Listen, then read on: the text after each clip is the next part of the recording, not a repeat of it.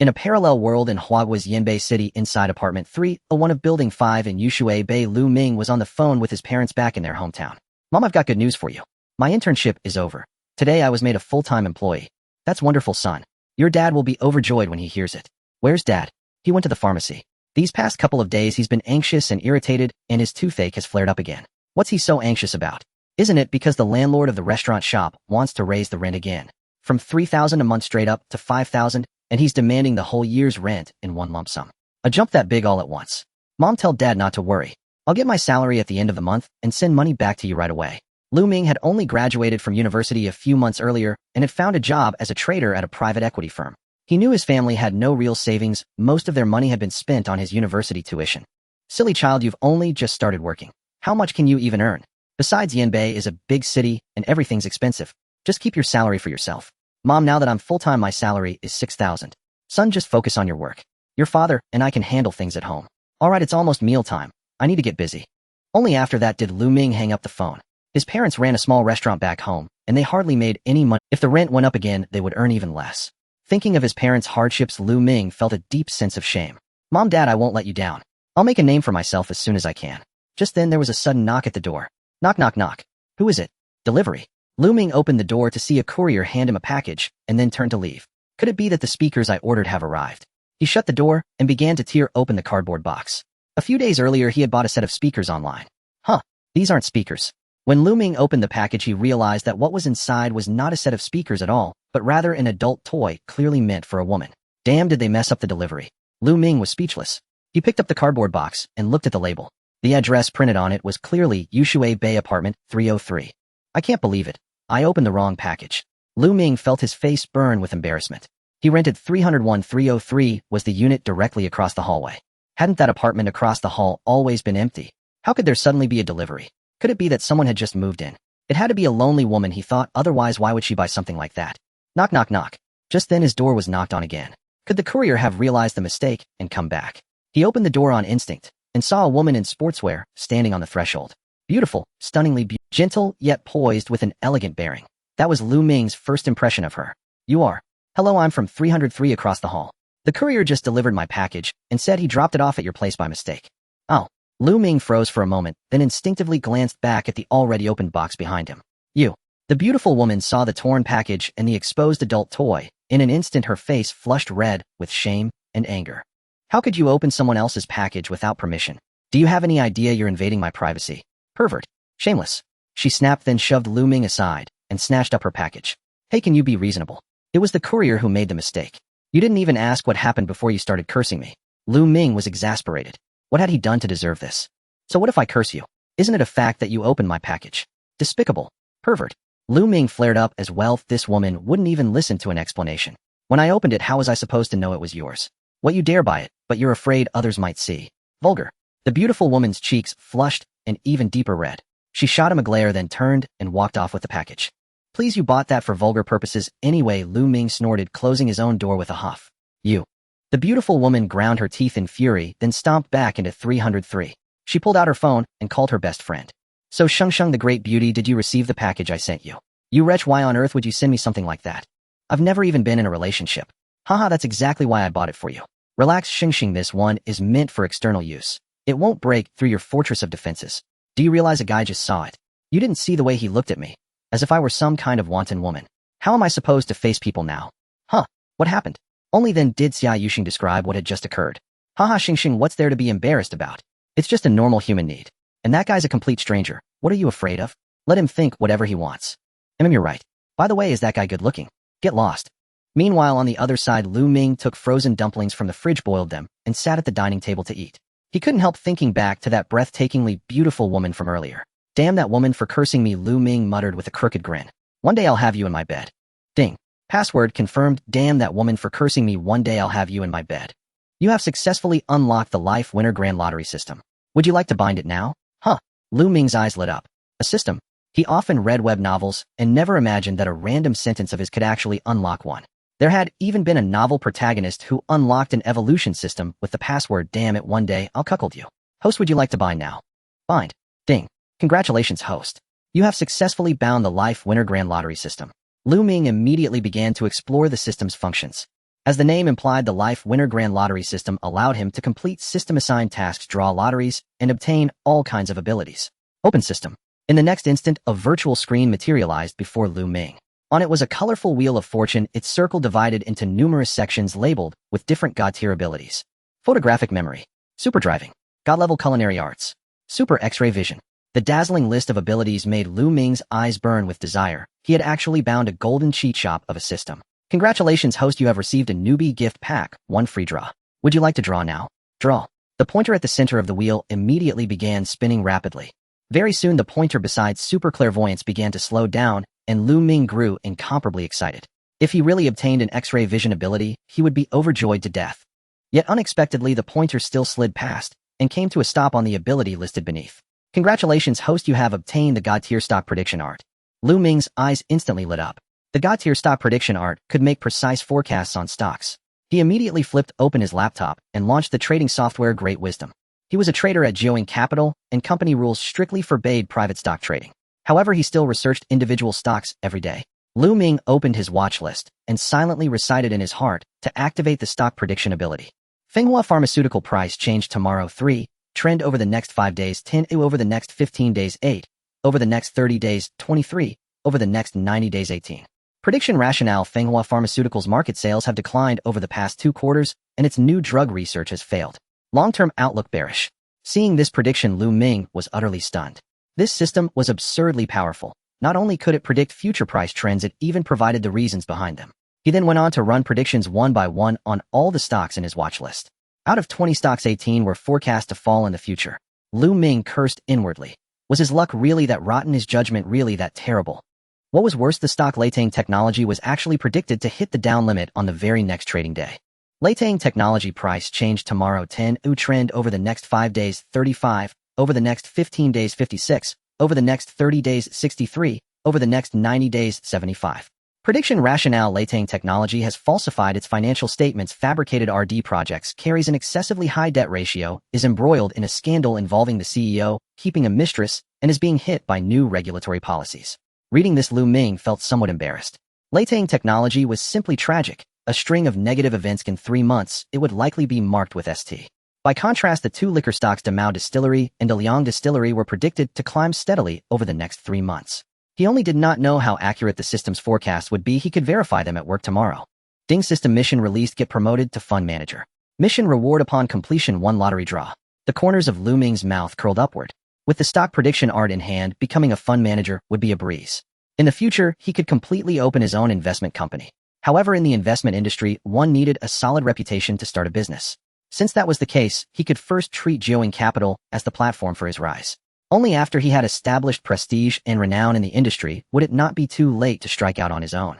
The next day, Monday, with the system in hand, Lu Ming was full of drive and arrived at the company before 8 o'clock. Jiaoying Capital was a very well-known private equity institution in China.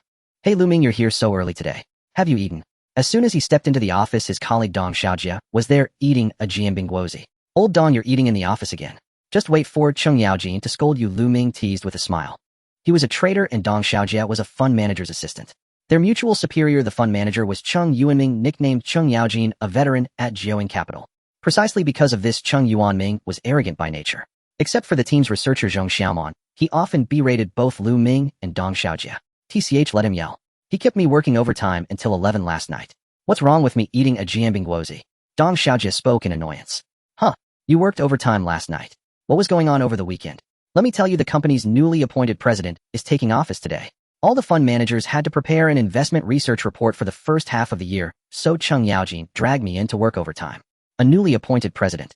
So soon. Sigh, isn't it, because our performance last year was so terrible. Lu Ming nodded. That much was indeed true.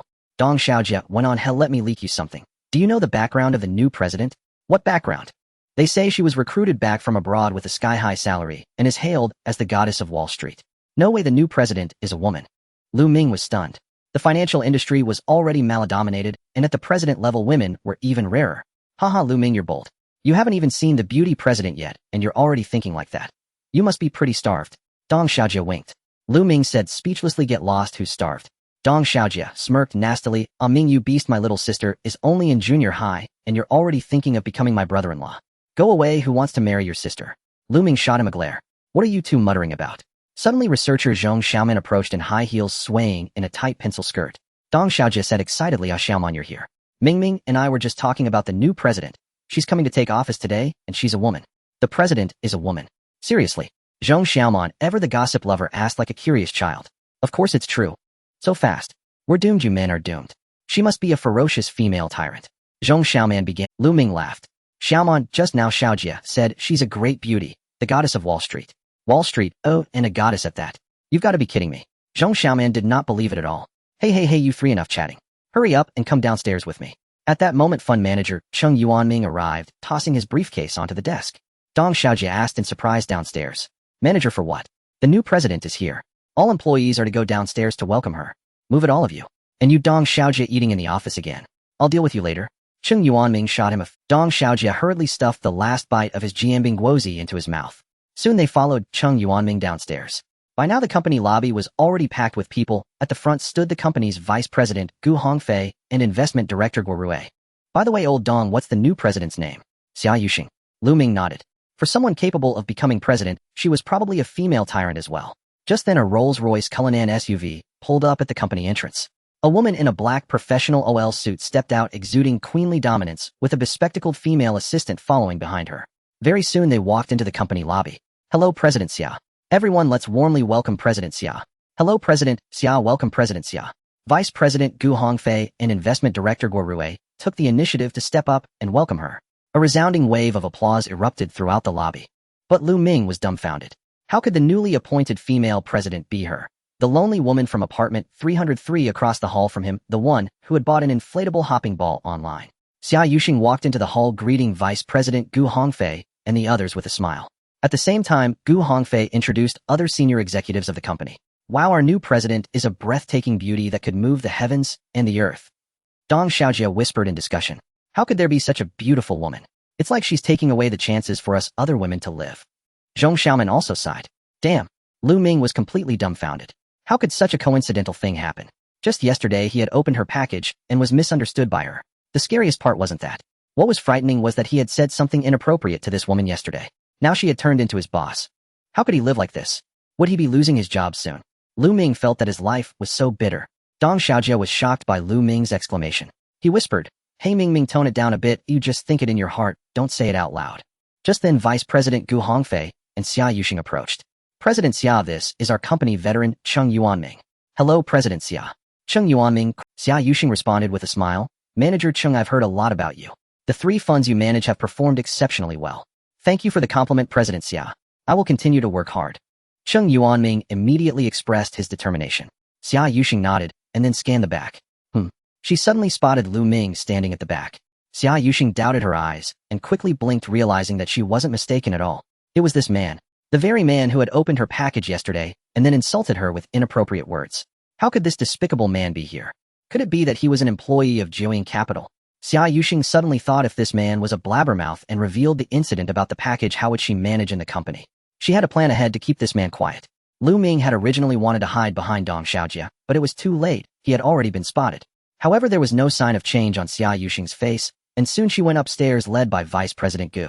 As the new president had taken office, all senior executives quickly gathered in the conference room for a meeting. Meanwhile, the other employees went back to their own work. I didn't expect our company to have such a beautiful female president. Wow, this will definitely motivate us to work. Dong Xiaojie said, while making coffee. Zhong Xiaoman scoffed. Come on, a woman who can become president must be strict, decisive, and cold-hearted. You male colleagues are in for a tough time. Huh, no way. Dong Xiaojie seemed skeptical. Zhong Xiaoman pouted, isn't it obvious? Women understand women best. What do you think, Ming? Dong Xiaojie turned to ask. I don't know about others, but I know I'm definitely in for it. Lu Ming replied, his gaze vacant. Haha, Ming, you're definitely in trouble. You look like you've fallen in love. Dong Xiaojie thought Lu Ming was smitten by the beauty of the president. The senior management meeting that everyone thought would last a long time unexpectedly ended by 9:15. The market is about to open, you guys hurry up and get busy. Stop playing on your phones. Chung Mingyuan roared as he returned.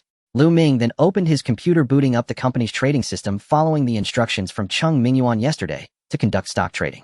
He also opened the mobile app for stock tracking, monitoring his selected stocks as he needed to verify the system's prediction accuracy. By the way, let me remind you all to be observant in the company during this period.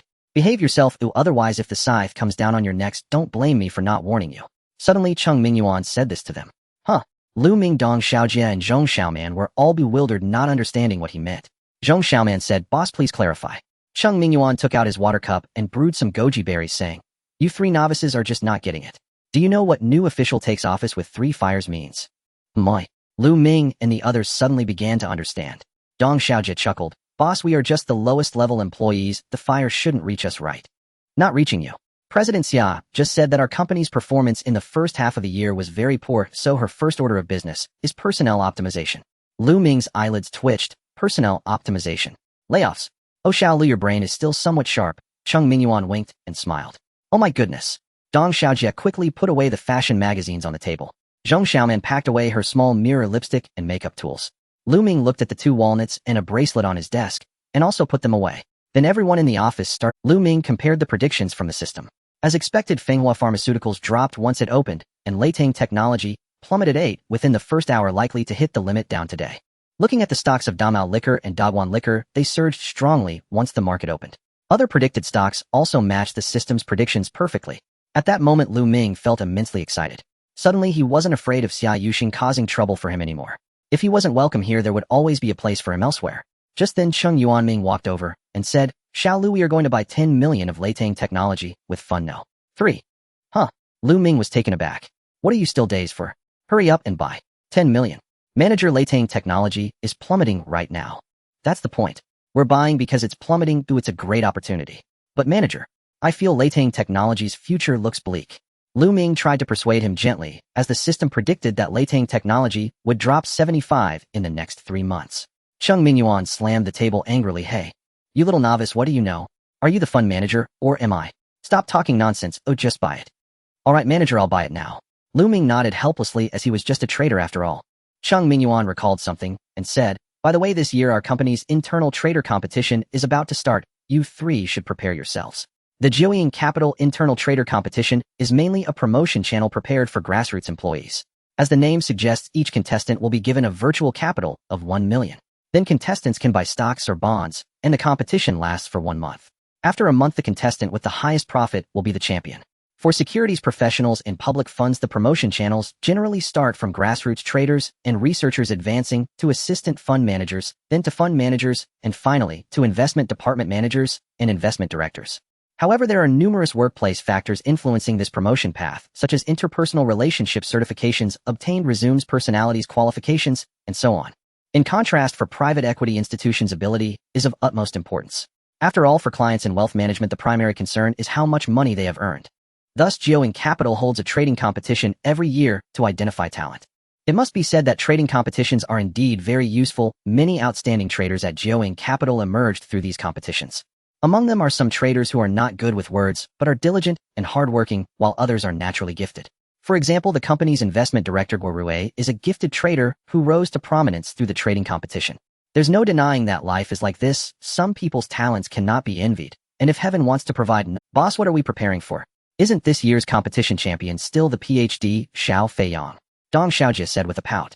Xiao Feiyang, a PhD in economics, was hired at a high salary by the company and became the assistant and beloved student of investment director Guo Rui as soon as he joined. Originally, Guo Rui wanted Xiao Feiyang to take the analyst route, eventually growing into the company's research director. However, Xiao Feiyang aspired to be a trader.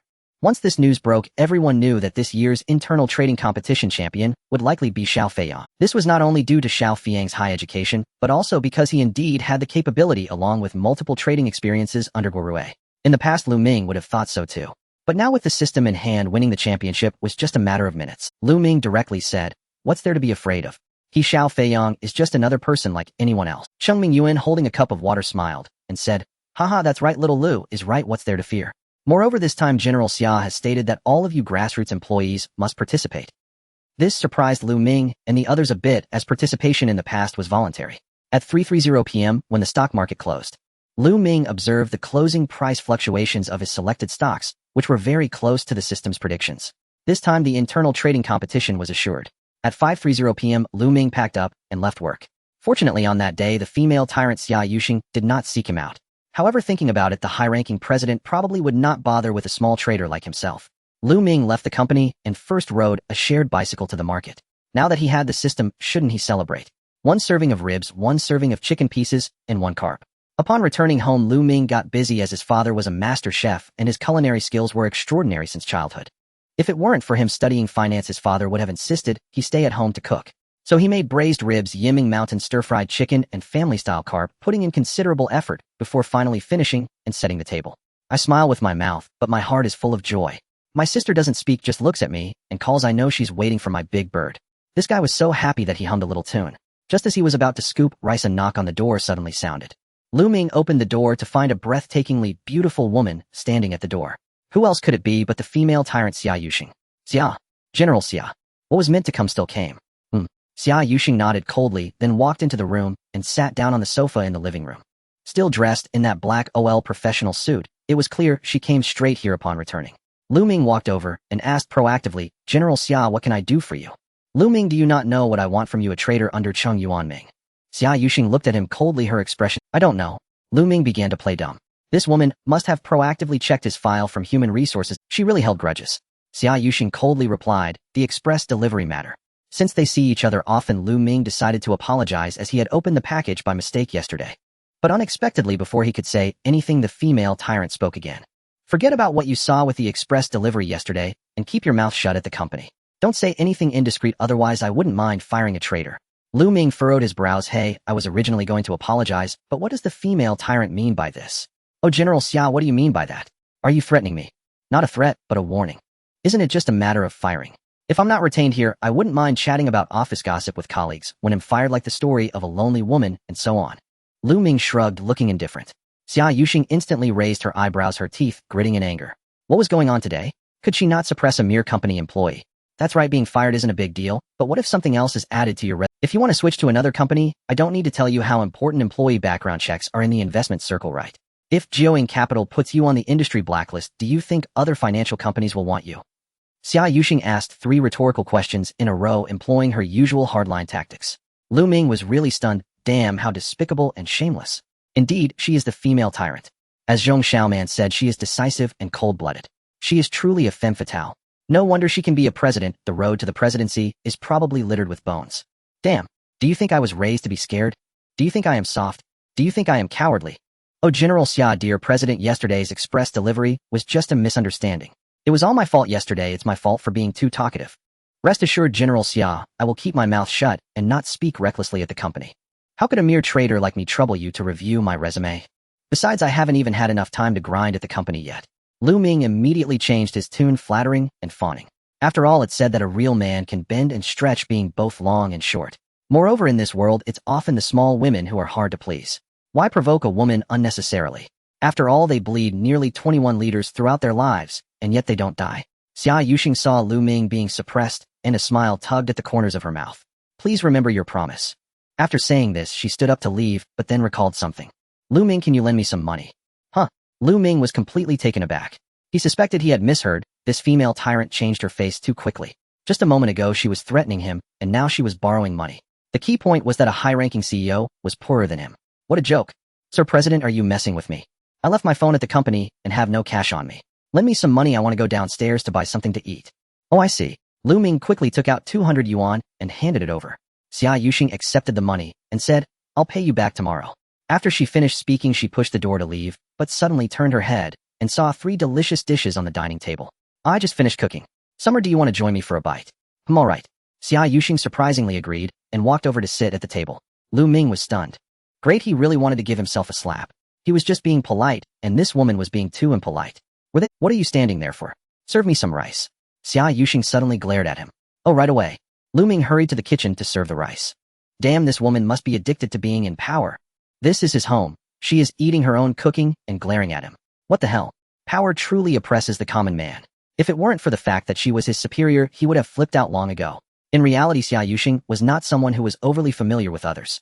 However, it was her first day at the company, and there was a lot going on as she hadn't even had lunch and had been hungry all day. Just now seeing the dishes on the table made her swallow her saliva. Then she thought again that last night Lu Ming had insulted her. Wasn't that disrespectful to her superior? Not seeking revenge was already good enough, or what was wrong with eating his meal? Thus, Xia Yuxing comfortably sat down at the table. 2 unfamiliar people sat at the same dining table, and the food disappeared rapidly. Soon Xia Yuxing had devoured more than half of the 3 dishes. Lu Ming was shocked. He had wanted to save some for tomorrow, but it seemed there would be nothing left by then. He couldn't understand why a high-ranking CEO would eat like this, having had so many delicacies before. Xia Yuxing had no choice, the food was just too delicious. Lu Ming, I didn't expect your cooking to be this good. How about I transfer you to the company cafeteria to be a chef? No need, Sir President, I really would be grateful. Lu Ming quickly declined. After finishing the meal, Xia Yuxing stretched lazily, looking quite relaxed. Although this woman seemed a bit vicious, one had to admit she was stunningly beautiful. Especially the way she stretched just now, it was simply mesmerizing. Thank you for the meal. I'm leaving now. After Xia Yuxing finished speaking, she stood up and left. Wait, who the hell invited you to eat? You clearly insisted on staying here. Lu Ming grumbled angrily. Then he began to clean up the table, and she ate his food without even offering to help wash the dishes. He had no idea what background this woman had. Filled with curiosity, Lu Ming finished washing the dishes and opened his computer. He then searched for Xia Yuxing on Baidu. Although there was no Baidu encyclopedia entry, he still found an article about Xia Yuxing in a news report. Xia Yuxing, an outstanding graduate of Harvard Business School. Aside from her father Xia Wanqing being a business tycoon, her mother was actually a hotel magnate, Song Jiawen. Lu Ming was stunned. No wonder Xia Yuxing was so extraordinary, she must have inherited her parents' excellent genes. Jiaoying Capital's performance had been declining for years, nearly on the brink of bankruptcy. It seems Xia Yuxing had returned to the country to put out fires. Then Lu Ming opened the stock trading software on his computer and began using the system for stock predictions. Next week, the company's traders' competition would begin. He selected stocks in advance to deal with them easily when the time came. The next morning, at 8:30 in the morning, the company's executives held another meeting. The meeting would adjourn at 9:30, and at the same time, the president's office published several new announcements. The first announcement: starting next month, the business commission for the company's traders would be increased from the original 10% to 20%. Compared to public funds, private equity funds have a more diversified way of generating income. And for Jiaoying Capital, the most common model is the revenue-sharing model. After a fund earns a profit, the portion of the earnings after deducting management fees and principal will be distributed between the private equity company and investors at a 50-50 ratio. Among them, one of the 5% earnings is the commission for the trader. Now the trader's commission has been raised from 1% to 20%, which is undoubtedly exciting news for traders. With this, the traders would work even harder. The second announcement: starting next month, the company will evaluate traders in the investment department. If a trader ranks last in investment returns in their department for 3 consecutive months, their commission will be reduced by 10%, and if their commission drops to 0, the company will consider terminating their contract. Conversely, if a trader ranks first for 3 consecutive months, their commission will increase by 10% with a maximum of 40%. This new announcement undoubtedly intensified competition among these traders. It truly illustrated survival of the fittest, and the strong shall prevail. The third announcement: the company will undergo personnel optimization over the next 3 months. It essentially means cleaning out the deadweight in the company. After reading these announcements, Lu Ming sighed. It's no wonder she has the style of a female tyrant, direct and decisive. Ding dong. Suddenly his WeChat received a friend request.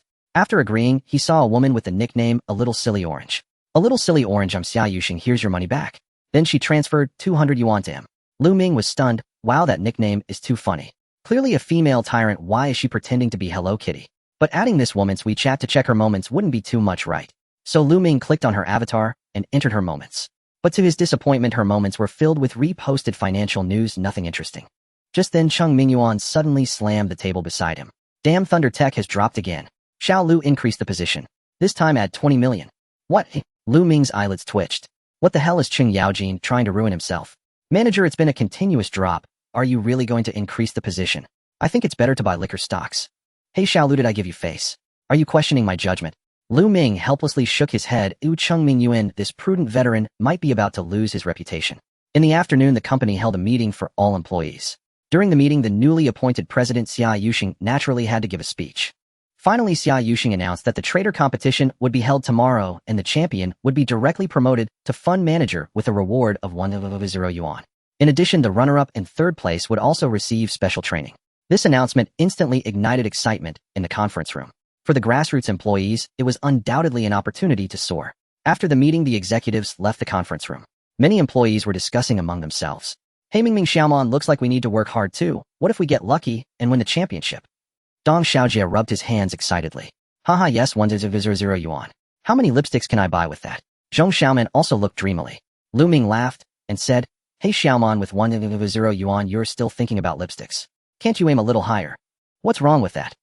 How about buying some papayas instead? Good one, Ming, you bad person. Zhong Xiaoman immediately looked down at her small cup, her face flushed, and she playfully punched Lu Ming.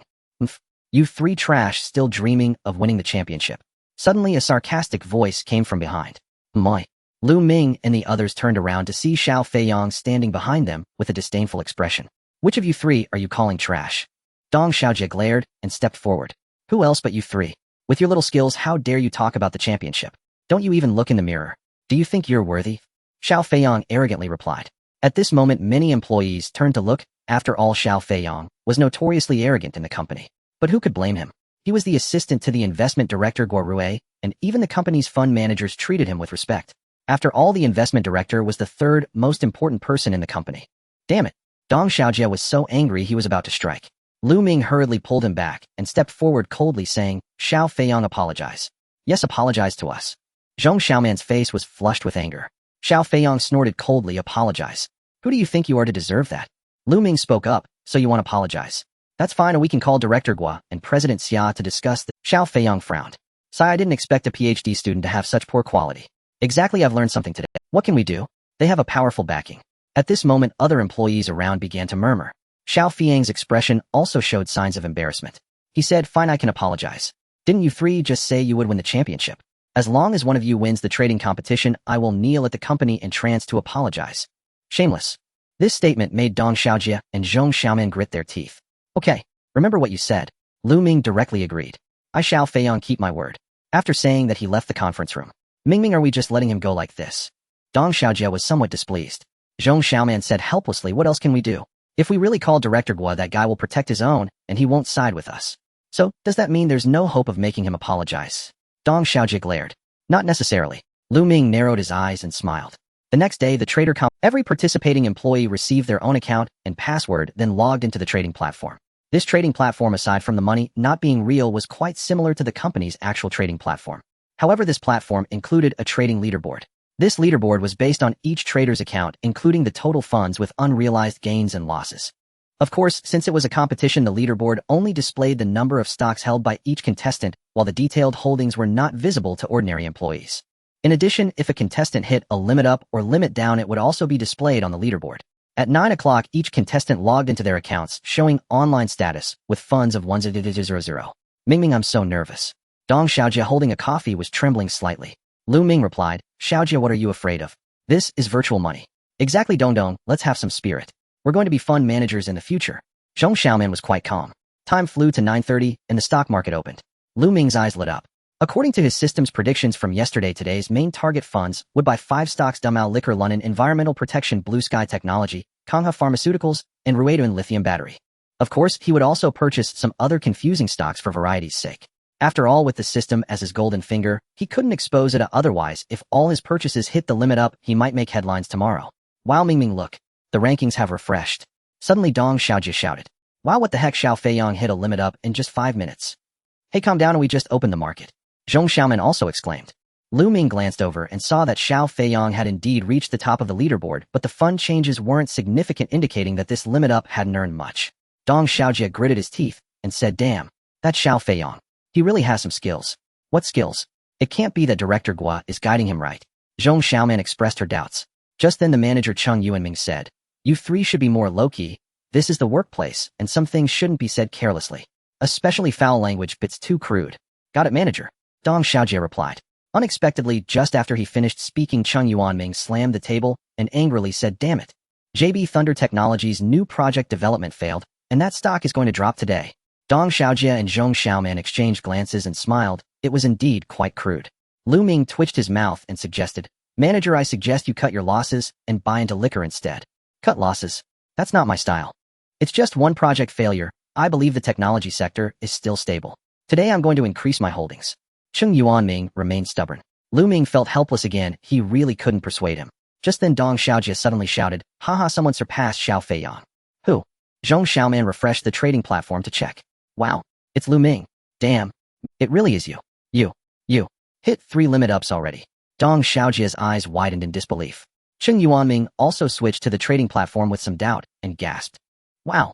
At this moment, Xiao Feiyong sat in his office brimming with self-satisfaction. Wow, Assistant Xiao is truly extraordinary. He's ranked number 1 on the leaderboard. It's only a matter of time before Assistant Xiao becomes a fund manager. Exactly. This time Assistant Xiao will make a name for himself across the entire investment industry. Colleagues nearby eagerly showered him with flattery. Xiao Feiyang leisurely sipped civet coffee, calmly observing the trading platform and watching the market unfold at his own unhurried pace. Just then a name suddenly displaced him from the top spot on the leaderboard. Xiao Feiyang rubbed his eyes, convinced the system must have frozen. Lu Ming. Impossible. Indeed, Lu Ming had seized first place and had already captured 3 consecutive daily price limits. Xiao Feiyang scrutinized Lu Ming's trading account balance on the leaderboard and recoiled in shock. Over 1.03 million yuan. That meant Lu Ming had invested at least 3.0 yuan across just 3 stocks. Yet his own capital stood at a mere 1.01 million yuan. Xiao Feiyang hastily set down his coffee. He could no longer afford to underestimate his rival. He needed to engage fully with unwavering focus. It really is Lu Ming. 3 consecutive daily limits. That's astonishing. Unbelievable. How could Lu Ming be this formidable? TSK. Could he be the investment world's newest prodigy? Whispers rippled among the staff, while glances flickered toward Xiao Feiyang. His face, ashen teeth clenched in silent fury. What's all this noise for? The trading session has barely begun. Stock investing demands long-term holding, not short-term scalping. Xiao Feiyang slammed his fist onto the desk. The other employees fell instantly silent. That day Xiao Feiyang continued purchasing the stocks he favored, but his capital could no longer keep pace with Lu Ming's. By 300 p.m. But Lu Ming's total capital had surged to 1 million yuan. By that measure, he'd already achieved a 10 profit on day 1, fully capturing the maximum daily limit. Yet Lu Ming held over a dozen stocks, only 5 of which had hit the daily limit. This proved he had targeted stocks with exceptional volatility. Anyone well-versed in equities knew that theoretically a share volatility could approach 20, though such extremes were rare. Movements exceeding 15 occurred more frequently. The thought sent chills down Xiao Feiyang's spine. At last, 330 p.m. arrived, and in a fit of rage he stormed off to the IT department, convinced the trading platform's data must be flawed. Otherwise, Lu Ming's performance was simply inconceivable. News of the incident spread rapidly across the company, sparking heated speculation, until the IT department swiftly confirmed the data was entirely accurate. That meant Lu Ming's trading records were genuine and valid. Xiao Feiyang stood utterly dumbfounded. Over the next 2 days, Lu Ming remained unshakably atop the leaderboard, his capital swelling to 1.26 million yuan. Meanwhile, Xiao Feiyang's capital had barely reached 1.08 million yuan, leaving him decisively outpaced. And this had all unfolded within just 3 days. Xiao Feiyang, the elite Ph.D. graduate, once arrogant and imperious, had now become the laughingstock of the entire firm. Just before closing time, he was summoned to General Manager Guo Rue's office. You good for nothing. How did you let that boy surnamed Lu pull so far ahead? Guo Rue couldn't suppress his fury. His own protege humiliated his authority, publicly undermined. Director Guo, it must be pure luck. That boy surnamed Lu got incredibly lucky. I will overtake him. Xiao Feiyang gritted his teeth. Guo Rue retorted sharply, a feat like this in 3 days? Is it really just luck? Is your mind addled? Or is mine? Huh. Xiao Feiyang froze stunned. Even now you're still under... That boy surnamed Lu clearly came prepared. This wasn't happenstance. Huh. Director Guo, does that mean I'm doomed to lose? Guo Rue snorted. Not necessarily. Such rapid gains suggest heavy reliance on short-term trades. But that gambler's style is unsustainable. Sooner or later he'll crash, spectacularly. Yes. Xiao Feiyang's eyes lit up, excitement surging anew. Remember, the competition lasts a full month. Stay steady and the championship remains yours. What matters most is composure. If your mindset shatters, no one can save you. Guo Rue issued one final warning. Understood. Thank you, Director Guo. Xiao Feiyang's resolve blazed anew. That evening, Lu Ming prepared Kung Pao chicken and planned to follow it with Sichuan-style boiled pork slices. Having triumphed in the inaugural round of the Trader Championship, his 100 yuan prize was secured. Celebration was in order. Tomorrow was the weekend. Later he'd join classmates for a League of Legends match. Knock, knock, knock. Just then a sharp rapping echoed at his door. Who is it? Me. You? Who exactly are you? Xia Yuxing. Oh my god. Lu Ming hurriedly snatched the plate of Kung Pao chicken from the dining table and rushed it back to the kitchen. Damn it. Was this terrifying woman here to freeload again? He opened the door and froze. Xia Yuxing stood drenched and bedraggled on his threshold. Director Xia, what on earth happened? My apartment's water pipe burst. Do you know how to fix it? She looked deeply embarrassed. Let me take a look. Lu Ming followed her immediately to apartment 303. The moment he stepped inside, a torrential rush of water roared from the bathroom. He entered the bathroom and found the showerhead's coupling had ruptured, spraying water everywhere. The floor was already awash. Director Xia, the coupling has failed. It's irreparable. First shut off the main water valve. Huh, the main valve. I don't know where it is. Xia Yuxing looked utterly bewildered. Lu Ming swept his gaze across the bathroom, then strode to the vanity cabinet and pulled open its door. Good heavens, the cabinet overflowed with shower gels, soaps, and other toiletries. And nestled right in the center sat an unopened package, the very egg-shaped vibrator she'd ordered online. Xia Yuxing flushed crimson on the spot. At that instant, Lu Ming spotted the valve tucked deep in the rear and swiftly twisted it shut. The shower head ceased its spray instantly. Ah, it stopped. It stopped, Xia Yuxing exclaimed elated. Since the flooding was minor and hadn't spilled into the living room, the water drained away quickly. Lu Ming turned and froze. Xia Yuxing was soaked through, her upper garments clung tightly to her frame, revealing every contour beneath. Good grief, she was absolutely stunning. Either a C or D cup, and flawlessly fair-skinned. Already breathtakingly beautiful, she now embodied the ethereal allure of a drenched goddess. Lu Ming instinctively swallowed hard, his imagination teetering dangerously close to a cinematic fantasy. What are you staring at? Look again, and I'll gouge out your eyes. Xia Yuxing hastily covered her chest and shot him a fierce glare. Lu Ming's eyelid twitched. He deftly changed the subject. Director Xia, the main valve is closed. The bathroom is temporarily out of service. Then what do we do? Buy a new shower head tomorrow and hire a technician to install it. Where can I get one? Can I buy it tonight? All malls close by now. How about I take you tomorrow morning? Xia Yuxing shook her head. No, I'll sleep in. Just go to the mall yourself and pick any one. You don't need my input. Lu Ming was stunned, thinking to himself, what the heck, you sleep in and I still want to sleep too. How about in the afternoon? I don't have time in the afternoon either. A friend is coming over to hang out. All right, then I'll go by myself. Lu Ming was speechless as he walked out of the bathroom, preparing to go back. Oh, whoa. Suddenly a fat orange cat jumped out from the side. What the hell? Lu Ming was startled. Damn, it turned out that the female demon lord really did have an orange cat. Oh, whoa. At that moment, the fat orange cat was glaring at him with a face full of anger and hostility. Wow, Miss Xia, you have an orange cat too, it's really fat. Lu Ming teased. Oh, whoa. Unexpectedly, his comment angered the fat orange cat, which then swiped at Lu Ming's leg. Having returned home, Lu Ming had changed into shorts and flip-flops. With that swipe, it would definitely scratch him up. He hurriedly stepped back to avoid it. Pippi. Suddenly, Xia Yuxing blocked the cat and picked it up. Oh, woo. Although picked up, the little fat orange cat still glared at Lu Ming. Miss Xia, your cat is too fierce, isn't it?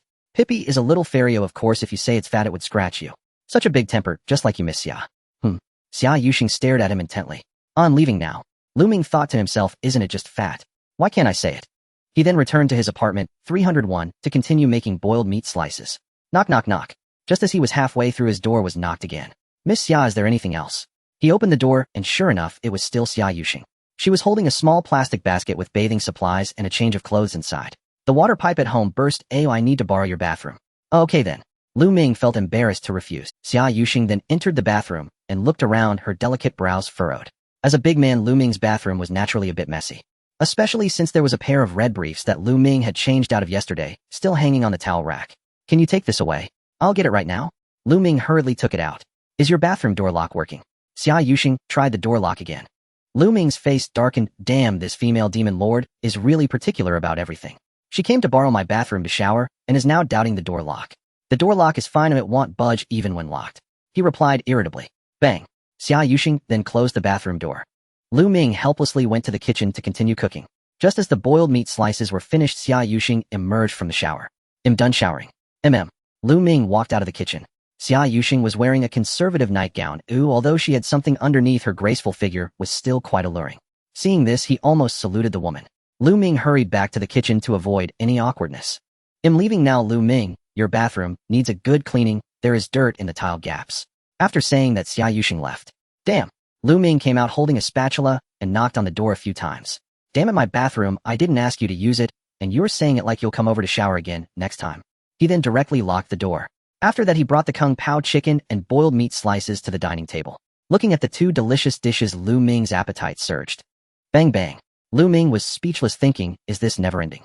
He walked up and opened the door, standing in the middle to block the dining table. Looking at Xia Yuxing, she had changed into a conservative loungewear, holding a bowl and a pair of chopsticks. It was clear she had come over to mooch food. You don't mind if I take an extra pair of chopsticks, do you?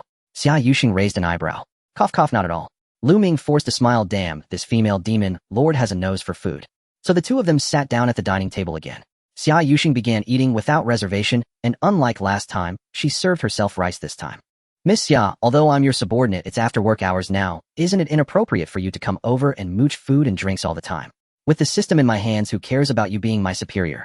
Earlier at my house, when you were staring at me, wasn't that? Xia Yuxing lifted her head, her gaze regal. Lu Ming felt a bit awkward, thinking, if you put it that way. Well, I guess I had my eyes feasted as well. Although the boiled meat slices were spicy, it was clear that Xia Yuxing was not afraid of spice. She even seemed to like it a bit. Lu Ming pushed some aside and cursed the meat slices were all cleared out by this woman, leaving only cabbage and bean sprouts. Seeing the Kung Pao chicken was dwindling, he quickly grabbed a few pieces.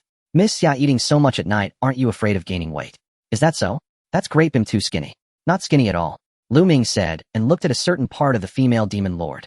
Xia Yuxing clearly did not like this behavior, her brows furrowed, as she said, displeased, if you keep looking around, I'll take care of you. I'll just keep talking big. You think you can take care of me? Lu Ming thought inwardly, clearly dismissing it. She comes to mooch food and use my bathroom, oh what's wrong with me taking a look? The two of them fell silent. Half an hour later the food was completely cleared. However, Xia Yuxing clearly had no intention of leaving immediately and instead began discussing company matters. Lu Ming, I didn't expect you to have some talent. You're now first in the trading competition. Of course I'm a born trader. That may not be the case. Lu Ming was puzzled, wasn't he excellent at trading? Xia Yuxing explained, I looked at your positions, you buy stocks too aggressively taking on amplitude fluctuations, and you trade frequently. This is a big taboo for traders. Lu Ming was taken aback, then realized that while others couldn't see his position, Xia Yuxing, as the president, should have the authority to see them. It's a taboo for others, but for me it's an instinct. He naturally knew about these trading taboos. But those are for ordinary traders, he was a trader with a system, so he wasn't afraid. Instinct. If you want to become an outstanding trader in the future, you need to wake up.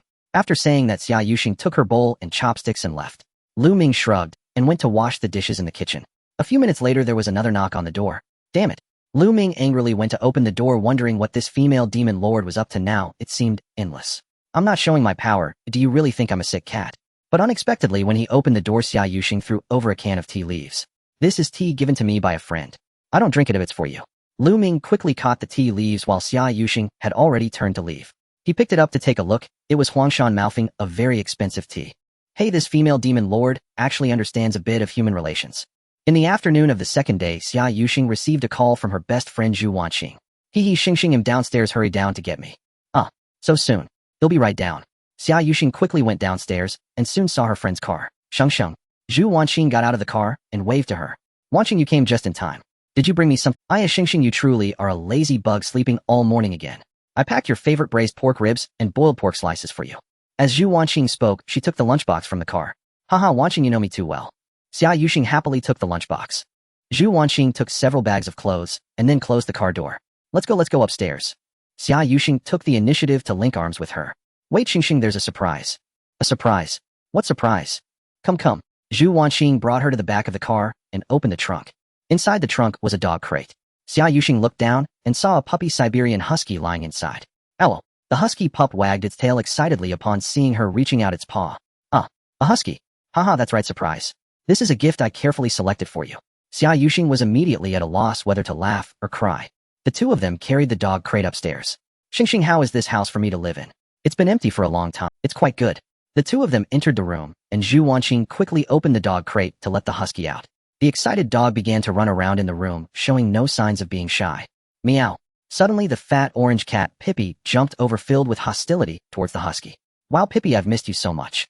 Zhu Wanqing scooped up the fat orange cat and gave it a hug. Meow. The cat clearly resisted, stretching out its paw to block her. Hey Pippi, don't you recognize me? I'm your Aunt Wanqing. Zhu Wanqing continued to hug it. Ow. At this point the fat orange cat issued a warning. Xia Yuxing laughed and said, you should let her go quickly.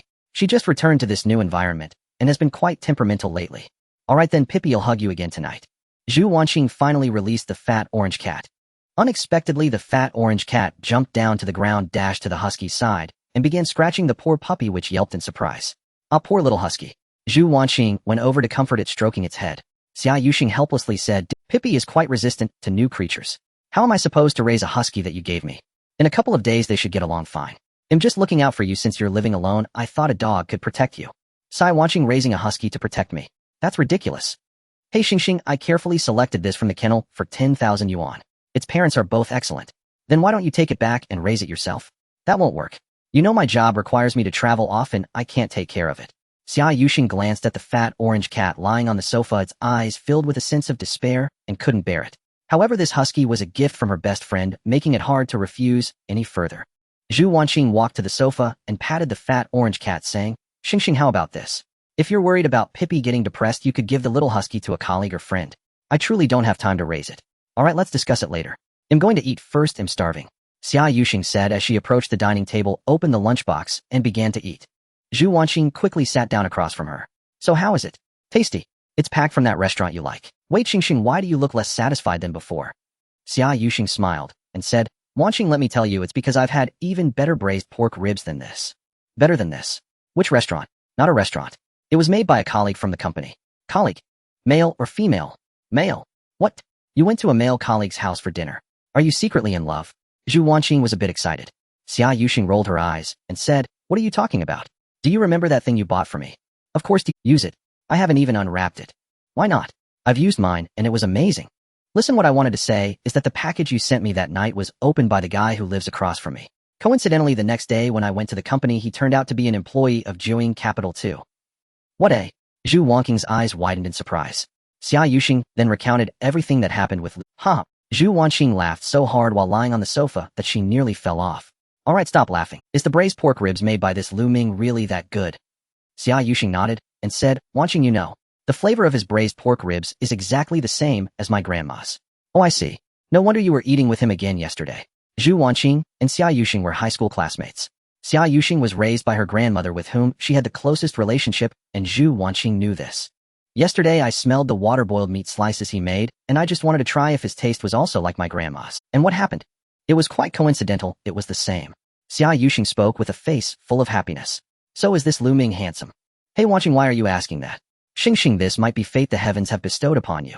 Stop joking around. Quickly tell me, is he handsome or not? I don't know if he's handsome or not. Zhu Wanqing suddenly stood up and said, If you want, tell me, you'll just go knock on the door across the hall and see for myself. Hey Wanqing, you silly girl, stop messing around. What messing around? I'm helping you check him out. The two began to laugh and tease each other. Knock, knock, knock. Just then a sudden knock at the door sounded. Who is it? Oh, it's Lu Ming. He's come to help me change the shower hose. A handsome guy has come to my door. I'm going to open it. Zhu Wanqing happily ran forward and opened the door. Xia Yuxing was left speechless. President Xia. Who are you? Lu Ming froze upon seeing. Zhu Wanqing looked up and down at Lu Ming, marveling at how handsome he was. I am Xia's best friend. My name is Zhu Wanqing. Hello, I'm here to help Xia change the shower head, Lu Ming said, pointing to the workers behind him. Zhu Wanqing quickly invited them in. Just then Xia Yuxing walked over and said, Lu Ming, thank you for your help. It's nothing to be polite about. After Lu Ming finished speaking, he took the workers to the bathroom. Zhu Wanqing pulled Xia Yuxing aside, winked, and whispered, Sheng Sheng, he's quite handsome. Shut up. Hey, you silly girl, you don't know how to cherish opportunities. When will you ever let go of your first time? Keep your voice down. Xia Yuxing felt embarrassed, her face turning red. Luckily, Lu Ming and the workers were in the bathroom. Soon the workers finished installing the newly purchased shower set. Alright, turn on the water valve. Okay. Only then did Lu Ming open the cabinet door and turn on the valve. However, the item that was originally placed here last, the water valve opened, and after testing the shower there were no issues, and only then did the workers leave. Lu Ming, how much did it cost? They'll transfer the money to you. 1360, this is a thermostatic shower.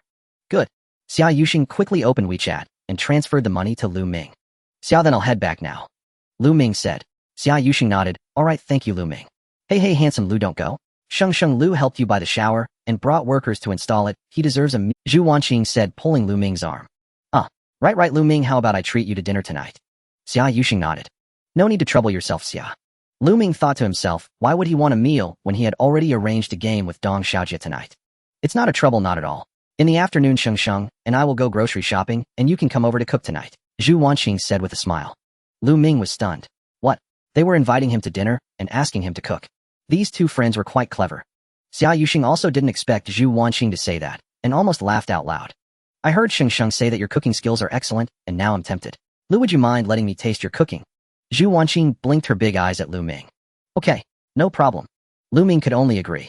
So Lu Ming returned to 301 and first called Dong Xiaojie. Hey Xiaojie, hurry online. Let's game this afternoon. Did we agree on the evening? I'm currently at the supermarket. I won't have time in the evening. I'm having dinner with a beautiful girl.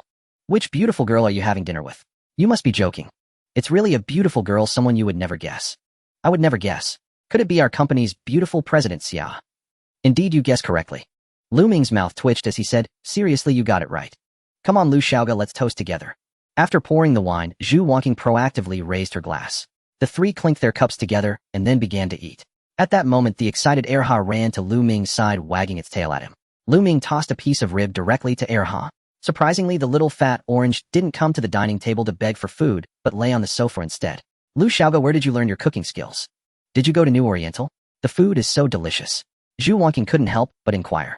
My dad is a chef and later opened a restaurant by himself. Oh, I learned my cooking from him, and of course there's also a bit of talent involved, Lu Ming explained. You know the dishes you make taste similar to what Sheng Sheng's grandmother used to make, that's why Sheng Sheng keeps mooching off? Huh. Lu Ming looked at Xia Yuxing in some surprise. Well, I grew up with my grandmother when I was little, and now my grandmother. Xia Yuxing paused here. Lu Ming understood what she meant. He said cheerfully, oh I see. Miss Xia, you should have told me earlier. Next time you want to eat, just let me know, and I'll cook for you. Xia Yuxing was somewhat surprised that Lu Ming would say this. Then the three of them continued to eat, drink, and chat, all feeling a bit tipsy. Once Lu Ming drank, he became quite chatty. Through their conversation, he learned that Zhu Wanqing was actually a female police officer and that the apartment 303 belonged to her. Because Xia Yuxing returned to the country for work and this apartment was close to the company, she lent it to Xia Yuxing. By the way, Lu Ming, since you're here today, I know there was a misunderstanding between you and Sheng Sheng regarding the delivery the other day, and I need to clarify it. Zhu Wanqing recalled this matter. Xia Yuxing's face instantly turned red. Wanqing, why are you bringing this up? Sister Wanqing, this is actually all my fault. I didn't check the delivery slip and just opened the package, and later I even said some uncivilized things. That day I also apologized to Miss Xia. Lu Ming said while swirling the red wine in his glass. Zhu Wanqing shook her head and said, Lu Ming, I'm not commenting on anyone's right or wrong. I'm explaining something else. Something else?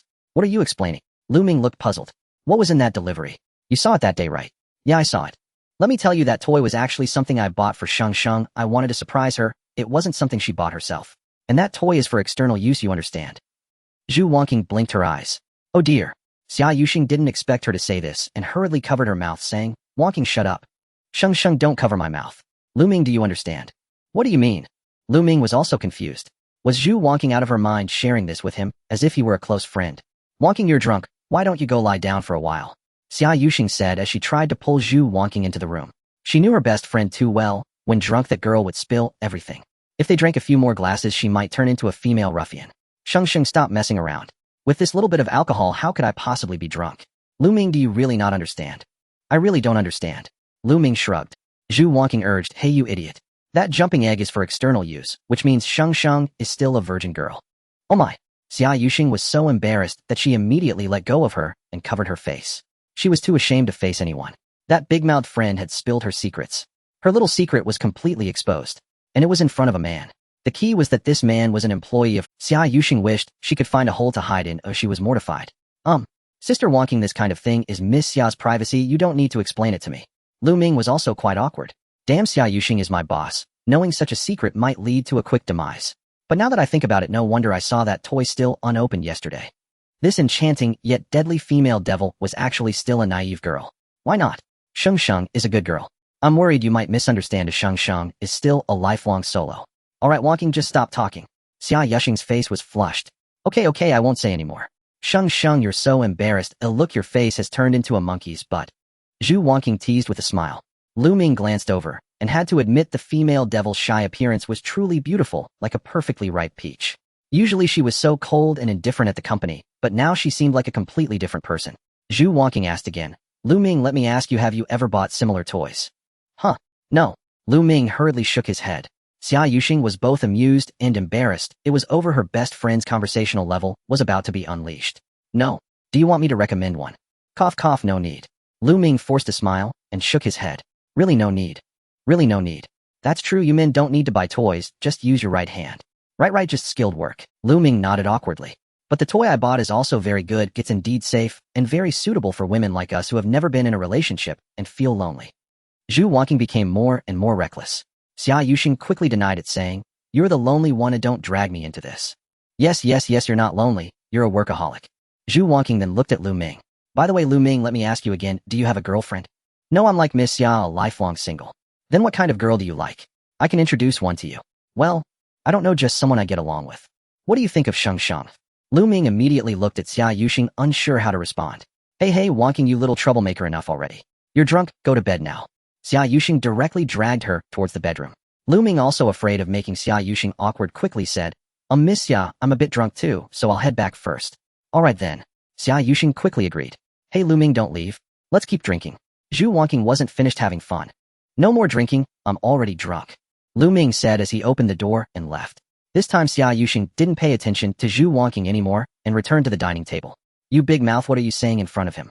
It's so awkward. Awkward. I'm just trying to match you up. Match up. You're still a single dog yourself. You good girl Sheng Sheng, I'm playing matchmaker for you, and you're laughing at me. Just wait and see how I deal with you.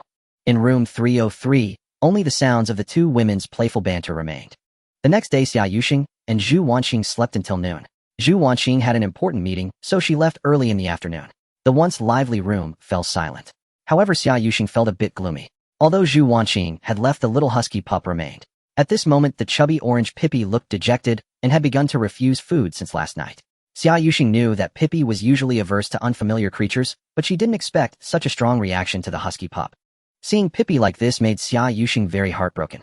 Pippi had accompanied her during her years studying abroad. Thus, her feelings for Pippi were very deep. It seemed she had to find someone to give the husky pup to. It couldn't stay at home. If this continued, Pippi would keep refusing to eat. But who could she give it to?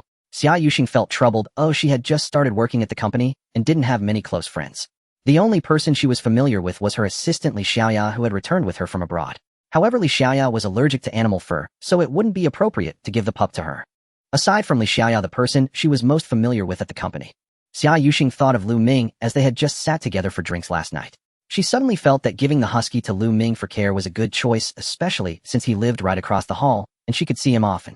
Xia Yuxing quickly picked up the little husky and went to knock on Lu Ming's door. Knock knock. Lu Ming answered the door wrapped in a towel.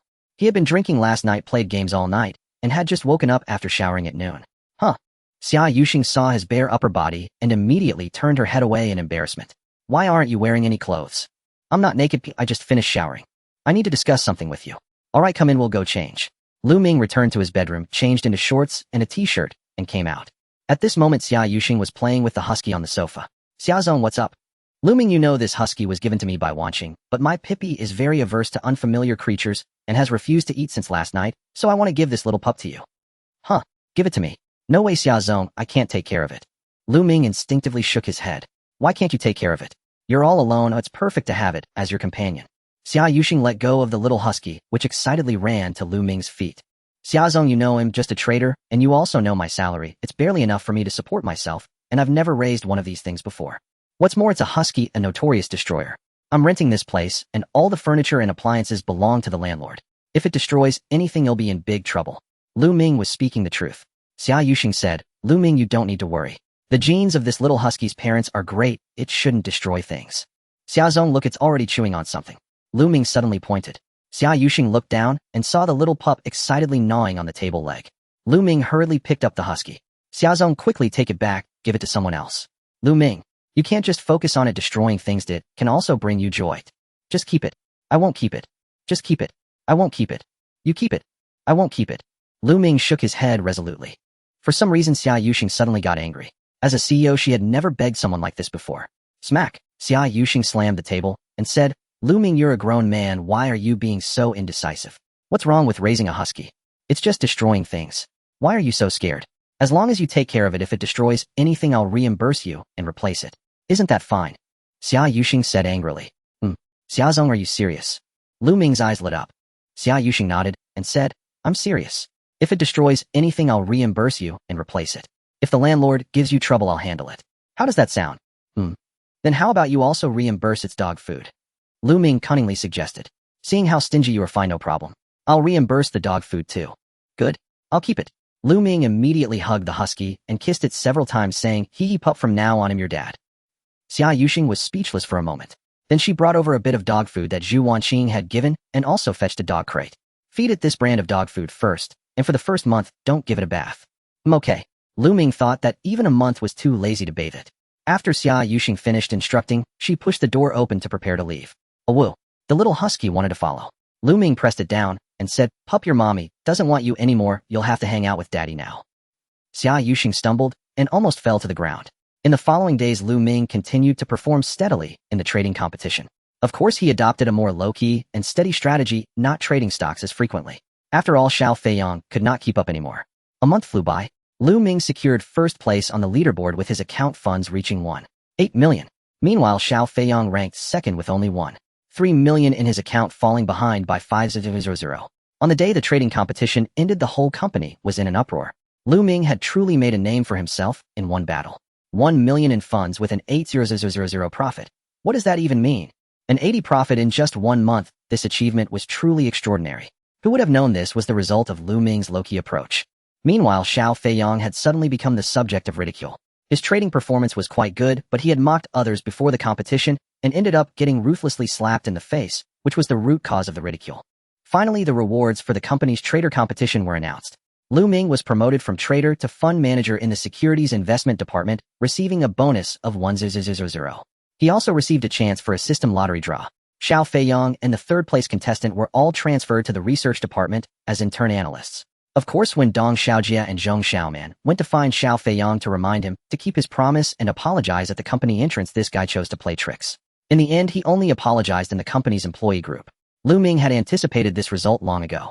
In addition, under Lu Ming's suggestion, Cheng Mingyuan sold off Thunder Technology at a loss and chose to buy liquor stocks, timely withdrawing to avoid huge losses. For this, Cheng Mingyuan was still very grateful to Lu Ming. That afternoon, the third-floor conference room of Jiaoying Capital held an investment research meeting. This meeting typically occurs once a month, requiring the participation of all fund managers. Since Lu Ming had been promoted to fund manager, he was also required to attend. "Come on, little Lu, bring your teacup." Such meetings often last several hours. Cheng Mingyuan reminded him. "I'm all right."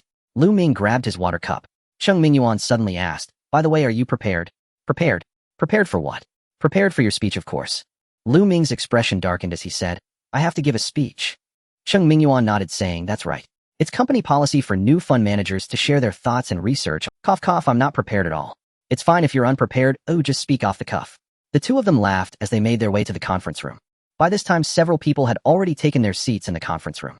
In addition to the securities investment department, there were other investment departments like foreign exchange and futures. Seated at the front of the conference room were the company's senior executives, such as Vice President Gu Hongfei and Investment Director Guo Rui. This included Qian Youwei, the manager of the securities investment department, Fu Jingluan, the manager of the foreign exchange investment department, and Yang Xuelin, the manager of the futures investment department. Due to Lu Ming's outstanding performance in the trading competition, many fund managers greeted him as he entered the conference room.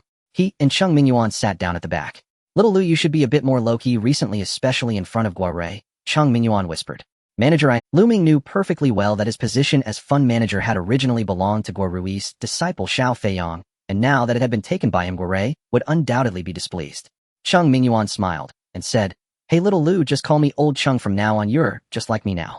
Lu Ming replied without hesitation, "Sure, Old Cheng, but in my heart you will always be the guiding light in this investment field."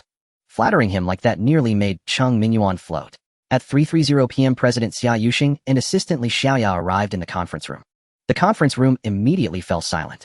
Unexpectedly, after sitting down, Xia Yuxing said nothing, merely casting a cold gaze over everyone, leaving them feeling uneasy. A minute later, Xia Yuxing suddenly slammed the folder in her hand down onto the table. Bang! Everyone jumped in surprise. Lu Ming thought to himself, "Wow, this is the president, so intimidating." Xia Yuxing coldly commanded Jia Biao from the securities investment department, "Stand up." "Moi." The next moment, Jia Biao, who was seated in the middle, stood up. Xia Yuxing angrily asked, "How did you manage the winning no? 5. Did you operate with your toes? Or were your eyes smeared with lard?" "I'm sorry, President Xia." Jia Biao immediately lowered his head.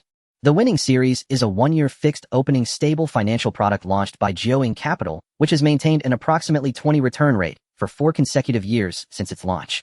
Because this series was a huge success and became a star product, winning no. 5 was launched last year. Leveraging the brand effect and reputation of previous models 14, it quickly raised 20 million. Originally, winning no. 5 had a redemption period of just over a month. However, about half a month ago, winning no. 5 suddenly began to plummet and by today had dropped by about 50.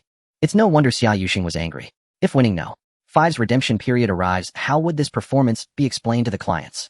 Although the investment risks are borne by the clients, such a situation would undoubtedly tarnish the reputation of the winning series as a flagship product. Once trust is lost, how will future business be conducted? This would also have a huge negative impact on Jiaoying Capital. Lu Ming curiously asked, "Old Cheng, what happened with Jia Biao that caused such a significant drop in just half a month?" "This guy invested in Hong Kong stocks of Jimei Holdings, and as a result it crashed dramatically half a month ago," Cheng Mingyuan quietly explained.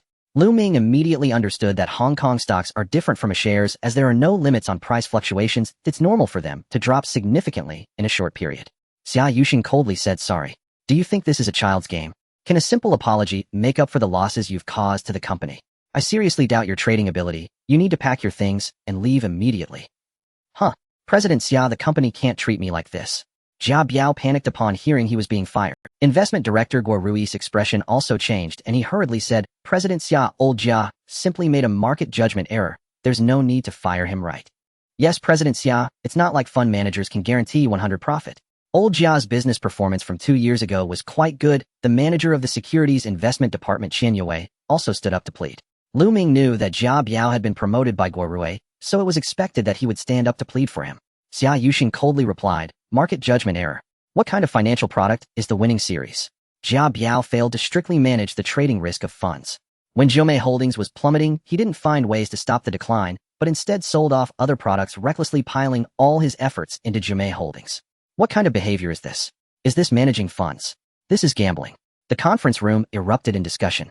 Indeed, such trading skills are truly worrying. Going all in. Is this the kind of thing a fund manager does? If this kind of operation gets out, won't peers laugh until they drop a? Everyone was buzzing with conversation. Guo Rui and Qian Yue were left speechless. In the end, Jia Biao packed his things and left the conference room. Qian Yue asked, President Xia, now that old Jia is gone, what will happen to the winning No. 5 product? Who will take over? Gu, what do you think? Xia Yuxing looked at Vice President Gu Hongfei.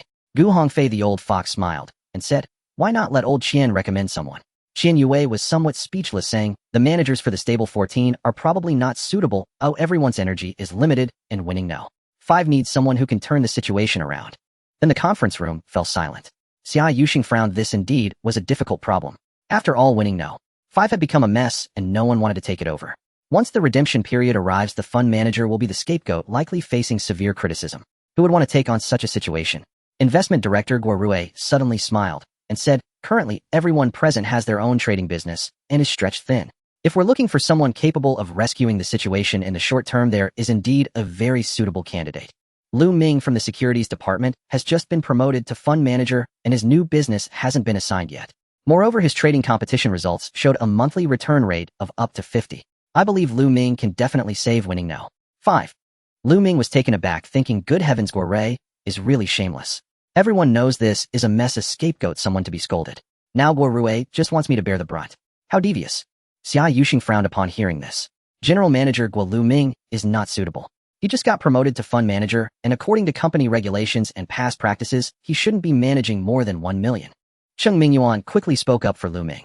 This isn't just about geoing capital, it's a rule in the entire finance industry. The trading limit will only increase after a new trader gains experience and achievements. However, Guo Rui said, hey, in extraordinary times we must take extraordinary measures. Our company needs to give young people a chance. Exactly, Lu Ming stood out in the trading competition, and his achievements are evident. It's not like he cheated. If virtual funds become real, he won't manage it right. Qian Yue chimed in. It was clear that Qian Yue and Guo Rui were on the same side. Xia Yuxing was getting a bit angry. These two old guys were shamelessly bullying a newcomer. Lu Ming is not suitable. Let's recommend someone else. She shook her head directly. Oh dear, if Manager Xia disagrees, then I have no good candidates left. Guo Rui shrugged, showing a sense of resignation. Xia Yuxing looked at Deputy General Manager Gu Hongfei, but Gu Hongfei remained silent and did not express his stance. Today, Lu Ming realized that with Xia Yuxing being newly appointed, it was hard to manage these old demers. It truly was a challenge for the female tyrant to face such thick-skinned, cunning old foxes. Ding system task release, take over winning No. 5 and turn losses into profits. Completion reward 1 lottery draw. Lu Ming's eyes lit up, and without hesitation he stood up. Manager Xia, I am willing to take over winning No. 5. Everyone looked at him in surprise. Cheng Mingyuan was startled and quickly tugged at Lu Ming's sleeve, but Lu Ming remained unmoved. Lu Ming, sit down. Winning No. 5 is currently at a significant loss, and it's still a 10 million project. You have too little experience, it's not suitable. Xia Yuxing said sternly. Lu Ming understood that she was trying to protect him. But for others it was indeed a mess. For him it was an opportunity, especially since he could complete the system task. Otherwise, even with the system, he would have to start from managing a project of 1 million. Now he could directly manage a project worth tens of millions. Lu Ming, I told you to sit down. Xia Yuxing glared at him frustrated. Guo Rui quickly said, Manager Xia, Lu Ming is indeed full of fighting spirit. I think we should let him give it a try. Exactly, I see Lu Ming as a on sin 1,000 years investment genius. Qian Yue couldn't help but praise. Manager Xia, since the young man has this drive, why not give him a chance to try? Let's test him for a few days, and if it really doesn't work out we can pull him back. Deputy General Manager Gu Hongfei also expressed his support. In the next moment several other investment department managers also agreed. Xia Yuxing was completely speechless and could only grit her teeth, saying, fine Lu Ming, then you can give it a try. Manager Qian arranged for 2 assistants for Lu Ming. No problem. Qian Yue readily agreed. The rest of the meeting continued, covering analyses and evaluations of the investment industry, stocks, foreign exchange, and futures. Just as Cheng Mingyuan had said, the meeting lasted for several hours and ended at 6:30. After the meeting, Lu Ming finally packed up his things and left the office. On the way home, he suddenly received a WeChat message from Xia Yuxing. A little dainty orange. Lu Ming, go home and prepare dinner for me. Wow, look at how sweet that sounds, just like a girlfriend. However, with those 3 exclamation marks, Lu Ming could already sense the anger of Xia Yuxing. She must be looking to settle the score with him. But if she wants to settle the score, why does she also want to mooch off his meal? Lu Ming shrugged, having dared to take over winning no. 5, he was naturally prepared for this. So he replied, got it. When he got home, before he could open the door, he heard the sound of scratching at the door.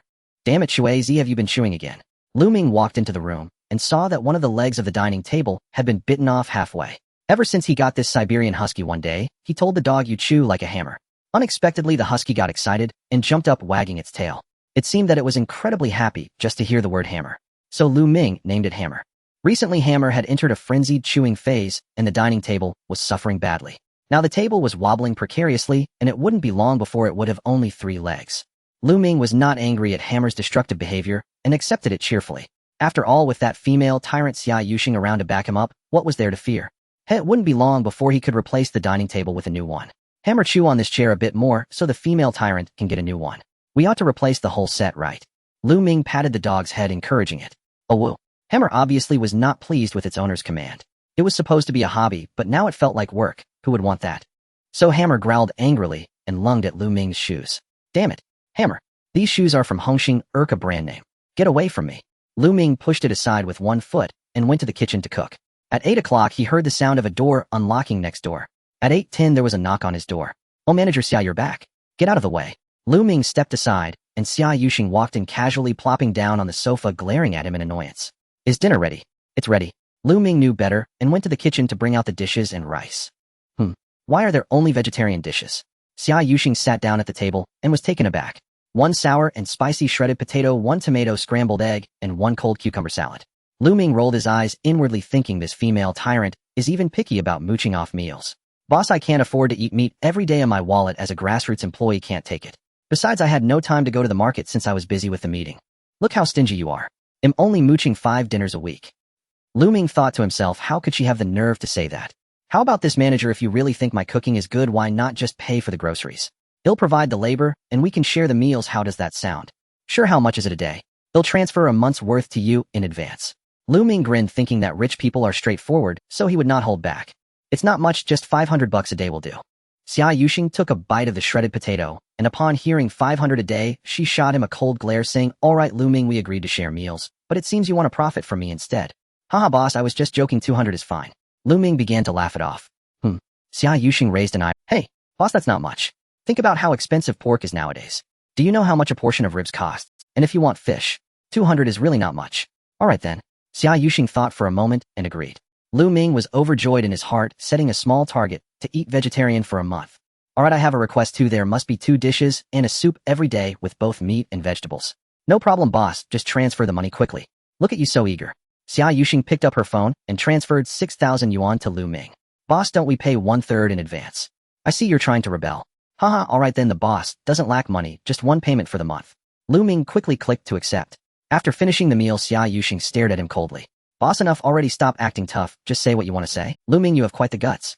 Just appointed as a fund manager, and you dare to handle millions in trades. That's because I couldn't stand seeing a bunch of old men bully you. Oh, so you did it for me. What did you feel like, a hero coming to the rescue after seeing the boss being bullied? Boss, how could you possibly need my help? I know you can handle it, but those old foxes were trying to trap me, and I couldn't stand it, especially that old Gaigua.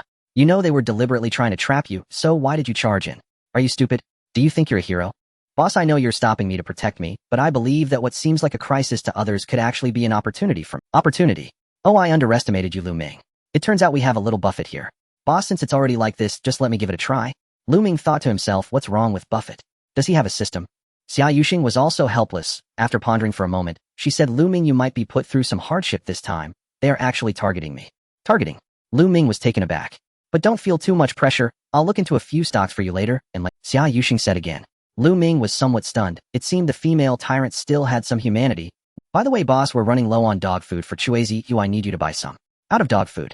Yeah, just a little left. So Xia Yuxing picked up her phone again and opened WeChat to her best friend Zhu Wanqing. A little orange Wanqing, we're running out of dog food for Chui Z. Can you send some over? Sensuality is not a crime, Chui Z. A little orange, I forgot to tell you, Xiaoha gave it to Lu Ming to raise. Sensuality is not a crime. Wow, Shengsheng, you're really good at this. A little orange. Sensuality is not a crime. You firmly tied Lu Ming down with Xiaoha. A little orange, go away, what nonsense. Sensuality is not a crime, haha. I'll place an order for dog food right away and send it to you. I asked Wanqing to buy it and send it over. It'll arrive in a couple of days. After chatting, Xia Yuxing said to Lu Ming. Lu Ming was stunned. Well, it turns out in the end it was still Zhu Wanqing who provided for the dog. By the way, boss, take a look at the table leg. You said Chuizi wouldn't destroy the house. Xia Yuxing glanced and exclaimed he started destroying things at such a young age. Yes, this table leg may not hold up much longer. Boss, don't you think we should go to the furniture market this weekend to check it out? Lu Ming tentatively asked. All right, Lu Ming, you're quite bold. Are you trying to blackmail me? Xia Yuxing wasn't fooled. Hey, boss, that's not right. When I adopted Chuizi, you explicitly promised me that if he broke the furniture you'd replace. I did say that, but the table isn't broken yet. Why are you in such a hurry? Xia Yuxing shot him a glare and then stood up saying, I'm leaving. Bang. After she left, Lu Ming smiled and picked up the husky. Chuizi worked hard to sell more recently. The progress of getting a new table depends on you. Oh woo. Chuizi struggled in his arms, seemingly protesting. The next day, Lu Ming took over winning No. 5 and got his own office. He sat at his desk, brewed a cup of coffee, and had to admit that the seats for fund managers were indeed a notch above. Sitting in them was incredibly comfortable. In the financial company's circle, the hierarchical structure of the workplace was very apparent. For instance, entry-level employees had ordinary adjustable chairs, while fund managers sat in boss chairs. Both fund managers and investment department managers had top-tier computer setups along with specially provided tea and coffee beans, and they also received a spending card each month.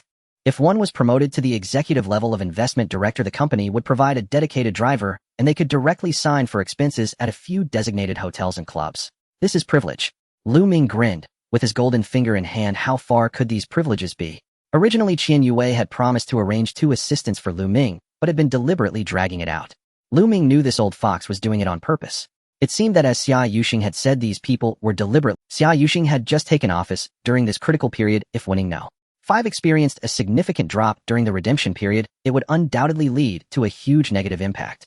For Xia Yuxing's career, this would be fatal. Lu Ming was even suspecting that when Jia Biao bought shares of G stock Jimei Haotai, he significantly increased his holdings during the crash, betting everything. This is completely taboo for a trader. But was Jia Biao a fool? Clearly not. So why did he do it? As Lu Ming thought about this, his pupils suddenly constricted. Could it be that Jia Biao was being manipulated by someone behind the scenes? If there were no huge benefits, would Jia Biao engage in such self-destructive behavior? So who was driving him to do this? Lu Ming pondered. At Joing Capital, there were probably only 2 people who could make Jia Biao act this way. One was investment director Guo Rui, and the other was deputy general manager Gu Hongfei.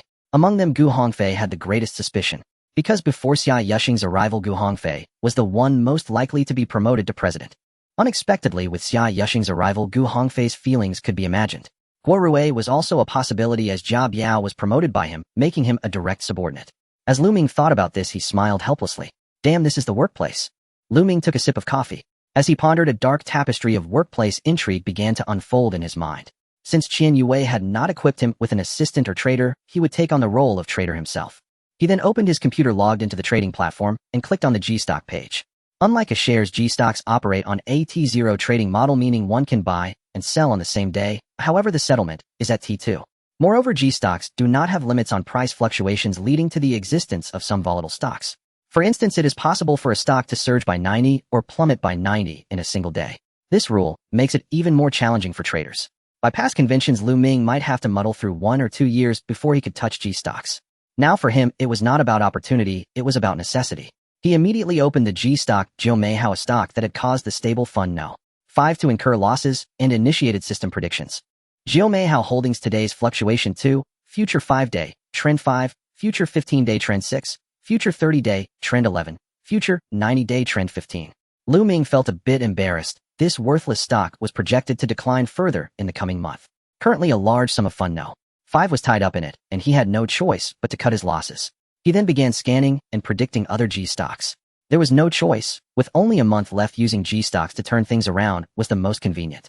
Rongchun Global today's fluctuation 30, future 5-day, trend 15, future 15-day, trend 10, future 30-day, trend 37.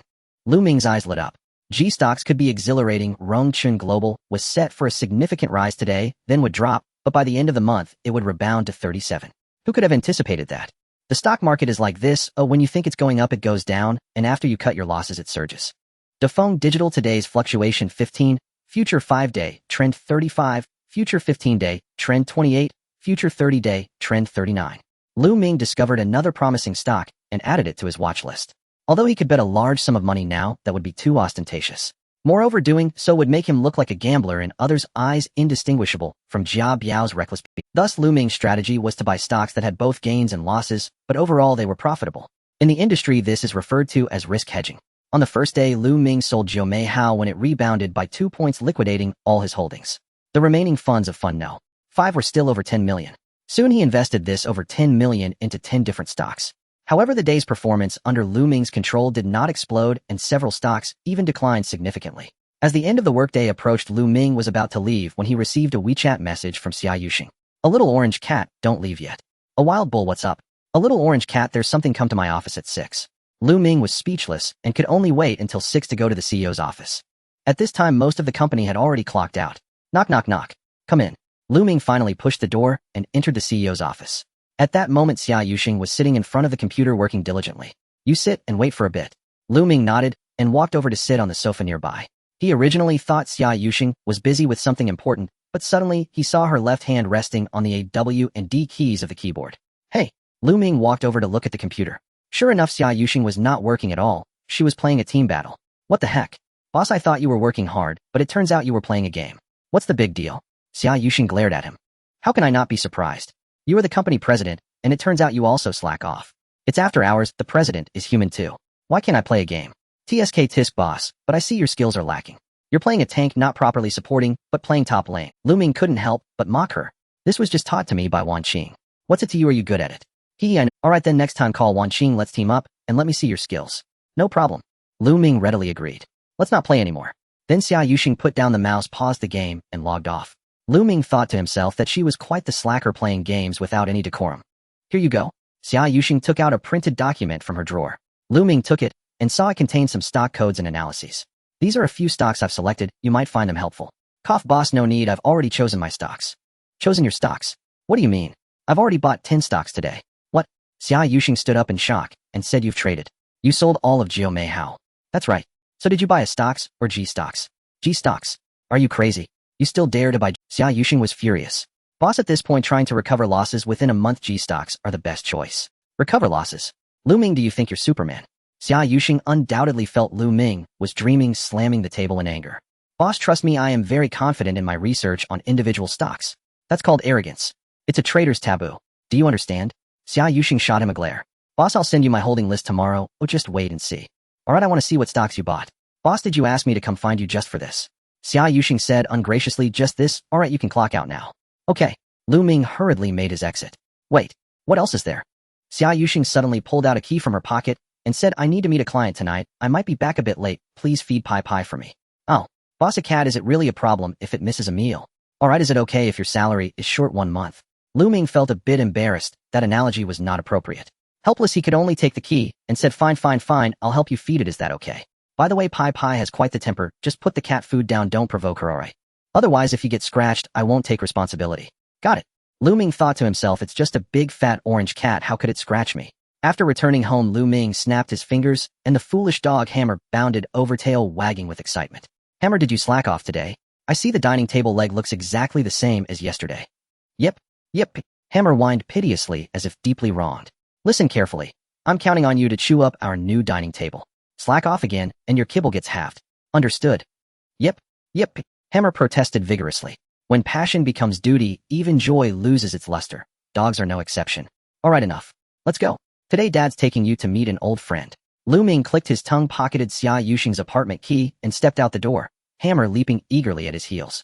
After unlocking apartment 303, both Lu Ming and Hammer entered the quiet flat.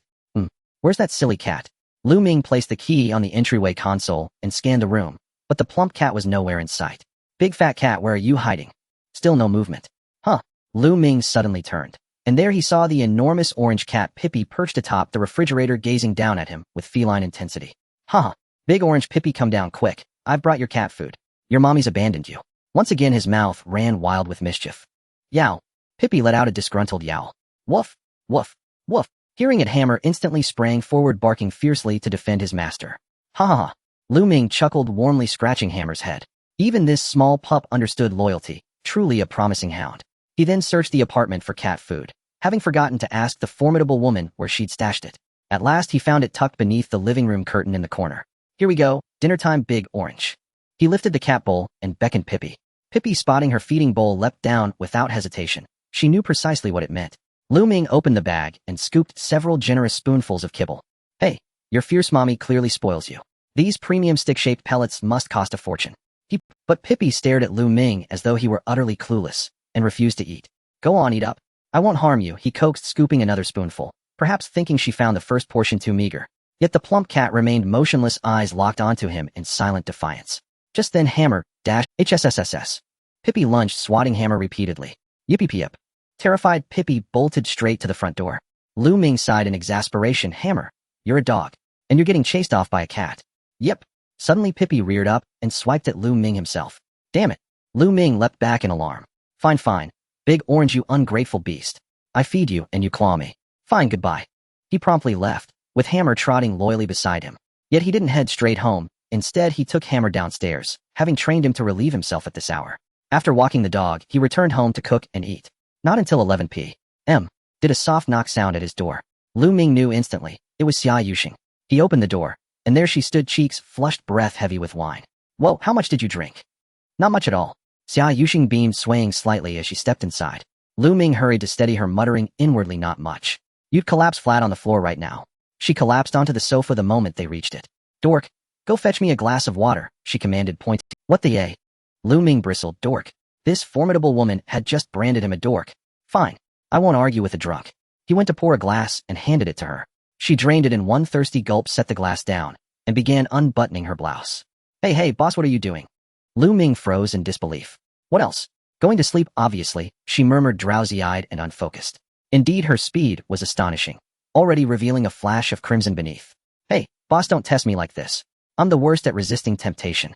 Lu Ming immediately clapped his hands over his eyes, then parted his fingers just enough to peek through. Just then he glimpsed her reaching for the zipper of her jeans. Damn it. If this continued, he might feast his eyes, but tomorrow would bring ruin. She'd flay him alive. Listen, CEO, I'll escort you home. You're drunk. He scrambled for her apartment key, only to realize, damn, he remembered. He'd left the key on the entryway console when feeding Pippi, then closed the door behind him, forgetting to retrieve it. Oh, for heaven's sake. Lu Ming smacked his forehead. What now? At that moment, Xia Yuxing's hand stilled. There was no choice. She'd have to spend the night here. Lu Ming swept her up and carried her into the bedroom, gently depositing her on the bed. As he bent low, however, a glimpse of crimson flashed before his eyes. Oh heavens! Turn away! Turn away! Yet his eyes refused to obey. What was he to do? Shall I indulge? For just 1 minute? No, survival comes first. Clamping down on his breath, Lu Ming fled the bedroom. The next morning, 6 a.m. Xia Yuxing opened her eyes, her disciplined circadian rhythm ensuring she awoke precisely at dawn. She stretched languidly and sat up. She blinked. This was an unfamiliar room. She strained to recall last night returning home, then coming to Lu Ming's to collect her key. Then, she'd asked him for a glass of water. Beyond that, nothing. A complete blackout. She looked down. Her clothes were still on, yet several blouse buttons were undone and her jeans zipper gaped open. Her beautiful eyes widened. Did Lu Ming do something to me? A sharp intake of breath. Then fury surged white-hot. She hastily adjusted her clothes and strode out of the bedroom. There, sprawled across the living room sofa, Lu Ming slept soundly. Lu Ming, get up now. She marched over and yanked the blanket from him. She froze, utterly stunned. Lu Ming lay there clad only in his birthday suit. Up. Instantly, she covered her face, mortified. Yep. Hammer the husky bounded over, thrilled by the commotion. Boss, what are you doing? Lu Ming jolted awake and snatched the blanket back. You exhibitionist. Why aren't you wearing anything to bed? What nonsense. I sleep naked, of course. Get dressed. Now. Fine, boss, but don't peek, okay? That remark left her speechless. As if I'd ever want to look at that. Lu Ming put on his clothes, yawned, and said, Boss, you're awake, quite early today. Xia Yuxing angrily asked, What did you do to me? What did I do to you? I didn't do anything. Then how come I ended up sleeping at your place? Last night you came back drunk. I initially intended to take you back to your home, but your key was locked inside my house when I was feeding the dog, so I let you sleep here instead. So I slept here, but why was my shirt button undone? Xia Yuxing asked somewhat hesitantly.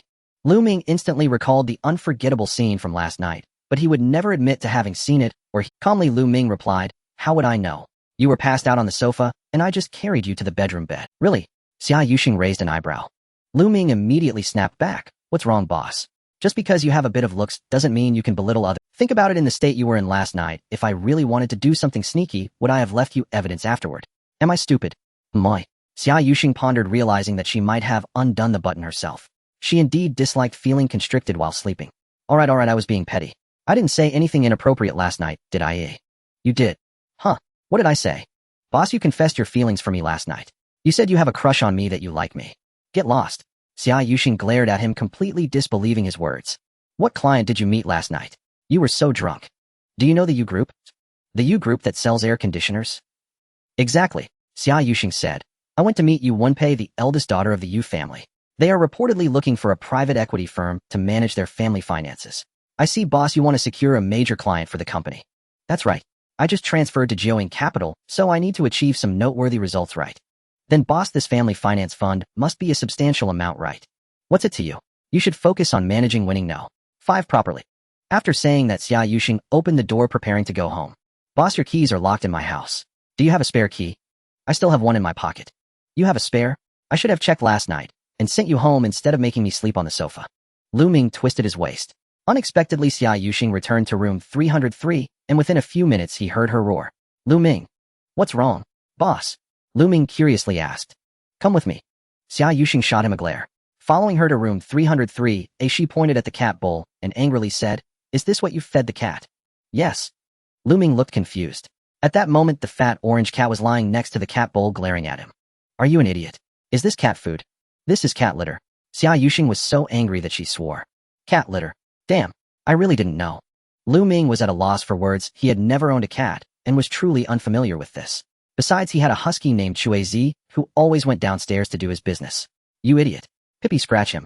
Xia Yuxing angrily commanded the fat orange cat. Oh. The fat orange cat seemed to have been waiting impatiently, leaping towards him. Hey, Chuizi, protect me. Lu Ming quickly dodged. That afternoon, after Xia Yuxing finished her tasks and returned to the office, she opened the company's office system. A month later, at Jiuing Capital in Gu Hongfei's office. Haha, General Gu, I have good news for you. Guo Rue sat on the sofa sipping tea. What good news? Gu Hongfei sat at his desk fiddling with his tea set. The Yu Family Group's Family Wealth Management Fund has yielded results. It has been allocated to Dingfeng Capital. They say this fund amounts to a whopping 500 million yuan. Guo Rue said while shaking his head. Gu Hongfei gently lifted his teacup and said, Dingfeng Capital. I never expected that. What a bold move. The board has appointed a woman as the president. Isn't that ridiculous? She's about the same age as my daughter, and now she's supposed to manage me. And what does Xia Yuxing mean? I pleaded on behalf of Xiao Feiyang to be a fund manager, yet she refused to give me any face. The key issue is that she has also dismissed the investment strategy one previously laid out. And that's not all. Recently, she even fired Jia Biao, which is a slap in my face. Who doesn't know that Jia Biao is my man? Old Gu, how can you sit still? This presidency was originally yours. Guo Rue complained indignantly. Gu Hongfei replied, Alas, old Gu, this is the board's decision. What can we say? If I don't care about the board's nonsense personnel appointments, the losses on Wang Ying no. 5 are an unchangeable fact. Now that the Yu Family Group's major client has also fallen through, I want to see how Xia Yuxing will manage as president.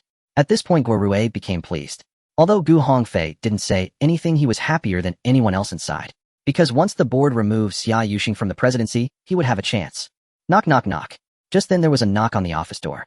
Come in. Xiao Feiyang then walked in. General Gu, I just came from the finance department, that kid with the surname Lu He. Xiao Feiyang's face turned dark. Guo Rue frowned and asked, What about that kid with the surname Lu? General Gu, take a look. Xiao Feiyang handed over the investment report data. Guo Rue took it and saw that the data showed the investment figures for Wang Ying no. 5 over the past half month. What? Guo Rue exclaimed in shock. Wang Ying no. 5's losses have all been recovered, and now the yield is 30. My. Now Gu Hongfei was also taken aback and snatched the investment report. Little Xiao, this data must 30 yield. That exceeds Wang Ying no's 14. That's impossible. Guo Rue refused to. Xiao Feiyang nodded. General Guo, at first the finance department was also somewhat skeptical, but Wang Ying no. 5 has settled. The funds have been accounted for, and the finance department has verified it. It's correct. In the next moment, Guo Rue and Gu Hongfei exchanged glances. I didn't expect it. This kid with the surname Lu truly has talent. Gu Hongfei gritted his teeth. This is impossible. From a 50 loss to a 30 profit in just 1 month, how did he do it? Guo Rue couldn't believe it. Even he as the investment director couldn't achieve such results. At this moment, they finally realized that they had previously underestimated Lu Ming. In no time, Lu Ming's achievements spread throughout the entire company. At this time, Lu Ming had become an idol for all the employees of the company. That afternoon, many employees rushed to the manager of the Securities Investment Department, Qian Yue, to apply for a transfer to become Lu Ming's assistant. Qian Yue was dumbfounded. For all the employees, they would soon realize that Lu Ming would quickly become a key talent nurtured by Jiuing Capital. In the future, Lu Ming would undoubtedly become a star trader who wouldn't want to associate with such a talented individual. Ding System Task released Operate an active short-term wealth management fund with a yield of 50. Completion reward 1 lottery draw. Lu Ming's eyes brightened. He didn't expect another new system task. After pondering for a moment, he went to the president's office. Seeing Lu Ming come to find her, Xia Yuxing felt both grateful and pleasantly surprised. Originally, she hoped to secure the Yu family's major client, but unexpectedly she failed at the crucial moment. This made Xia Yuxing very upset. She was still wondering if her return to work in the country was destined to face setbacks first. But she didn't expect that upon returning to the company, she would learn this good news. Wang Yingno, 5 not only turned losses into profits, but also achieved a 30 profit. It is worth noting that the Wang Ying series focuses on stable wealth management, and the yield for Wang Yingno's 14 over a year is only around 15-20. Lu Ming managed to surpass the previous 4 despite the losses of Wang Yingno. 5 such achievements are truly remarkable. At this moment, not only did Lu Ming deliver an impressive performance, but he also protected Xia Yuxing from reputational damage. Lu Ming, you did well this time. You truly are a gifted trader. Xia Yuxing couldn't help but praise. General Wang Yingno. 5 has reached its redemption period. Achieving this performance means the next fundraising period must be starting soon, right? I would like to apply for an increase in the fund limit to 20 million yuan. Lu Ming proactively suggested. How much do you want to raise it to? Xia Yuxing asked. This is basically a routine operation. Let's go for 100 million yuan. Lu Ming spoke conservatively. Xia Yuxing raised an eyebrow and asked, are you confident? Of course I am. Then it's settled. Xia Yuxing agreed readily. She wasn't a fool. Lu Ming's abilities had already been proven. Lu Ming continued. Thank you, General. There's one more thing. I want to launch my own trading fund. A new fund. Exactly, a short-term stock wealth management fund. I've even thought of a name, Yaya Win, with an initial fundraising target of 100 million yuan. Yaya Win 1 month. So short. That won't do. Xia Yuxing directly shook her head. Lu Ming smiled wryly and said, General, why not? The period is 1 month, but for the investors, they only have multiple redemption periods every month. I believe as long as there are profits, they will keep the funds indefinitely rolling over. Such a short-term wealth management cycle currently only exists in bank-type wealth management fixed deposits and bonds. There's no such short period for stock funds. I disagree. Xia Yuxing directly opposed. In fact, for private equity institutions, a large portion of profits comes from charging management fees to clients. The longer the client's investment time, the more management fees are naturally earned. Therefore, most wealth management companies do not favor frequent redemptions by clients.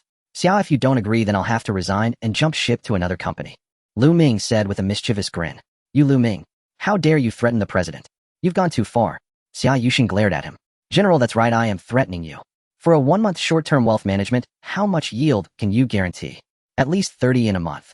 All right, I'll agree. If you can't do it, the fund will be canceled directly. Xia Yuxing gritted her teeth in agreement. Lu Ming was immediately overjoyed, and then asked, by the way, General, will the salary be paid on time this? Xia Yuxing said with a hint of irritation. I am the CEO, not the finance department. How would I know why you have no money to spend? I had a bonus of 1,000 from last month's trading competition, and with the commission from winning no. 5, it amounts to a considerable sum. Dong Xiaojia and a few decent colleagues are urging me to treat everyone to a fun night at the hotel. Lu Ming grinned. Winning no. 5 had an initial investment of 20 million with a return rate of 30, resulting in a profit of 6 million. After deducting a 10 management fee, the remaining distributable profit is 5 per million. Since Xia Yuxing had just increased the trader's commission to 20, Lu Ming's share would be 1.08 million. Adding the competition bonus of 1.00, Lu Ming's total bonus is 1.18 million. Combined, he would net over 8,000 after taxes. Xia Yuxing smiled and nodded. With such a large bonus, you should treat everyone. Boss, how about you join us tonight?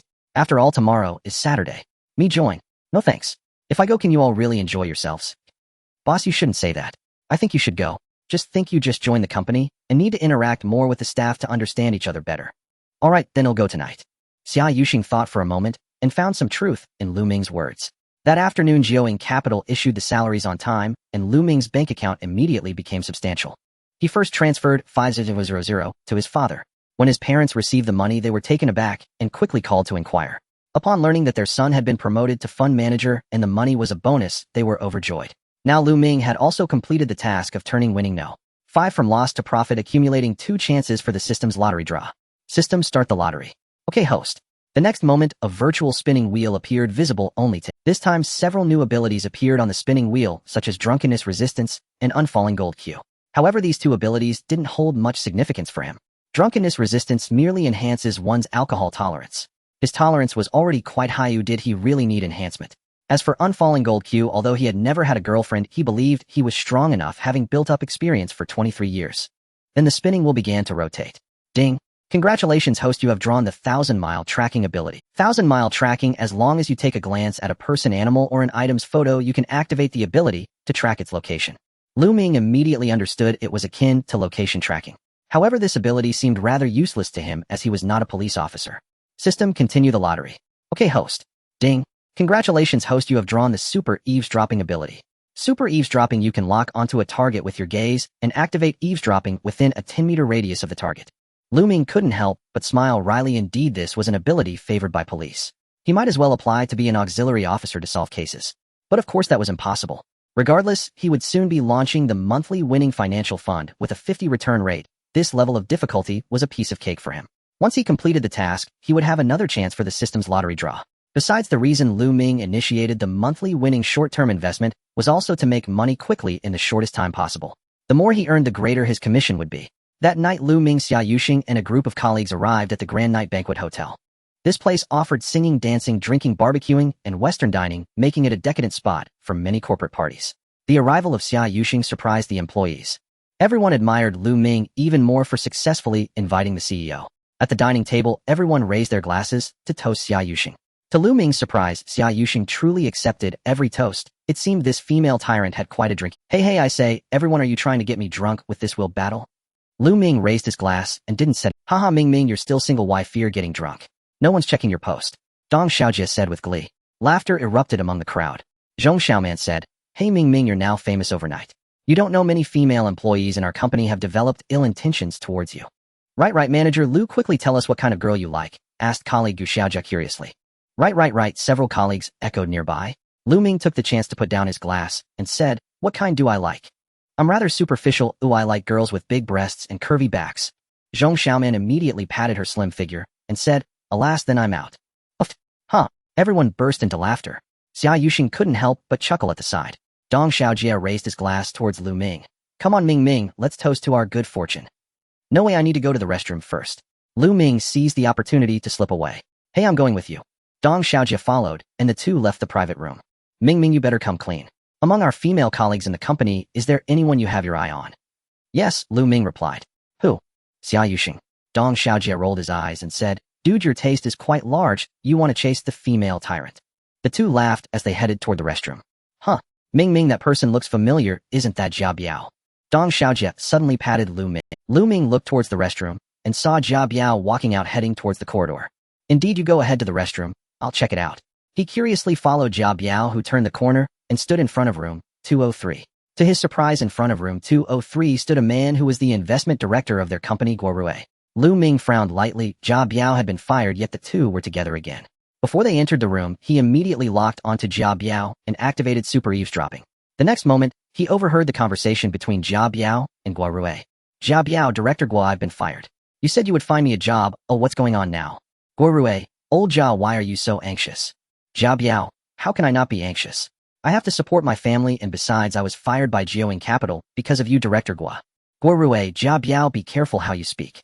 Lu Ming's eyes narrowed as he overheard this sentence. Indeed, Jia Biao's Allen move was orchestrated by Guorue. Guorue said, Jia Biao, no one expected that the woman with the surname Xia could be so ruthless, not even sparing my face. At this point, I have no choice. Jia Biao, no choice. Then Guo, you want go back on the benefits you promised me, right? Guorue, don't worry, the benefits I promised will naturally be given to you, but you have to wait a bit. Jia Biao, how long do I have to wait? Guorue, within 3 months, I suppose.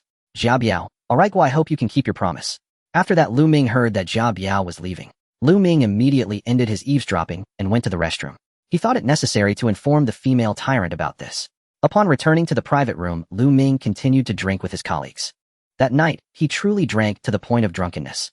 After the gathering ended, everyone took taxis home or called for a designated driver. Originally, Lu Ming planned to take a taxi, but then he remembered that he and Xia Yuxing were going the same way, and Xia Yuxing had a dedicated driver, so he followed behind her. Boss, are you alright? He stepped up to support Xia Yuxing's arm. I'm fine. Boss, where's your car? It's right here. Xia Yuxing pointed at her car as she arrived.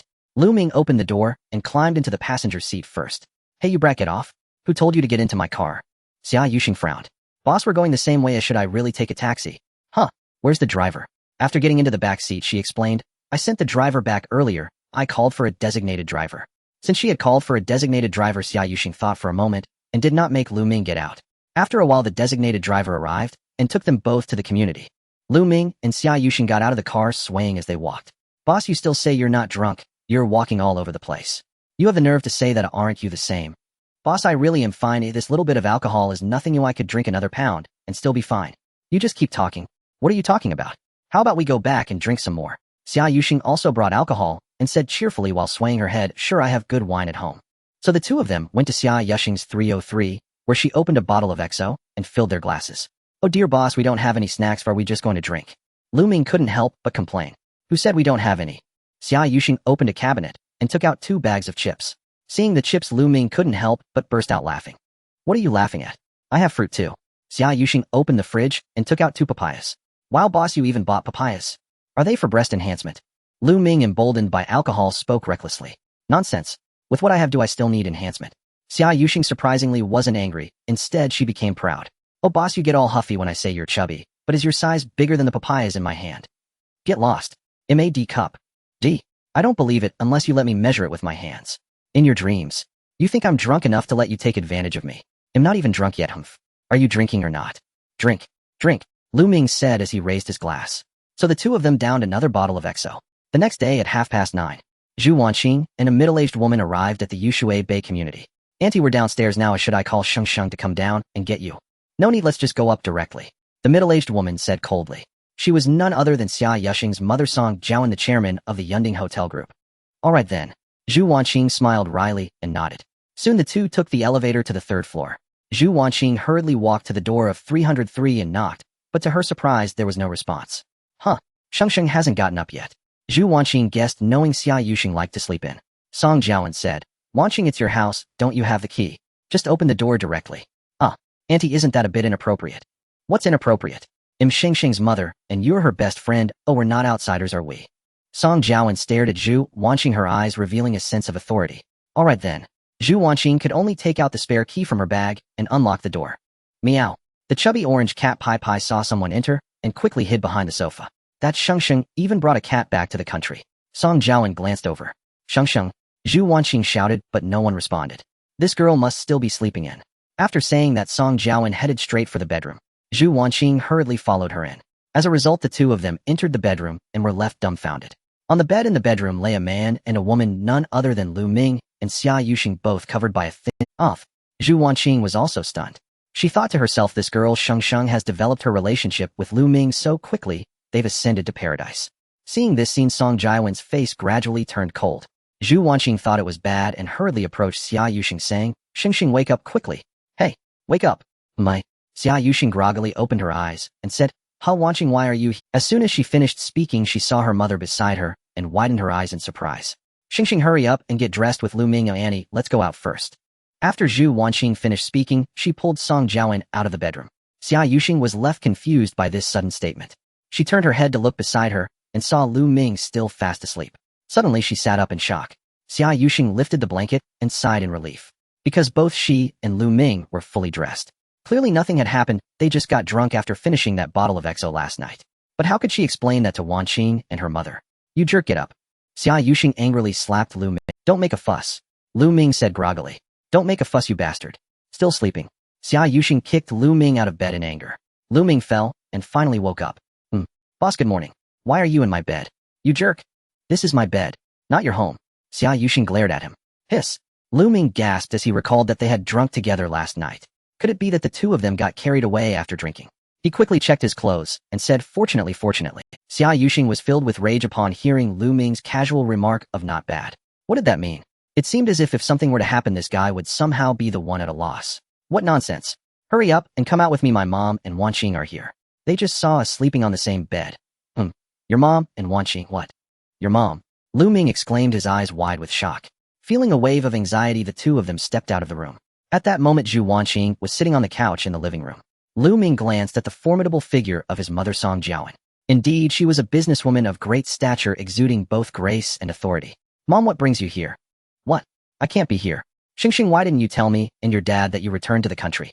If I hadn't run into Wanqing today, I wouldn't have even known you were back. Song Jiawen's tone was tinged with a hint of reproach. Xia Yuxing glanced at Zhu Wanqing, who shrank her neck, slightly looking somewhat apologetic. I just started working here after returning. It's only been a little over a month, and I haven't settled in yet. What do you mean by not settled? You are just being willful and stubborn, and who is he? Song Jiawen turned her gaze toward Lu Ming. Hello, Auntie, I'm Lu Ming. Lu Ming was about to explain. Unexpectedly, Xia Yuxing interjected. Who else could he be? Mom, you've already seen, he is my boyfriend, Lu Ming. Huh. Lu Ming was somewhat stunned. Little Lu, how old are you this year? What do you do? Where is your home? How many people are in your family? When did you and Shengsheng start dating? Suddenly, Song Jiawen fired off a series of questions. Lu Ming was even more bewildered and didn't know which one to answer. Mom, are you taking a census? Lu Ming, you should go back for now. Xia Yuxing signaled to Lu Ming with her eyes. Lu Ming quickly said, Auntie, I still have some things to attend to, so I'll take my leave first. I'll treat you to a meal another day. He said this and then left. Actually, from the last time they drank together, Lu Ming had learned some things about Xia Yuxing from Zhu Wanqing. Both her parents were workaholics, constantly busy with their jobs. Her childhood lacked the companionship of her parents, and she had grown up with her grandmother until high school, forming a deep bond with her. Lu Ming felt a bit guilty. He had just been misunderstood by her mother, Song Jiawen. He wondered if the relationship between the female tyrant and his own mother would become even tenser. Damn it, it's all because he drank too much last night. He carefully recalled the events, and suddenly his eyelids twitched. He remembered that he had teased the female tyrant's melon last night. At that time, it seemed like the female tyrant didn't blow up. Instead, she proudly declared herself to be AD. I didn't see that coming. The female tyrant is quite the hidden gem. Lu Ming couldn't help but sigh. In the evening, after buying some ingredients, Lu Ming returned from the market and ran into Xia Yuxing and Zhu Wanqing downstairs. Hey, Lu Ming, out buying groceries? Zhu Wanqing called out from a distance.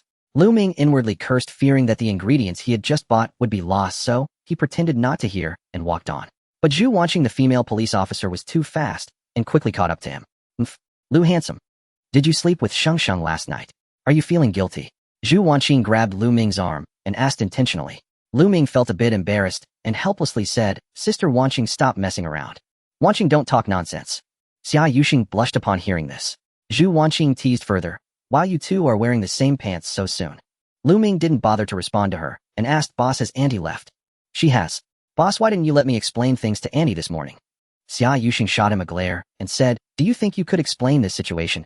Besides, do you know what type of person my mom dislikes the most? She hates people who dare to do something but won't admit it. Zhu Wanqing said leisurely, right, I still don't believe that nothing happened between you two. Lu Ming quickly explained, Sister Wanqing, I and the boss just got drunk and fell asleep together. Fell asleep together? Haha, what does that mean? Zhu Wanqing laughed uncontrollably. Lu Ming helplessly asked, did Auntie get angry? Xia Yuxing replied, angry about what? Besides, who I date is my own freedom. However, based on my understanding of my mom, she will definitely find you alone behind my back. Huh, find me alone. Lu Ming's eyelids twitched. Zhu Wanqing teased, haha, Xingxing, look at him scared. What's wrong is it that even a son-in-law is afraid to meet his mother-in-law? What son-in-law? You little brat, if you keep talking nonsense, I'll tear your mouth apart. Xia Yuxing glared at her. Then boss, if Annie comes to find me, what should I say?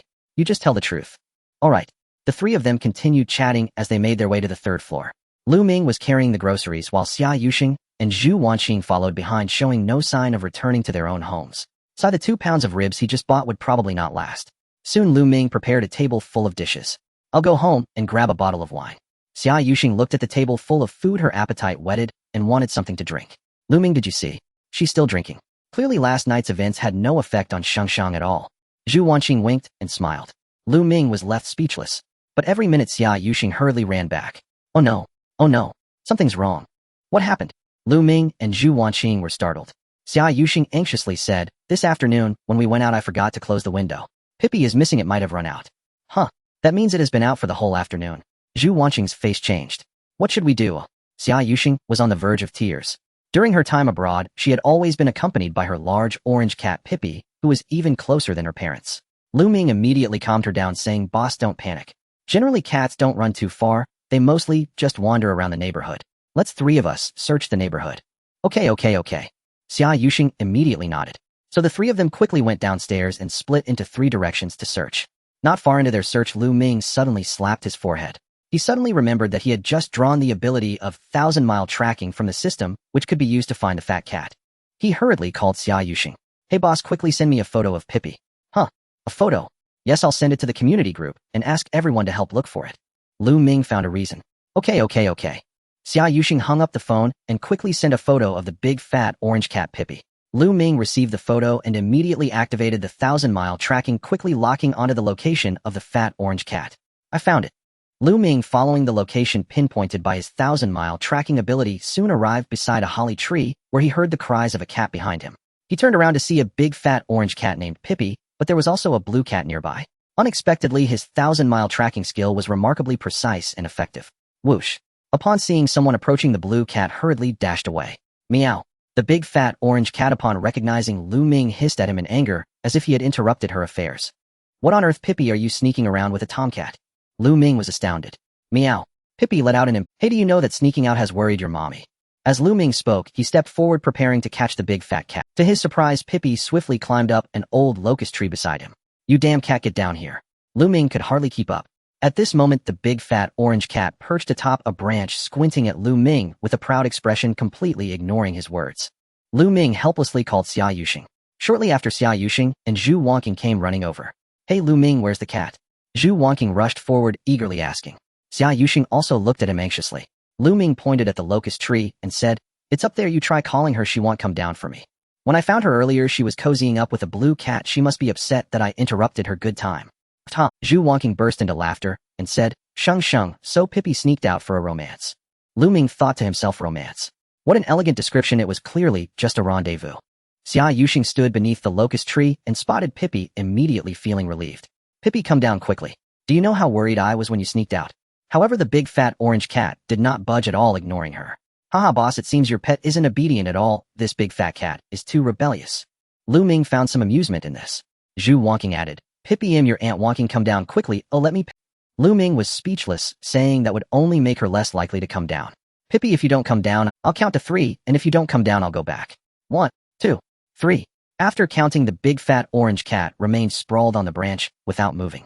Xia Yuxing, in a fit of anger, turned to leave. Hey, Lu Ming and Zhu Wanqing were at a loss. Unexpectedly, the big fat orange cat got scared and hurriedly climbed down from the tree, following behind Xia Yuxing. Zhu Wanqing laughed and said, Lu Ming, did you see that? Even the cat knows not to mess with women. Lu Ming rolled his eyes. The three of them returned upstairs, where Xia Yuxing fed Pippi some cat food before bringing a bottle of wine to room 301. Boss, has Pippi been spayed? You're not about to be a grandma, are you? Lu Ming joked. Xia Yuxing shot him a glare and said, First get your Hammer taken care of. Meowed. The nearby husky named Hammer, frightened, ran away. Zhu Wanqing chuckled. It's fine, Sheng Sheng, don't worry, once is enough. It's not that coincidental. Lu Ming couldn't help but smile at this. Alright, you two looking so gleeful, are we drinking or not? At this moment, Xia Yuxing picked up the red wine and asked. Zhu Wanqing replied, You guys drink. I can't have alcohol lately due to a big case. Even after work, I have to be on standby. Then I won't drink either. Xia Yuxing set down the wine bottle. Curious, Lu Ming asked, Aunt Wanqing, what big case are you working on? It's not a murder case, is it? Not quite, it's a theft and robbery case involving over $1 million in stolen goods. The suspect escaped during an operation 2 months ago, and the higher-ups are taking it very seriously. $1 million in stolen goods? Lu Ming was somewhat surprised. That thief must have some skills.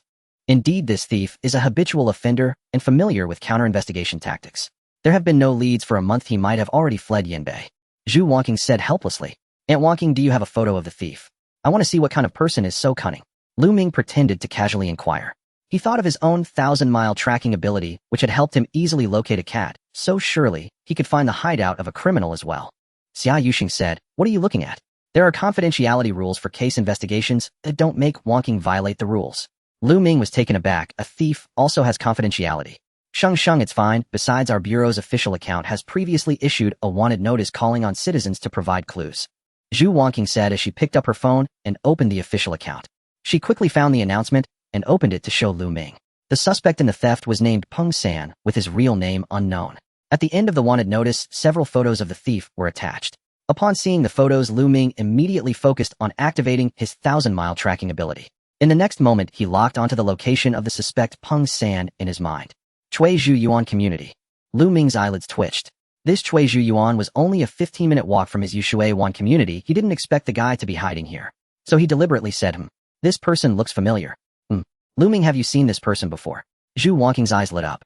Lu Ming feigned deep thought, paused for a moment, and then deliberately acted as if he had just realized. I think I've seen this person near Cuizhu Yuan. Is that true? Lu Ming, are you sure you're not mistaken? Xia Yuxing doubted that it could be so coincidental. Lu Ming replied, Isn't the market next to Chuizhu Yuan? I often go there to buy groceries and visit the fresh food supermarket there. Lu Ming, you really have seen him? Zhu Wanqing was somewhat excited. Lu Ming pretended to say, yes, I should have seen him. I have a good memory since I was young. Whoosh. Zhu Wanqing suddenly stood up and said, I need to go investigate at Chuizhu Yuan right now. Wanqing, it's so late. Can't you just go tomorrow? Xia Yuxing was startled. You don't understand, during investigations and pursuits we can't miss any clues, and it's crucial to verify them as soon as possible, as delays can lead to changes. Zhu Wanqing said while already grabbing her phone ready to set off. Lu Ming frowned and said, it's late at night, Aunt Wanqing, I'm going with you. And me too. Xia Yuxing chimed in. All right. I appreciate you two lovebirds. Zhu Wanqing teased with a smile. It wouldn't be so lonely with company at this late hour. Xia Yuxing replied speechlessly. You little brat, if you keep talking nonsense, I'll deal with you. The three quickly arrived at the commercial strip outside Chuizhu Yuan residential complex. Zhu Wanqing immediately showed the photograph around. First at the fresh produce store, then the supermarket, the barber shop, and the foot care clinic, hoping to uncover a lead. Yet none of the first few shop owners recognized the man in the photo. Lu Ming knew his 1,000-mile tracking ability could not be mistaken. At that moment, the suspect Peng San remained motionless, still inside Chuizhu Yuan residential complex. Finally, at a tobacco and liquor shop, the owner studied the photo and said he vaguely recalled the man. He had purchased cigarettes there the previous day. The owner added that the man in the photo was bald, whereas the customer who came in had brown hair, though their facial features bore a striking resemblance, leaving him uncertain. There was no surveillance footage in the shop to verify the claim. As the trio stepped outside, Xia Yuxing asked, could the owner simply be mistaken? Unlikely, replied Zhu Wanqing. One person might misremember, but both Lu Ming and this shop owner share the same impression. My intuition tells me Peng San is hiding somewhere nearby. Lu Ming interjected, indeed, the nearest residential complex to this supermarket is Chuizhu Yuan.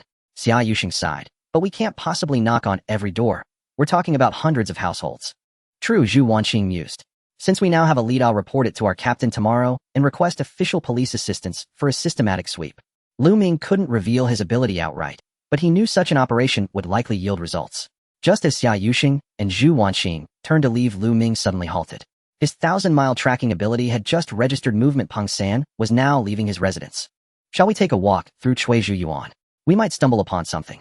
Lu Ming proposed. Huh. Lu Ming, I'm beginning to think you're more dedicated than I am. A real cop. Zhu Wanqing covered her mouth with a light laugh.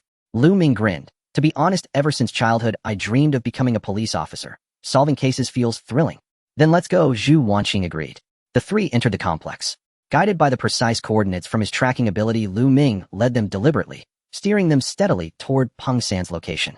At that moment, along the complex's fire access lane, a woman emerged from the corner ahead, wearing glasses, a dress, and carrying a black backpack, her long hair cascading over her shoulders.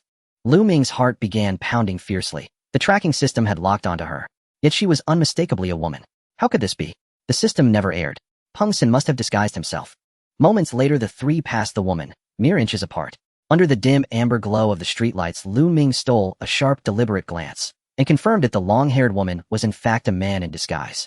Neither Zhu Wanqing nor Xia Yuxing paid her much attention. She appeared entirely female. After rounding a bend, Lu Ming abruptly seized both women's arms. Lu Ming, why are you grabbing my hand? Xia Yuxing frowned sharply. Lu Ming spoke with grave intensity. Sister Wanqing, Captain, she was Peng San, the one who just walked past us. That woman. Lu Ming, have you lost your senses? She was clearly female. Xia Yuxing paused, thoughtful. Zhu Wanqing nodded in agreement. Sister Wanqing, you're a detective. Didn't you find something odd about her? Why would a woman carry a distinctly masculine...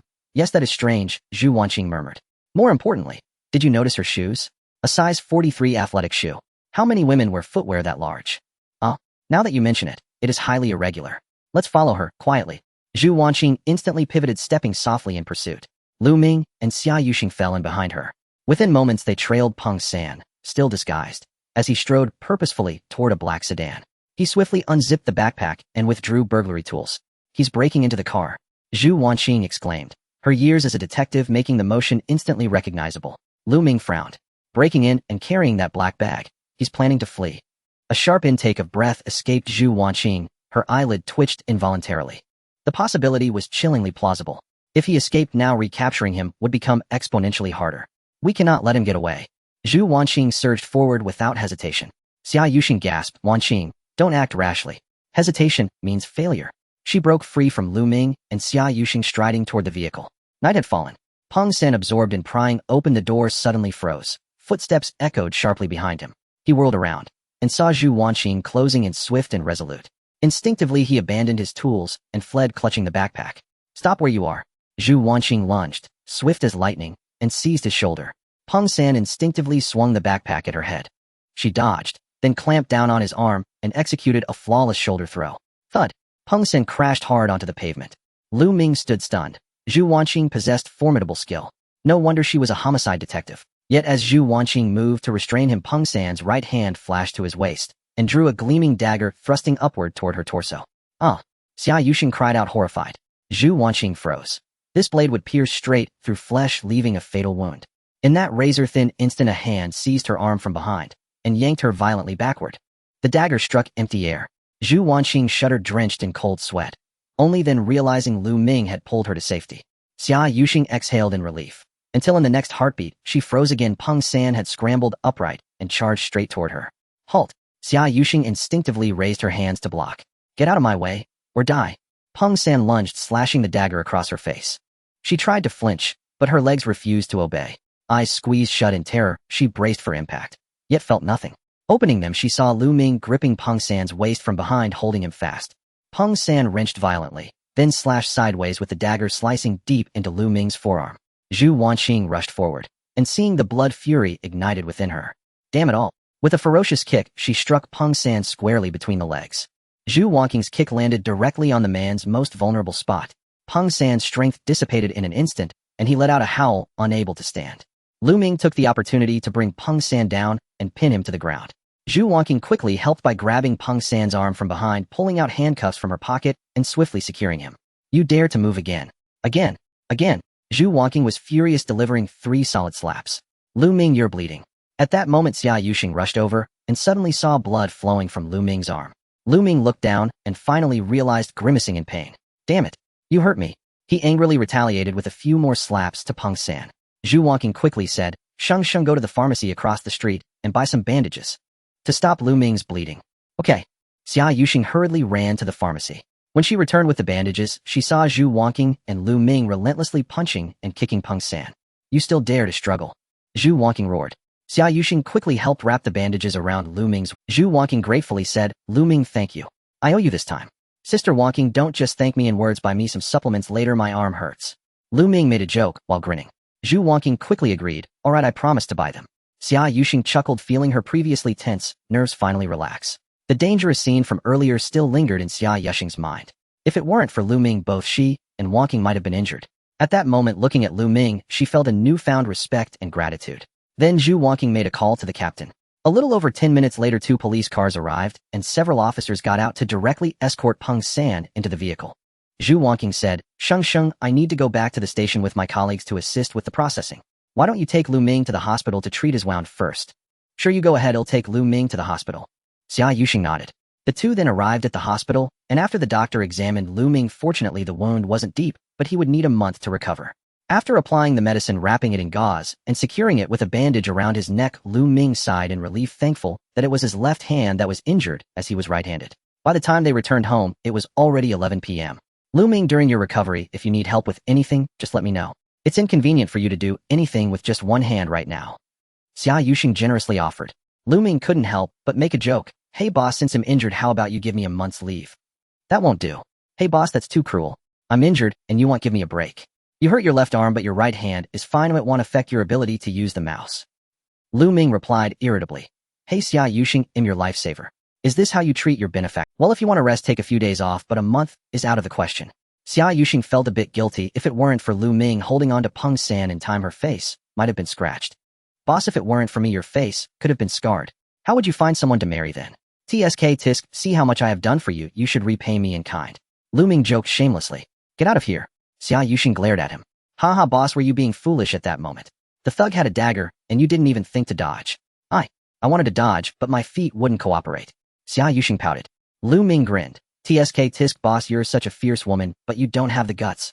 You weren't scared enough to wet your pants, were you? Get lost. Xia Yuxing stood up and said, I'm tired, I'm going back to sleep. Don't go boss.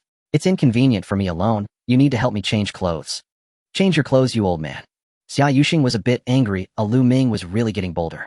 He actually dared to tease her now. Damn it. Monday came and Lu Ming returned to work as usual. When he arrived at the company, his bandaged appearance drew curious inquiries from his colleagues. Lu Ming didn't explain much, just said he accidentally hurt himself while helping a friend. In fact, he knew there was a reason why Xia Yuxing didn't let him rest. One reason was the stable fund No. 5, which had already started raising funds for the next year, so things were quite busy. Additionally, he needed to launch his new financial fund Monthly Win, which required a lot of preliminary preparation materials and some approval procedures. Stable fund No. 5, due to Lu Ming's remarkable efforts, achieved record-high returns. As soon as the New Year's fundraising began, it immediately attracted a large number of financial clients, completing the task of raising 100 million in just one day. This speed not only shocked everyone in the company, but also drew admiration and jealousy from competitors. At the same time, Lu Ming's dramatic turnaround began to spread in private equity circles. In just a month, his impressive results greatly increased his fame. As a result, many private equity firms began using headhunters to try and poach him.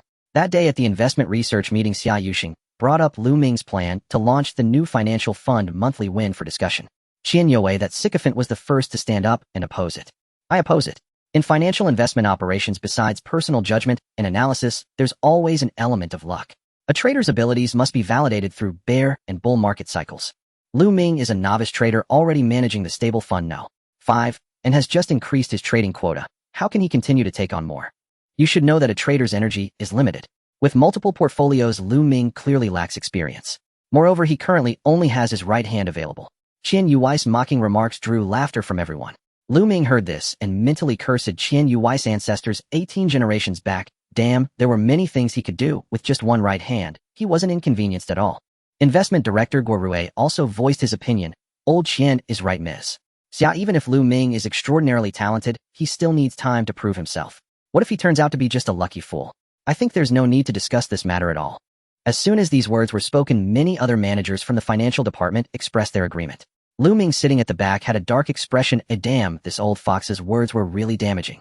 Not only did he blatantly belittle Lu Ming, but he also openly questioned President Xia Yuxing's execution capabilities. Vice President Gu Hongfei still wore his usual benevolent smile, not expressing any opinions. In the face of everyone's opposing pressure, Xia Yuxing, however, spoke calmly. After careful consideration, I have decided to give Lu Ming an opportunity. Lu Ming was deeply moved by Xia Yuxing's words. Xia Yuxing defied the majority opinion, and the Ye Win project was put on the agenda. Discussions were rampant within the company. Some said that President Xia was favoring her own people. Others claimed that President Xia was decisive and ruthless, while some accused her of being domineering and ignoring advice. After lunch that day, Lu Ming recalled something and went upstairs to find Xia Yuxing. Knock, knock, knock. Come in. Xia Yuxing was sitting on the sofa reading. During the usual lunch break, hardly anyone disturbed her. Xia Yuxing looked up curiously and saw Lu Ming walking in with a smile. What brings you here?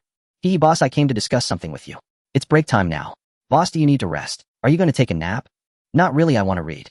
Lu Ming casually sat on the sofa and smiled. Boss, I have something important to discuss. Speak quickly if you have something to say. Xia Yuxing shot him a glance. It's like this, boss. Last Friday night at our gathering, I ran into Jia Biao, who you dismissed at the hotel. The person who went to the private room with Jia Biao was Director Guo Rui. I almost forgot about this incident, having first been misunderstood for being drunk and then chasing after a thief. Xia Yuxing looked somewhat stunned and asked whom, and then. I secretly listened at the door of the private room. Guess what I heard? What? I heard Jia Biao say that his decision to go all in on Jiumei House stock was at Guo Rui's suggestion. Lu Ming leaned closer to Xia Yuxing's ear and whispered. Xia Yuxing's cheeks flushed, her heart racing as she thought Lu Ming was going to kiss her just now. Did you really hear Jia Biao say that? Xia Yuxing had her suspicions before. After all, Jia Biao's Allen behavior was rather foolish. Of course it's true. So boss, I suspect there is some hidden secret between Director Guo and Jia Biao. You need to be cautious of that old fox, Guo Rui. Lu Ming offered a reminder. Alright, I understand. But Lu Ming, you must remember, don't spread this around. Even if Guo Rui has issues, there is currently no evidence. Xia Yuxing appreciated Lu Ming's kind reminder. I naturally know that. Lu Ming stood up and suddenly walked to the front of the lounge. The president's office was not only spacious, but also equipped with a separate resting bedroom. Wow, no wonder you are the president. The treatment is really good, with a bed and a private bathroom. By the way, boss, you just said you weren't going to sleep at noon. Lu Ming grinned. Xia Yuxing frowned and said, what are you doing? Since you aren't going to sleep, can I take a nap here? As Lu Ming entered the lounge, Xia Yuxing exclaimed, you rascal, no way. Get out. If the employees see you sleeping here, what kind of image is that? Xia Yuxing quickly stepped forward, trying to block him. However, Lu Ming grabbed Xia Yuxing's wrist and smiled. Boss, look at my arm. It's wrapped in a bandage. The doctor said I need to rest more. Don't forget how I got injured. Xia Yuxing was momentarily speechless and couldn't refuse. When she looked up again, Lu Ming was already lying on the bed in the lounge. Fine, you shameless person, sleep then. Xia Yuxing reluctantly agreed. However, before 1 p.m., she called Lu Ming awake and kicked him out of the president's office. Just as he left the president's office, he ran into the president's assistant Li Xiaoya. Hey manager Lu, why are you coming out of the president's office? I took a nap. Lu Ming nodded and then left. Li Xiaoya was left dumbfounded, wondering who he napped with. In the afternoon, Lu Ming had Dong Xiaojie start preparing the approval materials and documents for Ye Wen. This time, Lu Ming decided to invest 300 in his own managed fund. At the same time, he opened an internal fundraising channel in the company and made an announcement in the internal group. Dong Xiaojie also decided to invest 500, while Zhong Xiaoman invested 200. Cheng Mingyuan, this old superior, was quite accommodating and invested 100. However, aside from this, many colleagues in the company did not participate. One reason was that the grassroots employees were not from a wealthy class and didn't have much money, while short-term investments like stock funds carried significant risks. As for the middle and upper management, everyone knew that the investment director Guo Rui had publicly opposed Lu Ming in the investment research meeting. These people were the best at reading the atmosphere. Even if they wanted to participate, they might have hesitated after consideration. Lu Ming sighed inwardly. Guo Rui was indeed an old fox with such authority. No wonder the investment director was the third highest-ranking person in the company, and Guo Rui was also a big shot in the investment industry. Such figures were given some respect, even by the company's board of directors. The fundraising goal for Ye Wen was 100 million, and Lu Ming naturally hoped to accomplish this fundraising task. However, this goal was still quite challenging for him. As for how much he could raise, it seemed to depend on the promotional efforts of the company's marketing department.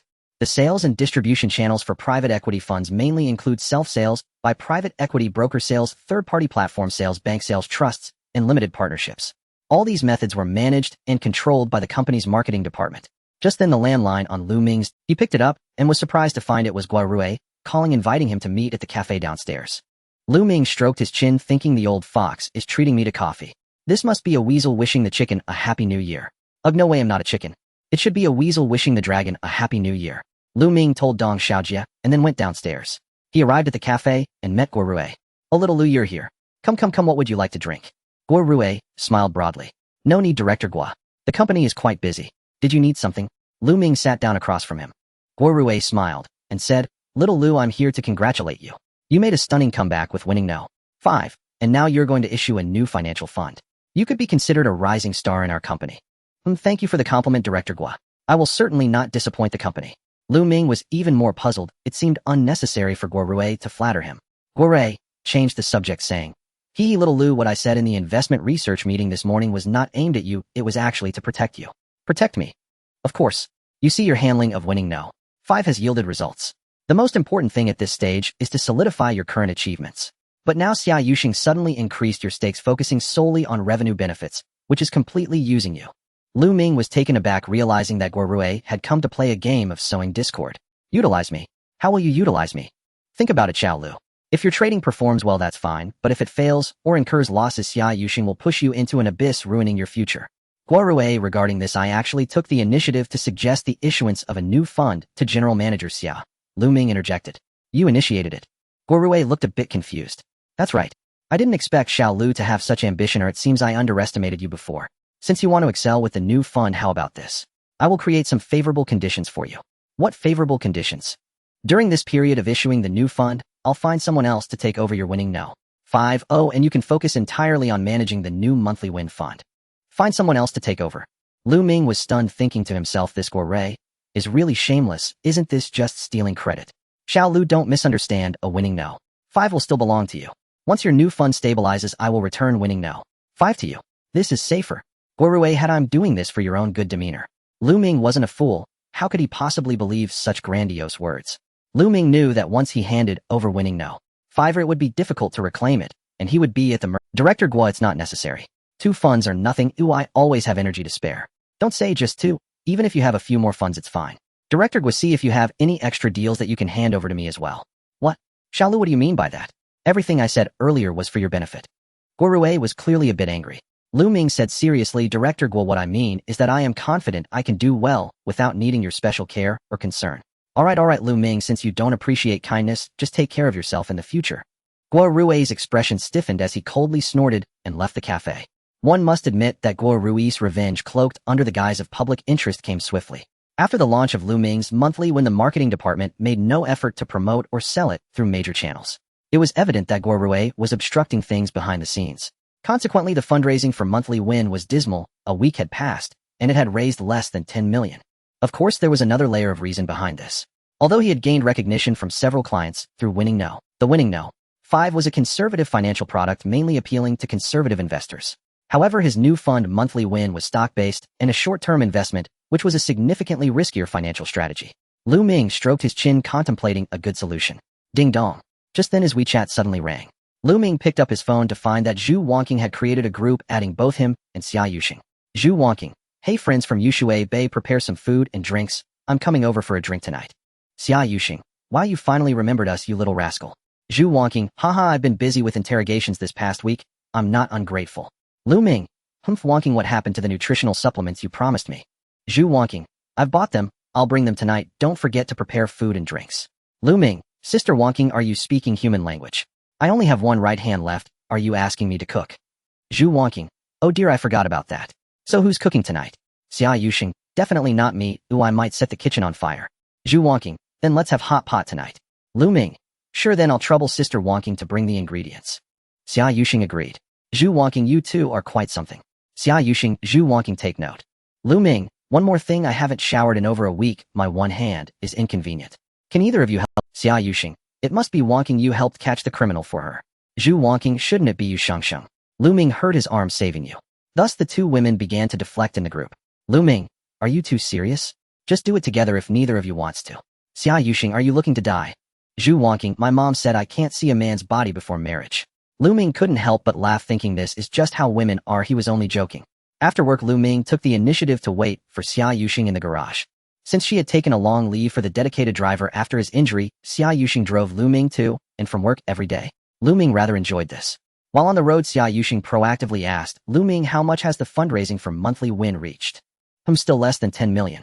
It's alright, you just started trading, and many people don't know you yet, Xia Yuxing consoled. Lu Ming nodded, not mentioning Guorue, but devising a strategy. Boss, I want to add a guaranteed interest rate on top of monthly win. Is that possible? What? You want to add a guaranteed interest rate? How much do you want to add?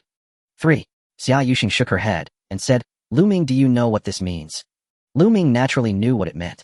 An interest rate of 3 is equivalent to the interest on a fixed deposit plus a guarantee. This means private equity support, which financial clients would definitely appreciate. This meant that the financial risk would shift from the clients to the company. If monthly win incurred losses, that would mean real losses for the company. Lu Ming, this proposal of yours, even if I support it, the board of directors will oppose it. Do you understand? Xia Yuxing said with a serious tone. Lu Ming helplessly shrugged. I understand.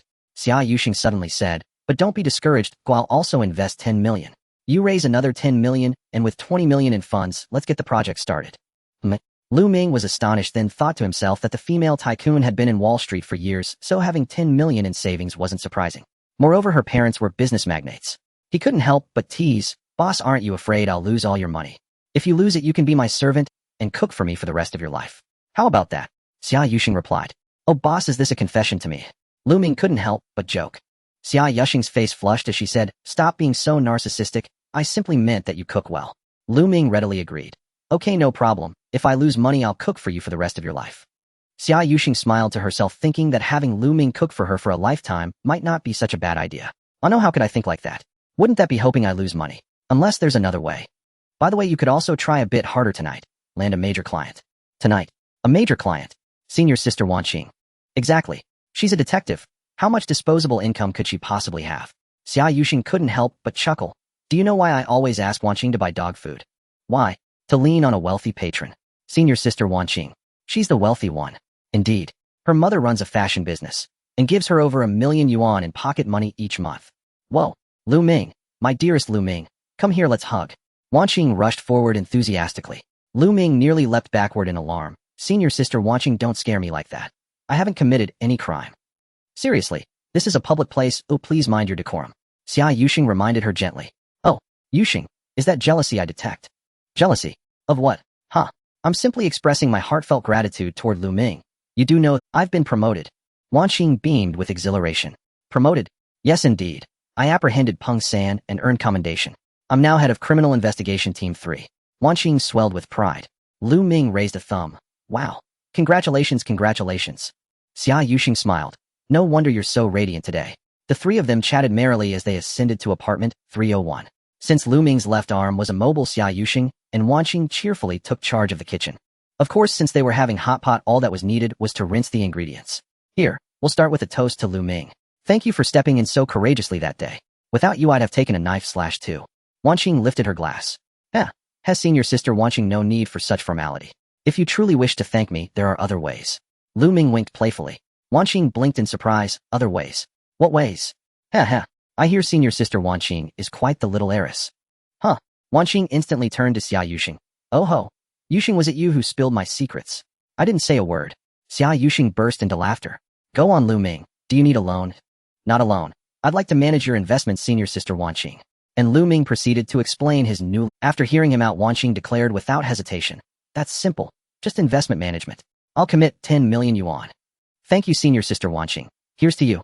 Lu Ming's face lit up with delight. No need for thanks. Tomorrow I'll introduce you to several more affluent clients. Oh my. Senior sister Wan Qing, allow me 3 toasts to you.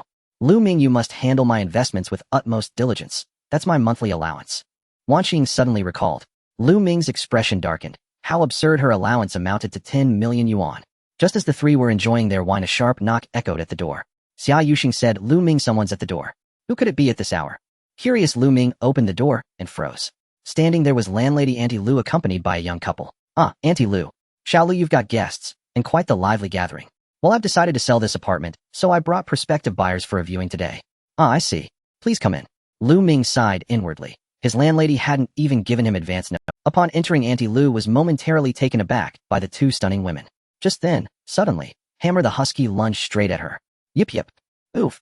The sudden charge startled Auntie Lu. Hammer. Xia Yuxing swiftly scooped up the exuberant dog. Auntie Lu's expression hardened instantly. Xiao Lu, how dare you keep a pet here? My lease explicitly forbids pets. My sincerest apologies, Auntie Lu, but he was only teasing you. He doesn't bite. Lu Ming hurried to apologize. Then Auntie Lu spotted the chewed table leg and gasped, good heavens, the table leg's completely ruined. This was the very dining table from my wedding. I'm deeply sorry, Auntie Lu. I'll reimburse you fully for the table. Xia Yuxing and Wan Qing exchanged helpless glances. Xiao Lu, some things can't be solved with money. Don't bother reimbursing me. The apartment's being sold anyway. Move out tomorrow, please. Lu Ming stood stunned. He knew Auntie Lu's temper well. Further argument would be futile. Moments later, she departed with the young couple. The 3 sat around the table, appetite for wine long gone. Boss, looks like I'll need a day off tomorrow. I must find a new place immediately. Lu Ming shrugged helplessly.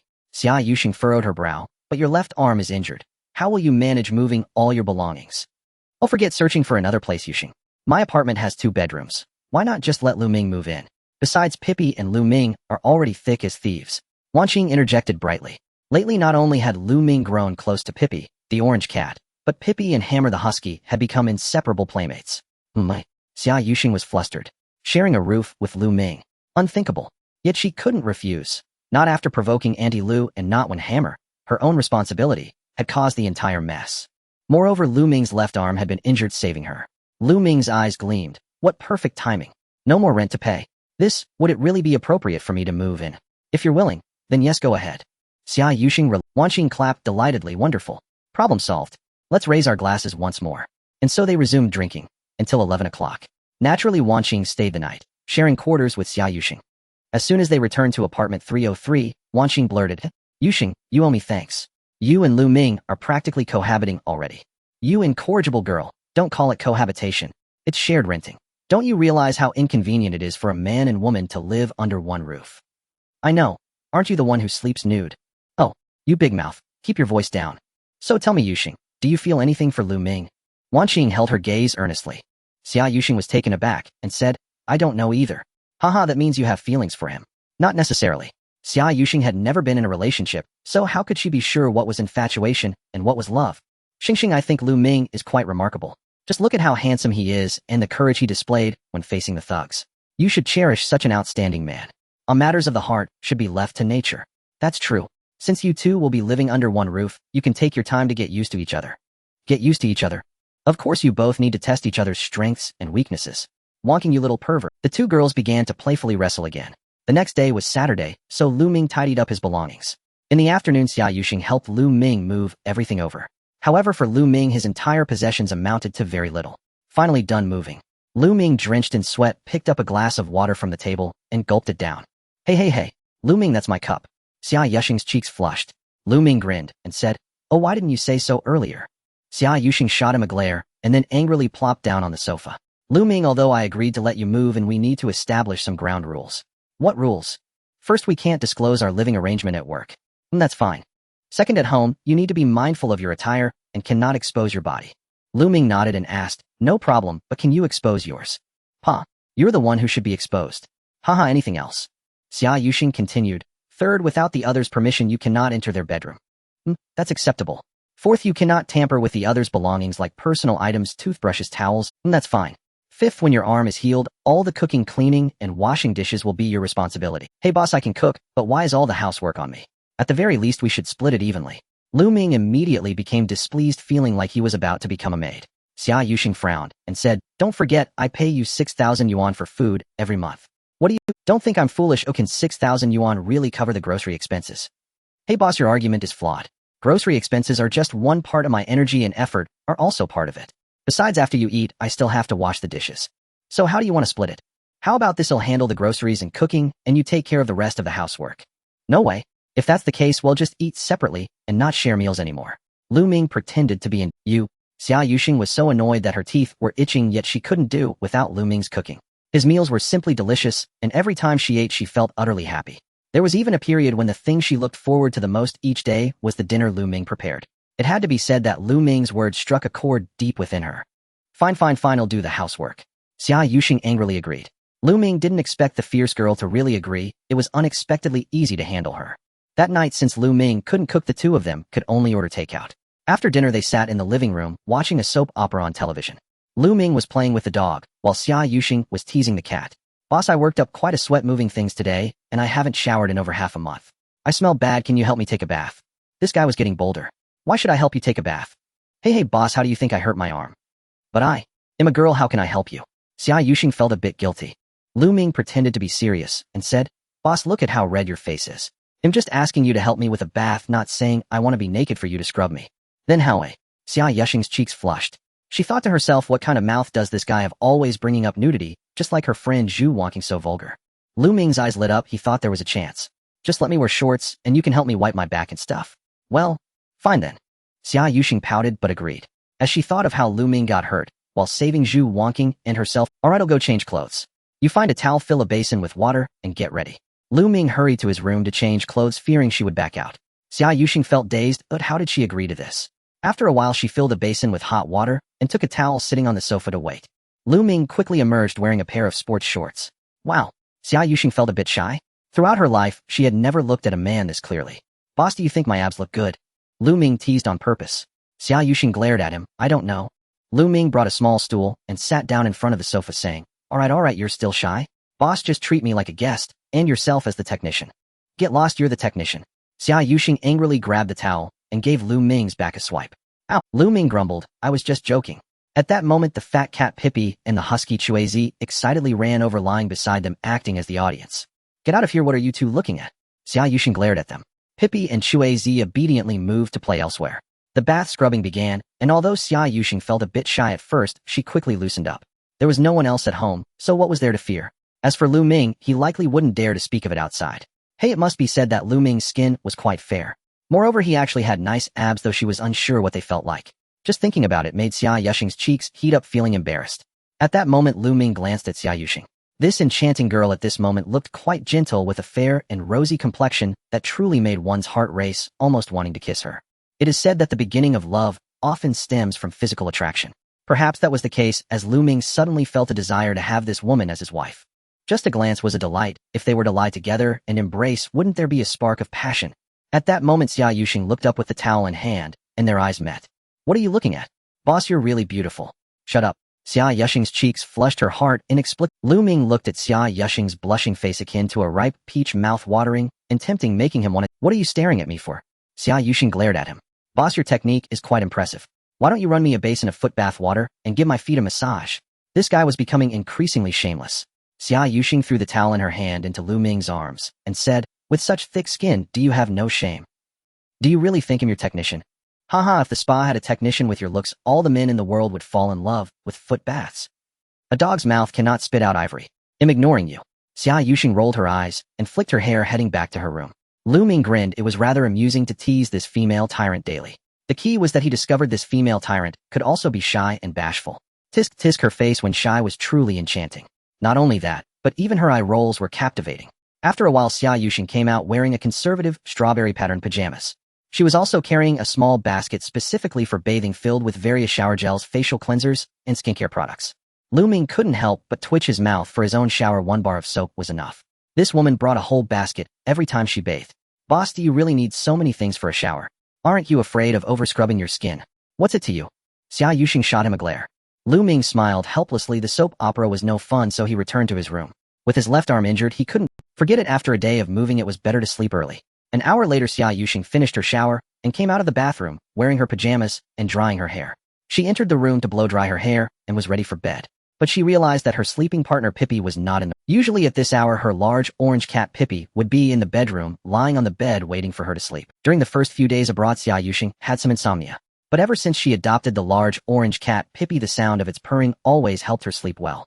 So for these years, she had been sleeping while hugging her cat. However, today, Pippi was not in the bedroom. Xia Yuxing went to the living room and searched around, but found that Pippi was not there either. She frowned slightly and glanced toward Lu Ming's bedroom. Could it be that Pippi was taken to his room? Since all the windows in the house were closed at night, this was the only possibility. So Xia Yuxing approached the door of the second bedroom and was about to knock, when unexpectedly the door opened as soon as she touched it. This guy hadn't even locked the door. The room was dark, and she could hear Lu Ming's faint breathing as he slept. Xia Yuxing instinctively reached out and pressed the switch for the bedroom light. Then the room lit up. She saw Lu Ming lying on the bed, sprawled out in a tie shape covered by a thin blanket. Beside his pillow on the left lay the husky Chuizi, and on the right lay the large orange cat Pippi, as if they were. The key was that Lu Ming had both arms around one dog and one cat, as if he were embracing them. Xia Yuxing's beautiful eyes widened in surprise. She could understand that the husky Chuizi was sleeping on the same bed with Lu Ming. But why was her Pippi on this guy? Damn it, Pippi, you traitor. You are my precious baby, my sleeping partner, and now you've betrayed me, running to another man's bed. Xia Yuxing suddenly felt a sense of betrayal from her cat. Angrily, she approached to grab Pippi and take it away. But unexpectedly, Pippi's claws caught onto the blanket. With a swish, the light barrier on Lu Ming vanished. Xia Yuxing's face flushed as she almost forgot that this guy liked to sleep naked. This sudden movement startled Chuizi, who sat up. Lu Ming also woke up and, seeing this scene, hurriedly pulled the blanket over his big bird. Boss, what are you doing? I came to hug the cat. Hugging a cat? You scared me. I thought you were going to make a move on me. What the hell? Tell me how Pippi ended up on your bed and how you coaxed her. Xia Yuxing glared with wide eyes. It was certain that Pippi wouldn't betray her. It must be Lu Ming who lured her away. What coaxing? She came on her own, okay? Came on her own. Impossible. Absolutely impossible. Xia Yuxing didn't believe him at all. Lu Ming helplessly said, don't believe me. Then put Pippi down and see if she follows you. What's there to try? Pippi will definitely follow me. That's not certain, boss. You should try it out. Fine, I'll give it a try. Xia Yuxing set Pippi down and then ran to the door of Lu Ming's room, waving her hand, saying, Pippi, come, let's go back to my room. Unexpectedly, the large orange cat Pippi looked at her, then at Lu Ming. In the end, the chubby cat jumped onto Lu Ming's bed and laid down, exposing its belly. Lu Ming almost burst out laughing. Hey! Xia Yuxing was furious, boiling with anger. Pippi, you little traitor. Do you see how I'm going to deal with you? She angrily ran over to grab the cat and dashed back to her room. Oh, whoa! Chuizi jumped onto the bed, howling, seemingly expressing its dissatisfaction. All right, Chuizi, stop barking at night. Did you see that? This woman has a strong sense of jealousy. Alas, poor large orange cat, it might be in for a scolding. Lu Ming speculated. At this moment in Xia Yuxing's room, just as Lu Ming guessed, she was gripping the large orange cat by its neck, roaring. Pippi, do you know you're a girl? Why don't you understand modesty at all? You ran to a man's bed, are you not ashamed? Not to mention, after all these years of friendship, you've moved on so quickly. Who do you think has been feeding you those cat treats and cans? Don't you have any awareness? However, the large orange cat seemed a bit tired of Xia Yuxing's nagging. It vigorously waved its paws, trying to escape her grasp. At 5:30 the next morning, Lu Ming was awakened by a roar. Since the orange tabby cat sometimes got up at night to use the bathroom, Xia Yuxing always left the door ajar when she slept. Last night, in the middle of the night, the orange tabby cat had sneaked onto Lu Ming's bed again. Pippi, you traitor. Xia Yuxing was furious. Lu Ming smiled wryly and said, Hey boss, it's just a cat, I'll let her sleep wherever she wants. That's not acceptable. From now on, lock the door when you sleep. Xia Yuxing shot him a glare. Fine, I'll lock the door when I sleep from now on. Lu Ming felt helpless. Since he was awake, he might as well not go back to sleep. He usually got up at 6 to take the dog for a walk. Before he had a dog, he never woke up early. Ever since Xia Yuxing adopted a Siberian husky, he had developed the habit of getting up early. Boss, you're up quite early. Are you going to take the cat out for a walk? Walk a cat? Nonsense. I just got up to use the bathroom. I want to go back to sleep, so don't disturb me. Xia Yuxing took the cat back to her room. Lu Ming walked the husky Chui Zi downstairs, then went outside the community to buy breakfast. When he returned home, he found Xia Yuxing brushing her teeth in the bathroom. Huh. Boss, didn't you say you were going back to sleep? Why aren't you sleeping? It's because of you. How is it my fault? Pippi came back to the room with me and kept making a fuss. How could I sleep? The orange tabby is noisy. What does that have to do with me? It's because you encouraged it. Lu Ming was not angry and chuckled. Not sleeping is just fine. I bought breakfast soy milk millet porridge pancakes and meat buns. Xia Yuxing was quite pleased that Lu Ming took the initiative to buy breakfast for her. Boss, what are you eating? Pancakes and soy milk, I suppose. All right. Lu Ming picked up a meat bun to eat. At that moment, the orange tabby cat Pippi came over and rubbed against Lu Ming. As Xia Yuxing ate her pancake, she said exasperated, "What exactly did you do to my cat?" Haha, that's unfair. Maybe Pippi is a female cat and thinks I'm handsome. It's just the law of attraction, right, Pippi? While Lu Ming ate, he patted the orange tabby cat. Xia Yuxing retorted, "Fine, if that's the case, you can be Pippi's litter box attendant from now on. You need to clean the litter box later." Lu Ming was speechless. In the days that followed, he and Xia Yuxing gradually got accustomed to living together. At the same time, Lu Ming's Yaya Win fundraising campaign had not reached the goal of 100 million, but it had raised 30 million. This was still a considerable amount, making it a significant project at Jiuing Capital. Of course, Lu Ming knew that this achievement was mainly due to the support of Xia Yuxing and Zhu Wanqing, two wealthy women. Otherwise, the fundraising results would have been disastrous, becoming a laughingstock for many in the company. That morning, while managing operations, Lu Ming received a call from an unknown number. "Hello, who is this?" "Is this Lu Ming?" "I'm Xingxing's mother." Lu Ming paused. Was Xia Yuxing's mother Song Jiaoan contacting him privately? "Hello, Annie Song.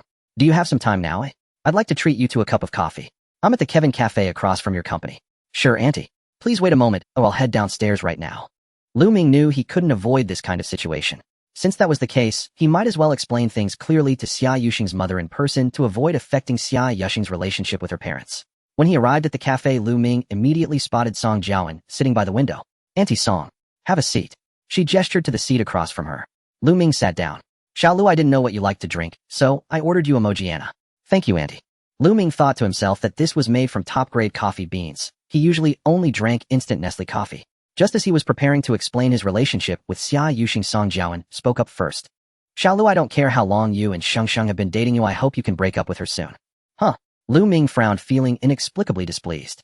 "Xiao Lu, your and our Shengsheng statuses are as different as heaven and earth. You're still young and don't understand that marriage requires matching backgrounds. Shengsheng is from Harvard Business School, while you are just an ordinary undergraduate. The gap between you two is not just in education, but also in perception. If you truly care for Shengsheng, you should leave her. Otherwise, staying by Shengsheng's side will only become a burden for her." Lu Ming initially wanted to explain, but Song Jiaoan's words had the opposite effect. "Auntie Song, I'm sorry, but Shengsheng and I are truly in love, so I won't leave her." "Huh?" Song Jiaoan frowned at Lu Ming's declaration, showing her displeasure. "Xiao Lu, I've said so much and you still don't understand. You and Shengsheng are not on the same level. Your family runs an ordinary restaurant in the alleys of Jin City, while you're just an office worker. Do you want me to say it bluntly? You're not worthy of Shengsheng." Lu Ming countered. "Auntie Song, what do you think would make me worthy of Shengsheng?" Song Jiaoan was taken aback, then proposed a condition. "At the very least, you need to be a billionaire."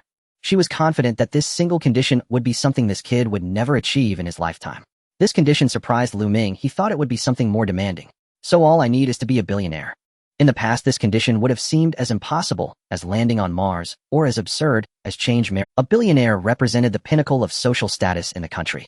However, now that Lu Ming had the system for life success, becoming a billionaire was not a difficult task. Lu Ming immediately asked, "A billionaire?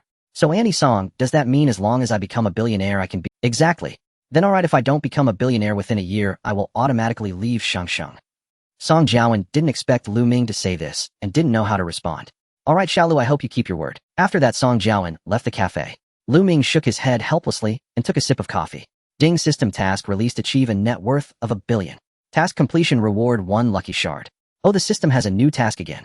Lu Ming was curious. What is a lucky shard? System, what is a lucky fragment? Lucky fragments are used to integrate into the lottery system for a chance to win big prizes, 3 fragments for 1 draw. The lucky lottery can yield even rarer prizes, not just abilities, but possibly information, rare items, or even advanced technology. Lu Ming's eyes brightened. Indeed, this was a system for winners in life.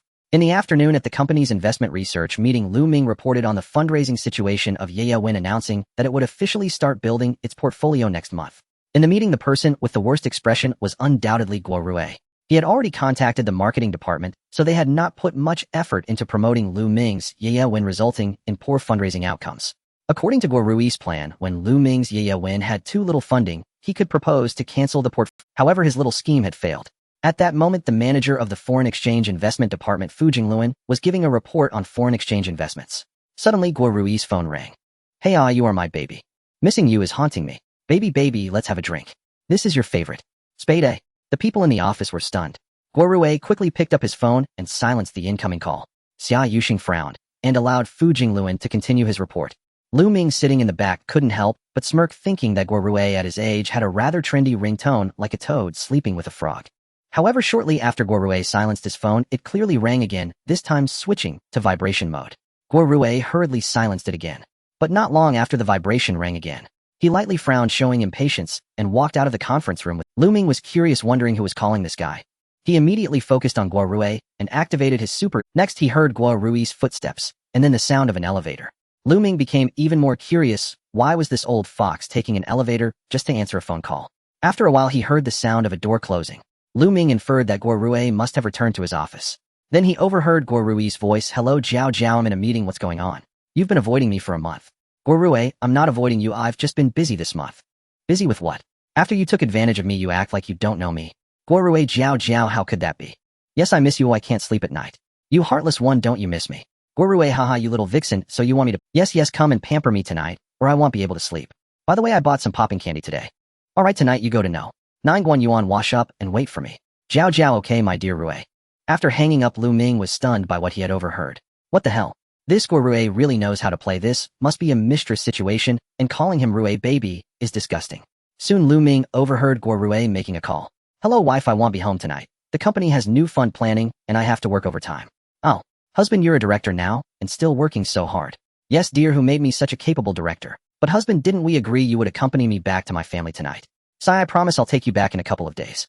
Okay, by the way husband, my brother wants to buy a car recently. Didn't he just buy a house? Now he wants a car.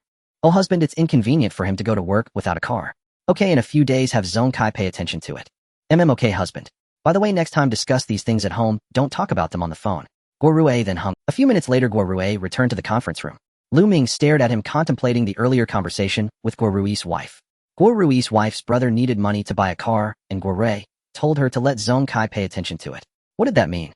This Zong Kai clearly seemed to be an intermediary. Who was he? Receiving what?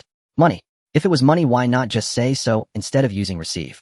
This suggests it might not be money, but something equivalent. Lu Ming thought to himself that this phone call was full of mysteries. His intuition told him that Guo Rui, this old fox, was certainly up to no good behind the scenes. Since that was the case, he decided to follow Guo Rui after work. After all, he possessed super eavesdropping abilities. So just before quitting, Lu Ming sent a WeChat message to Xia Yuxing. A wild bull, I have something to do after work today, so you go home first. A little dazed orange, no way, what's going on? A wild bull, why not? It's my private matter. A little dazed orange, didn't you say you'd make me boiled pork slices tonight? A wild bull, let's do it tomorrow. A little dazed orange, no way, I've been looking forward to it all day. Lu Ming found it amusing. After injuring his arm, he hadn't cooked, and now that his arm was better, the female tyrant wanted him back in the kitchen. A wild bull, fine, just wash everything and wait for me. A little dazed orange. Lu Ming felt a bit embarrassed. He had caught Guo Rui's old flirtatious mannerisms and quickly explained, wash the vegetables and meat and wait for me. A little dazed orange got it. After work, Guo Rui left the company, and Lu Ming took a taxi to follow him. Sure enough, the destination was No. 9 Guan Yuan community. This was a high-end community in Yanbei. Soon he saw Guo Rui stop in front of a small Western-style building at No. 13. Unexpectedly, as soon as Guo Rui got out of the car, a woman rushed over dressed flamboyantly. Lu Ming saw this from a distance and quickly raised his phone camera, zooming in to take a few pictures. This was not a very young woman, but rather a beautiful young married woman. So Guo Rui had a preference for this type. Soon he overheard the conversation between the two. Guo Rui, yo Jiao, why did you come down? Why didn't you wait upstairs for me? Jiao, I just went down to the second floor. I couldn't wait to see you. Guo Rui's big hand landed on the woman's rear, laughing, haha, you're so flirty. Then the two embraced and went upstairs, indulging in intimate activities. Lu Ming quickly overheard the lewd conversation between Guo Rui and his lover Jiao, which was indescribable. However, Guo Rui, being no longer young, performed with vigor, achieving a score of 2 and 5. Jiao, why have you stopped? Guo Rui, it's done. Jiao, is it over so soon? I just started to feel something. Guo Rui, sorry Jiao, it's just that you're too charming, and I got a bit nervous. Jiao Jiao, stop it, it's not the first time, why be nervous? Guorue, haha darling, don't worry, I bought this today. Jiao Jiao, tadalafil tablets 28 pieces. Wow, hey baby, I love you, hurry, and take 3. Guorue, no rush, let's eat first. Jiao Jiao, alright then, I've already prepared the meal. Lu Ming, overhearing this, looked down on Guorue, this old man, for having the audacity to keep a mistress with such a score of 2 and 5. Next, Guorue and Jiao Jiao were having dinner, and their conversation could be heard at the table. Guorue, Jiao Jiao, looking at your unsatisfied appearance, is it because at home, Lao Jia hasn't satisfied you? Jiao Jiao, stop it, why bring him up? He's been pretty down lately. Guorue, down. Jiao Jiao, yeah, it's all your fault, you put a green hat on Lao Jia, and now you fired him, how can he not be down? Guorue, haha, that's really not my fault. Jiao Jiao, you're so bad sleeping with someone else's wife, and still laughing so happily. Guorue, Jiao Jiao, later we can play something exciting you call Lao Jia while I. Jiao Jiao, are you crazy? Overhearing this, Lu Ming gasped. He originally thought Guorue just had a mistress, but unexpectedly Guorue was a scoundrel, and Jiao Jiao was actually the wife of the fund manager Jia Biao. Damn, Guorue really knows how to play. Lu Ming suddenly felt a thrill. This time Guorue was definitely doomed. The conversation between Guorue and Jiao Jiao continued. Jiao Jiao, now that Lao Jia has lost his job, his income has decreased, my quality of life has dropped drastically. What about those bags and shoes I wanted? Rue, baby, you have to reimburse me. Guorue, no problem, I'll get some cash for you another day. Jiao Jiao, so troublesome, I have a stock account too, can't you just secretly give me a stock code that will rise? Guorue, Jiao Jiao, that won't do, it's too dangerous and easy to be traced. Jiao Jiao, stop it, I heard Lao Jia say you have leaked stock codes before, why can't I? Guorue, don't listen to his nonsense, that's not true. Lu Ming's eyes lit up upon hearing this. Could it be that Guorue had leaked rising stock codes to others, secretly profiting from insider trading? This speculation became increasingly clear. Guorue had mentioned a middleman Zhong Kai in a phone call to his wife. He must have leaked the rising stock codes to this person and then seized the opportunity to profit. It should be noted that Guorue was an investment director. He devised certain investment strategies leading to a substantial amount of capital flowing into specific stocks. In such a case, those stocks would undoubtedly rise sharply. Guorue must have been accumulating wealth through such insider. Lu Ming recalled when Xia Yuxing had just joined the company and had denied Guorui's investment strategies. It was as if she had inadvertently interrupted Guorui's wealth accumulation plan. No wonder Guorue often contradicted Xia Yuxing in the company, perhaps this was the reason. Lu Ming believed there was an 80% chance that his speculation was correct, yet there was no evidence. In the investment industry, such insider trading activities were actually quite common. Because insider trading is highly secretive, it's difficult to uncover and obtain evidence, which is why some cunning fund managers act so recklessly. Lu Ming stroked his chin, pondering how to take down this old fox Guorue. Suddenly he thought of someone, Zhu Wanqi. She is a criminal police officer, her colleagues must be responsible for economic investigations. This matter could completely be handled with her help. With this thought, Lu Ming happily picked up his phone and called Zhu Wanqi. At this time, Xia Yuxing had returned home, cleaned the vegetables and meat, but Lu Ming still hadn't come back. She was starting to get a bit hungry. Xia Yuxing took out her phone intending to urge him, but then thought it might not be good since Lu Ming was dealing with personal matters. At this moment, she suddenly craved cake. So Xia Yuxing went downstairs and took a taxi directly to a very nice dessert shop on the commercial street. She bought her favorite chocolate cake and also 2 pieces of meat floss cake. This was because Lu Ming had mentioned before that he liked meat floss cake. After shopping, she happily carried the paper bag out of the dessert shop and prepared to take a taxi home. Just then she suddenly saw 2 familiar figures in the nearby coffee shop. She saw Lu Ming and Zhu Wanqi sitting by the window in the coffee shop, clearly visible through the transparent glass. The 2 seemed to be chatting about something, laughing heartily. The smile on Xia Yuxing's face vanished instantly. Was Lu Ming's personal matter just meeting Wanqi for coffee? She felt a sour emotion for some reason. She then took a taxi back to Yushui Bay. Although she was hungry, the cake she bought suddenly didn't seem appealing. Before this, Zhu Wanqi had asked her if she had feelings for Lu Ming, but she wasn't really sure in her heart. So Xia Yuxing contemplated for a bit. Ever since she tasted the dishes Lu Ming made, which were reminiscent of her grandmother's cooking, she felt an inexplicable fondness for him. Later, Lu Ming gained fame in the trading competition and managed to turn winning no. 5 from loss to profit. She felt a bit of gratitude towards Lu Ming. Moreover, that night when they caught the criminals, she almost got disfigured by the assailants, and it was Lu Ming who saved her at a critical moment. In the 3 months since she met Lu Ming, they often cooked together, and even after getting drunk, they had slept on the same. All of this made her develop an inexplicable affection for Lu Ming. She thought to herself, if Lu Ming had feelings for her too, maybe she should give this guy a chance and try dating. At her age, she naturally fantasized and looked forward to love. After all, which woman doesn't have a crush? But now seeing Lu Ming secretly meeting Wanqi, she felt a bit unhappy and her thoughts were in disarray. Lu Ming was taken aback. Was the female devil angry again? He immediately thought it must be because he returned too late. It was almost 8 o'clock, and he had promised to come back to make water-boiled pork slices. At that moment, Lu Ming noticed the dessert on the table along with the meat floss cake. His eyelids twitched, and he suddenly understood. The female devil had bought him a meat floss cake, and he had made her wait so long. How could she not be angry? Sorry, boss. I'm a bit late. They'll go cook now. Lu Ming hurried to the kitchen. Since Xia Yuxing had already prepared all the ingredients in advance, he only needed. In no time, the water-boiled pork slices were ready, and the rice was cooked. Lu Ming quickly knocked on Xia Yuxing's bedroom door. Boss, the food is ready. Come out and eat. I'm not hungry. You eat by yourself. Come on, boss. I really had something to take care of that made me late. Then what was so very important things? Xia Yuxing was even angrier, retorting. You jerk, stop making excuses. Don't you remember there's someone at home who hasn't eaten? Lu Ming was stunned. What was wrong with this female devil? Her tone sounded like a little wife sulking at her husband. He had just come back a little late. Besides, wasn't it to help her eliminate a major pest in the company? However, Lu Ming decided not to say anything for now and planned to surprise the female devil once everything was settled. He knew how to flirt with women. Boss, I was wrong. Come out and eat. The water-boiled pork slices smell delicious. I'm not eating. Xing Xing, come out quickly. You must be hungry. Don't call me Sheng Sheng. Then how about Sheng baby? Come out and eat. Lu Ming regretted shouting that. Such a nickname would surely make the female devil even angrier. Sure enough, after he called out, Xia Yuxing angrily pulled open the bedroom door. What are you calling me? Who is Sheng baby? Haha, boss, I wasn't trying to provoke you on purpose. Where's the I'll set it up right away. Lu Ming grinned as he dashed to the kitchen. Although Xia Yuxing was angry, she was truly hungry, and as soon as she sat at the table, she began to wolf down her food. Before long, she was burping. Boss, why are you in such a hurry?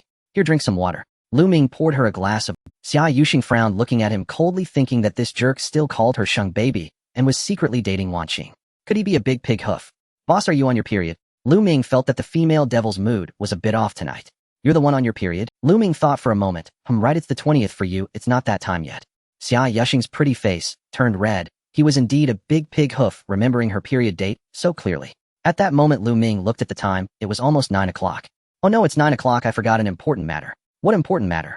Xia Yuxing looked puzzled. Lu Ming squinted his eyes and smiled. My arm has been injured for a month. I've been holding back, and now I can finally let loose. Huh? Xia Yuxing was stunned. This shameless guy had a skin as thick as a wall, saying such vulgar things. Although most boys would indulge in this kind of thing quietly at night, this guy actually said it right in front of her. Was there no sense of shame at all? Shameless, it's only 9 o'clock. So what if it's 9? I've been holding it in for so. Xia Yuxing mumbled. Isn't it only starting at 11? Lu Ming heard her and shook his head. 11? That's too late. Ew, I have an appointment with Dong Xiaojia at 9. You're really making an appointment together. Of course we often play together. Xia Yuxing was completely dumbfounded. It turned out boys had so much fun playing together. Lu Ming extended the invitation. So boss, do you want to join us? Get lost. Shameless. Xia Yuxing glared at him. Lu Ming retorted. Hey boss, it's just playing a game. How is that shameless? Didn't you secretly play in the office before? Playing a game? You mean League of Legends? Xia Yuxing was taken aback. Yeah. Xia Yuxing's pretty face turned red. It was too embarrassing. She had misunderstood. Boss, what did you think I meant? Nothing. Xia Yuxing quickly shook her head. Lu Ming looked at her nervous expression and suddenly widened his eyes. It seemed the female devil was not as innocent as she appeared. She was also quite experienced. What are you looking at? It's just playing League of Legends. I can play too. Xia Yuxing returned to her cold demeanor. Fine. Lu Ming nodded, and then both of them opened their computers in their respective rooms and logged into the game. Coincidentally, the game area that Xia Yuxing often played in was the same as Lu Ming's Bilgewater. The difference was that Lu Ming's rank was gold, while Xia Yuxing's rank was bronze. This guy grinned. Oh boss, you're still a bronze newbie. Xia Yuxing retorted. Who do you look down on? My real skill is master. Alright, master. Lu Ming joked, then pulled Xia Yuxing into the room. Her nickname was Gentle Little. Lu Ming's game nickname was One Blow to Smash You. Xia Yuxing said angrily. Even your game nickname is so vulgar. At this moment, Lu Ming also pulled in Dong Xiaojia, whose nickname was Sleeping Dragon Knight, into the game room. Dong Xiaojia, why did you take so long to log on? I've already played a match. Lu Ming just finished eating. Dong Xiaojia, you just ate. You aren't going to download something again, are you? After the game, send me that high-quality domestic product you mentioned last time. Lu Ming, watch your language. There's a lady in the room. Dong Xiaojia. Oh, there really is a girl. Who? Lu Ming, boss Xia. Dong Xiaojia, boss Xia. Which boss Xia? Lu Ming, our company's boss Xia. Dong Xiaojia, the female devil. Lu Ming, yes. Dong Xiaojia, haha, you're just bragging. The female devil is busy with work and wouldn't play games with you. No way, if she had time she wouldn't play games with you. Lu Ming, you don't believe me. Dong Xiaojia. Hey Ming, I advise you not to harbor unrealistic fantasies. The female devil is too fierce for you to handle. Lu Ming was at a loss for words, just about to reply, when Xia Yuxing spoke in the game room. Gentle little orange, who is the female devil? Dong Xiaojia. Haha girl, the female devil is our company president, super beautiful, and also the goddess that Ming secretly has a crush on. Gentle little orange, is that true? Dong Xiaojia, of course it's true. Gentle little orange, then what was that high-quality domestic product you just mentioned? Lu Ming's eyelids twitched, and he quickly clicked to start the game to avoid further conversation. The next day, Lu Ming arrived at the company, and Dong Xiaojia began to complain. Ming, who was that girl you brought last night? Her skills were quite lacking. I already told you it was our general manager, Xia. Ming, you are really too arrogant now, using the female tyrant as a shield. Lu Ming sighed and said, alright, it's already 9:30. Today we are starting to build our position for Ye Win, so let's get busy with the preparations. Okay. Dong Xiaojia also got busy. It was the first day of building the position, and Dong Xiaojia took the initiative to act as the trader, allowing Lu Ming to focus on researching individual stocks. At this moment, not just the two of them were focused, in fact the entire investment department of the company was paying attention to their Ye Win. Most were verifying and confirming whether Lu Ming was indeed an investment genius. Lu Ming opened the trading platform and activated the stock prediction technique. Hongta Biotechnology, today's fluctuation is 8. Projected trend for the next 5 days is 20, for the next 15 days is 35, for the next 30 days is 75, and for the next 90 days is 115. What the hell? Is the funding direction about to change? Lu Ming was stunned. This biotechnology stock was unexpectedly going to soar. Could it be that liquor stocks are no longer appealing?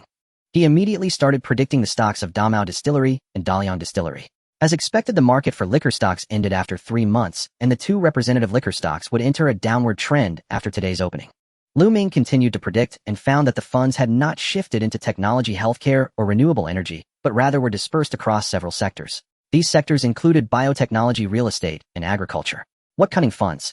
The stock market is like this, you can never grasp its patterns. Xiaojia by 10 million of Hongta Biotechnology. Okay. Dong Xiaojia nodded, then his eyelids twitched as he confirmed again. Ming, are you sure about 10 million? Absolutely.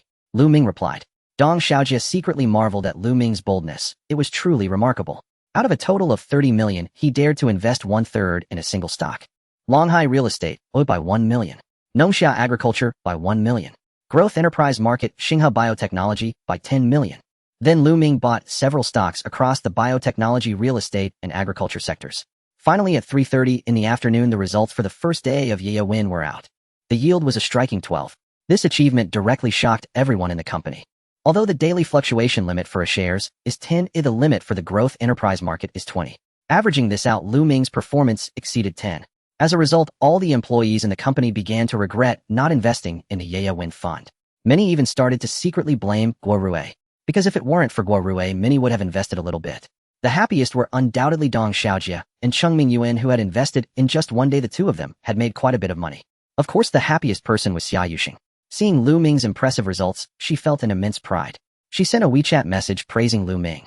Lu Ming responded directly saying, "This is just the beginning." Xia Yuxing was left speechless, thinking that this guy had no sense of humility at all. But in the following days, Lu Ming truly behaved like a general in battle, achieving victory after victory. Almost every day the average yield was around 8. In half a month the yield reached an astonishing 120. Of course, many managers in the investment department claimed that Lu Ming had merely stumbled upon good luck. Because the market had now entered a period of adjustment, with liquor stocks plummeting and market funds beginning to flow elsewhere. However, Lu Ming started to slow down his trading pace in the second half of the month. He controlled the daily fluctuation to around 3. Thus, by the end of the month, Ye Win concluded with a remarkable performance of 190. This achievement genuinely shocked everyone. A 190 yield. What does that even mean? Many technology stocks might only achieve this performance over the course of a year. However, Lu Ming's Ye Win achieved this in just 1 month. In the financial investment industry, having a monthly performance that trounces a yearly performance is completely overwhelming. At a yield of 190, with a principal of 30 million, the total profit is 57 million. After deducting the company's management fee of 10 on profits, the remaining distributable earnings amount to 51.3 million. Among these remaining distributable earnings, Lu Ming, as the trader, could receive a 20 commission, which amounts to 10.26 million. Adding to that, Lu Ming also personally invested 300, bringing his final capital and earnings to nearly 11 million. Thus, his net worth surged by 2 levels, leaping into the millionaire realm. Suddenly becoming a millionaire, Lu Ming felt as if he were dreaming. At the same time, he completed a system task and earned a chance to draw a lottery. Does the host want to draw the lottery immediately? Yes. Ding. Congratulations to the host for successfully drawing art and calligraphy appraisal. Lu Ming was both amused and bewildered. Art and calligraphy appraisal. Does this mean he has to work at an auction house? At this moment, Xia Yuxing was sitting at her desk holding the financial report for Ye Wen, feeling both astonished and delighted. She never expected that Lu Ming would truly live up to his name and astonish everyone. Such a gifted investment trader is truly a once-in-a-millennium occurrence. She realized that Lu Ming was exceptionally outstanding. Just like the saying goes, a golden scale is not a mere creature in a pond. Once it encounters a storm, it transforms into a dragon. Clatter. At that moment, the door to the president's office opened, and Lu Ming swaggered in. Xia Yuxing frowned, annoyed that this guy didn't even knock. Boss, what are you doing? Slacking off again. He walked over to the desk and sat down casually across from her. Xia Yuxing said irritably, what slack are you talking about? As soon as she finished speaking, her beautiful eyes widened in shock because Lu Ming suddenly picked up the coffee on the table and started drinking it. Hey Lu Ming, you rascal, that's my coffee. What's wrong with me drinking a sip of your coffee? Are you that stingy? I've sipped that. Oh, that's not a problem. Lu Ming said with a thick skin. Xia Yuxing rolled her eyes and said, clearly it's me who finds you distasteful. Don't you have any self-awareness? Distasteful? Then fine, I'll return it to you. Lu Ming put the coffee back down. Xia Yuxing glared. You've already drunk from it, what are you putting it back for? Do you have nothing better to do? Of course I have something. After work I'm going to buy some ingredients, cook a few more dishes, invite Sister Wanqing, and we can drink a bit. Also I have something to discuss with you and Sister Wanqing. Lu Ming said with a mysterious expression. Xia Yuxing was taken aback and asked, you and Wanqing have something to discuss with me? That's right. What is it? Boss, why are you in such a hurry? You'll know tonight. Ever since Lu Ming left her office, Xia Yuxing felt a sense of unease in her heart. She replayed Lu Ming's words in her mind. He and Wanqing had something to discuss with her. What could it be? Could it be that the two of them had secretly started dating and were going to announce their relationship to her? Just the thought made Xia Yuxing's breath quicken. It must be, otherwise what could they possibly have to discuss? Xia Yuxing sighed helplessly, realizing that her first flutter of love was about to end so soon. After finishing work, she stayed a little longer at the office before finally returning home. When she arrived, Zhu Wanqing was already there chatting and laughing with Lu Ming in the kitchen. Xia Yuxing felt even more gloomy. Ah, Xingxing, you're back. Zhu Wanqing came out of the kitchen smiling brightly. What delicious food are you guys making? Xia Yuxing forced a smile. Haha, Lu Ming has made a lot, including fish-flavored shredded pork, kung pao chicken, spicy boiled fish, oil braised prawns, mushrooms with bok choy, and garlic broccoli. Zhu Wanqing was overjoyed. Xia Yuxing thought to herself that it seemed the two were really going to announce their relationship, making so many delicious dishes. I'll go change my clothes first. After saying that, she went back to her room. She stayed in her room for a good half an hour before coming out. By then the dining table was already filled with delicacies, but for some reason Xia Yuxing had no appetite. At that moment the orange cat Pippi seemed to sense that she was not very happy, so it approached her. Meow, meow, meow. What are you meowing about? Xia Yuxing, annoyed, gave Pippi a playful slap. Ouch! The big orange cat ran away unhappily. Then the husky Chui Zi came over to play with the big orange cat, and Pippi swatted Chui Zi with a paw. Come on Xingxing, dinner is ready. At that moment Zhu Wanqing waved at her. Coming. Xia Yuxing sat down at the table with a dazed expression. Zhu Wanqing asked in surprise. Xingxing, what's wrong? There are so many delicious dishes, yet you don't seem very interested. It's nothing, I just have a bit of an upset stomach today. Xia Yuxing casually came up with an excuse. Upset stomach. Then with so much delicious food you're going to miss out. You should eat less later. Zhu Wanqing looked regretful. Just then Lu Ming finished his tasks, grabbed some bowls and chopsticks, and sat down at the table. Come on, let's open the wine. Lu Ming picked up a bottle of poorly aged Romanicani. Xia Yuxing felt a bit down. Ever since this guy moved in, her collection of fine wine was close to being ruined. Lu Ming, don't rush to drink. Didn't we have something important to discuss today? Zhu Wanqing reminded him. Only then did Lu Ming smile and say, boss, I have an important matter to discuss with you today. You don't need to say anything, I already know. Boss, you already know. Lu Ming was taken aback. Xia Yuxing pointed at the table full of dishes and said, with so many delicious foods and the expressions on your faces, I could tell. Xingxing, no way. Lu Ming and I did this secretly behind your back. How did you find out? Zhu Wanqing was stunned. I know. Xingxing, we didn't tell you in advance. You won't hold it against us, right? Zhu Wanqing linked her arm with hers. Xia Yuxing forced a smile. How could I hold it against you? I will bless both of you. Bless? What are you talking about, Shang? Zhu Wanqing looked puzzled. You and Lu Ming. You two aren't. Xia Yuxing stammered. Zhu Wanqing first frowned, then suddenly understood, bursting into laughter. Haha, Xingxing, you didn't think that what Lu Ming and I were going to tell you was that we were dating, did you? Lu Ming was also confused. Wasn't it about that? Xia Yuxing furrowed her brows. Lu Ming was utterly speechless. Boss, where did you get that idea? You didn't know? What I and Wanqing were talking to you about was regarding Guo Rui's issue. Guo Rui?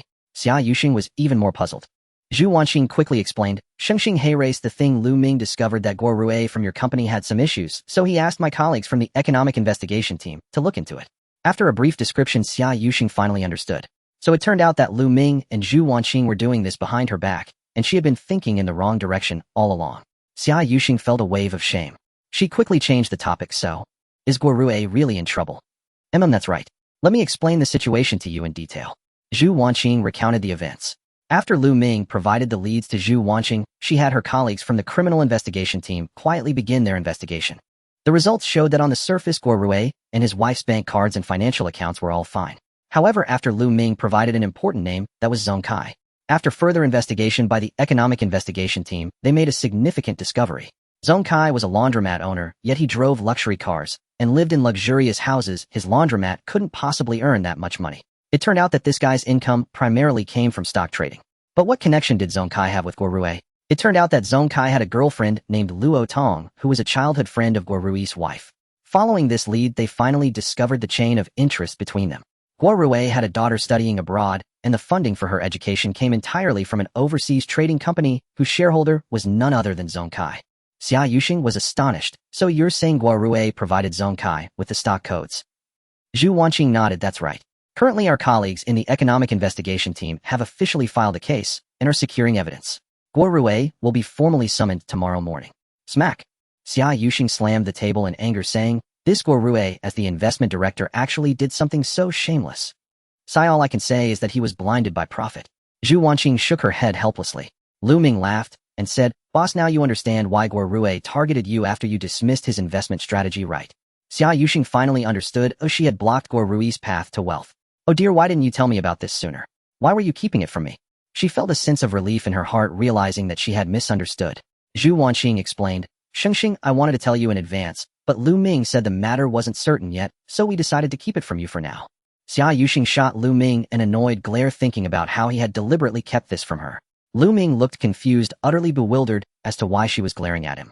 The next day, as Guo Rui had just arrived at the company, he was taken away by the economic investigation department.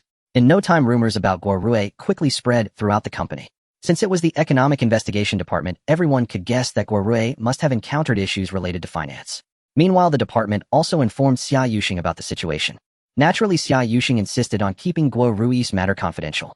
After all, Guo Rui was the investment director, quite well known in the industry, and such an issue would have a massive negative impact on Jiuying Capital. What surprised Xia Yuxing was that Jiuying Capital's business was not affected at all. In fact, the recent investment clients were flocking in, creating quite a buzz. This was because recently Lu Ming's Ye Ing had commenced its second round of fundraising. Ye Ing is an actively managed financial fund that achieved remarkable results in its first month with a return rate of 190. This impressive record quickly spread throughout the private equity industry. Many wealthy individuals possess a keen sense for investments. Thus, on the very day the fundraising began, Jiuying Capital's northern branch was overwhelmed with eager financial clients. This was something Xia Yuxing had not anticipated. According to the initial plan laid out by her and Lu Ming, the fundraising amount for the second phase was tentatively set at 100 million. However, on the first day, the target was already achieved. Raising 100 million in a single day caused quite a stir. The next day, even more investors came seeking opportunities, prompting Xia Yuxing to immediately decide to raise the fundraising target to 1 billion. Last month, Lu Ming's commission after tax was around 6 million, and for this fundraising he decided to invest it all. With Guo Rui's fall, no one cared about his authority or face anymore. Consequently, other colleagues in the company also invested a considerable amount. In everyone's eyes, Lu Ming had become a golden goose, a revered figure. Within less than half a month, the 1 billion was fully raised. At this moment, Lu Ming was lounging in the president's office sofa with his legs crossed. Hey Xiao Xia, make me a cup of coffee. Hey Lu Ming, how dare you? I'm the president, you can't order me around. Xia Yuxing raised an eyebrow. What? Comrade Xiao Xia, I helped you clear the way, and now Ye Ying has raised 1 billion. Isn't it a bit unreasonable for you not to make me a cup of coffee? Lu Ming retorted, full of arrogance. He truly had the capital to say this. In the domestic scene, there were very few private equity magnates managing 1 billion. Alright, I'll make it for you. Upon hearing this, Xia Yuxing could only obediently prepare coffee for Lu Ming. She didn't want to, but who made Lu Ming such a big contributor? She decided to endure it. As the coffee was ready, when she handed it over, Lu Ming seized Xia Yuxing's delicate little hand. Why are you— Oh Xiao Xia, your hand is so soft. Xia Yuxing glared at him in embarrassment. If you don't let go, I'll chop your hand. Lu Ming's eyelids twitched. He understood the temper of the female tyrant and quickly let go. Xia Yuxing wasn't angry either, as she sat opposite him and suddenly asked, by the way, Lu Ming, the National Day holiday is coming up. Do you have any plans? No particular plans. Lu Ming thought for a moment. Xia Yuxing pouted and said, since you have no plans, prepare to come home with me. Go home with you. Lu Ming nearly burned himself with the coffee and dropped the cup in shock. Yes, last time we slept on the same bed and my mom saw it, she told my dad about it. So they want me to bring you home for National Day. Xia Yuxing explained. Huh. Boss, isn't that a misunderstanding? Misunderstanding. Can you clarify it? You were sleeping together. Xia Yuxing continued. Moreover, I thought why not take this opportunity to tell them that I'm in a relationship, so my dad won't introduce me to some CEO's son or some official's offspring. Oh boss, so you're using me as a shield, huh? Exactly, that's part of the reason. So does that mean I have to accompany you back? Exactly. But we aren't really a couple. What if your dad finds out when we get home? Xia Yuxing shrugged and said, so we just need to act like a couple. Won't that work? Act like a couple. Lu Ming's eyes rolled, saying, hee boss, no problem helping you out. But what do I get in return? What do you want? Well boss, you won't make me work for nothing, right? What do you want? Speak up. Lu Ming shamelessly asked, then let me have a kiss. Oh, you've gone too far. Do you think I'll let you have your way? Xia Yuxing glared at him. Haha boss, I was just joking. Besides, didn't you ask me to bring it up? Are you serious? Alright, let me change it. How about this, since Guo Rui has gone down, the position of investment director in the company is vacant. Why don't you promote me and give me the investment director position? Lu Ming raised an eyebrow and chuckled awkwardly. Why, you have quite the appetite wanting to be the investment director right away. Dream on. The investment director has to be familiar with stocks, bonds, foreign exchange futures, and all kinds of investments. Lu Ming asked again, how about being the manager of the securities investment department? Securities investment, huh? Xia Yuxing thought for a moment. The current person in that position was Qian Yue. Qian Yue was an ally of Guo Rui's, smooth-tongued, but still skilled enough to hold that position. That's not impossible. How about I let you be the deputy director first? Deputy director? That's not interesting. Lu Ming expressed his disappointment. Xia Yuxing smiled. You're not satisfied with just being a deputy director. You want to be promoted 2 levels. Of course. I've been wanting to get rid of Qian Yue for a long time. Lu Ming snorted coldly. Then how about this, if your Yang can maintain its performance in the 4th quarter, I'll transfer Qian Yue to the fixed income department and let you become the manager of the securities department. How does that sound? Xia Yuxing extended an olive branch. Moi. Lu Ming's eyes lit up as he laughed. Haha, no problem, piece of cake. Xia Yuxing found it amusing. This guy was as arrogant as ever. By the way, boss, since I'll be accompanying you home, should I go buy a few decent outfits? Lu Ming had a mischievous You can buy if you want. Alright then, tomorrow is Saturday. Boss, bring some cash and we'll go shopping together. Huh? Are you saying you'll be buying clothes and you'll be paying? Xia Yuxing was taken aback. Lu Ming shamelessly said, boss, I'm pretending to be your boyfriend to help you deal with your parents. This isn't taking advantage of you. I'm using your money to handle your affairs. Xia Yuxing was stunned. Oh, what kind of audacity did this guy have? This morning at precisely 6:30, Xia Yuxing was still deep in slumber when a knock echoed through her bedroom door. Knock, knock, knock. Boss, get up. Don't sleep in. The weather is fine today. Let's go for a run. I'm not going. You go by yourself, Xia Yuxing retorted irritably. Not going. Let me tell you, girls shouldn't be so lazy, or else you won't be able to get married in the future. Mind your own business. Xia Yuxing angrily buried her head under the blanket. Creak. To her surprise, when Lu Ming pushed the door, he found that her bedroom door was unlocked and swung it open. Thus he stepped inside. Boss, you didn't lock your door. I'm coming in. No response. I really came in. Lu Ming truly entered the room. Xia Yuxing poked her head out from under the blanket, her beautiful eyes widening in shock as she exclaimed, You rascal, how did you get in? You forgot to lock the door. You dare to intrude into my bedroom. Get out now. I didn't intrude. I asked you, didn't I? I came in to wake you up for a run. I'm not getting up. I'm not going for a run. You need to leave now. Oh, still not up. Then I'll lift your blanket. Lu Ming pretended to step forward to grab the blanket. Hey, no. I'll get up. Xia Yuxing hurriedly pressed down on the blanket in fright. Lu Ming smirked, saying, All right, hurry up. I'll give you 10 minutes. He then exited the bedroom. Xia Yuxing finally breathed a sigh of relief. She had nearly been scared to the point of wetting herself. She wasn't wearing anything underneath. If Lu Ming had lifted the blanket, she would have been exposed. She couldn't help but recall when she had lifted Lu Ming's blanket last time. Was he doing this on purpose? After this commotion, her drowsiness vanished and she had no choice but to get up. Since they were going for a run, she changed into a set of sportswear. By the time she finished washing up, she saw that Lu Ming had tied the dog and cat leashes together. Xia Yuxing asked, What's this? Are we taking the dog and cat along for the run? Of course. Didn't you see how excited they are? You can just walk the dog, or do I need to take Pai Pai out too? Pai Pai is no longer reactive when going out, so of course. Lu Ming gently patted the cat's head. With that pat, the plump orange cat rolled onto its back, exposing its belly. Ha, you big fat cat, you know how to be affectionate. Lu Ming continued to stroke Pai Pai's belly. The big fat orange cat immediately squinted its eyes, looking like it was enjoying the attention. Hey Pai Pai, get up. You're a girl. How can you act like this? Aren't you ashamed? Xia Yuxing directly picked up the big fat orange cat. The cat immediately narrowed its pupils and shot her a displeased glance, letting out a few annoyed meows as if protesting. Ha! Lu Ming nearly burst out laughing. Xia Yuxing rolled her eyes. She really couldn't understand why Lu Ming seemed to have an innate affinity for cats. Back when Lu Ming first came to her home, Pai had shown considerable resistance. So the two of them, one holding the husky and the other the fat orange cat, headed to the nearby park. Wow, what a heavenly couple. The guy is so handsome and the girl is so beautiful. So this is what a perfect tisk high-quality couple. As soon as they entered the park, they attracted the compliments of several morning exercisers. Xia Yuxing felt her cheeks flush when she heard the comments. Lu Ming said, "Boss, don't just stand there, let's go for a run. You run or I'll just walk. I don't need to lose weight." "Don't need to. I see your waist has gotten thicker." Lu Ming teased deliberately. "Nonsense.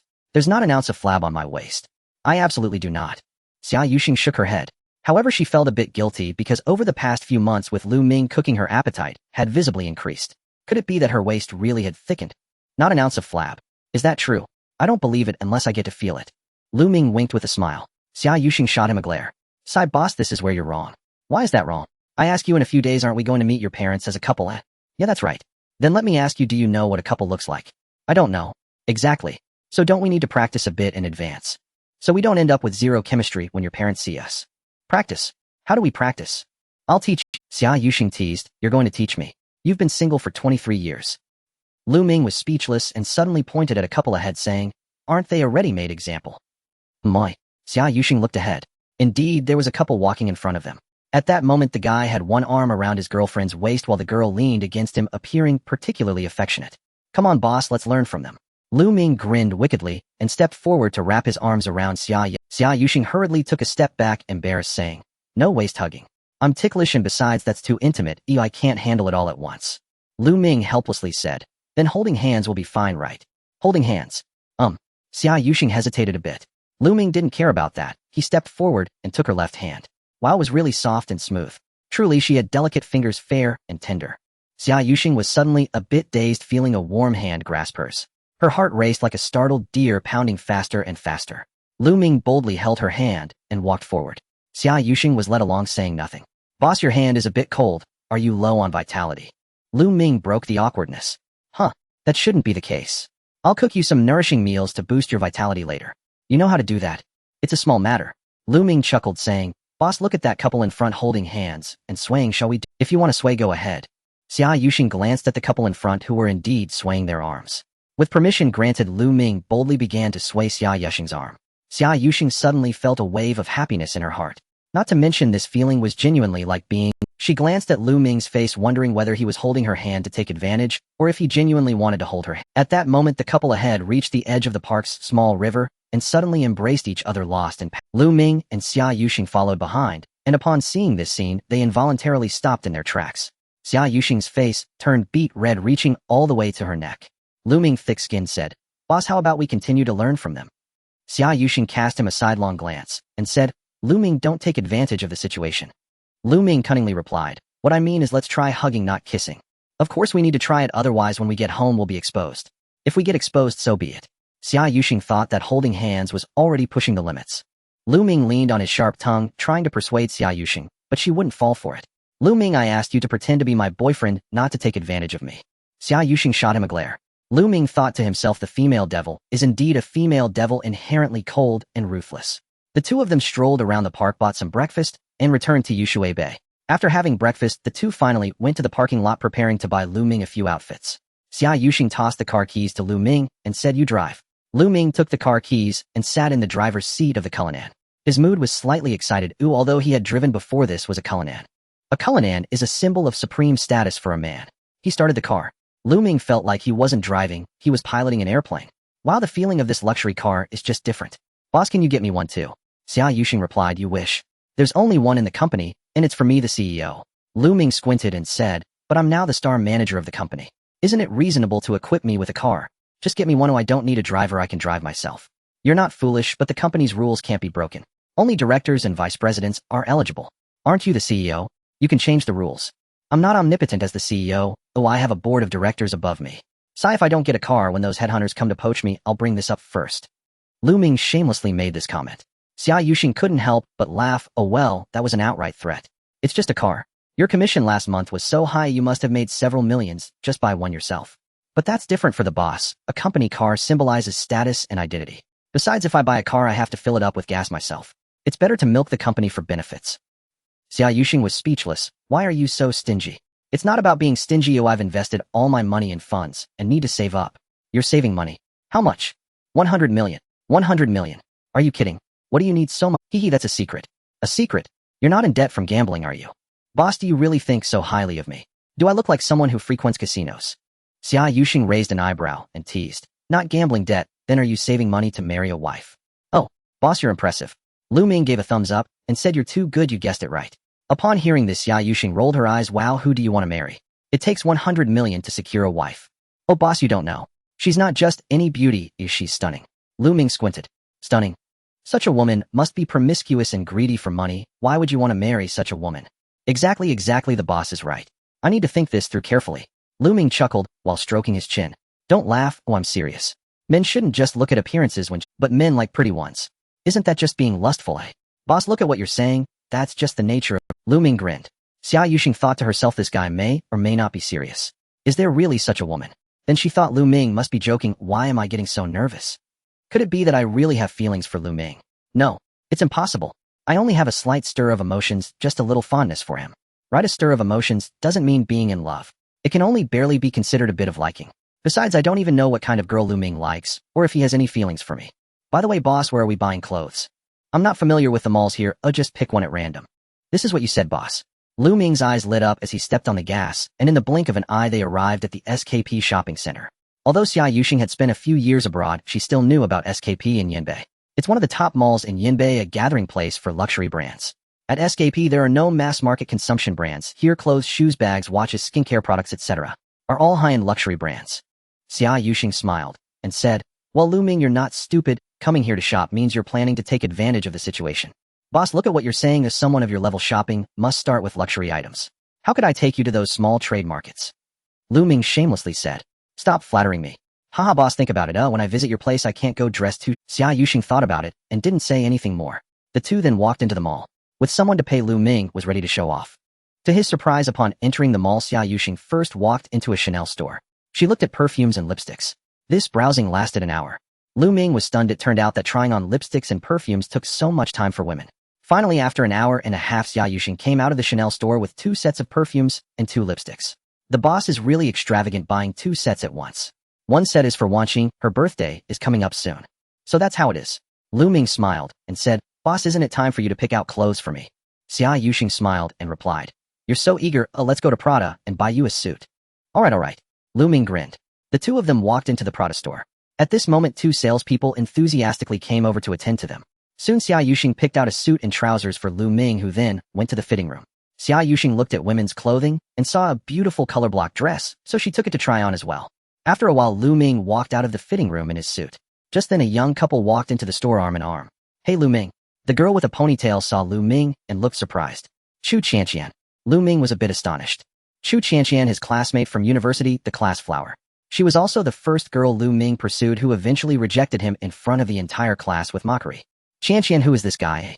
Chu Qianqian's boyfriend curiously examined Lu Ming.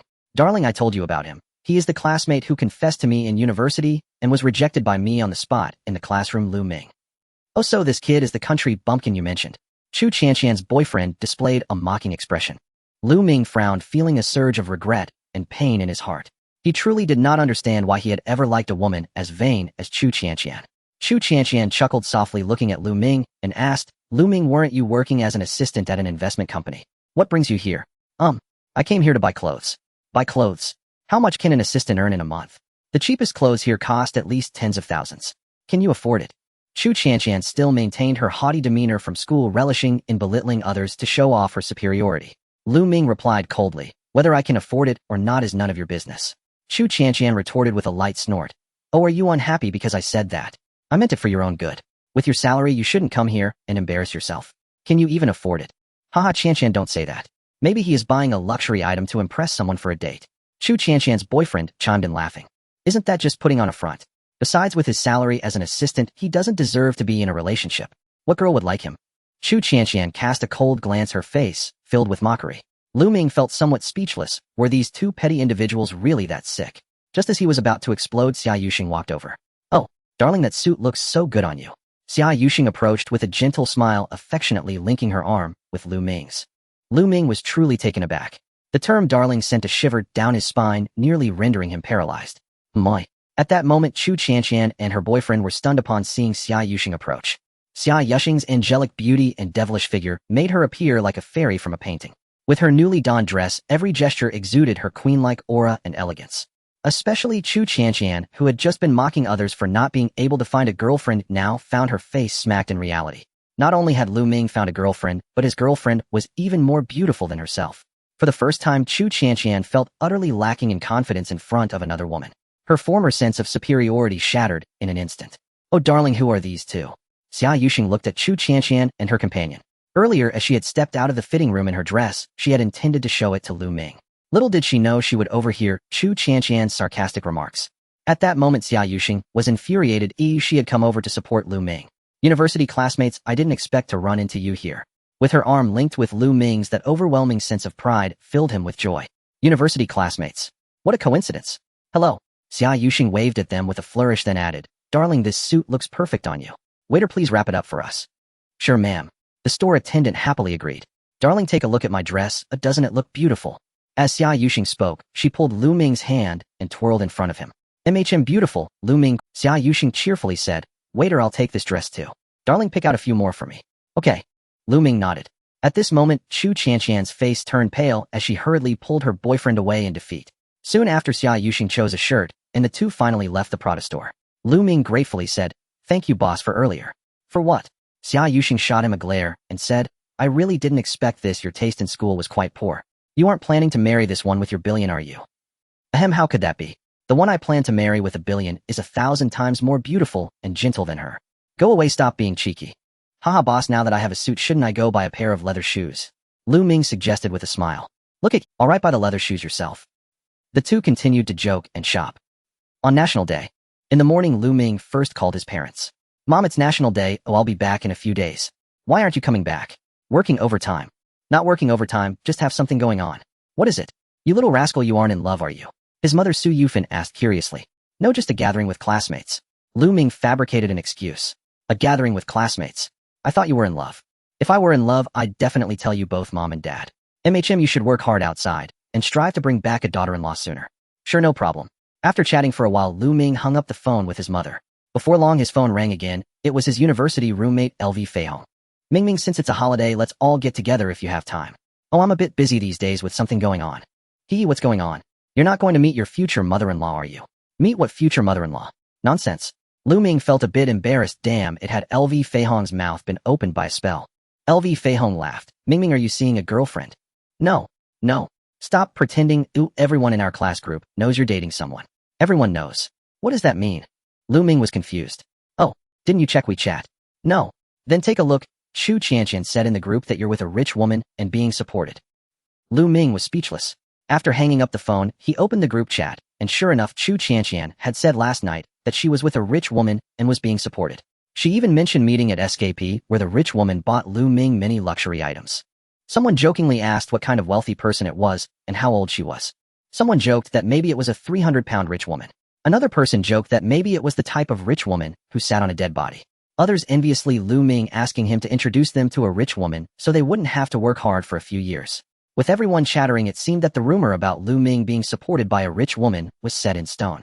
The instigator of this rumor, Chu Chanshan, did not offer any explanation. After reading it, Lu Ming felt an overwhelming urge to curse. In the afternoon, Lu Ming changed into the newly purchased suit. He stepped out of the bedroom and saw Xia Yushing dressed in the same color block dress she wore yesterday. At the company, Xia Yushing always favored professional attire, but this dress was casual and stylish, an entirely different temperament. To live beneath the same roof as such a consummate beauty felt like a dream to Lu Ming. Frankly, Xia Yushing possessed an otherworldly beauty and a figure that could outshine actresses. If he truly had a girlfriend like her, how fortunate he would be. Alas, the two of them were merely pretending. Confronted with a woman of unsurpassed grace and radiance, Lu Ming could not help but feel his heart quicken. Yet he understood that to win such a woman's heart, words alone would not suffice. As Xia Yushing's mother had said, one must possess sufficient capital to be worthy of her. Until then, he could only admire from afar. Now, though, with the system at his disposal, Lu Ming felt emboldened and driven to pursue her. Why are you staring at me like that? Xia Yushing felt her face warm under Lu Ming's ardent gaze. Haha, boss, in that outfit you seem so homely. You've gone from a fearsome femme fatale to the girl next door. What? A femme fatale? Ahem, I mean your office attire usually gives you an aloof, icy air. This look now exudes a gentle warmth. Gentle. Xia Yuxing was secretly delighted it was the first time a man had called her gentle.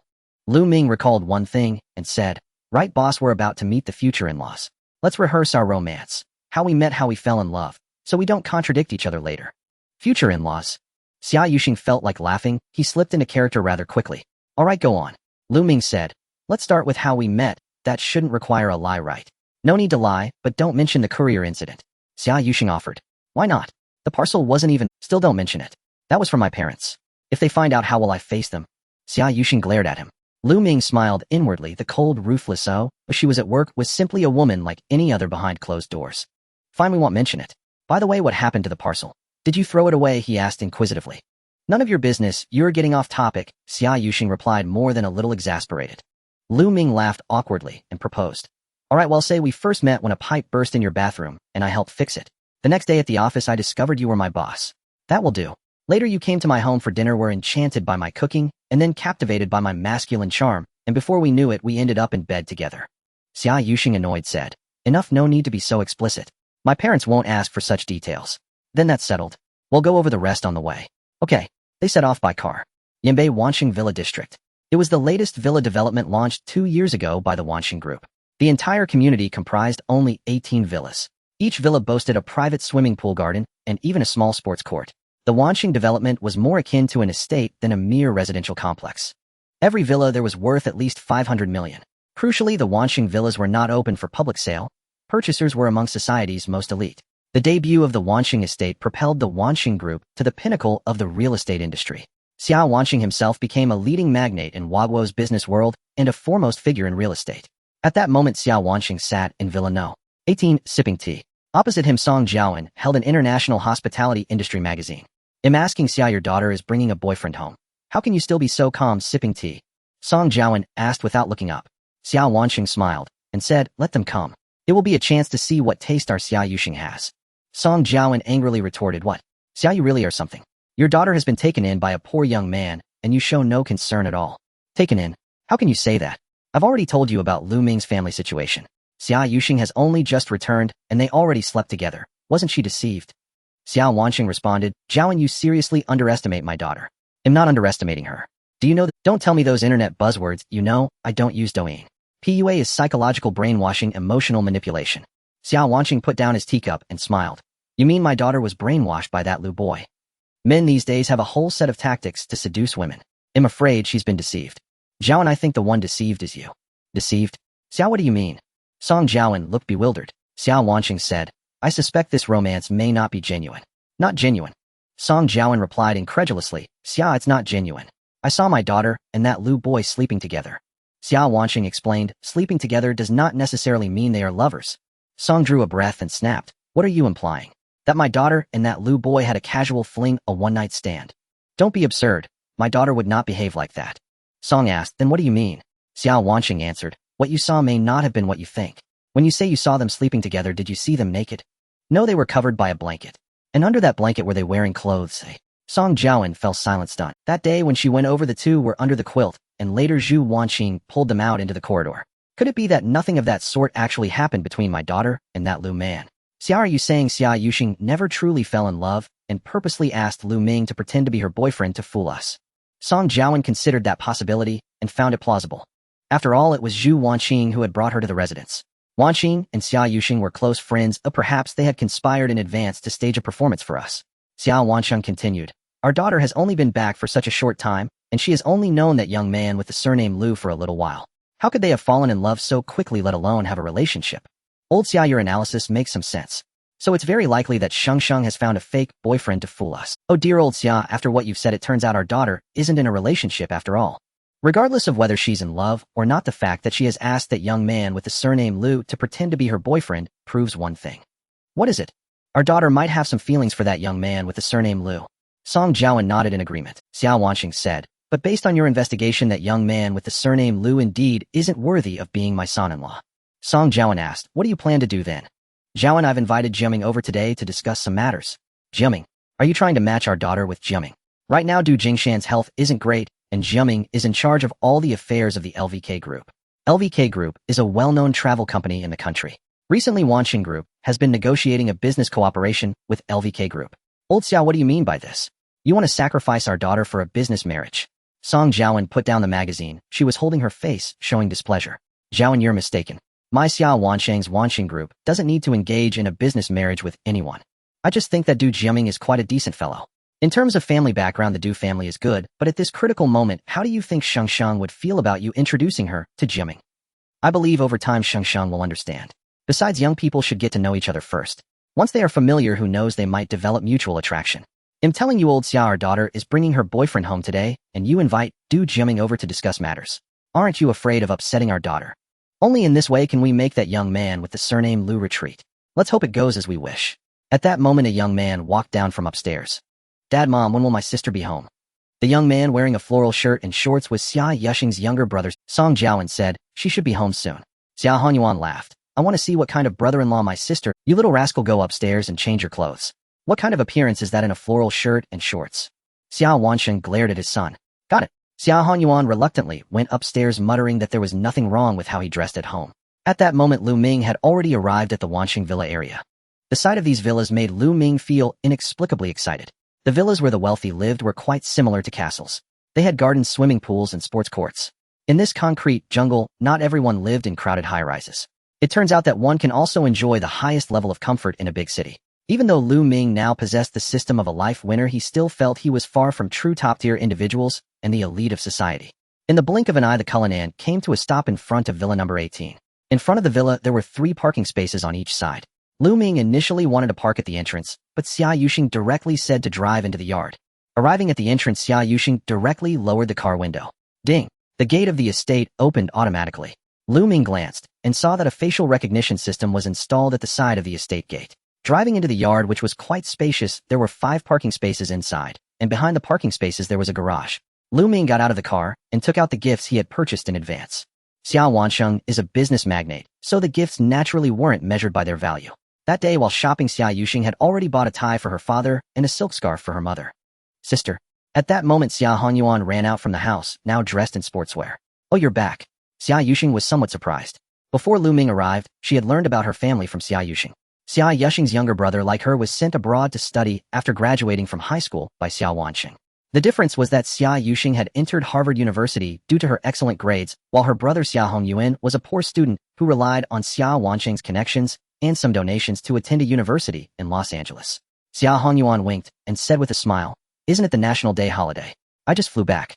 As if Los Angeles even celebrates National Day. Xia Yushing was rendered speechless by her brother's reasoning. Sister, can you speak more politely? This must be my... Hurry up and introduce us. Xia Hanyuan scrutinized Lu Ming. Lu Ming also examined him, and the siblings bore some resemblance, but Xia Hongyuan's demeanor exuded an air of a rich, unruly youth. Hearing the term brother-in-law made Xia Yushing feel somewhat uncomfortable. However, she didn't refute it.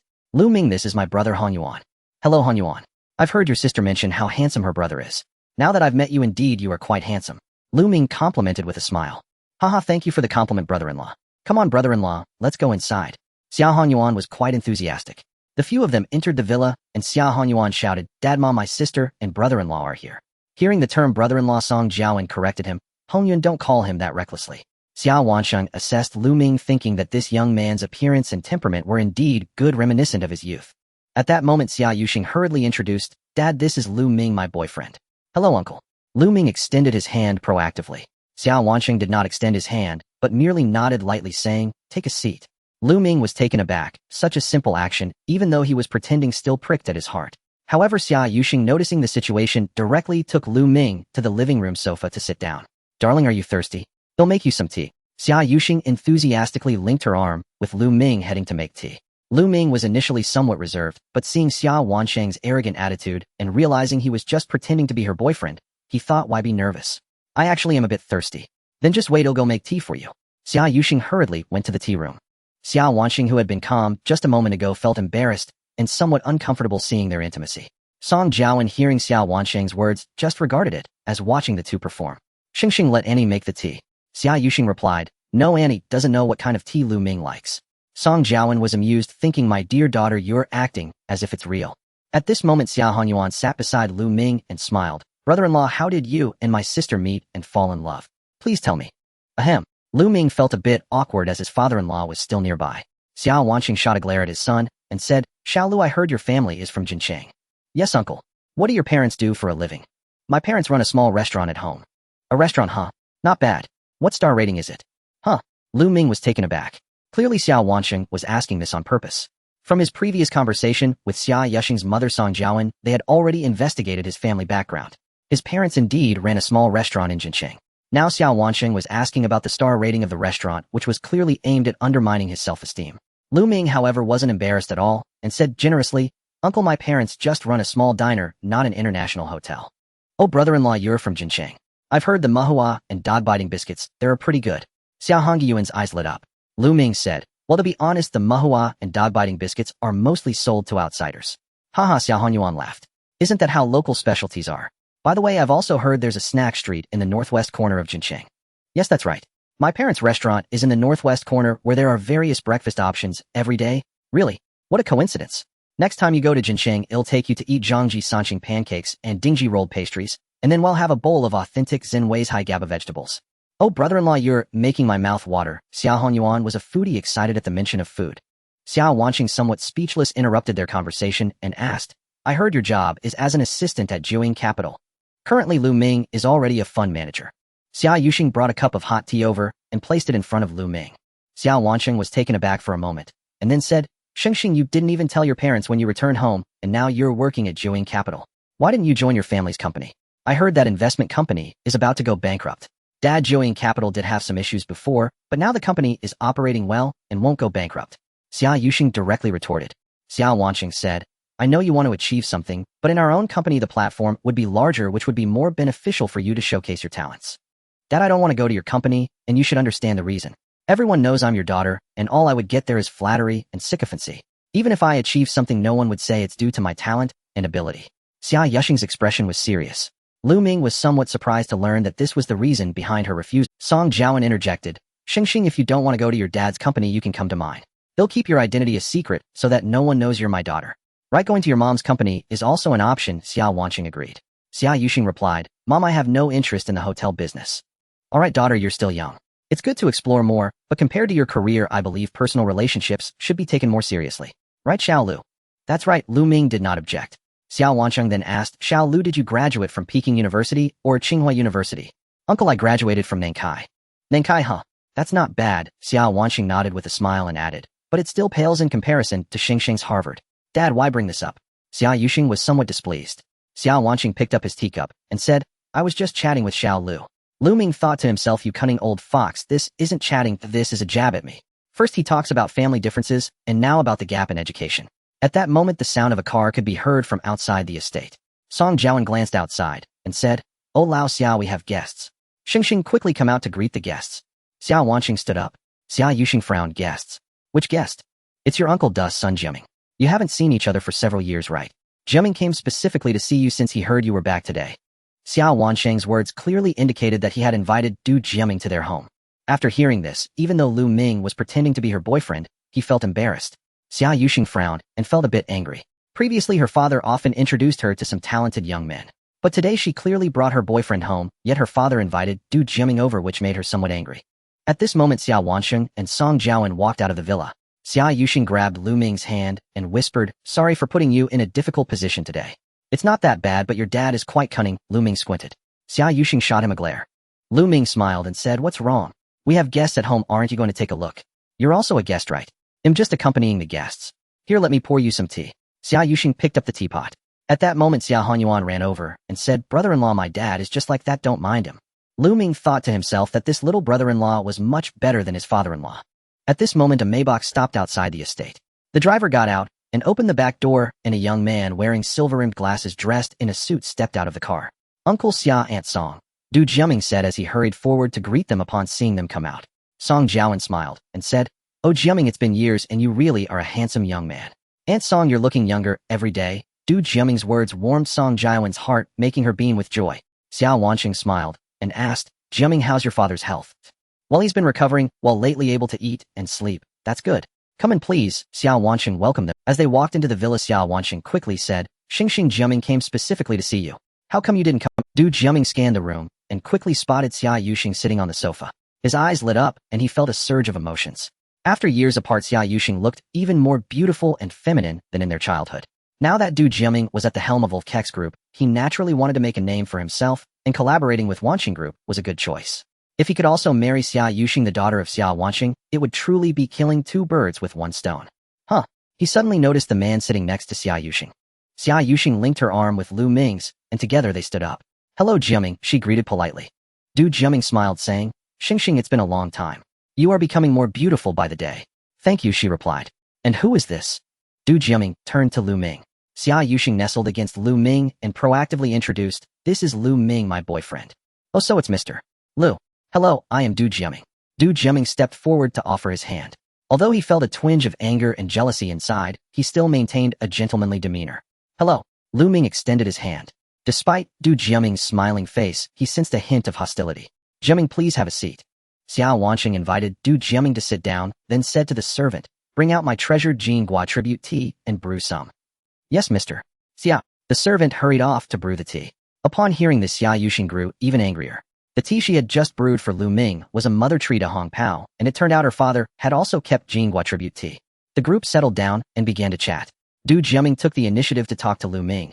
"I wonder what business Mr. Lu is in." "I am in investments." "Investments? Which investment company?" "Geo Ing Capital." Du Jiaming was taken aback. "Geo Ing Capital? Isn't that the company Shengsheng joined after returning to the country?" Lu Ming calmly replied, "That's right, I work under Shengsheng." "Working under her, huh? I thought you were some wealthy young master," Du Jiaming said half-jokingly, but there was a clear hint of disdain in his. Xia Yuxing, fearing Lu Ming would feel embarrassed, directly linked her arm with his, and smiled. "Lu Ming may not be a wealthy young master, but he is the Prince Charming in my heart." Du Jiaming's lips twitched slightly as he watched Xia Yuxing and Lu Ming's affectionate actions, feeling inexplicably jealous and burning with resentment. At that moment, Du Jiaming's driver brought in the gifts he had brought. Du Jiaming quickly stood up to receive them, saying, "Uncle Xia, a few days ago, I went abroad and happened to come across a piece of calligraphy and painting at an auction. I thought you would definitely like it." "Oh, calligraphy and painting." Hearing this, Xia Wanqing's eyes lit up. Many in the industry knew that Xia Wanqing had a passion for collecting calligraphy and paintings. It is said that Xia Wanqing has quite a few works by famous figures worth hundreds of millions. Du Jiaming opened the box and took out a piece of calligraphy and painting, then carefully unfolded it. Xia Wanqing took a glance, his eyelids twitching in surprise as he exclaimed, "Is this the long tongue, Hu Yu by Fu Dashi? Wow, Uncle Xia, you truly have a good eye. You recognized it at a glance." Du Jiaming gave a thumbs up. At that moment, Xia Wanqing carefully placed the piece long tongue, Hu Yue, on the desk. I had seen this painting at Fu Dashi's personal exhibition before, but left a deep impression on me." Xia Wanqing. Fu Dashi is a well-known painter in the country. In earlier years, his works were not very valuable. However, Xia Wanqing liked Fu Dashi's artistic style and collected several pieces. Later, as Fu Dashi's reputation soared, his works became highly sought after by the wealthy, and the value of the pieces in Xia Wanqing's collection also increased several-fold. However, in many public occasions, Xia Wanqing lamented that he still had too few of Fu Dashi's works and wanted to collect several more, but there were no opportunities. After all, in the realm of collecting calligraphy and paintings, having money alone does not guarantee one can buy what they want. It is said that gifting requires understanding the recipient's preferences, and Du Jiaming's painting hit the mark for Xia Wanqing.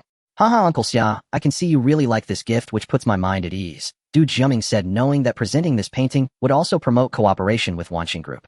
"Like it? I'm absolutely enamored." Xia Wanqing's eyes sparkled as he couldn't help but ask, "Jiaming, how did you manage to get it?" Du Jiaming said, "I stumbled upon this auction item at an auction house in France. I knew Uncle Xia liked Fu Dashi's works, so I made an effort to secure it." "Oh, an auction? That must have cost quite a bit. Did you spend millions, eh?" Xia Wanqing had some knowledge of the value of Fu Dashi's works.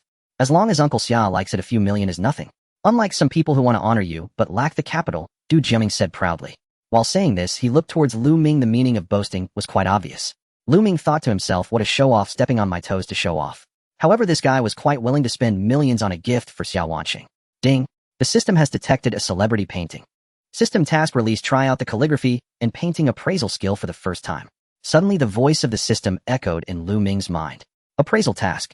Lu Ming then remembered that during the last system lottery, he had drawn the calligraphy and painting appraisal skill. At the time, he thought this skill wouldn't be very useful, so he didn't pay it much attention. Unexpectedly, the system had released a task for him to try it out. Since that was the case, he decided to appraise the painting. Initiating appraisal. Alright, host appraising. Ding. Appraisal of the painting complete. Appraisal result: this long tongue, Hu Yu, is a counterfeit. Lu Ming was somewhat surprised, never expecting that this Fu Dashi painting was a counterfeit. soon after he received the system's appraisal report.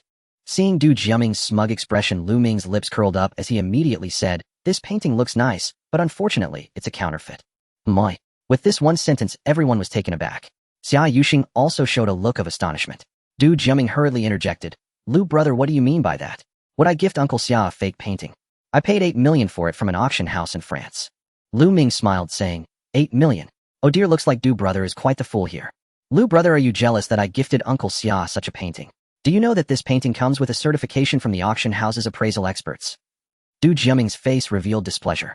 Lu Ming said, "What does an appraisal report represent? Can it be? Oh, you Lu, don't just spout nonsense and slander my painting is fake. What do you know? You're just a worker, do you understand?" Du Jiaming said with a cold sneer. Lu Ming laughed, saying, "I can't say I'm an expert in calligraphy and painting, but I have a little understanding." Du Jiaming mocked, "Just a little understanding. With your background, you probably haven't even been to an auction before, right?" Xiao Wansheng also thought Lu Ming was just being young and reckless, so he asked, "Lu Ming, since you say this painting is a counterfeit, how can you tell it's a counterfeit?" At this moment, Xia Yuxing also curiously looked at Lu Ming, not understanding why he claimed this painting was a fake, yet his words were filled with confidence. Lu Ming said, "Uncle Xia, you are a seasoned collector, and you have a fondness for Fu Dashi's works. You must know that Mr. Fu Dashi passed away in 1967. Of course I know that." Xiao Wansheng nodded. However, the Xian paper used for this dragon soaring and tiger leaping was produced in 1969, made from Chongqing special pure skin. Lu Ming stepped forward to touch the Xian paper, a smile tugging at the corners of his mouth as he said, "What did Mr. Fu Dashi come back to life 2 years after his death to paint this piece? You are talking nonsense." Du Jiaming did not believe him at all, pointing and scolding. "How can you tell what year the Xian paper is from? Do you think you are an appraisal master? Stop rambling." Lu Ming confidently replied, "If you don't believe me, you can have a domestic appraisal company take a look." Xiao Wansheng also touched the Xian paper, but of course, just with his hand. An ordinary person would not be able to detect anything. "Lu Ming, are you solely relying on the year of the Xian paper to deduce that this is a fake?" "Certainly not." Lu Ming continued. "Uncle Xia, you should be able to tell what kind of ink was used for this dragon soaring and tiger leaping, right? Of course it's pine soot ink." Lu Ming explained, "Pine soot ink is made from the ashes collected from burnt pine trees mixed with glue and spices, and when used in landscape paintings it imparts a sense of vastness." Listening to Lu Ming's explanation, Xia Yuxing was somewhat surprised. She never expected Lu Ming to know about this. She saw Lu Ming lean in and sniff, saying, "However, the smell of this ink is clearly problematic. You surnamed Lu, how could there be a problem with the ink? What can you even smell it?" Du Jiaming was somewhat angry. Lu Ming said, "It's unlikely I could smell it, but every type of ink naturally produces different results in painting. This painting obviously has a stronger sense of vastness. Fu Dashi's works would not exhibit this kind of spirit, which does not align with his style. The reason for this spirit is due to the glue in the ink. As far as I know, this should be an imported pine soot ink, and the glue inside is foreign SK glue." He added, "This kind of pine soot ink is also quite common in the market. But this SK glue, however, was launched in the second half of 1967. He continued, "As far as I know, by the second half of 1967, Mr. Fu Dashi was already bedridden with illness and had not produced any works." After hearing Lu Ming's words, Xia Wansheng really began to doubt the authenticity of the painting. After all, Lu Ming's words were logical and well-founded. Du Jiaming became anxious, angrily saying, "Uncle Xia, don't listen to this kid's nonsense. I bought it from a legitimate auction company abroad, and it has a certificate." Xiao Wansheng asked, "Does it really have a certificate?" "Of course. It's right in this gift box." Du Jiaming took the certificate out of the gift box. He opened the certificate and said, "Uncle Xia, look, it has the stamp of the auction company, as well as the signature of the appraisal expert. In addition, there's also the signature of Mr. Fu Dashi's grandson." Xiao Wansheng took the certificate and glanced at it, immediately frowning in shock as he exclaimed this. "I didn't expect this dragon soaring and tiger leaping to actually be a fake." Off. Du Jiaming suddenly became confused. Xia Yuxing curiously asked, "Dad, how did you figure it out?" Song Jiawen also asked, "Yeah, old Xia, did you find a clue? The signature of Fu Dashi's grandson is fake." Xiao Wansheng pointed at the signature on the certificate. He had collected several of Fu Dashi's paintings, so he naturally recognized his grandson's signature. Some institutions, when acquiring paintings, would have Fu Dashi's descendants verify the authenticity of the painting, so sometimes the certificates would also bear the signature of Fu Yongquan, Fu Dashi's grandson. Du Jiaming, puzzled, picked up the certificate and said, "That's impossible, Uncle Xia. I had someone compare it to Fu Yongquan's signature before, and this signature doesn't look fake. It's not the signature, but I had a private conversation with Fu Yongquan before, and he mentioned this dragon soaring and tiger leaping, stating that this painting is special and has never had any certification or signed documents." Off. This left Du Jiaming stunned. Lu Ming smiled, saying, "Oh my, I really didn't expect it. Du brother, you brought a fake to present to Uncle Xia." Du Jiaming felt like crying. Xia Hongyuan, who had been watching the drama unfold, immediately gave Lu Ming a thumbs up saying, "Brother-in-law, you are amazing. You are simply a master appraiser with your eyes opened." Du Jiaming quickly explained, "Uncle Xia, I'm sorry. I truly didn't know this painting was a fake. I really spent 8 million to buy it." Xia Wanqing sighed with some disappointment saying, "Jiaming, no need to explain. I understand.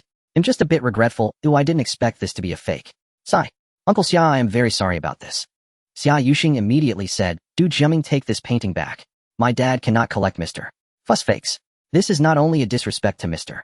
Fu Dashi, but also contrary to the philosophy of collecting." Xia Wanqing nodded in agreement. Du Jiaming could only helplessly roll up the painting and put it back in the gift box. Aside from this matter, he felt too embarrassed to stay any longer at the Xia family and had to leave with the painting. After Du Jiaming left, Xia Wanqing looked at Lu Ming with newfound respect. Xia Wanqing said, "Lu Ming, I didn't expect you to know so much about calligraphy and painting." Lu Ming humbly said, "Uncle Xia, I feel ashamed to say this. I've only liked studying this since I was a child, and I studied with a few teachers in college, but I never had systematic training." After that, Xia Wanqing and Lu Ming began to discuss some knowledge about calligraphy and painting collection.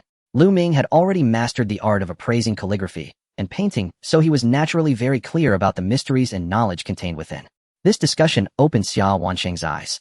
"Xingxing, go make a cup of Jingguo Gong tea for Lu Ming, so we can have a—" Xia Yuxing was stunned, thinking, "Wow, Dad, you changed your attitude too quickly. I have no idea where you keep your Jingguo." Xia Yuxing replied with annoyance. Xia Wanqing couldn't help but smile wryly, knowing that his daughter was probably still upset about her earlier neglect of Lu Ming. "Jiawen, you know where the tea leaves are, go make a cup." Song Jiawen felt somewhat speechless, thinking that making a cup of tea could clearly be done by a servant. Now for some reason it had to be him making tea. This was clearly Xia Wanqing's way of trying to ease the situation. Song Jiawen rolled his eyes at Xia Wanqing, thinking to himself, "You old man, you wouldn't change your mind just because this surnamed Lu kid knows a bit about calligraphy and painting, would you? That won't do. Calligraphy and painting won't fill your stomach." However, despite his thoughts, Song Jiawen still took Xia Yuxing upstairs to make tea. Upon arriving upstairs, Song Jiawen said, "Shengsheng, although your father and Lu Ming are happily chatting about calligraphy and paintings, that does not mean your father approves of your relationship. Mom, this is my love life, and I can make my own decisions. Please do not interfere," Xia Yuxing said seriously. Song Jiawen wondered if her daughter was truly in love with Lu Ming. However, old Xia's previous analysis was also reasonable. Even if they were dating, it was impossible for them to be intimate so quickly. Yes, you and Lu Ming are in love, but ultimately Lu Ming is not suitable for marriage. Why is he not suitable? You know, your families and your levels of understanding are not on the same tier. Mom, I actually think we get along quite well." Song Jiawen shook her head helplessly, saying, "Just getting along is not enough. You don't understand marriage. Let me tell you, Lu Ming is too young and immature. Do you know what he said when I approached him last time?" "You approached him?" "Yes, I privately spoke to him not long ago and told him to stay away from you." Xia Yuxing curiously asked, "What did Lu Ming say?" "He said that you two are genuinely in love and he won't leave you." "My." Xia Yuxing was somewhat surprised. Lu Ming had never mentioned this to her. Song Jiawen continued, "I provoked him a bit and set a condition." "What condition?" "I told him that if he wants to marry Xingsheng, he must at least have a fortune of billions." "Off." Xia Yuxing was taken aback. Song Jiawen said, "Guess what this kid replied? He actually agreed, saying he would accumulate a fortune of billions within a year, and if he couldn't, he would voluntarily leave your side." "Did he really say that?" Xia Yuxing's beautiful eyes brightened. Song Jiawen nodded yes. Xia Yuxing suddenly remembered that not long ago she and Lu Ming went shopping for clothes. On the way, Lu Ming said he needed to save money to marry a wife. At that time, she asked how much money he needed to save. Lu Ming said he needed to save 100 million. Xia Yuxing had laughed at the idea of needing 100 million to marry any woman, thinking it must be someone frivolous and materialistic. But unexpectedly, the woman Lu Ming referred to was actually her. Thinking of this made Xia Yuxing's face flush slightly, realizing that Lu Ming was teasing her on purpose. Did Lu Ming really like her to give such a guarantee to her mother? Thinking of this, Xia Yuxing's lips curled up, overflowing with a unique happiness. Song Jiawen caught this and couldn't help but say, "See, I told you Lu Ming is immature. Claiming to become a billionaire within a year is not just arrogant, it's delusional. Mom, if Lu Ming really makes 100 million, will you agree to let me marry him?" Xia Yuxing retorted. "Well," Song Jiawen paused then laughed, "I would agree. If he could earn that much in a year, he must be a rare genius, but everyone knows that's impossible. I just wanted to find a way to get him to leave you." "Mom, what exactly did you say to Lu Ming that day? Can you repeat everything to me?" "Sure, that day, I was at the coffee shop downstairs from your office." Song Jiawen recounted everything she had said to Lu Ming. "What?" Xia Yuxing was a bit angry after hearing this. "Mom, how could you investigate his family background? That's extremely disrespectful." "Sheng, that's a bit excessive. You found a boyfriend, and I should at least know who he is and what his family background is, right? If you wanted to know, you could have just asked me. You made me face Lu Ming like this." Song Jiawen replied, How is this my fault?" Xia Yuxing looked puzzled. Think about it, how long have you been back in the country? You got involved with Lu Ming so quickly.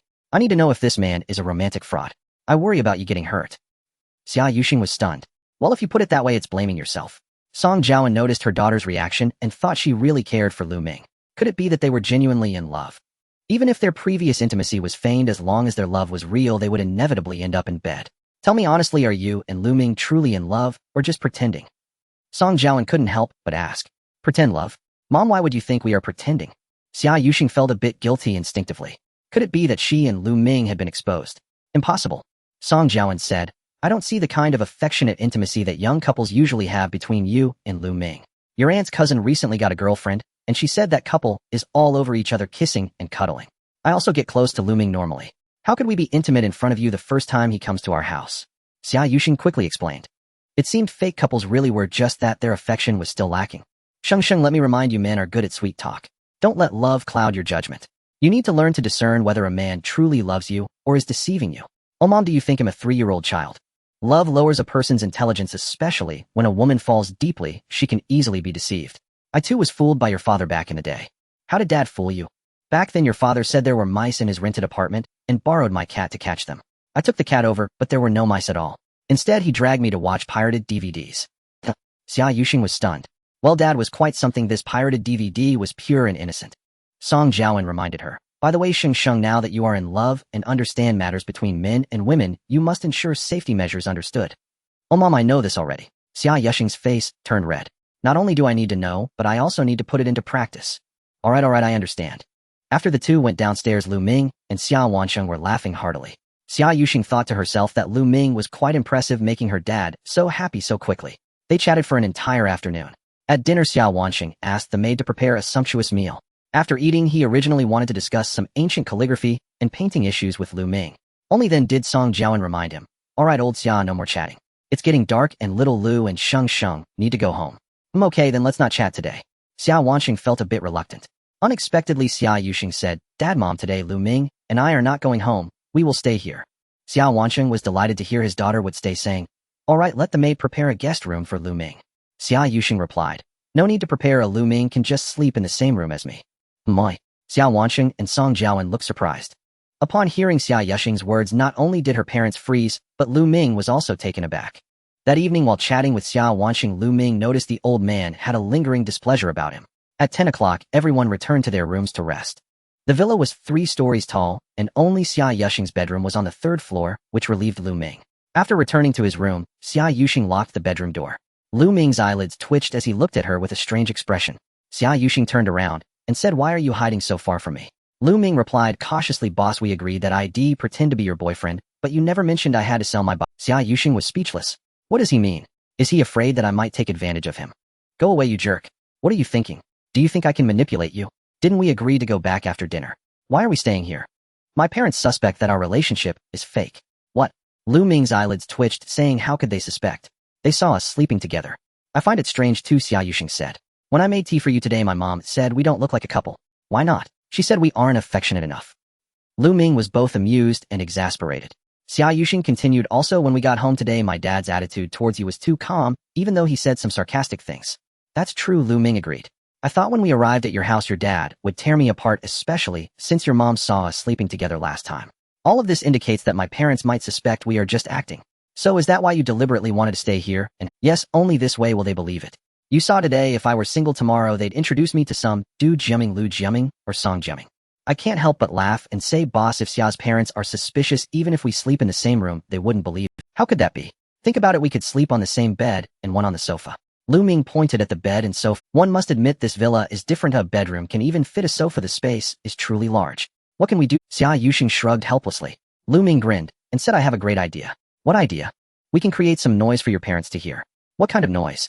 Just that kind of noise. What kind? Xia Yuxing didn't quite catch on. Lu Ming could only extend his hand and mimicked a clapping motion. Unexpectedly, Xia Yuxing still didn't understand. Lu Ming was somewhat speechless. This female lead's emotional intelligence and intelligence were concerning. Boss, have you watched the drama Infiltration? Yes. Then let me ask you, when Shui Ping first entered the city and lived with Yu Ziqing, what did Yu Ziqing do? Lu Ming even made a rocking motion. Pervert. Xia Yuxing suddenly understood, her face flushed. Lu Ming said helplessly, Boss, isn't that what you want them to know? That we are in a real relationship? This is the most direct method. Xia Yuxing rolled her eyes at him, saying the method is good, but think about it, we live in a villa, and my parents are on the second floor. Can they hear it? Aren't their bedroom below ours? Yes. Then that's fine, just rock the bed. Xia Yuxing said, blushing. Then you try it, can you move it? Lu Ming then walked to the bed, grabbed the headboard, and tried to shake it. To his surprise, it didn't budge at all. Wow boss, what material is your bed made of? It's made of mahogany. Well, since it can't rock, then there's only one method left. What kind? Lu Ming grinned mischievously, then it will require you boss to make some noise. This time Xia Yuxing understood. Although she hadn't experienced it, it didn't mean she didn't know about those matters between men and women. I want. She shook her head, her face flushed. This was too embarrassing for her. Sigh boss, if you're not willing to shout, then there's no good way. Why is it me who has to shout? Can it be you? Cough cough, which man shouts in such matters? Isn't there any? Why? Xia Yuxing asked seriously. Lu Ming rolled his eyes and asked, boss, haven't you watched any films? Then what have you seen? I've only read descriptions about this aspect in novels. Which novel? Xia Yuxing was about to answer, but realized she almost fell into his trap. Why should she answer him? Why should I tell you? Haha boss, you really don't understand anything. Do you need me to give you a popular science lesson? I don't. Xia Yuxing's face was flushed, her neck turning red. Knock knock knock. At that moment, there was a sudden knock on the— Who is it? Xia Yuxing asked. It's me, Sheng Sheng. The voice of Song Jiawen came from outside. Xia Yuxing opened the door and walked out. Song Jiawen handed over a set of men's pajamas, saying, these are pajamas I bought for your dad, and they've never been worn. You can give them to Lu Ming to wear. Okay. Xia Yuxing took the pajamas. Then Song Jiawen went downstairs. Xia Yuxing entered the bedroom and handed the pajamas to Lu Ming. Lu Ming teased tisk, could it be that my mother-in-law is trying to eavesdrop? Xia Yuxing said, you think too much, but I'm going to take a shower first. After she finished showering Lu Ming, then went to take a shower. When Lu Ming came out dressed in pajamas, Xia Yuxing was already sitting on the edge of the bed playing with her phone. You should sleep on the bed, Xia Yuxing suddenly said. Lu Ming was taken aback, saying, I sleep on the bed. Boss, then you sleep on the sofa. I can sleep on the sofa. I won't sleep on the sofa, I'll sleep on the bed too. What? Lu Ming was shocked, you mean we both sleep on the bed? Exactly. This. Lu Ming thought to himself how nice that would be, but pretended to be serious, and said, boss, how can that be? I thought about it, if you sleep on the sofa my mom will notice when she comes into the room tomorrow, so we both have to sleep on the bed. That makes sense. Okay, I'll listen to you, boss. Lu Ming quickly climbed onto the other side of the bed. Wow, the quilt smells really good. Xia Yuxing immediately pressed the quilt, and said, I remind you, this is the middle line, you must sleep properly, and not cross the line. At this moment on the second floor of the villa, Song Jiawen returned to her room, and Xia Wanqing asked, did you send over the pajamas? Yes, I sent them over. What did they do? Xia Wanqing asked with curiosity. Song Jiawen gave him a glance, and said, old Xia, why are you so curious about the affairs of the young ones at your age? Nonsense. I'm not curious at all. Xia Wanqing's face turned red. Song Jiawen continued, today upstairs I asked our daughter if her relationship with Lu Ming is fake, if Lu Ming is just a fake boyfriend she found. What did Shengxing say? She said it's not fake, it's a real relationship. Xia Wanqing frowned, and said, how can it be impossible? Our daughter is already sleeping in the same room as Lu Ming. Old Xia, you still don't believe it. The more it is like this, the more I feel Shengsheng is being deliberate. Sai, I really think Shengsheng's attitude towards Lu Ming is genuine. I still find it hard to believe. You think it is unlikely for our daughter and Lu Ming to be together because you think they couldn't have gotten involved so quickly. Exactly. Quickly. I found out that Shengsheng and Lu Ming have known each other for more than 2 months since they started dating. Only 2 months. Old Xia, you should consider what era it is now. Young people can sleep together after knowing each other for just a day. Do you still think it takes 1.5 years just to kiss like in our time? That's other people's daughters, but I know mine well. You know our daughter? Song Jiawen said. When we were busy with our careers, Shengsheng grew up with her grandmother. Do you really know her? Sai, we owe it to Shengsheng. That's right, when Shengsheng needed our companionship, the most we were busy with our careers. At that time we didn't understand what it meant to be parents. Therefore, for this important matter of Shengsheng's marriage, we need to supervise it more closely. Xia Wanqing said seriously. Supervise? You haven't accompanied your child in her growth, so why do you lack the authority to intervene in her love life? Do you think she will listen to you? Shengsheng has grown up, she should understand some things. Saying this is useless. I told Shengsheng that she and Lu Ming are not suitable, but do you know what our daughter said? What did she say? She said her love life is her own decision, and that we should not interfere. Initially, Xia Wanqing did not believe that their daughter and Lu Ming were genuinely in love, but now that his wife Song Jiawen said this, he felt it might be true. Not interfere, but we still need to keep an eye on things. You and Lu Ming seem to have a great conversation. Yeah, I didn't expect Lu Ming to know quite a bit about antiques and paintings, but that's not enough. What, you expect Lu Ming to be superhuman to be your son-in-law? Not exactly that, but at the very least he should have some— Don't worry about that. If Lu Ming doesn't have what it takes, he'll naturally leave our daughter in 1 year. What do you mean? Xia Wanqing frowned. Song Jiawen then explained about secretly meeting Lu Ming previously. What? Lu Ming told you he would make $1 billion within 1 year. Exactly. That kid Lu Ming really knows how to boast. Song Jiawen said. Actually, even if Sheng Sheng and Lu Ming are genuinely in love, it doesn't matter. They're not married, and if it doesn't work out, they can break up. I'm just worried. What are you worried about? I'm worried about Sheng Sheng getting pregnant before marriage. Have you reminded Sheng Sheng? Xiao Wanqing's expression turned serious. After all, in this society, there are too many stories of both men and women stepping on love as a stepping stone to rise. I have reminded her. Xiao Wanqing finally breathed a sigh of relief. But then he suddenly thought that their daughter and Lu Ming were living in the same room, and he couldn't sit still anymore. By the way, Jiawen, I remember last time a hotel partner sent you a case of condoms, right? Song Jiawen replied speechlessly, what? Old Xia, you aren't thinking of asking me to send that stuff to our daughter, are you? Cough, cough. Xiao Wanqing said awkwardly, Jiawen, I think it's very necessary. Old Xia, be a if you want to send them, you send them. I'm not sending anything. Sleep. Song Jiawen turned over and covered herself. Nonsense. How can I as a father send this? I said, Old Xia, are you still that big shot in the business world? Are you feeling a bit anxious lately? Just go to sleep. Stay out of young people's affairs. Xiao Wanqing looked helpless. At this moment, in the third-floor bedroom, Xia Yuxing tucked the blanket along the line. Can't go over the line. Lu Ming looked at the blanket on the bed and said, Boss, if you're going to draw a line, we should at least draw it in the middle of the blanket, right? You left me only 50 centimeters on an 8-meter wide bed. 50 centimeters is enough for you to lie down and sleep. What? I don't turn over or change positions while sleep. Changing positions is fine too. Not enough. If you sleep on your side, a normal guy's width of 20 centimeters, that's not true. When I turn over, it'll be sideways in the middle position, so that 50 centimeters will only leave 25 centimeters, which is completely not enough. But you don't have a belly, and if you sleep sideways, 25 centimeters is sufficient. Boss, although I don't have a belly, I have something that is longer than a belly. Nonsense, what is that? Xia Yuxing didn't quite understand. Lu Ming grinned, winked, and then turned over on the bed. Xia Yuxing suddenly realized that this guy had indeed crossed the line in some aspects. Pervert. Her pretty face flushed, and she dared not look. How about it, boss? I wasn't lying, was I? You just need to sleep honestly, you can pull it back, can't you? Boss, I have never been in a relationship. You're so beautiful. Ooh, I've already suppressed my instincts. If I don't react at all, wouldn't that be disrespectful to you? What kind of twisted reasoning is that? Xia Yuxing rolled her eyes. Although she said this, she still agreed with Lu Ming's words in her heart. Otherwise, if a guy lies next to her and doesn't react at all, wouldn't that mean she's unattractive and lacks charm? Boss, how is that twisted reasoning? Do you want me to explain the complex knowledge involved? No need, I will just leave you a bit more space. Xia Yuxing said, pushing the line of the blanket back a bit further. Lu Ming glanced and said, not enough, at least 20 centimeters. Get lost. Xia Yuxing said angrily, if you keep talking disrespectfully like this, I'll ruin you. Are you a donkey? That's not even close, a donkey starts at 30. Xia Yuxing replied speechlessly, oh, you know quite. I used to watch Animal Planet a lot.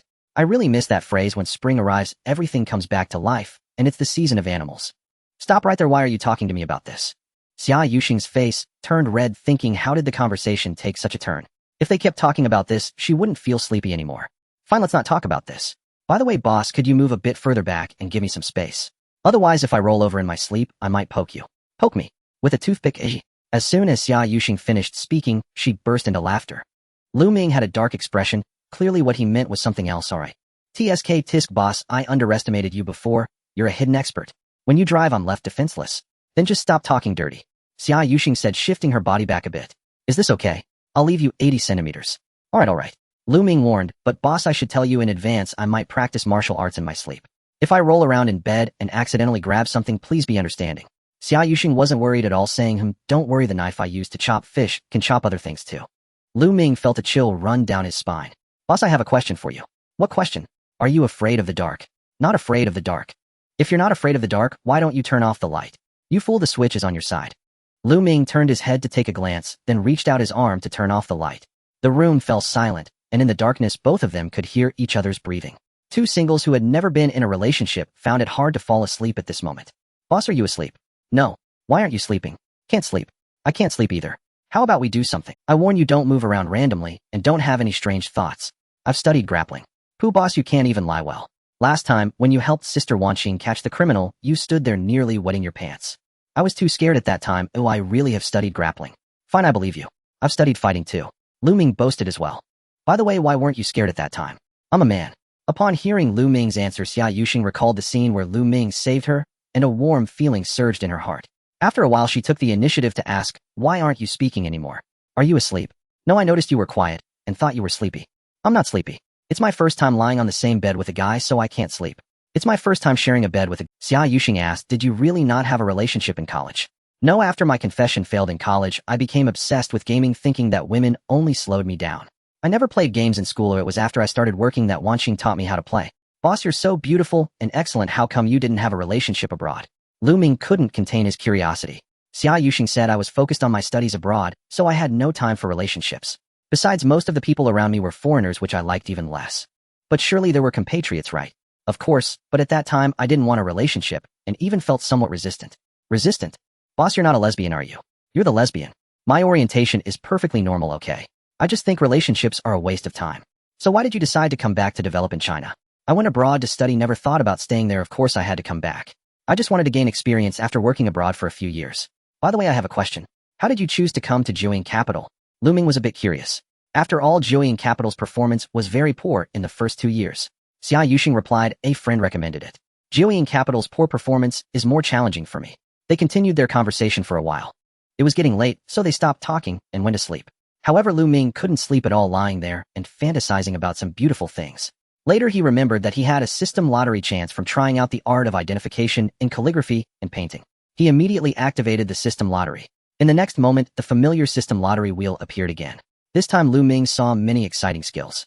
However, there were still many prizes on the wheel marked with question marks. Would the host like to draw the lottery now? Yes. In the next moment, the pointer began to spin. Finally, it stopped on a question mark prize. Congratulations, host, you have successfully drawn the super climbing skill. Lu Ming was taken aback. Super climbing. He checked it and realized it was simply a skill for mountain climbing. Looking at the ability description, this skill was very powerful, making it easy to climb buildings. Perhaps this ability wouldn't be that useful. It could be used for climbing mountains in his spare time, or even climbing Mount Everest. In a daze, sleepiness finally hit, and both of them fell asleep. The next morning, Xia Yuxing woke up frozen. She was in a daze looking for the blanket, but found she couldn't grab it at all. So she opened her eyes. Only then did she realize that the blanket was actually covering Lu Ming. Moreover, that guy had even made a tent with the blanket. How shameless. Xia Yuxing angrily grabbed the corner of the blanket and yanked it hard, pulling the blanket over. Oh. Suddenly she saw that Lu Ming lying there looked like a 3D version of a wooden character. Pervert, get up. Xia Yuxing kicked Lu Ming awake. Lu Ming opened his eyes in confusion, asking time to get up. What time is it? 5:30. Boss, it's only 5, why get up? Lu Ming wanted to continue sleeping. It's raining. No way. Lu Ming had checked the weather forecast in advance. If it's not raining, why are you carrying an umbrella? Xia Yuxing retorted. Lu Ming's eyes lit up as he immediately understood. Haha, boss, you're quite the driver, you're fast, and I feel like I've been run over by your wheels. Get out, get out. How shameless to be a pervert early in the morning. Hey boss, you don't understand, this isn't being a pervert, it's a symbol of a man's strength. I don't believe it, hurry and get up. So early have your parents gotten up? My dad wakes up at 5 every day. Wow, no wonder he's a business mogul. The two got up, tidied themselves, and went downstairs. It was already 6:30. At that time, Xiao Wansheng was really reading the newspaper. Song Jiawen was fiddling with the flowers and plants on the balcony. Good morning, Uncle Xia. Lu Ming walked over to greet him. Good morning. Did you sleep well last night? Xiao Wansheng asked. It was okay. Lu Ming said casually, thinking to himself, what a load of nonsense. Then Song Jiawen had the servants prepare breakfast, and the group headed to the dining room. At breakfast, Xia Hongyuan was missing. Xia Yuxing asked, where's Hongyuan? Song Jiawen replied, he went out early saying he was going to play with his classmates. Sigh, this brat just knows how to play, oh I think he's useless. Xingxing feels sorry for your old dad, and come back to help me at the company. Xiao Wansheng brought this up again. Dad, why are you bringing this up again? Xia Yuxing rejected again, saying, Dad, I heard you're going to cooperate with Du Jiaming's Kexing group to develop a resort park. That's right. Xiao Wansheng nodded. Xia Yuxing asked, Dad, are you really going to withdraw from the residential real estate? That's right. Currently, the residential real estate market in the country is nearing saturation, and the downturn in the housing market is an inevitable trend. Therefore, Wansheng Group needs to plan ahead for commercial real estate and cultural entertainment industries. How much do you plan to invest in this resort park? About 10 billion. 10 billion. Xia Yuxing showed a look of surprise, saying, but Dad, I've seen the group's financial report for the first half of the year. The debt ratio is quite high. Can you really take out so much money at once? It's the same old strategy. Wansheng and Kexing will put in 20 of the funds, and the rest will be loans. But doesn't that mean the debt ratio will be quite high? Don't worry, daughter. Your dad won't let the capital chain break. Xia Wansheng said with a relaxed expression. Uncle Xia, I suggest you be cautious about the cooperation with Kexing Group. Lu Ming suddenly said. Lu Ming's words left several people stunned as they turned to look at him.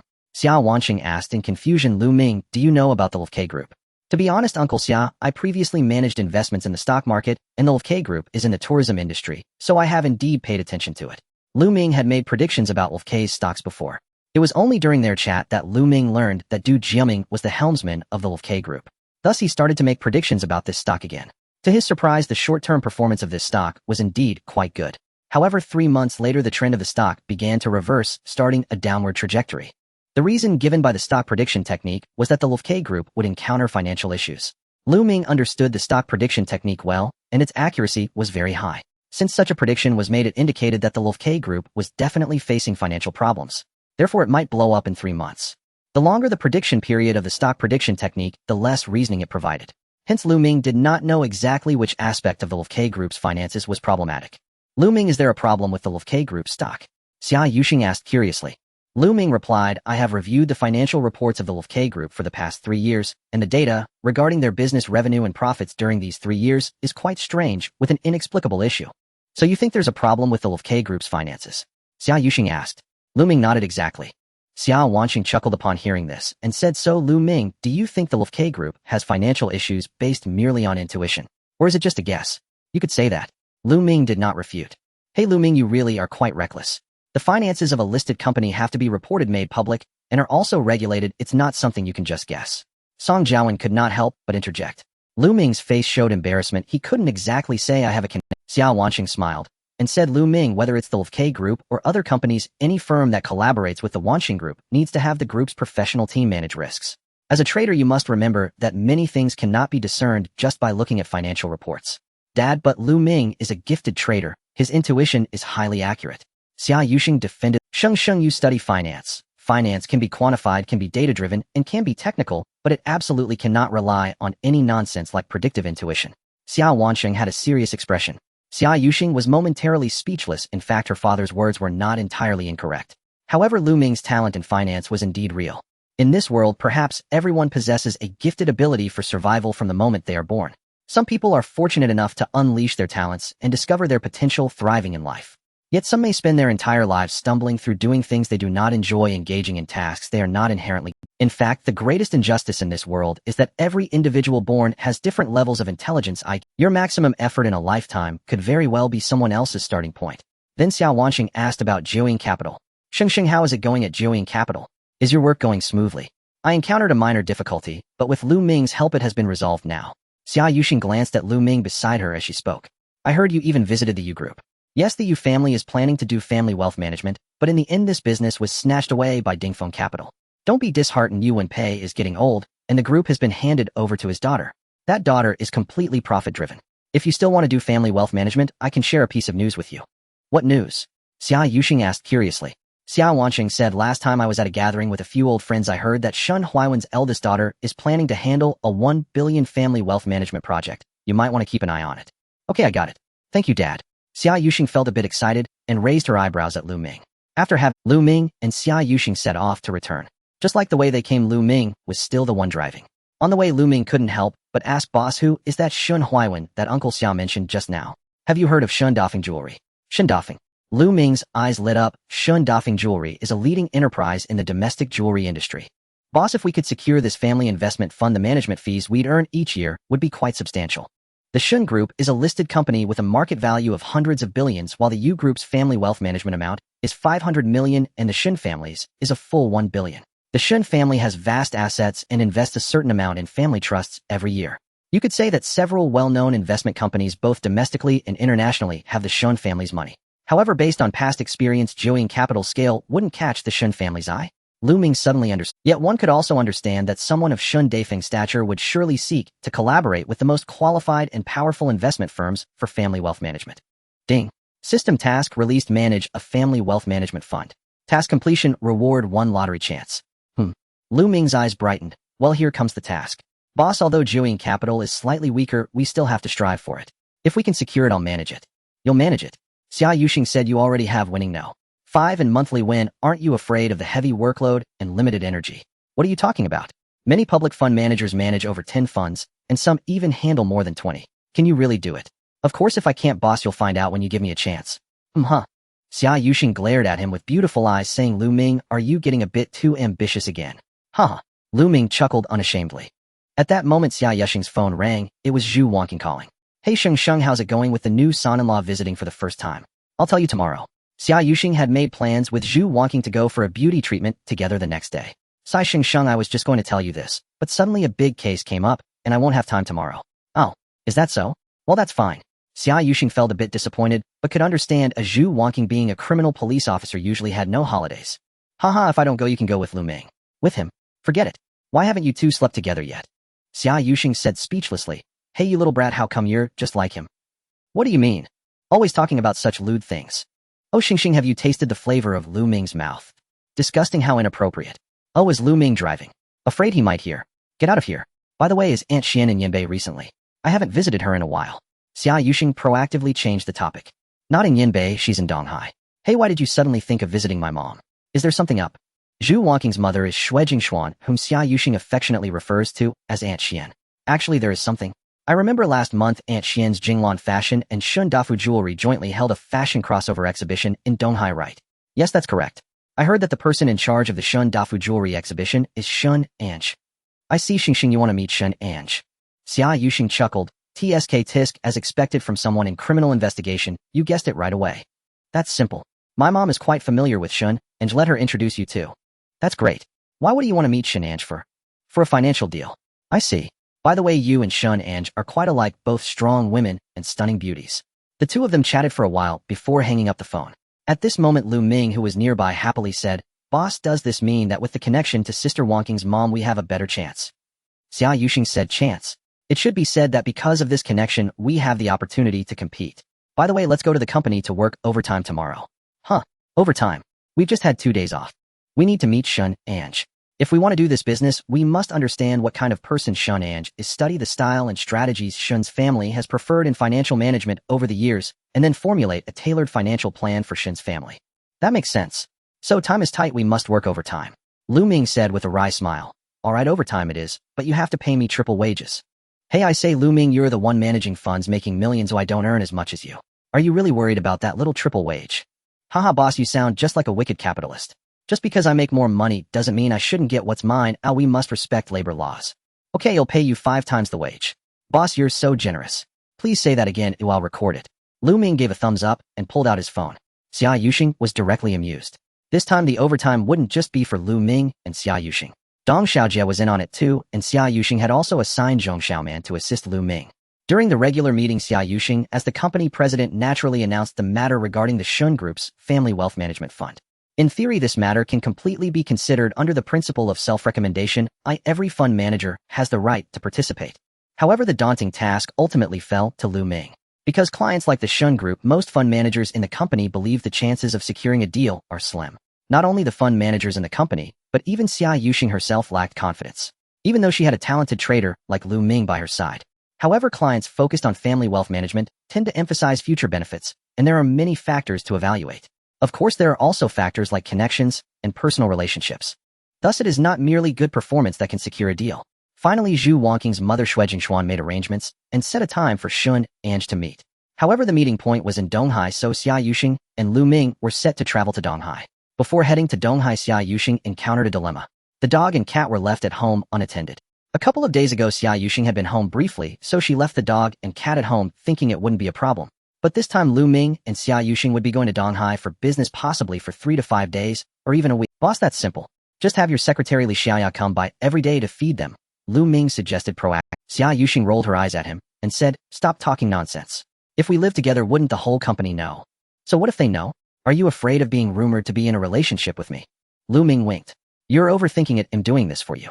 For me, think about it. If you live with me, people in the company will definitely think you're my sugar baby. Lu Ming was at a loss whether to laugh or cry. After thinking for a moment, he said, since no one from the company can come, how about getting a friend to feed them? Does Wanqing have time?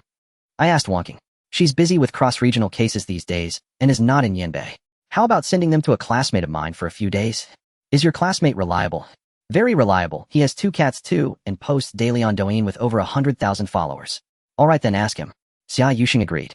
So Lu Ming took out his phone and called his university classmate. During their university days, Lu Ming and Lu Feihong were classmates and roommates, and they had a great relationship, often skipping classes to play games and grind through the night. When Lu Ming confessed to Chu Qianqian and was mocked, Lu Feihong stood up to confront Chu Qianqian. After graduation, Lu Feihong didn't stay in the finance sector, but went to work in a car sales company. The reason was that sales come with commissions, providing opportunities to earn more. In fact, less than 20 of Lu Ming's classmates remained in their field of study after graduation. Hey Feihong, do you have time this afternoon? I do. What's up?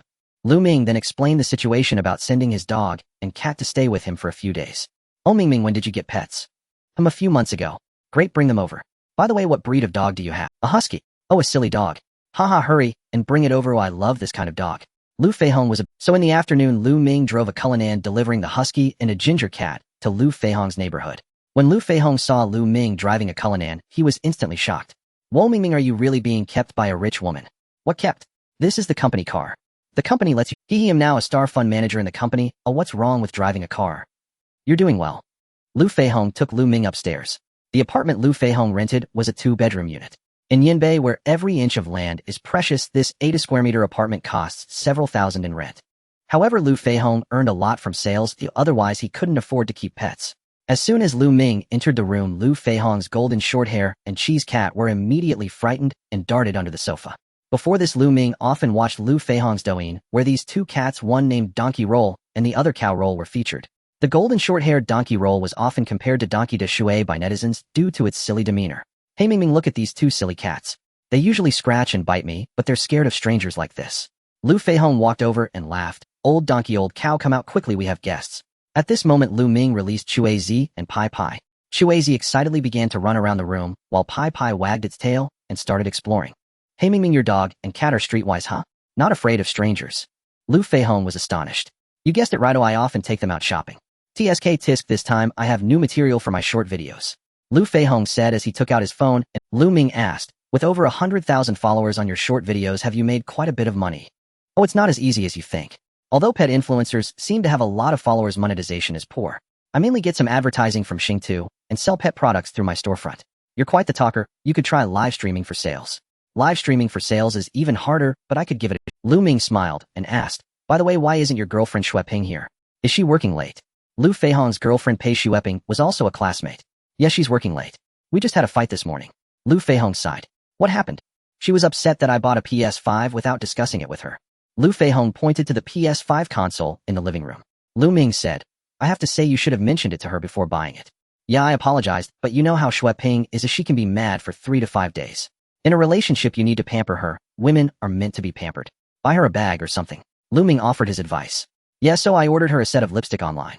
Lu Feihong continued, Ming, you know, we almost broke up. What happened? You know, Xueping is a local, and I'm from out of town. Her parents always wanted her to break up with me, mainly because I don't have a house here. Lu Ming was taken aback, unsure how to comfort him. It seemed that every young person at this age faced such issues. Lu Feihong said, you know how high housing prices are in Yinbei, buying a house is not easy. Even for the 6th ring, the down payment starts at over $1 million. Because of this, did Xueping bring up breaking up with you? Not really, but it was me who suggested it. I was worried about putting her in a difficult position, but Xueping disagreed. She said she wanted to live together even if we rented a place. As Lu Feihong spoke about this, a smile of happiness spread across his face. Lu Ming was a bit surprised, saying, TSK tisk Feihong, Xueping is really great, you've struck gold with her. Indeed, that's why I feel guilty toward Xueping. I work hard at my job and spend my time editing short videos at home, hoping to earn more to buy a house soon. Feihong, if you're interested, you could invest some money in the fund I manage. Lu Feihong treated himself well and often helped Lu Ming during school, so Lu Ming naturally wanted to lend a hand. Sure, I'll come by your company one of these days to support your work. Lu Feihong readily agreed, thinking Lu Ming had a performance target to meet. Lu Ming did not continue to recommend it, as discussing such matters too much could lead to misunderstandings. By the way, Ming, enough about me. What's going on with you? Are you dating anyone? Chu Chanqian said you're being kept by someone. What's the deal? Lu Ming did not hide anything from Lu Feihong and directly recounted what happened at the mall that day. I see this Chu Chanqian just loves to show off and flaunt as she's just with a wealthy guy. Lu Feihong grumbled unhappily. Lu Ming asked, a wealthy guy? Is her boyfriend a rich second generation? Not really. Last time I ran into our class monitor Song Yuanzhou, he said her boyfriend is an executive at a company. Our class monitor is really impressive. I saw him driving a luxury car worth over $1 million. As Lu Feihong spoke, he picked up a cat toy to try and lured Donkey Roll out. That's right, Song Yuanzhou's family runs a big business, a true wealthy second generation. Lu Ming nodded in agreement, recalling Song Yuanzhou, their class monitor during university. The two talked endlessly about their classmates, filling the afternoon with conversation. Oh, by the way, Ming, does your husky Chuizi destroy the house? Lu Feihong recalled this matter. Lu Ming smiled and pointed out, isn't it already destroying it? Lu Feihong looked over and saw Chuizi using its teeth to gnaw on the living room sofa, laughing. Haha, my sofa has already been ruined by these two cats. If it wants to destroy it, let it. At 5 o'clock, Lu Ming returned to Yushui Bay. Unexpectedly, as soon as he arrived home, Xia Yuxing was packing her luggage. You're back just in time. Hurry up and pack your things. We have an 8 o'clock flight tonight. Huh? Why the rush? Isn't our flight tomorrow? Lu Ming was taken aback. Xia Yuxing said, the itinerary has changed. Tomorrow we'll go directly to meet Shun Angu. Lu Ming exclaimed in surprise. Directly go? Didn't we say Aunt Xian would act as an intermediary for a dinner meeting to get to know Shin Angu first? Aunt Xian just called and said that Shin Angu will meet with 5 investment companies tomorrow to discuss matters regarding the Shun family fund. Meeting together. Lu Ming was stunned, saying, Shun Angu is quite something. This is letting investment companies bid face to face. The Shun family has the capital for this. Aunt Xian recommended us to Shun Angu, and Shun Angu wants us to attend the meeting together tomorrow morning. I see. Which 5 investment companies are involved? Dingfeng Juni Haihong, Jiawanqing Yueying. Lu Ming gasped. These 5 investment companies are giants in the private equity industry. Especially Dingfeng Juni and Haihong are known as the 3 swordsmen of private equity in the country. The last time the Yu family's financial fund failed, Xia Yuxing lost to Dingfeng. Jiawanqing is a Sino-foreign joint venture, while Yueying is a leader in the public fund industry, having established a subsidiary 3 years ago to enter private equity with significant strength. In comparison, Yueying Capital is clearly at a disadvantage in terms of scale and qualifications. Lu Ming exchanged a few words with Xia Yuxing before returning to his room to pack his luggage. Since they might stay in Donghai for many days, he needed to bring several sets of spare clothing. Oh right, I'll need undergarments too. Lu Ming recalled that he'd washed his undershorts the previous day and left them drying on the balcony. He stepped out of the bedroom onto the balcony, only to find Xia Yuxing already there retrieving her own undergarments from the clothesline. She casually gathered over a dozen pairs, each in vivid contrasting colors, so many that Lu Ming's eyes widened in astonishment. What are you staring at? Xia Yuxing flushed slightly, her cheeks turning rosy with embarrassment. When they first began cohabiting, she'd felt too shy to hang her intimate apparel on the balcony. Later, however, she noticed Lu Ming showed no such hesitation, casually draping his oversized baggy cotton boxers across the line without a trace of modesty. Xia Yuxing reasoned, why should she feel ashamed? Hanging laundry was merely practical. It wasn't as if she were wearing it while being watched. Besides, she'd long avoided drying undergarments on the balcony altogether. What if Lu Ming mistook her restraint for... So she stopped worrying and began hanging hers there too. Yet now, caught under his unblinking gaze, her composure wavered. Lu Ming grinned teasingly. Ms. CEO, we're only negotiating a business deal, perhaps no longer than a week. Why bring so many? Mind your own business. She shot him a playful glare. What do you know? Girls change into fresh undergarments every single day. Huh? Seriously? Lu Ming blinked, bewildered. Of course it's true. Why oi? Why oi? Well, because... She nearly launched into an explanation, then paused. Why bother justifying this to him? You don't know why? No. Isn't that common knowledge? Don't men change theirs daily too? No. No. Then how often do you change yours? It varies. Some go several days. Several days, eh? Yes. Some wear them 2 or 3 days, others a full week. And some even alternate sides, 1 week front-facing, 1 week back-facing, before replacing them. Xia Yuxing burst into laughter. Honestly, you men are shockingly unhygienic. A week's wear would turn them into armor. That's nothing. Some wear them until holes appear or the dye fades entirely. She couldn't resist asking, so how often do you change yours? I'm fairly diligent. Except under special circumstances, I change them every 2 or 3 days. Special circumstances? What kind? When vital nutrients are depleted. I don't understand. She shook. Lu Ming winked mischievously. Ms. CEO, shall I give you a detailed briefing? No, absolutely not. She recoiled. His smirk alone signaled another round of cheeky banter. Huh? You dare laugh. Changing every 2 or 3 days is unacceptable. You must prioritize personal hygiene. From now on, daily changes are mandatory. Every day? Oh dear, I don't know nearly enough. Say, Ms. CEO, would you mind buying me a few more? Lu Ming teased lightly. Shoo. Why on earth should I buy them for you? Aren't I your boyfriend? A pretend one. Even pretend boyfriend. You incorrigible rogue. I'm ignoring you. Xia Yuxing gathered her clothes and retreated to her room. By 7 p.m. Both had collected their boarding passes. Having booked business class seats, they proceeded directly to the VIP lounge. By the way, Ms. CEO, have we confirmed our hotel reservation? Xiaoya handled it. We're staying at the Shangri-La Hotel. Lu Ming grinned. 1 room, or 2. What do you think? Xia Yuxing rolled her eyes in exasperation. Haha, so you're hoping for the presidential suite. Whoa, you actually want to stay in the presidential suite? We're here on business, not vacation. Well, I've never stayed in one before. I heard the presidential suite has its own swimming pool. Is that true? Yes, it's true. And does it include foot massage, eh? It's a presidential suite, not a spa center. Xia Yuxing fell speechless. Heh, I've never been to a spa center either. Lu Ming chuckled sheepishly. They settled into their seats. Xia Yuxing pulled a book from her bag, preparing to read. Lu Ming glanced around the VIP lounge and froze. Huh. He tapped Xia Yuxing's arm lightly.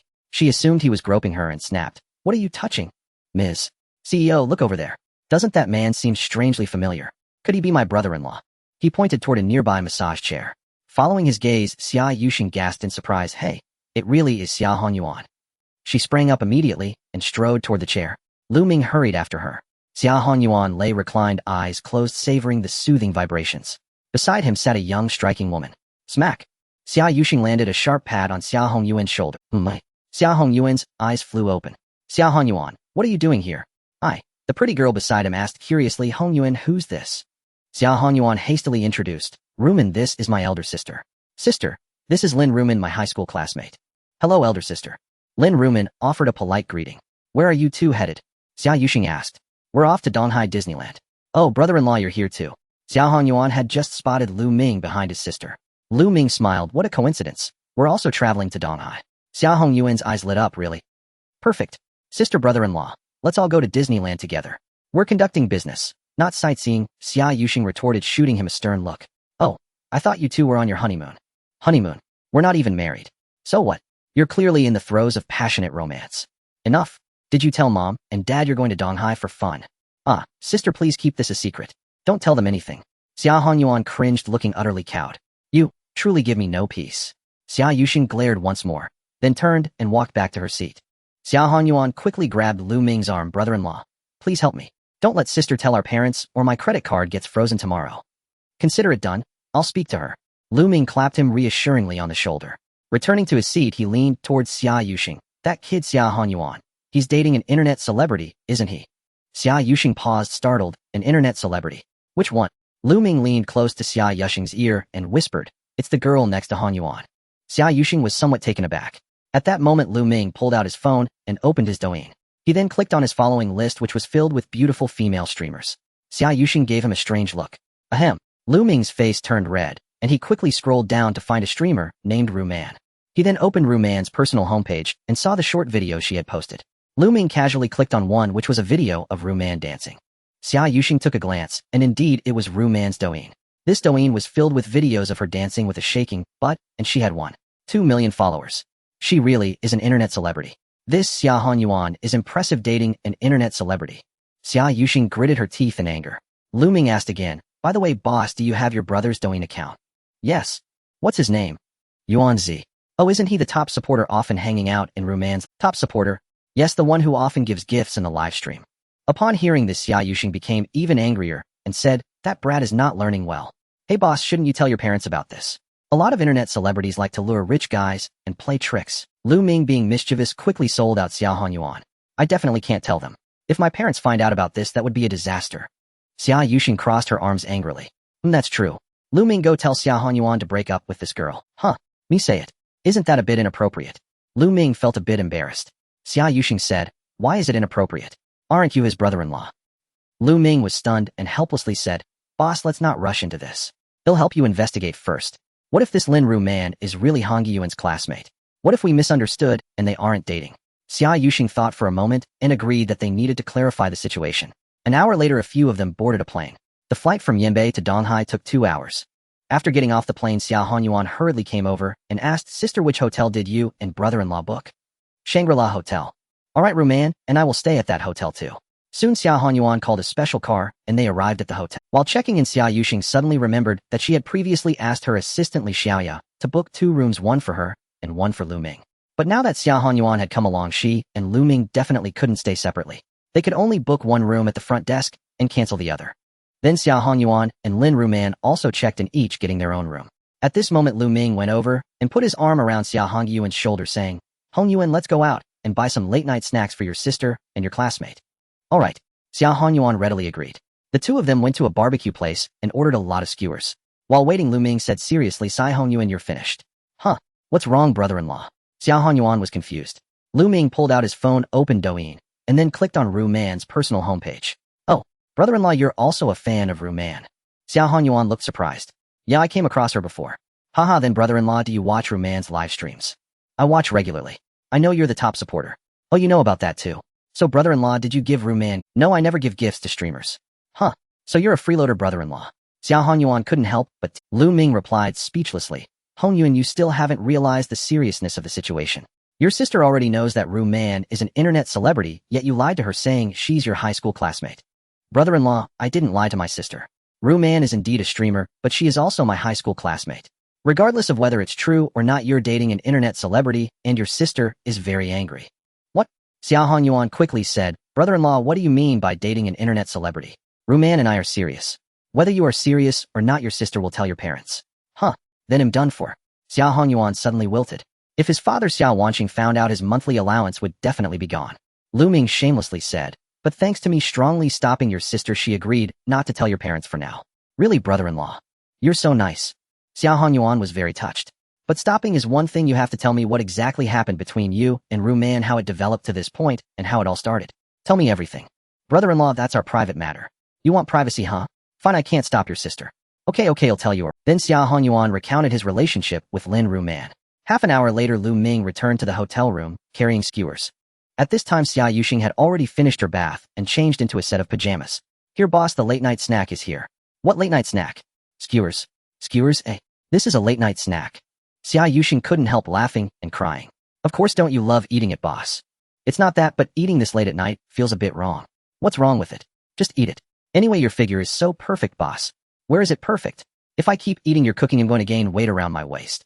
Oh, then I have to drag the boss to exercise in the morning from now on. Xia Yuxing quickly shook her head and said, no way, no one can take away my habit of sleeping in. That's not right. Boss, you go to bed quite early every day, usually by 10 o'clock. Why do you still sleep until 7:30 every morning? Of course, if I wake up early, going to bed early makes no sense. Lu Ming was at a loss for words, feeling something was wrong. Then Lu Ming also took a shower and came out in his shorts. At this point, Xia Yuxing was already eating skewers and drinking beer. Oh dear. Xia Yuxing quickly covered her eyes and scolded. Do you have any manners? Why are you shirtless? Hurry up and put on some clothes. It's a bit hot. He'll put it on later. Lu Ming had just finished showering and his head was still sweaty. No way. Did you forget our cohabitation agreement? I didn't forget, but we're in a hotel now, not at home. Pervert. Are you an exhibitionist? Boss, I'm just shirtless, not flying kites with you. Boss, I have an 8-pack. I'm letting you see for free and I haven't charged you anything. Who wants to see your abs? Who? Xia Yuxing rolled her eyes. However, her hand covering her face couldn't help but separate a finger. While Lu Ming really has an 8-pack. Boss, were you secretly peeking through your fingers? Lu Ming noticed. No way. Hurry and put on your clothes. Otherwise he'll get angry. Alright, I'll put them on. After saying that, Lu Ming opened his suitcase and took out a tank top to wear. Only then did Xia Yuxing lower her hand. Boss, don't you think my figure is pretty good? I've built up my chest muscles. Lu Ming couldn't help but tease. He was quite satisfied with his own physique. Narcissistic. Xia Yuxing gave him a glare. However, her gaze still lingered as Lu Ming's tank top perfectly accentuated his physique. Xia Yuxing's face turned red. Hey boss, why is your face turning red? I drank beer. Come on, let's. Lu Ming also opened a can for himself. The two drank beer and ate skewers while watching TV. Did you find out about Hongyuan's situation? Yes, I found out. Quick, tell me. Lin Ruman is indeed Hongyuan's high school classmate. The two have actually been in contact for a long time, but they just started dating. Moreover, Xiao Hongyuan said he is serious about Lin Ruman. Lu Ming recounted everything Xiao Hongyuan had told him in detail. Boss, I think we should respect Hongyuan's feelings. I don't mind him dating, but the girl he's dating is an internet celebrity who shakes her, but in short videos, every day. What kind of decorum is that? Boss, this is a new society. Many young people use Douyin and post dance videos. We can't just dismiss all of them as not good girls, can we? Xia Yuxing thought for a moment. Lu Ming's words made some sense. Besides, she didn't know much about Lin Ruman. If she insisted on making her younger brother Hongyuan break up without understanding the situation, it would be no different from her parents. But, Lu Ming said, Boss, I know what you're worried about, that Hongyuan might be deceived in love and be taken advantage of financially, right? Xia Yuxing didn't speak. She was indeed somewhat worried. Don't worry, I've already reminded Hongyuan. Besides, Hongyuan is smart and not a fool, so you can rest assured. Xia Yuxing pondered for a moment and said, Alright then, if he wants to date, let him date. By the way, boss, I don't have it. You don't watch short videos? Nope. Lu Ming laughed. Then you're missing out on a lot of fun. Fun? What fun? Like fishing, digging for clams, finding pearls, wilderness survival. It's all so much fun. Boss, why don't you register an account, and I'll recommend a few great Douyin creators to you. Come on, do I look like I would trust you? Your following list must be filled with female internet celebrities. Cough cough, how could that be? Boss, you misread it earlier. I actually follow many interesting Douyin creators. Really? Then take out your phone, open Douyin, and check the first 10 videos you get. Are they interesting videos, or just internet celebrities shaking their butts? Alright, let's see then. Lu Ming, feeling defiant, took out his phone. He often watched fishing and clam digging videos, which were not only entertaining, but also relaxing. Xia Yuxing immediately sat beside Lu Ming, both staring at the phone screen. He opened Douyin, and the first ding ding ding. Let's sing a love song together. Having loved so willfully. Thinking one can let go so easily. Lu Ming's mouth twitched. Oh boy, it was still 3 young ladies dancing together. Wow, big data really knows you well, Lu Ming. Xia Yuxing rolled her eyes at him. Lu Ming gritted his teeth and said, this must be a coincidence. This dance BGM became popular a few months ago, now it's just being pushed again, it has to be a coincidence. Xia Yuxing sneered. Yes, coincidence. Let's watch the second video. Lu Ming hurriedly swiped his finger. The second video appeared. Digging in what kind of garden? Planting what kind of seeds to bloom what kind of flowers? In my little garden. Digging. Lu Ming felt a bit embarrassed. Although this video wasn't about dancing, it featured a beautiful teacher. Why not to mention she's quite good looking. Boss, I think you're better looking. If you shot a video, you'd definitely outshine everyone online. Let's watch the third video. Lu Ming continued to swipe through the phone screen. Finally, the third video appeared, which was primarily about military topics. Haha, how about it, boss? Not all are young ladies, right? Continue. The fourth video indeed featured a clam. The fifth video featured a pet blogger showcasing a dog. The sixth video featured a beautiful girl dancing to The seventh video featured a beautiful girl dancing to Black Peach A. The eighth video featured a pure and lovely girl. The ninth was a swimsuit model. The 10th was a JK girl.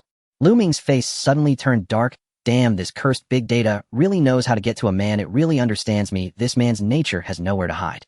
TSK tisk, after watching 10 short videos, 7 of them were about beautiful women. You're something, Lu Ming. Xia Yuxing looked furious. Boss, this must be a recommendation algorithm issue. Come on, you're still arguing. Boss, as the saying goes, everyone has a love for beauty. We men look at beautiful women to improve ourselves and enjoy life. Isn't that great? Improve ourselves? You're really thick-skinned. Haha, boss, I won't be watching those beautiful Douyin creators anymore. My. Why not? Because now I know you, boss. When it comes to looks and figure, those female internet celebrities with beauty filters can't compare to you. Oh, have you learned to be smooth-tongued? Xia Yuxing shot him a glance. Even though she knew Lu Ming was slick-tongued, she couldn't help but feel a little happy listening to him. Lu Ming flattered. I'm just speaking the truth, boss. Even without makeup, you crush them. If you wore a black dress, oh boy, that would be something else. Go away, who wants to wear a black dress? Xia Yuxing was somewhat speechless at this rogue. Lu Ming sized up the beauty in front of him, starting to imagine how Xia Yuxing would look in a black dress. He couldn't help but wonder if he would be deprived of nutrients tonight. What are you staring at? You're drooling.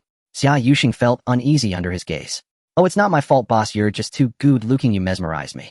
Lu Ming continued to flatter her. Smooth-tongued. Go away. I'm going to sleep. Tonight you sleep on the sofa, and he'll sleep in the bed. After saying this, Xia Yuxing climbed onto the bed and covered herself with the quilt. Huh. Why? I want to sleep in the bed too. Lu Ming said as he also climbed onto the bed. Get down. Xia Yuxing kicked him off, saying, men and women shouldn't be so close. How can we sleep in the same bed? What? Lu Ming was stunned and said, boss, haven't we slept together twice already? A dog's mouth cannot. What do you mean by slept together twice? That was on the same bed. Right. That was because there was no other choice before. Now that we're in a hotel, why do we still need to sleep on the same bed? I mean, boss, do you have any conscience? When you need me, you let me sleep in your bed, but when you don't, you make me sleep on the sofa. Isn't that just abandoning the donkey after the grind? Right, you are the donkey. Xia Yuxing covered her mouth and laughed. Alright, I'm the donkey is here. Lu Ming said as he jumped onto the bed, rolling around and shouting, the donkey is rolling. While rolling, he also rubbed against Xia Yuxing. Hey, what are you doing? Xia Yuxing quickly protected her body. I'm not a donkey. I'm just having fun. Get lost. Xia Yuxing kicked out, trying to push Lu Ming off again. Unexpectedly, this time Lu Ming was prepared and directly grabbed her ankle. You bold one, let go quickly. Xia Yuxing wanted to break free, but Lu Ming held on tightly. Wow, boss, how long have you not washed your feet? It's so smelly. Lu Ming exaggeratedly pinched his nose with one hand. Nonsense. I wash my feet every day. Oh, where would the smell come from? You just keep pretending. Is that so? Then I won't be polite. Lu Ming raised his eyebrows, his eyes brightening as the corners of his mouth curled up. You? What do you want to do? Xia Yuxing's pretty face flushed, her heart racing. Lu Ming reached out and gently tickled the soles of Xia Yuxing's feet. What are you doing? Boss, you still won't let me sleep in the bed. I'm tickling you. Don't tickle. I'm ticklish. Ticklish, huh? Then I'll tickle you even more. Lu Ming said as he gently tickled a few more times. Let me go quickly. Xia Yuxing struggled, but her ankle was firmly grasped by Lu Ming, and she didn't have the strength to resist him. I won't let go. Lu Ming, you bold one. I'm your superior. How dare you disrespect me? Let go of my foot. Oh, boss, even at this time you still want to act like a superior. Lu Ming said as he tickled her foot again. Ouch. Okay. I won't act superior anymore. Could you please let me go? What's wrong, boss? Can't take it anymore. I can let you go, but can I sleep in the bed? No way. Lu Ming frowned and prepared to tickle her again. Xia Yuxing was startled and hurriedly begged for mercy. Alright, I'll do it. Hee boss, you said it. I said it, so let go quickly. Xia Yuxing had been afraid of being tickled since she was young, and Lu Ming had hit her weak spot. Only then did Lu Ming let go of her foot. Xia Yuxing angrily said, look at you, Lu Ming, tickling my feet. I'm most afraid of being tickled. Oh really? Then I can take advantage of you, boss. How you wish. You think you can take advantage of me? If you want to sleep in the bed, just don't move around at night. Boss, I usually sleep very well, okay? You sleep well. You were being a rascal this morning, throwing a spear. Boss, I think I need to educate you on some trying to brainwash me. I won't listen. Time to sleep. Xia Yuxing directly turned off the light. In the darkness, the two of them naturally could not fall asleep quickly. By the way, we need to get up early tomorrow. We have to leave by 7 o'clock. Xia Yuxing recalled the meeting with Shen Ongwa tomorrow. 7 o'clock. So early. Does Shen Ongwa start working at 7? Not really, we need to go to the Blade Club. The Blade Club. It's out in the suburbs. So we have to leave early. Lu Ming asked, what are we going there for? The Blade Club is a well-known top sports club in Donghai, essentially a place for the wealthy to have fun. The Blade Club is famous because its sports offerings include some high-difficulty extreme sports. For example, extreme biking, rock climbing, surfing, extreme off-roading, bungee jumping, skydiving, and more. Xia Yuxing said Shen Ongwa arranged to meet at the club. I remember now, when we did background checks, Shen Ongwa was an athletic enthusiast. That's right. It's strange how wealthy people engage in projects. It's either golf or swimming, and now there's also extreme sports. Shen Ongwa is indeed a very unique person in the circle. I have a little doubt about our chances of success this time. Xia Yuxing lacked confidence this time. After all, the competitors they face are too strong. Lu Ming smiled and said, don't worry, boss, I'm here. Xia Yuxing blinked her eyes. This time Lu Ming was indeed her bargaining chip in the negotiation, as his achievements in the industry had made him quite famous. Then the two of them finished their chat and gradually fell asleep. In the dead of night at around 3 a.m., a sudden thunderclap shook the outside and a torrential rain began to pour. Up! Xia Yuxing exclaimed, waking up. Lu Ming was also awakened by the sound of thunder, opening his eyes in a daze. Wow! Listening to the sound, the rain was quite heavy. Moi! In the darkness, Lu Ming turned to look at Xia Yuxing, who was lying next to him, her body seemingly trembling. Are you dreaming? Lu Ming looked carefully. Boom! Just then another loud thunderclap rang out. Xia Yuxing's body trembled even more noticeably. Boss, what's wrong with you? Lu Ming hurriedly asked. I'm fine, just a little afraid of thunder. Xia Yuxing replied softly without opening her eyes. Boom! The thunder sounded again, and Xia Yuxing trembled once more. Lu Ming thought for a moment and boldly reached out to grab Xia Yuxing's hand. Xia Yuxing was startled by the grasp, her eyes opening wide. Boss, there's no need to be afraid, it's just thunder. I'm right here beside you. Lu Ming squeezed her hand reassuringly. However, while holding hands, he could clearly feel Xia Yuxing's palms were Xia Yuxing softly replied. Meanwhile, the rain continued outside, and the thunder followed, causing her to instinctively shiver. Lu Ming held Xia Yuxing's hand tightly and boldly pulled her closer to his body. Moi! Xia Yuxing was startled, her heart racing. In the next moment, Lu Ming covered both of her ears with his hands. Instantly, the sound of thunder was blocked out. Xia Yuxing's body gradually stopped trembling. Lu Ming noticed that Xia Yuxing had stopped trembling and then said, Boss, are you not afraid this time? Xia Yuxing felt a strong sense of security. At the same time, she also caught a whiff of Lu Ming's unique masculine scent. For a moment, she found herself somewhat infatuated. Unknowingly, she stretched out an arm and embraced Lu Ming. Lu Ming was taken aback. He hadn't thought much about helping Xia Yuxing cover her ears. But with her suddenly hugging him, he felt a primal calling from his genes. Thus something began to stir. Lu Ming felt a bit embarrassed and immediately suppressed it. Can't you have a little self-control? Why be so excited? Don't embarrass yourself. Buddy, why aren't you listening? At that moment, the thunder outside finally stopped. Xia Yuxing was still enjoying this moment of peace. Thud! Xia Yuxing immediately felt the salute from Lu Ming. Lu Ming's face darkened as he thought, it's over, it's really embarrassing. But what can be done? Which man wouldn't react this way in such a situation? Otherwise, there must be something wrong with his body. However, this might anger the female tyrant. Just as he was panicking, Xia Yuxing spoke. Disgusting. After saying that, Xia Yuxing pushed Lu Ming away and turned over. Boss, I didn't mean to, you're not. No, just go to sleep. Xia Yuxing lay there for a while, her mind filled with chaotic thoughts. Who? To her surprise, Lu Ming had already fallen asleep. Xia Yuxing touched her face, feeling a bit hot. She gently lifted the blanket, got out of bed, rummaged through her bag in the dark, and then tiptoed to the bathroom. Upon reaching the bathroom, she turned on the light. Standing in front of the mirror, Xia Yuxing looked at herself and felt as if she were not herself. Her face was flushed and her neck was also red. Xia Yuxing locked the bathroom door. She had never experienced anything like this before. It was her first time changing her underwear in the middle of the night, utterly embarrassing. After changing, she returned from the bathroom. As she approached the bedside, Lu Ming suddenly turned over, startling Xia Yuxing. However, Lu Ming merely turned over and did not wake up. Xia Yuxing breathed a sigh of relief, glad he hadn't noticed. The next morning Lu Ming felt a suffocating sensation as if he couldn't breathe. He suddenly opened his eyes and saw a fair hand pinching his nose. Then he saw Xia Yushing's playful face. I'm going to die. Lu Ming quickly opened his mouth and gasped for air. Huh? Xia Yushing covered her mouth, laughing uncontrollably. Boss, what are you doing trying to murder your husband? Lu Ming was speechless. What husband? I called you several times to wake you up, but you just lay there like a pig not responding at all, so I had to pinch your nose. Huh? You called me. I did. Impossible, you must not have called. You don't believe me. Boss, I was already awake long ago. Awake long ago. Didn't you see my little buddy, already standing guard? Little buddy. Yes, little buddy. Swish. Xia Yushing immediately understood, her face turning red as she shot him an exasperated glance. You little rascal, always driving the car. Do you have a brake on your mouth? Boss, if you weren't an experienced driver, how would you know I speed? Enough with the nonsense, get up and wash up. We have important matters to attend to. After Xia Yushing finished speaking, she jumped out of bed. The two then began to wash up, changed clothes, and prepared to go to the hotel restaurant for a buffet breakfast. Lu Ming curiously asked, wait a minute, boss. What is it? Did you forget something? What? Didn't you say you need to change into a new one every morning? But you didn't change this morning. Lu Ming reminded her kindly. Go away, who says I didn't change? I changed in the changing room. Xia Yushing felt a bit guilty, as she had secretly changed at around 3 in the morning, so she didn't change in the morning. No, before you went to the changing room, you didn't take anything, you only took casual pants. You must be mistaken. Oh, I took something. Xia Yushing stubbornly refused to admit it. Impossible, I didn't see anything. Lu Ming was quite certain. Xia Yushing angrily said, hey, what's wrong? How can I change clothes without anything? Why were you staring at me? Pervert. Lu Ming was at a loss whether to laugh or cry. Fine, does reminding you with good intentions count as a mistake? Because of a project discussion, Lu Ming was dressed in a suit and shirt, giving off a more mature vibe than usual. Xia Yushing couldn't help but glance at him a few more times. To be honest, when this guy dressed up, he was indeed quite handsome. After breakfast, the two set off in a private car. When they arrived at the Blade Club, it was already 8:30. Of course, according to the agreed meeting time with Shenangi, they were to meet at 9 o'clock, so they still had time. The Blade Club was very spacious. Upon reaching the club, they informed the staff that they were meeting Shenangi, and the staff immediately took them to the climbing area. A woman in an OL professional suit walked over and said, hello, I am Mio, assistant to General Manager Shun. Which company are you from? We are from Jiuying Capital.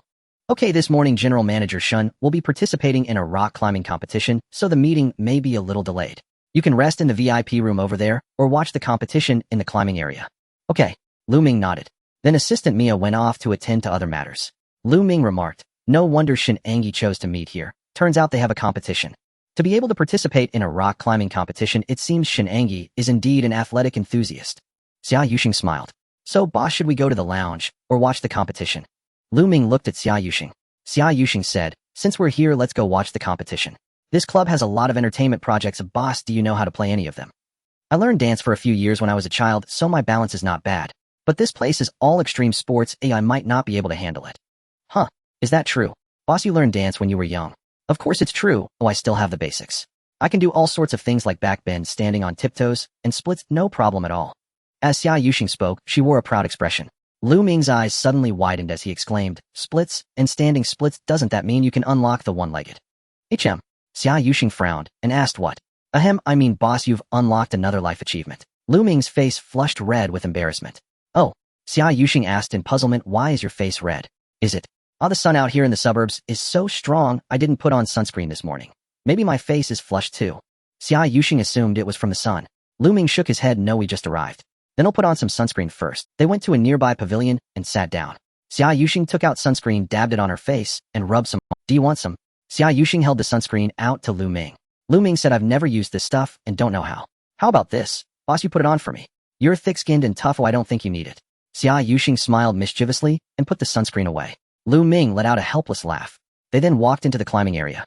Inside the zone, there were all kinds of climbing options, some indoors and some outdoors. Each climbing wall was marked with a difficulty rating from 1 to 10 according to its challenge. Easy walls were typically 5 to 8 meters high, medium ones about 10 to 15 meters, while high difficulty walls range from 15 to 30 meters. Ding system has detected a climbing wall. Ding system mission issued first use of the super climb skill. Mission reward 1 lottery draw. Lu Ming was a little surprised. Another system task. He had won the super climb skill in a previous draw.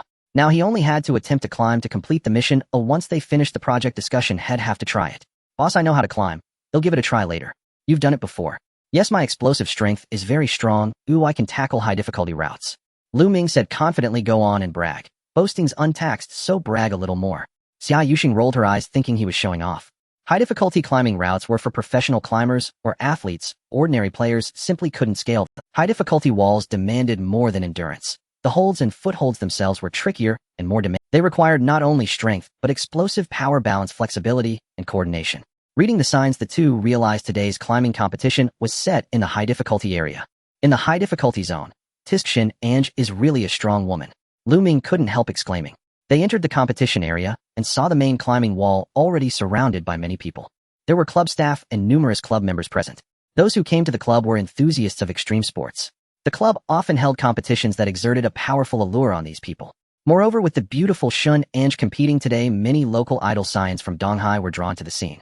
Many of those dandies were admirers of Xin Ange. Lu Ming smiled while so many people. As soon as he and Xia Yuxing stepped into the venue, they attracted considerable attention, especially among the dandies. Xia Yuxing's looks, figure, and bearing were no less than Xin Ange's, perhaps even surpassing her. Hey, who is that beauty? No idea. Must be a scion of some prominent family. My God, there's a woman even more beautiful than Xin Ange. The dandies could no longer contain themselves. A young man dressed head to toe in designer clothes eagerly stepped forward. Hello, beautiful, you have such grace. May I have the honor of meeting you? The young man asked, offering his hand. Lu Ming could only laugh inwardly. Truly, Xia Yuxing was a peerless beauty who had stunned the whole scene the moment she arrived. Sorry, sir, my boyfriend might get upset. Xia Yuxing linked her arm through Lu Ming's. The young man looked disappointed, forced an awkward smile, and withdrew. The other dandies wore the same expressions. As Lu Ming's arm was linked, he took the chance to slip his arm around Xia. Using her as a shield, he reasoned he wouldn't lose out. Xia Yuxing asked, what are you doing? Is there anything wrong with me putting my arm around my girlfriend? Nothing wrong, but don't start tickling. I get ticklish. I wasn't tickling. Lu Ming stubbornly denied it. Oh, old classmate, what a coincidence to meet you back home. A man's voice suddenly came from nearby. Lu Ming and Xia Yuxing turned to see a young man approaching and Rong Wenhao. Xia Yuxing had not expected to run into that irritating fellow here. Rong Wenhao, hands in his pocket, smiled and asked, old classmate, what are you doing here? You didn't come for the Shun family's investment fund, did you? It's none of your business, Xia Yuxing replied coldly. How is it not? Let me introduce myself. I am now the junior head of Dingfeng Capital. Dingfeng has been acquired by the Rong family. Yes, that investment deal with the Yu family last time. I took it from under you. Rong Wenhao wore a smug look. It was you. Xia Yuxing frowned. So you always beat me at school. Real life might be different, right? Xia Yuxing seethed, but refused to dignify the man with a response. Just then Lu Ming stepped forward and said, oh, so you're the boss of Dingfeng Capital, are you? Junior head, really? Watched too many wuxia dramas. Why aren't you wearing a cloak and carrying a willow leaf blade? Kid, who are you to speak to me like that? Jiaoing Capital, Lu Ming. Rong Wenhao paused, then laughed. So you're Lu Ming, the dark horse of the investment world. How about joining my Dingfeng Capital? You have no future under her. Sorry, you're too ugly, you'd ruin my mood. Lu Ming refused outright. So you're just a kid who can only talk his... Rong Wenhao looked at Xia Yuxing and said back, when we studied abroad you pretended to be innocent and rejected me. Honestly, your taste isn't great. The boyfriend you chose isn't impressive either. You would have been better off with me. Shameless. Xia Yuxing's lovely face flushed with anger. I really advise you to. Rong Wenhao was about to continue when he suddenly felt his toes lift off the ground, his body thrown upward, and then a crushing pressure at his throat. He stared wide-eyed and realized it was the Lu fellow who had his hand clamped around his neck. Rong Wenhao widened his eyes and exclaimed, Kid, let me go quickly. Do you believe I will report you? I say, Rong Xiao, your mouth spews filth. Did your parents not teach you any manners? I apologize for what I just said, Lu Ming replied coldly. He had been impulsive, not expecting his strength to have grown so formidable. Perhaps it was because he had learned the super climbing skill and his body had become stronger. Xia Yuxing's expression changed. She hadn't expected Lu Ming to be so impulsive. She hurriedly stepped forward, grabbing Lu Ming's hand, and said, Lu Ming, let go quickly, don't be impulsive. Rong Wenhao grinned and said, Yes, kid, let me go if you know what's good for you. I want you to apologize. As Lu Ming spoke, he tightened his grip. Rong Wenhao angrily retorted, All right, kid, you want me to apologize, huh? Isn't this a rock climbing competition? Are you brave enough to compete with me? If you win, I will apologize. Why should we agree to that? Xia Yuxing responded coldly. Fine, I accept. Lu Ming never expected Rong Wenhao to challenge himself. He had originally planned to go rock climbing later to complete his task. Since Rong Wenhao enjoyed being slapped in the face, he had to satisfy him. Lu Ming, you don't have to pay attention to him. Xia Yuxing shook her head at Lu Ming. Lu Ming pushed Rong Wenhao away and took Xia Yuxing's hand, saying, Don't worry, I am confident. Kid, we will meet at the climbing arena. I will make you lose convincingly. After Rong Wenhao finished speaking, he went to prepare. Only then did Xia Yuxing say to Lu Ming, Lu Ming, why are you so impulsive? Rong Wenhao was the president of the school's rock climbing club during college. Boss, that Rong just offended you, I have to make him apologize to you. Lu Ming said seriously. Xia Yuxing looked helpless and tried to persuade him a bit longer, but Lu Ming would not listen. Moreover, he had already arrived at the preparation area to register for the rock climbing competition. Since it was a club-held competition, all players in the club could register. The rock climbing competition had 3 rounds, and most participants would be eliminated in the first round. Very few could advance to the second round. By the time the third round came, there would be hardly anyone left. After registering, the club's professional climbing instructor asked Lu Ming basic rock climbing knowledge. Lu Ming answered very expertly. The club then agreed to let Lu Ming participate in the climbing competition and provided him with climbing clothes and gear. After changing, Lu Ming entered the waiting area with Xia Yuxing. At this moment, all the players participating in the rock climbing competition were chatting together.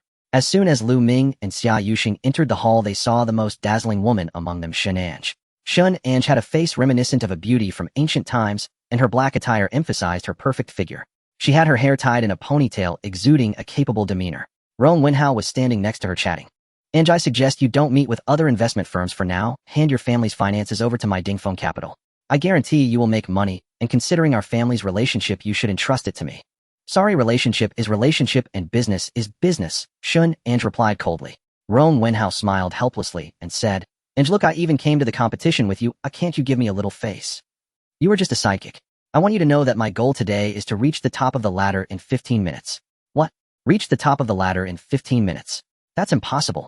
Rong Wenhao shook his head. The ladder was the most difficult climbing wall in the club, standing at a total height of 35 meters. Of that, 20 meters was a climbing wall, while the remaining 15 meters was a steep incline. The so-called steep incline was an upward tilting ladder 15 meters high, with 60 rungs known as the ladder to heaven. Players who could reach the top of the ladder were rare.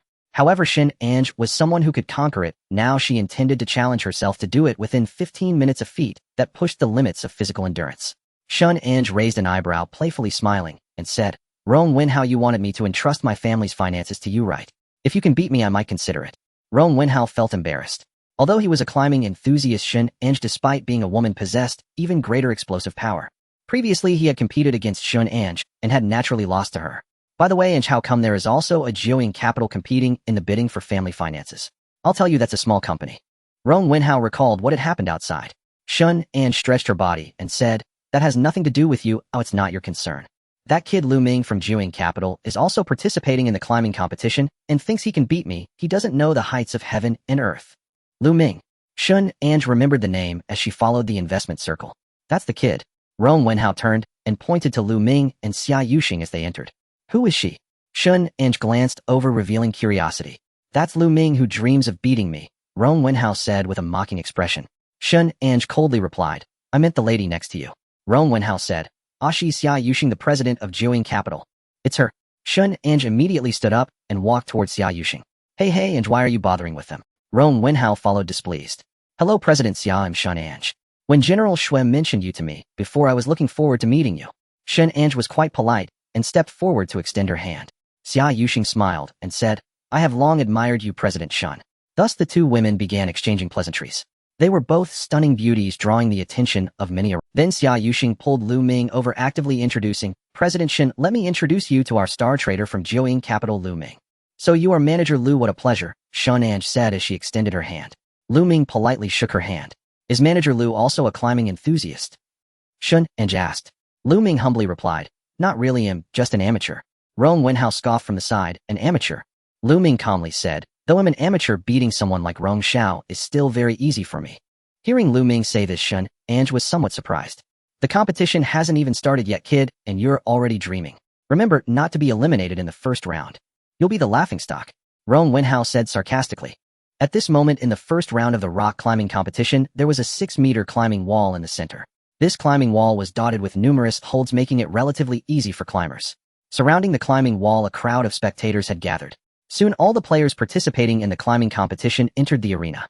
This time there were a total of 16 participants, including Lu Ming. However, the width of this climbing wall was limited, accommodating only 8 climbers at a time. Therefore, the participants were divided into 2 groups. Lu Ming, Shun Ange, and Rong Wenhao were all in the second group. The players of the first group approached the climbing wall, and 8 staff members immediately helped them secure their safety ropes. Since it was a competition, there were requirements for advancing. Climbing to the top of the 6-meter wall had to be completed within 2 minutes. Soon the first group of players began their climb. One man climbed with astonishing speed, finishing in just 1 minute. Meanwhile, a young woman also qualified after 1 minute and 30 seconds. The remaining 6 players failed to qualify. At this moment, Lu Ming and Xia Yuxing were watching the competition from outside. Boss, did you see that? Among those 6 players, at least 3 should have qualified. Lu Ming immediately detected the issue. They should have qualified. Then why didn't they? Xia Yuxing asked, puzzled. Lu Ming explained, their mindset was off, they were too anxious about the competition. As a result, their climbing actions were hurried, leading to many unnecessary mistakes. Having a super climbing skill, Lu Ming naturally possessed rich climbing experience. He was well aware of the technique's mindset and explosive power involved. So that's how it is. Xia Yuxing realized. Nearby Shun Ange looked at Lu Ming in surprise and said, I didn't expect Manager Lu to be so knowledgeable. It's nothing, just a bit of understanding. Lu Ming smiled. What nonsense about being an expert. Anyone with a bit of common sense can see that. Rong Wenhao scoffed. Shun Ange frowned and deliberately posed a question. Manager Lu, Rong Wenhao, what do you think the 6th contestant could have done differently to qualify? Rong Wenhao pretended. Manager Lu is the expert. I'd love to hear his opinion. Lu Ming smirked and said, the advantage of the 6th contestant is his right leg, which has explosive strength. However, he relies too much on it. If he optimizes the left side of the route, he could increase his speed, so he should focus on strengthening his left leg's training. Shun Ange nodded in agreement, her thoughts aligning with his. Rong Wenhao's expression darkened. He never expected Lu Ming to be such an expert. As the saying goes, outsiders watch the excitement while insiders see the intricacies. Lu Ming's ability to pinpoint the issue proved his expertise. Unexpectedly, Lu Ming continued. However, this is not the reason the 6th contestant failed to qualify. His right leg strength could have easily secured qualification. Are you going to say it's because of his mindset again? Rong Wenhao couldn't help but retort. Lu Ming said, the true reason is that when the 6th contestant exerted force with his legs, there was an issue with his waist coordination. I suspect he might have an injury there. Tisk an injury in the waist. I say, Lu, you really can be arrogant. Do you have X-ray vision? Rong Wenhao couldn't resist mocking. Hearing Lu Ming's analysis, Shun Ange also had her doubts and said, if he has an injury the 6th contestant just came down, we can just ask him to find out. Not long after the 6th contestant walked out of the competition area, Shun Ange took the initiative to approach and asked, hello, do you have any injuries to your waist? Miss Shun, how did you know? The 6th contestant looked surprised. You really are injured? Shun Ange expressed her astonishment. The 6th contestant nodded, saying, yes, I've had this injury for a month and haven't fully recovered. I noticed it affected my power while climbing just now. This? Rong Wenhao was left speechless. Seeing the outcome, Xia Yuxing couldn't help but give Lu Ming a Shun Ange also smiled and said, Manager Lu is truly impressive. Then the competition continued, and their second group was about to take the stage. The staff began securing the safety ropes for them. Lu Ming was positioned perfectly with Shun Ange on his left and Rong Wenhao on his right. Rong Wenhao felt proud knowing it would soon be his turn to show off. All contestants, please prepare. The host announced loudly and raised the starting pistol. Bang! In the next moment, all 8 contestants charged toward the climbing wall. Shun Ange, with lightning-fast reflexes, was the first to reach the wall. Rong Wenhao was impressive too, climbing in second place. Whoosh! Just then a figure suddenly dashed past Rong Wenhao, climbing with an unusual speed like a monkey. Moi! Rong Wenhao turned his head and his eyelids jumped. He saw Lu Ming agile and climbing with astonishing speed, his arms and legs seemingly equipped with suction cups akin to a gecko.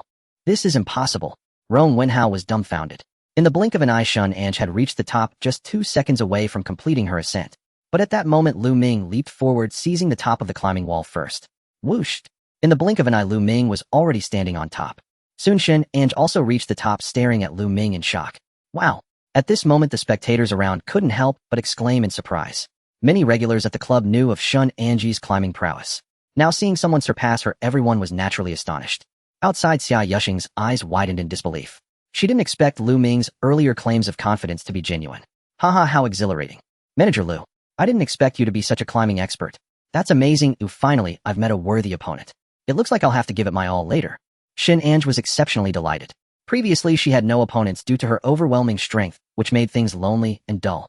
Now Lu Ming's appearance stirred her emotions. Rong Wenhao, seeing Shun Ange's reaction, gritted his teeth in frustration. Miss Shun, that's so unfair. You're making me nervous. It's putting a lot of psychological pressure on me. Lu Ming was joking. His words made Shun Ange laugh. Meanwhile, outside, Xia Yuxing watched Lu Ming and Shun Ange chatting animatedly at the top of the climbing wall, especially Shun Ange's radiant smile, a stark contrast to her usual demeanor. Suddenly, a strange emotion washed over her.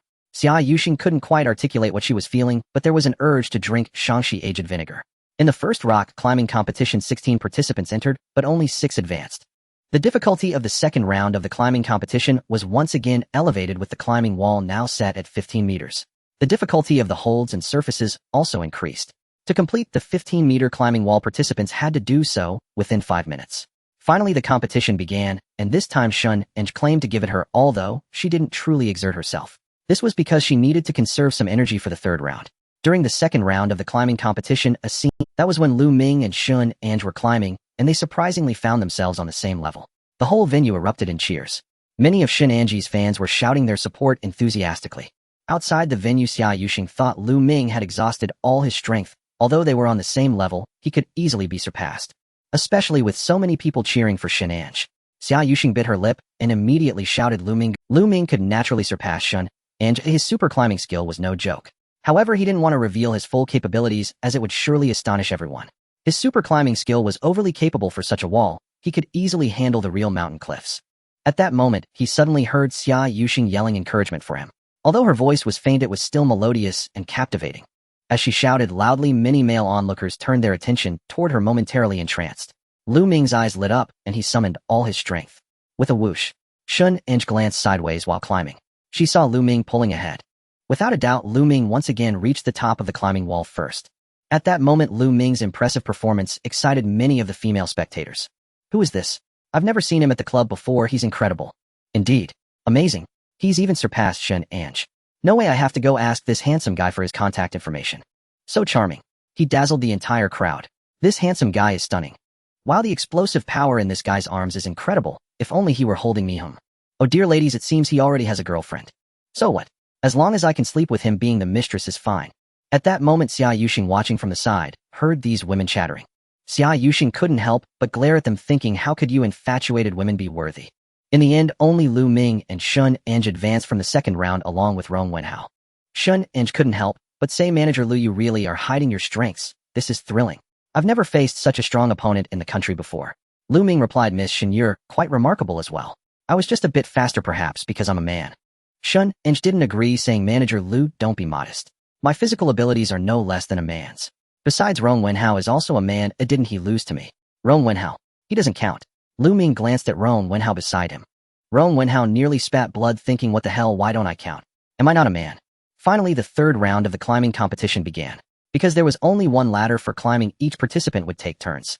The final positions would be determined by each contestant's time and climbing performance. Lu Ming and the others drew lots to decide the order, with Rong Wenhao going first, Shun Eng second, and the crowd gathered in front of the climbing wall. This climbing wall was built against a 16-story building equipped with various safety measures. After all, this belonged to extreme sports, and climbing the ladder posed significant risks. Having gone through the first 2 rounds, Rong Wenhao knew he couldn't possibly win against Lu Ming. So when the climbing began, he didn't choose to give it his all. In the end, he couldn't even complete the first 20 meters of the climbing wall and opted to quit. Finally, it was Shun Eng's turn. Compared to Rong Wenhao, she was full of fighting spirit. Once the climb began, she gave it her all. Lu Ming watched from the side. Although Lu Ming had won in the first 2 rounds, Shun Eng felt she might still have a chance in the third round. In a climbing competition, aside from personal abilities, many factors could influence the outcome, such as the climbing route, unexpected events, and experience with the climbing wall and ladder. When Shun Eng reached 20 meters and began to climb the ladder, she was met with cheers from the crowd. As she climbed the steep ladder, her arms were incredibly strong. Utilizing her physical advantage, her speed was not too fast but steady.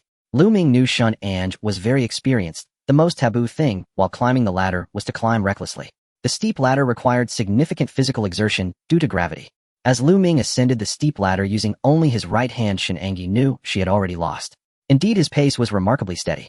Good heavens, this handsome man moves with the lightness of a swallow. Does he practice Qigong? He's my new god. That move is absolutely breathtaking. I must record this. Clearly he's a right-handed climber. Huh, no wonder. He's forged a legendary Qilin arm over years of training. If he ever becomes mine, I'll render that Qilin arm utterly useless. Oh, so useless, or useless. In the blink of an eye, Lu Ming scaled all 60 rungs and reached the summit of the heaven ladder. Whoa, wow. Thunderous applause erupted across the venue, mingled with roaring cheers. At the very moment Lu Ming set foot upon the heaven ladder, reverence shimmered in Shun Eng's beautiful eyes. Though she had lost the match, she conceded defeat wholeheartedly. At that moment, the club staff announced the official climbing time. Boldly displayed on the giant screen, 3 minutes and 33 seconds. It was a record, unprecedented, unassailable. Shortly afterward, Lu Ming arrived at the rooftop of the climbing tower to meet Shun Eng. Shun Eng stepped forward and raised both thumbs toward Lu Ming. Lu Ming, you are the greatest rock climber I've ever seen. She spoke with absolute sincerity. Lu Ming smiled, faintly surveying the crowd's fervent excitement, and wondered inwardly if he'd just been too conspicuous. Moments later, the two descended from the rooftop. With a sudden rush, Lu Ming was surrounded by a swarm of starstruck women, some clamoring for his contact details, others insisting on WeChat friendship, still others inviting him to dinner that evening. All shared but one purpose: to make his acquaintance. Yet Lu Ming politely declined, citing urgent business discussions, and slipped free from the adoring throng. Emerging from the crowd, Lu Ming exhaled deeply in relief. The suffocating press of so many women had left him breathless. Worse still, some had surreptitiously tugged at his trousers. That he deemed crossed a line. He feared being stripped bare before the crowd, a humiliation beyond measure. As he hurried away, he spotted Xia Yuxing waiting for him outside. He rushed over, seized her hand, and urged urgently, "Director Xia, let's go quickly. Come help me change. Hey, handsome, don't run away. Don't leave yet. We chat first. I've slipped my number into your pocket." Lu Ming finally understood the plight of male celebrities. Fame, it seemed, brought its own exhausting brand of chaos. Xia Yuxing stood momentarily stunned. Never before had she been pulled into a frantic sprint like this. To be precise, never before had any man seized her hand and dashed off with her in tow. Her legs moved involuntarily, carried forward by his momentum. In that instant, a cinematic memory flashed through her mind. The heroine of If You Were the One dashing through rain with an open umbrella, a scene of pure lyrical romance. Within moments, they arrived at the club's changing area, where climbers from the competition were shedding their gear and sports. Rong Wenhao was naturally present there as well. Lu Ming, still holding Xia Yuxing's hand, strode forward and declared, "Young Master Rong, have you forgotten something?" "What is it?" Rong Wenhao feigned ignorance. Lu Ming's gaze turned icy. Is the word of the Rong family's heir truly no weightier than wind? Reluctant to provoke a confrontation, especially with Shun Angi standing nearby, Rong Wenhao hesitated. "What's going on?" Shun Angi approached, curious. Rong Wenhao's face flushed crimson as he turned to Xia Yuxing and gritted out, "Old classmate, I sincerely apologize. My earlier remarks were uncalled for and deeply inappropriate. I offer my full contrition." Hearing those words, Xia Yuxing finally exhaled a long-held breath of vindication, and knew without doubt that this moment had been won solely through Lu Ming's intervention. Having delivered his apology, Rong Wenhao swiftly changed the subject. "Angie, where shall we discuss the investment plan?" "Which conference room?" "Conference room A18. "Understood. I'll prepare ahead of time." And with that, Rong Wenhao slunk away, humbled and flustered. Lu Ming, 3 minutes and 33 seconds. This record may well stand forever. Director Shin, you flatter me. As the saying goes, beyond heaven lies higher heaven, beyond people greater people. Our world teems with extraordinary talent. My modest feat pales beside them. You're still humble. Sigh. I'll likely never reach such a standard in my entire life. Shin Engi sighed wistfully. Truth be told, I observed your climbing technique just now. You still have room for refinement. My. Shin Engi looked intrigued. Lu Ming, you mean my performance can improve further? Truly. Breaking 5 minutes is already my physical limit. Director Shun, your climbing route selection and bodily coordination could both be optimized. May I ask, when you first began training, was your instructor male? Yes, that's correct. Shin Engi nodded. Climbing demands distinct adaptations from men and women due to fundamental differences in physiology. Optimal technique hinges on leveraging one's innate physical advantages. Director Shun, you demonstrated explosive power typical of male climbers, yet failed to fully harness your natural flexibility and fluidity. My. Shin Engi's heart surged with revelation. As the ancient adage teaches, a Thessaly horse remains unseen unless guided by a true connoisseur. Such horses abound, but discerning masters do not. Lu Ming's insight struck her like the wisdom of a master mentor. Suddenly, a new dimension of understanding unfurled within her. Lu Ming, that was brilliantly said. Lu Ming, may I add you on WeChat? Let's schedule time soon. I'd love to learn more from you in depth. Absolutely, no problem. Lu Ming agreed without hesitation. They exchanged QR codes and connected instantly. Nearby, Xia Yuxing silently swallowed another jar of sour vinegar. She might not have minded strangers clamoring for Lu Ming's WeChat, but Shin Engi, of all people, initiating the connection herself. Xia Yuxing's pangs of jealousy intensified sharply. Oh no, wasn't I merely fond of him? Why does this feel like such a fierce, consuming ache? Glancing at her watch, Shun Engi said, Director Xia Lu Ming, I'll excuse myself now to change. Let's meet in conference room A18 shortly. Agreed. Lu Ming and Xia Yuxing replied in unison. After Lu Ming changed, the two made their way toward conference room A18. Xia Yuxing remarked, Lu Ming, you're remarkable. Even Shin Engi's way of addressing you has changed. Addressing me? Indeed. She used to call you Manager Lu. Now she says Lu Ming outright. Ah, it is true. Well, that's promising. Promising. Xia Yuxing arched a delicate brow. Exactly. This signals growing rapport with Shin Engi. Our chances of closing this deal just improved significantly. So that's what you meant by good. At this moment in the A18 meeting room of the Blade Club, representatives from 5 investment companies, Dingfeng, Juni, Haihong, Jiawanqing, and Yueying, have all arrived. Although they are competitors now, they are all well acquainted with each other in the investment circle, so the atmosphere remains cordial. By the way, do you all know who the kid who just won first place in the rock climbing competition is? The representative from Juni Capital, Jia Yi, said with a smile. I know. It's Lu Ming from Juing Capital. Is he the recently risen dark horse trader in our private equity circle? The representative from Yueying Fund, Kong Ing, showed surprise. Several people immediately began discussing Lu Ming's financial fund. Only Walter, the representative from Jiawanqing, looked puzzled. He is a foreigner who has just landed in the Greater China region and has not heard of the myth created by Lu Ming. So besides our 5 investment companies, Juing Capital is also competing with us. Oh, then we can't underestimate this Lu Ming. That's right, he is said to be a born trader. Just now Lu Ming seemed to be chatting quite happily with Mr. Shun. As several companies were discussing, Rong Wenhao approached with disdain, saying, Look at you all afraid of a small Juing. Jia Yi responded, Young Master Rong, that's not what we mean. We're not scared, we're just concerned. That's right, young Master Rong, I heard you had a conflict with Lu Ming. Is that true? Guan Hai asked with a smile. What conflict? That kid Lu is just arrogant, and I simply can't stand him. Rong Wenhao seemed a bit guilty. Kong Ying said, Young Master Rong, what is the identity of the beautiful president of Juing Capital? Can you share it with us? Yeah, we've never heard this name before. Guan Hai also looked puzzled. Rong Wenhao asked, Let me ask you, which tycoon in the domestic business world still has the surname Xia? Everyone thought for a moment. Guan Hai tentatively asked, She can't be the daughter of Xia Wansheng from Wansheng Real Estate, can she? That's right, it's her. Rong Wenhao nodded. Upon hearing this identity, everyone began to discuss excitedly again. At this moment, Lu Ming and Xia Yuxing entered the meeting room. Representatives from several investment companies enthusiastically stood up to introduce themselves to Xia Yuxing. After all, the investment circle is so big they often see each other. Of course, most of these people were looking at the face of Xia Wansheng, Xia Yuxing's father. After all, Xia Wansheng's Wansheng Group is also a potential big client. In comparison, everyone also warmly introduced themselves to Lu Ming. In the eyes of these people, Lu Ming is more valuable. Who knows when they might poach him? In the investment industry, a trader is the greatest asset. 10 minutes later, Shun Ange arrived at the meeting room with his assistant. After greeting the representatives from several investment companies, Shun Ange went straight to the point and began discussing this family investment. Everyone, this time the Shun family's family investment fund, as you must know, amounts to 1 billion.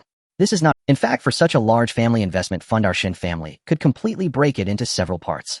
For example, previously we had dedicated family investment funds with your several investment companies, which were mostly around 100 million. So why did we raise the amount to 1 billion this time? There is an important reason. The representatives of several investment companies had already guessed that such a large sum would definitely have additional conditions. Shun Ange continued, according to previous investment rules, we all signed investment contracts with investment companies for more than 3 years.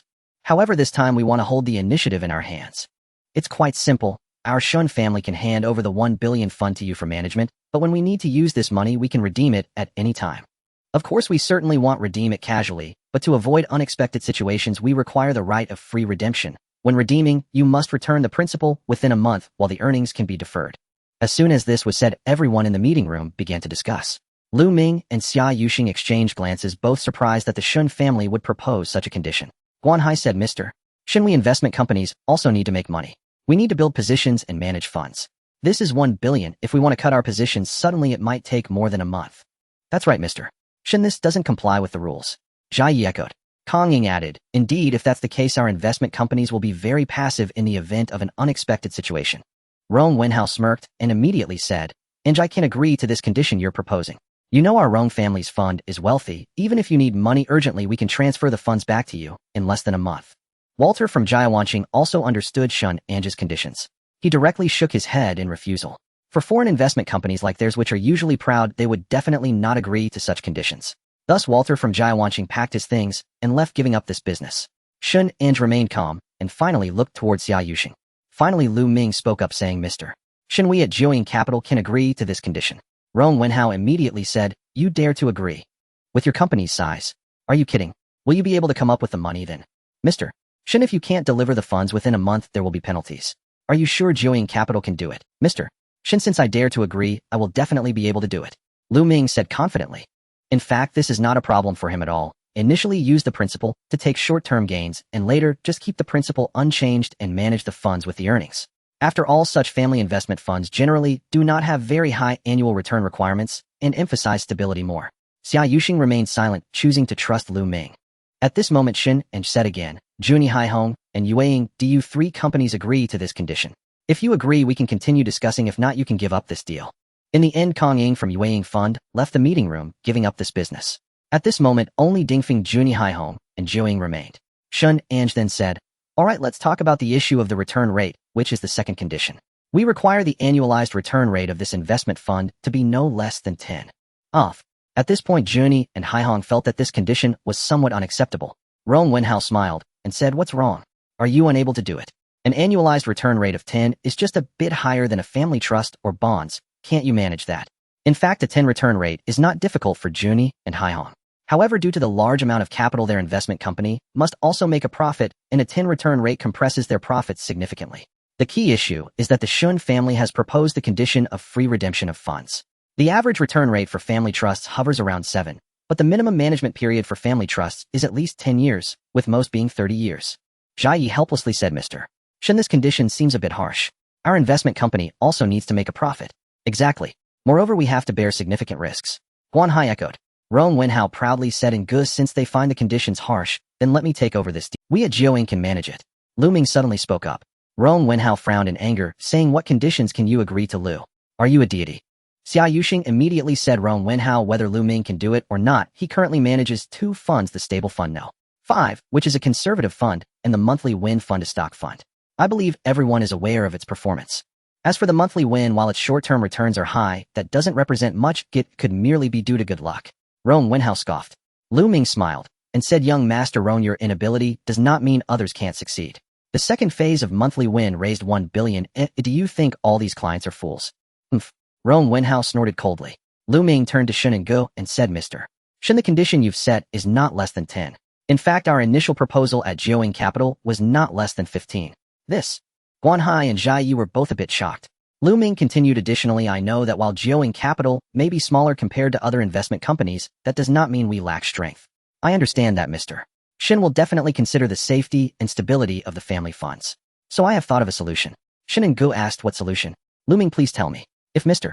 Shin intends to invest 1 billion in family financial management, then if we sign a contract with Jiuying Capital, Mr. Shin could invest in installments, for example, investing 1 billion in the first month to see our financial management capabilities. If Mr. Shin feels that our financial management is satisfactory, then you could continue to increase your investment in the second phase. During the additional investment period, an annual interest rate of 15 translates to a monthly interest rate of 1.25. I can guarantee that there will be no less than 1.25 returns each month. If any month falls below a 1.25 return, Mr. Shin can halt additional investments at any time. Moreover, the amount for installment investments can be determined autonomously by Mr. Shin. Additionally, the investment procedures, fund positions, and details will be available through a dedicated account on our mobile app, allowing Mr. Shin to monitor fund movements in real time. Lu Ming laid out the plan he previously discussed with Xia Yuxing. This time Jiuying Capital made significant concessions to alleviate Shun and guest concerns. If it were purely about scale and qualifications, Jiuying Capital would have no advantage. Or rather, one could promise a high return rate, but such guarantees are meaningless as everyone knows that the capital market is filled with volatility. Guan Hai and Jia Yi were dumbfounded, not expecting Jiuying Capital to play so big. Rong Wenhao anxiously said, in Good, don't believe this kid's words, he's just painting a dream. He treats the capital market like his own backyard. Shin and Gu ignored Rong Wenhao and was deep in thought. Lu Ming's proposed method indeed attracted her attention. In this way, the risk of the Shun family's funds could be minimized, and it would be easy to test whether Lu Ming had the capabilities. Additionally, Lu Ming's performance on the climbing wall had a crucial role in her heart. Perhaps even Shin and Gu herself did not realize, after all, women are emotional beings. Manager Lu, your proposal is indeed good and can be considered. Shin and Gu spoke up. What? Rong Wenhao exclaimed, saying, and Good, don't let this kid fool you. Do you really think he's a genius trader? Shut up. Shin and Gu glared at him and said, what are you jabbering on about? Rong Wenhao's face instantly turned. At this time, Shun and Gu asked Guan Hai and Jia Yi whether their investment companies had better proposals. Both Guan Hai and Jia Yi shook their heads, realizing that their prepared plans could not compare with Lu Ming's. Shun and Gu finally turned to Lu Ming, smiling, Manager Lu, then the Shun family's funds will be managed by you. Lu Ming and Xia Yuxing exchanged glances and smiled knowingly. Rong Wenhao grew anxious, standing up and saying, in Gu, you're being too hasty. My Ding Feng can also promise you a 15 annual return. Just give it to me. Sorry, you're too noisy. I won't cooperate with your Ding Feng. Shun and Gu said sternly. Why? Rong Wenhao's eyes widened in shock, nearly jumping in frustration. Shun and Gu coldly said, there's no reason. The Shun family's funds are decided by me. Rong Wenhao nearly spat blood. In the end, Lu Ming and Shun and Gu agreed to discuss the details of the contract in the following days. When leaving the club, Lu Ming and Xia Yuxing were overjoyed. Boss, this deal has been struck. Are you going to treat us to dinner tonight? Of course, let's go to the Donghai Wangjiang Pavilion. Lu Ming's eyes lit up, saying Wangjiang Pavilion. I've heard of it. It's said to be a romantic place for couples to propose. Upon hearing the word couple, Xia Yuxing's cheeks flushed. When they arrived at Wangjiang Pavilion, the two found a window seat with a beautiful view of the Huangpu River. The waiter brought over the menu, and Lu Ming looked at it with some emotion. This restaurant, where the average cost is 3,000 per person, could actually be much more expensive if there were no limits. Boss, I've never been to a restaurant of this level. Why don't you introduce it to me? All right then. Xia Yuxing took the menu and said, do you want to try caviar? Isn't that the caviar that Hua Zai ordered 1 jar per person in the movie? Xia Yuxing laughed and said, that's in the movie. Here it's sold by the serving. Is it eaten directly? It can be paired with fish cakes. Okay, let's order one. Let's have a serving of pan-seared foie gras and tender steak. I'll go with your suggestion. Do you want to eat oysters? No. Why? I've heard that men love to eat oysters. That's because they lack nutrition. Oh, I don't lack it. I already have more than enough. After finalizing the order, Xia Yuxing asked, shall we have wine? What would you like to drink? And Lu Ming replied, do you have a 1982 Chateau Lafite Rothschild? And how about 1982 Sprite? Would you drink that? You've watched too many TV dramas. And Xia Yuxing shot him a wry glance. And fine. Then how about a romanticani? And whoa. So it's not just TV dramas, you've been devouring novels too. Let's settle for champagne. All right. And soon the dishes arrived, and they poured themselves glasses of champagne. And here, caviar. Try it spread on the fish cakes. Xia Yuxing brought over the caviar. And Lu Ming scooped up a small portion with his spoon and tasted it. Only to recoil briny and pungent, far less palatable than fermented tofu. Fish cakes wrapped in caviar. Huh. Nothing compares to Tianjin scallion pancakes rolled with deep-fried dough sticks. NAS they dined. Xia Yuxing's phone rang. It was her younger brother Xiao Honyuan. And hello. And hey sis, why haven't you two come home yet? Let's all have dinner together tonight. You go ahead and eat without us. We're dining out with your brother-in-law. And what? You're already eating. We're at Wangjiang Pavilion. In Wangjiang Pavilion. Sis, mind if we bring 2 extra sets of cutlery? Nice, I do mind. And with that, Xia Yuxing hung up. Who was that? Lu Ming asked. And Honyuan. And what did he want? And he invited us to dinner. I told them to go ahead without us. Haha, true sisterly devotion. And Lu Ming grinned broadly. And they sipped lightly, finished their meal, and returned to the hotel. Boss, may I go shower first today? And why? And you take forever in there. I'd be waiting ages. And Xia Yuxing sighed. Fine, go ahead. Lu Ming smirked mischievously. Boss, if you'd like to join me, I'll make an exception. I wouldn't mind sharing the shower. And ugh, pervert. Xia Yuxing curled her lip. And huh. Lu Ming laughed as he began unbuttoning his trousers. And hey. Lu Ming undressed in the bathroom. Not right here. I'm still sitting right here. And Xia Yuxing hastily covered her eyes. And Lu Ming, shameless as ever, chuckled, haha boss. I'm hardly stripping bare. Look how flustered you've gotten. Peeking through her fingers, Xia Yuxing saw Lu Ming now clad in nothing but a single garment. An exhibitionist. Even that scrap is unacceptable. Like you haven't seen it before. Why the sudden modesty? And out. Go shower now?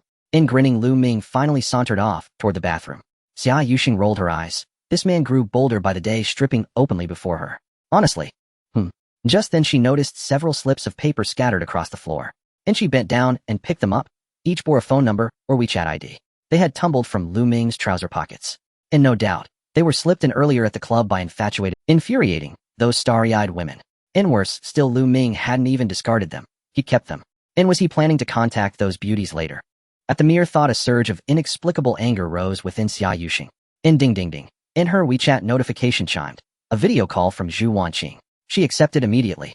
And hey Yuxing, the case is nearly wrapped up. I've got some free time now. Let's catch. Sure, but probably in a few days. By the way, our deal is sealed. And sealed. Our. Who exactly does our refer to? Zhu Wanqing feigned ignorance. And oh shoot, don't play dumb. This deal succeeded thanks entirely to Lu Ming. Nanso. Xia Yuxing recounted the day's events at the club. Zhu Wanqing listened, utterly astounded. Good heavens. You mean Lu Ming climbs cliffs too? That boy hides his talents well. Yuxing, you'd better be careful. Careful. And Zhu Wanqing teased deliberately he might be a master deceiver, specializing in seducing women's hearts. Wanqing, stop joking. Lu Ming and I have shared a bed several times, and he's always been impeccably proper. And Xia Yuxing defended him earnestly. What? More than once, besides that first time. And Zhu Wanqing gasped. And then it's even more urgent. You must proceed with extreme caution. Why? And I suspect Lu Ming suffers from congenital impotence. Observe closely. And Xia Yuxing rolled her eyes again. Enough. Don't tease. Impossible. I'm certain of it.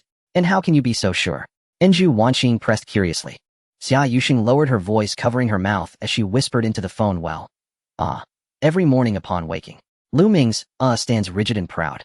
Whoa. So you two lie side by side in plain sight wearing nothing but invisible robes. And what nonsense. Of course we wear pajamas. Then how did you see it? And obviously, because the blanket's off. In mid-video, Lu Ming emerged from the bathroom wrapped only in a towel. Wow. Enju Wanqing caught sight of him on screen. Xia Yuxing instantly tapped to end the call. And Lu Ming asked, who were you video calling? Wanqing. Nah, Sister Wanqing. Did she just see me? And she likely did.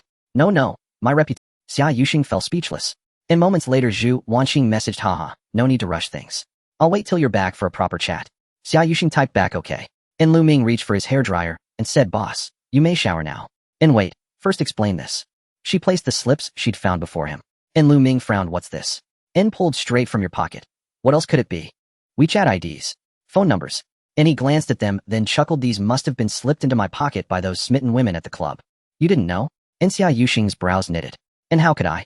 They surrounded me. I couldn't tell who was tugging at my trousers. I bolted out in panic. Tugging your trousers. And Xia Yuxing stared aghast. Had those infatuated women actually tried to grope him? And looking at these slips, I realized it wasn't tugging. They were stuffing notes into my pockets. And Lu Ming suddenly understood. Xia Yuxing probed, gently, so, what will you do with these? And what else? Toss them. Lu Ming crumpled the slips into a tight ball and dropped them into the trash. A flicker of delight lit Xia Yuxing's eyes. She was thoroughly pleased with his gesture. All right, I'm off to shower. And she stepped into the bathroom. And moments later, water splashed, but soon fell silent. Xia Yuxing rapped lightly on the door. Lu Ming, I forgot my body wash. Could you hand it to me? Lu Ming was taken aback and said, isn't there shower gel in the bathroom? I'm not used to the shower gel here. You should get the one Where is it? In my luggage. All right then. Lu Ming opened Xia Yuxing's suitcase. Is it in this pink bag? No. Oh boss, you even prepared a warm palace patch. Are you having menstrual cramps? Lu Ming, you don't rummage through my things. The sound of Xia Yuxing's roar came from the bathroom. I'm not rummaging. How would I know which one is your shower gel? It's in that purple box. Why didn't you say so earlier? Lu Ming opened the box and took out the shower gel. He then walked to the bathroom door. Boss, could you open the door? Huh. I'm not dressed. If I open the door, you'll see me naked. Boss, stop joking. If you don't open the door, how can I hand you the shower gel? Forget it, I'll just open a small crack. You must not peek. Alright, I won't peek. Then the bathroom door opened a small crack. Xia Yuxing's fair as jade arm reached out from the crack of the door with little droplets of water on her arm. Besides that, she was hiding at the door, and from that angle nothing could be seen. Hand it to me. Lu Ming passed the shower gel and teased, boss, do you need a back scrub? I can do it for free. If I don't need it, you big pervert. Xia Yuxing quickly withdrew her arm and closed the door. So fast that Lu Ming didn't even have time to take a glance. He then continued to dry his hair, and after finishing lay on the bed playing with his phone. He opened Douyin and scrolled through short videos for a while. With Xia Yuxing beside him, he found those beautiful women on Douyin rather uninteresting. Lu Ming suddenly remembered he had completed a rock climbing task, and the system awarded him a lottery chance. He immediately opened the system. Ding host, you have one lottery chance left. Would you like to draw immediately? Yes. Alright host, the system is drawing. In the next moment, the lottery wheel appeared. This time the skills refreshed and showed something like super physique, super self-healing, super sleep. There's also a skill for super hand speed. What is this skill for? Is it for typing, coding, or playing game? Lu Ming shook his head. He didn't need this skill at all because his typing speed was already fast enough. Finally, Lu Ming's gaze locked onto one skill, God-level futures prediction. Tisk, another skill for making money. This is delightful. In the next moment, the pointer on the lottery will start. Futures prediction. Futures prediction. Lu Ming muttered. Ding. Unexpectedly, the pointer really stopped at God-level futures prediction. Ding, congratulations host, you have successfully drawn the skill God-level futures prediction. Lu Ming was extremely excited. Now he could play with futures. Ding, system task, issued, manage a futures investment fund. Task completion, reward 1 lottery draw. Lu Ming's eyes lit up. He had to discuss this with the female tyrant when he returned to Yanbei. In the next 3 days, Lu Ming and Shun Ange finalized the contract details. After finishing the contract, Lu Ming and Xia Yuxing strolled around Donghai for a whole day buying some specialties and flew back to Yanbei the next day. Xia Hanyuan had already returned to Yanbei to go back to school. Lu Ming and Xia Yuxing took the morning flight, so they arrived home by noon. Lu Ming hurry up and pick up Pai Pai and Shuizi. As soon as they entered the house, Xia Yuxing assigned him a task. It's already noon, and you haven't eaten yet. That's just right, you can treat your classmates to lunch, they have taken care of us for a week. That makes sense. So Lu Ming changed his clothes and prepared to set off. Before leaving, he called Lu Feihong because it was Saturday and Lu Feihong should be at home. Sure enough, Lu Feihong was at home filming a video. Lu Ming brought some local specialties he bought from Donghai: Gaoqiao pine cake, Chongming cake, Chungwang temple 5 spice beans, Songjiang rice, and white cut chicken, each in their own bag.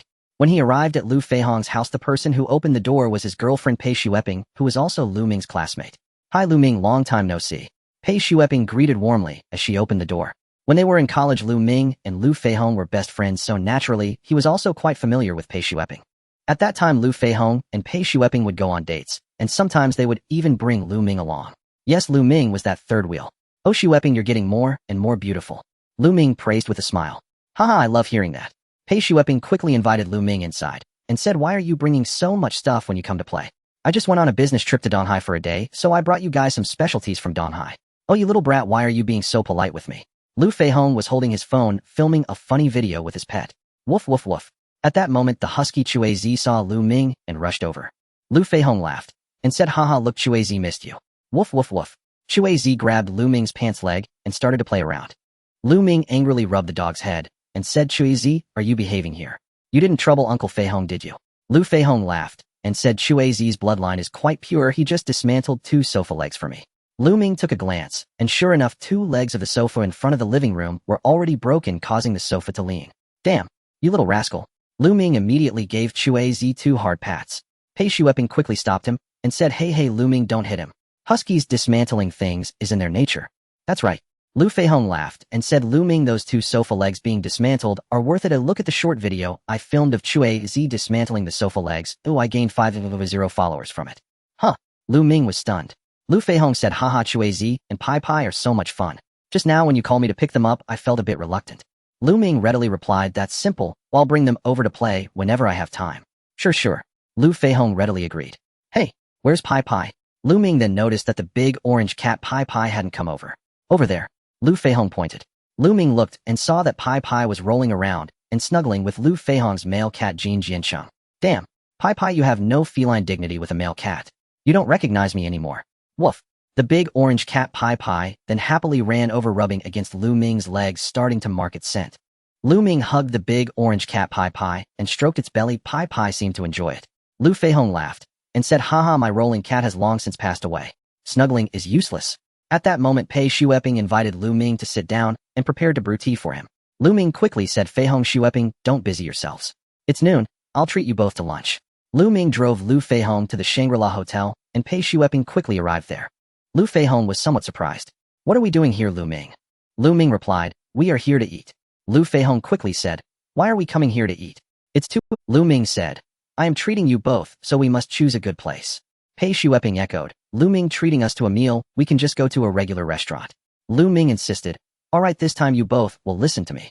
Soon Lu Ming led them into the S.T.Y. restaurant inside the Shangri-La Hotel. This is one of the best French restaurants in Yinbei, boasting a Michelin 3-star rating. Pei Shueping was taken aback upon seeing this restaurant. She knew about this restaurant. The CEO of her company often invited friends here for meals with an average cost per person exceeding 1,000 yuan. Of course, Pei Shueping had only heard of it and had never dined here before. Upon entering, Lu Feihong and Pei Shueping felt a bit reserved. However, Lu Ming was very at ease. In fact, he hadn't frequented high-end restaurants before, but since he had money now, he found himself becoming more confident. Indeed, wealth is the best remedy for woes. Lu Ming ordered a large table of dishes, while Pei Shueping took many photos with her phone. After the meal, Lu Ming sent them home, and then took Chuizi and Pai Pai back to his place. On the way home, he received a call from Xia Yuxing. Hello Lu Ming, where are you? I'm on my way home with Chuizi and Pai Pai. Xia Yuxing said, oh Xiao, you just called me. The bond department has a document I need to check, but my laptop is blue screening. Can I use yours? Sure, go ahead. The password is 1. After hanging up, Xia Yuxing entered Lu Ming's bedroom at home, turned on the computer, and entered the password 1. What's the point of this password? Xia Yuxing couldn't help but smile. She opened the browser and logged into her email. Prior to this, the bond department's documents had already been sent to her inbox. This was a promotional document for a bond fund along with a promotional video. Since this document needed to be uploaded to the company's website by tomorrow, company regulations required the president to review it first. Xia Yuxing first clicked to download the Word document and checked it for issues. Then she downloaded the promotional video and right-clicked to play it. As Lu Ming's computer had the Xuanlei player installed, it naturally opened in that player. The promotional video seemed fun. Just as Xia Yuxing was about to close the player, she suddenly noticed the playlist beside it. What is this Shiyu de Qiao Weijiu? What kind of video is this? There are all these random numbers in Japanese. What are all these bizarre names like Yixiang Kai Hua Ye Yi Sanshang? Looking at the dense playback history, there must be over 100 entries. Xia Yuxing curiously clicked on one. Oh, it turned out to be a movie. Xia Yuxing held down the mouse and dragged the progress bar. Suddenly shocking scenes appeared on the screen. Wow! Xia Yuxing's face instantly turned red. This Lu Ming was too naughty hiding such content on his computer. How outrageous. Could this guy be secretly watching this every day? Xia Yuxing had only ever read slightly risque web novels that Zhu Wanqing shared with her. She had never seen such films before in her life and was awestruck by the scenes. Oh my god! Xia Yuxing found it hard to believe. Just then she suddenly heard the sound of a door unlocking. Xia Yuxing's beautiful eyes widened. It must be Lu Ming returning. She hurriedly turned off the player. Then she clicked to shut down the computer. At this moment Lu Ming had already entered the house holding Chui Zi and Pai Pai. Lu Ming laughed. Haha boss, your favorite big orange has returned. Xia Yuxing hurriedly walked out of his bedroom. The big orange Pai Pai upon seeing Xia Yuxing immediately ran over happily to snuggle with her. Xia Yuxing quickly picked up the big orange cat. Hey boss, why is your face so red? Lu Ming asked curiously. Mind your own business. Xia Yuxing glared at him and took the big orange cat back to her room. Lu Ming was somewhat puzzled. Was she on her period? That didn't seem right, it wasn't the time yet. Lu Ming glanced at his watch, deciding to set aside the massage technique for now. It was nearly time for the market to open. October was drawing to a close, and the return rate of Ye Win had already reached 95. The return rate for the previous period of Ye Win was 190. Lu Ming planned to keep the return rate at around 120 in the days to come. After all this time, it was a huge sum of 1 billion, so it was better to be a bit low-key. In the stock selection pool, Lu Ming deliberately chose more than 20 U.S. stocks. In the U.S. stock market, there are no limits on price fluctuations, and many stocks often experience explosive growth, so the myth of making tens of times profit in a single day is frequently realized in the U.S. market. Thus, it is quite normal for Lu Ming's Ye Win to achieve a monthly return of 120. With 1 billion in funds and a 120 return rate, that equates to a profit of 120 million. After deducting the 10 management fee, the remaining distributable profit is 108 billion. As the trader, Lu Ming can earn a commission of 20, which amounts to 16 million. Additionally, he personally invested 6 million and has over 2 million in distributable profits. Calculating this way, Lu Ming's assets could reach 2 billion. Thinking about it, he couldn't help but feel a bit excited. Unexpectedly, he had become a billionaire. Should he go find Song Jiawen and discuss having her daughter marry him? Haha. At this moment, Lu Feihong arrived at Lu Ming's company. He walked into the lobby of the first floor. Lu Feihong and his girlfriend Pei Shueping speculated that Lu Ming as a fund manager must be doing quite well. Last time Lu Ming had casually mentioned that if they were interested they could invest a bit in the fund he managed. Lu Feihong thought that he had some savings, so he could invest in Lu Ming's fund to manage his finances, which should yield more than just the interest from a fixed deposit. With current fixed deposit rates dropping below 3.5, making money was becoming increasingly difficult. Hello sir, are you here to inquire about financial management? Just as he entered the lobby, a client manager named Lu Jia proactively welcomed him. Yes, Lu Feihong. Great, please follow me, and I can introduce you to our company's financial products. Lu Jia led Lu Feihong to a nearby table to sit down. Lu Jia then began to introduce several financial products. Lu Feihong interrupted Lu Jia asking, "Excuse me, does your company have a fund manager named Lu Ming?" Lu Jia was taken aback, but smiled. Yes sir, Manager Lu is our star fund manager. Oh. Lu Feihong was somewhat surprised, not expecting his brother to be the star fund manager here. Could you introduce me to Manager Lu's financial products? Certainly sir, please wait a moment. Lu Jia took out 2 pieces of information from the cabinet. One was the product information for the Stable Win No. 5 fund, and the other was the product information for the Ye Win. Hello sir, this Stable Win No. 5 is part of our company's stable series of financial funds categorized as a stable fixed income star product. As you can see, in the previous year after Manager Lu took over, the return was over 30. The returns for the other managers' 14 series were only about 15. Lu Jia enthusiastically introduced. Annual returns over 30. Lu Feihong was astonished. This was far superior to the fixed deposit interest rates, and many bond funds didn't even yield such high returns. He hurriedly asked, "Is it possible to invest now?" Lu Jia shook her head and said, "Sorry sir, the Stable Win No. 5 product has already completed fundraising for this year, and it is now closed. If you wish to invest, you need to make an appointment in advance. Appointments are necessary." Lu Feihong was surprised and then asked, "What about the other Ye Win?" This Ye Win is an equity fund with a high-risk level, but it is a monthly financial product that raises funds once a month and belongs to the high-yield category. Lu Jia handed over the information. Lu Feihong looked at the performance of Ye Win, astonished, not expecting Lu Ming's financial management to be so impressive. "Can I invest in Ye Win now?" "You can invest in Ye Win next month, but you also need to make an appointment in advance. Additionally, this financial product has certain conditions." "What conditions?" "The minimum investment is 1 million, and you need to provide proof of financial assets of 3 million or a continuous income proof of over 500 for 3 years. Only by meeting these conditions can you purchase it. At least 1 million. Lu Feihong gasped. Lu Jie said, yes, but even with 1 million there may not be any available spots. Why is that? Because those interested in this fund are all big players typically at the million level. If you invest 1 million, you will hardly secure a spot. Does the stable win? No. 5 have any capital threshold requirements. That one is lower. The investment threshold starts at 5,000. Lu Feihong felt a bit embarrassed, not expecting Lu Ming to be doing so well. He had initially thought of managing his finances, but realized he might not even qualify. He indeed could take out 5,000 from his savings, but he couldn't possibly withdraw all his money for investment. Otherwise, his girlfriend Pei Shueping would surely be upset, and he still needed to save for a house. Given this situation, he figured it was better not to disturb Lu Ming. Just then, Lu Ming came down from the second floor with a package he had ordered online a few days ago, a mechanical keyboard. Oh, Feihong. Lu Ming immediately spotted Lu Feihong. Hey Lu Ming, Lu Feihong greeted with a smile. Lu Ming approached and said, why didn't you call me when you came? Lu Feihong replied, I just got here. Oh sir, you are manager Lu's friend. Lu Jie looked surprised. Lu Ming put his arm around Lu Feihong's shoulder and said, not just a friend, he's my good brother. Lu Feihong said, Lu Ming, I didn't expect you to be the star fund manager here. I originally thought of coming to manage my finances. Sure, when my next Yaya Win fundraising happens at the end of the month, you can invest a bit. Lu Ming, the lady just told me that your Yaya Win has a minimum investment of 1 million. I don't have that much money, so I think he'll pass. That's the external qualification. He'll arrange an internal employee spot for you. Can I invest 2,000? Sure. Lu Feihong smiled upon hearing this. Then Lu Ming took Lu Feihong on a tour of the company, and Lu Feihong finally left. After Lu Ming saw Lu Feihong off and returned to the company lobby, he heard shouts coming from the lobby. Get your boss out here. Yes. You are a scam company. Scam company, give us justice. Scam company, refund our money. Refund. Lu Ming frowned, wondering what was happening.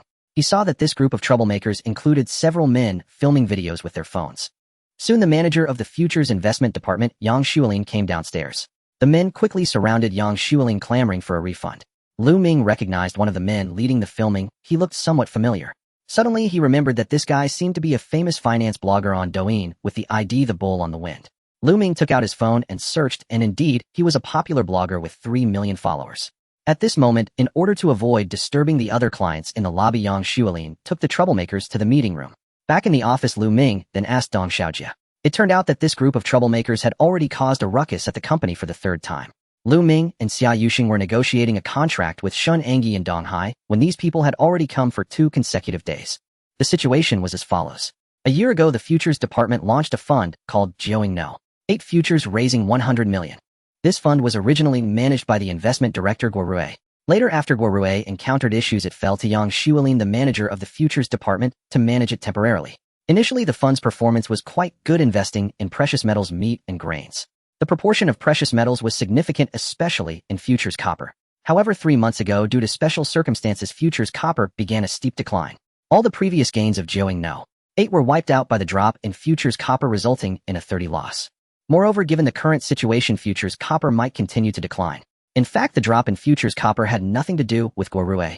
This continuous decline of futures copper over 3 months was industry-wide. Almost all financial management companies betting on rising futures copper were likely to incur losses. However, a client named Niu Yongji, who invested in Jiaoying No. 8, came to the company and confronted Yang Xuelin, demanding a refund of all his principal investment in the fund. According to the financial management contract, it is perfectly normal for a fund to incur losses. Niu Yongji's demand for a refund of his principal was clearly inconsistent with the terms of the contract and industry rules. It was like purchasing a fund on Alipay, and when the fund incurs losses, asking Alipay to refund the principal. Would Alipay return the money? However, Niu Yongji provided a reason. He claimed that Guo Rui had previously managed the fund, and because Guo Rui had encountered financial problems, he believed the losses were due to Guo Rui's underhanded manipulation, stating that Guo Rui had diverted the funds. The next day, Niu Yongji contacted other clients who had purchased this fund and rallied them to cause a scene at the company. Yang Xuelin was overwhelmed trying to explain to these people, but they simply wouldn't believe him and continued to create a disturbance. After hearing about this incident, Lu Ming felt that something was odd. It seemed premeditated. If Niu Yongji had come to cause trouble alone, it would have been normal, but the fact that he had rallied so many clients to demand a refund from Jiaoying Capital felt conspiratorial. After the commotion, Yang Xuelin hurried to report the situation to Xia Yuxing. After the market closed at 3:30 p.m., Lu Ming went to Xia Yuxing's office. Boss, are you feeling trouble? Lu Ming said with a grin as he sat down opposite her. What are you smiling about? Xia Yuxing was sitting at her desk, holding her stomach with a cup of brown sugar water in front of her. Oh, Lu Ming asked, boss, is it that time of the month for you? Yes. What day is it? The first day. I didn't know that. Xia Yuxing sighed. What do I have to report to you when my period starts? No, I meant boss, I thought you were supposed to start on the 20th. How come it just started today? You're 5 days late. Is something wrong with your cycle, eh? Go away, you're the one with the issue. Xia Yuxing rolled her eyes at him. Does your stomach hurt? Yes. Does it hurt every time? Not necessarily. Lu Ming noticed Xia Yuxing's delicate brows furrowing, holding her stomach, her face pale. Boss, you seem to be sweating. What does it feel like to have menstrual cramps? What does it feel like? Have you seen The Legend of the New White Lady? I have. Lu Ming thought to himself, what does menstrual pain have to do with The Legend of the New White Lady?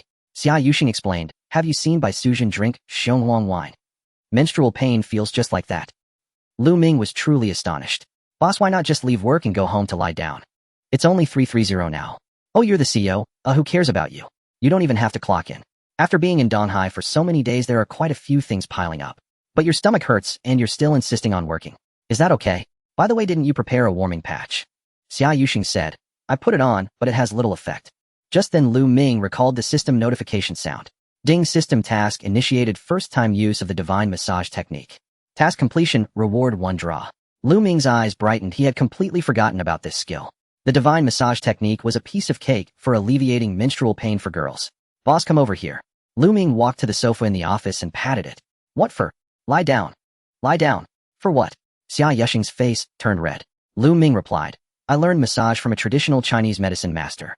He'll give you a massage. I guarantee your stomach won't hurt anymore. Get out of here. What time is it? And you're still trying to take advantage of the situation. Xia Yuxing thought Lu Ming was trying to take advantage of her. What are you talking about, boss? I'm not taking advantage of anyone. I really have learned massage. If you don't believe me, just try it out. I won't try it. Just give it a try. I promise your stomach will stop hurting after you try it. Lu Ming looked serious. Where to massage, eh? Xia Yuxing asked voluntarily. Mainly the stomach along the Ren meridian, push downwards, knee press, and push to the chi high point. Where's the chi high point? Right below your navel. Ticklish, never mind. Xia Yuxing shook her head. Lu Ming walked over, directly grabbed her hand, and pulled her onto the sofa. Come on, trust me, one massage will make it unforgettable for you. Hey, Lu Ming, stop messing around. We're in the office.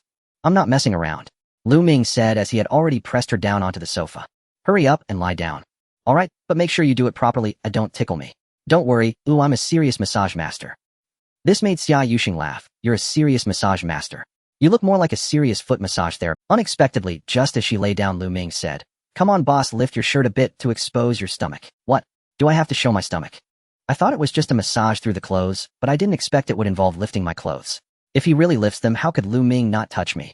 How embarrassing. Xia Yuxing was about to sit up, but unexpectedly, she was directly pinned down by Lu Ming's hand on her shoulder.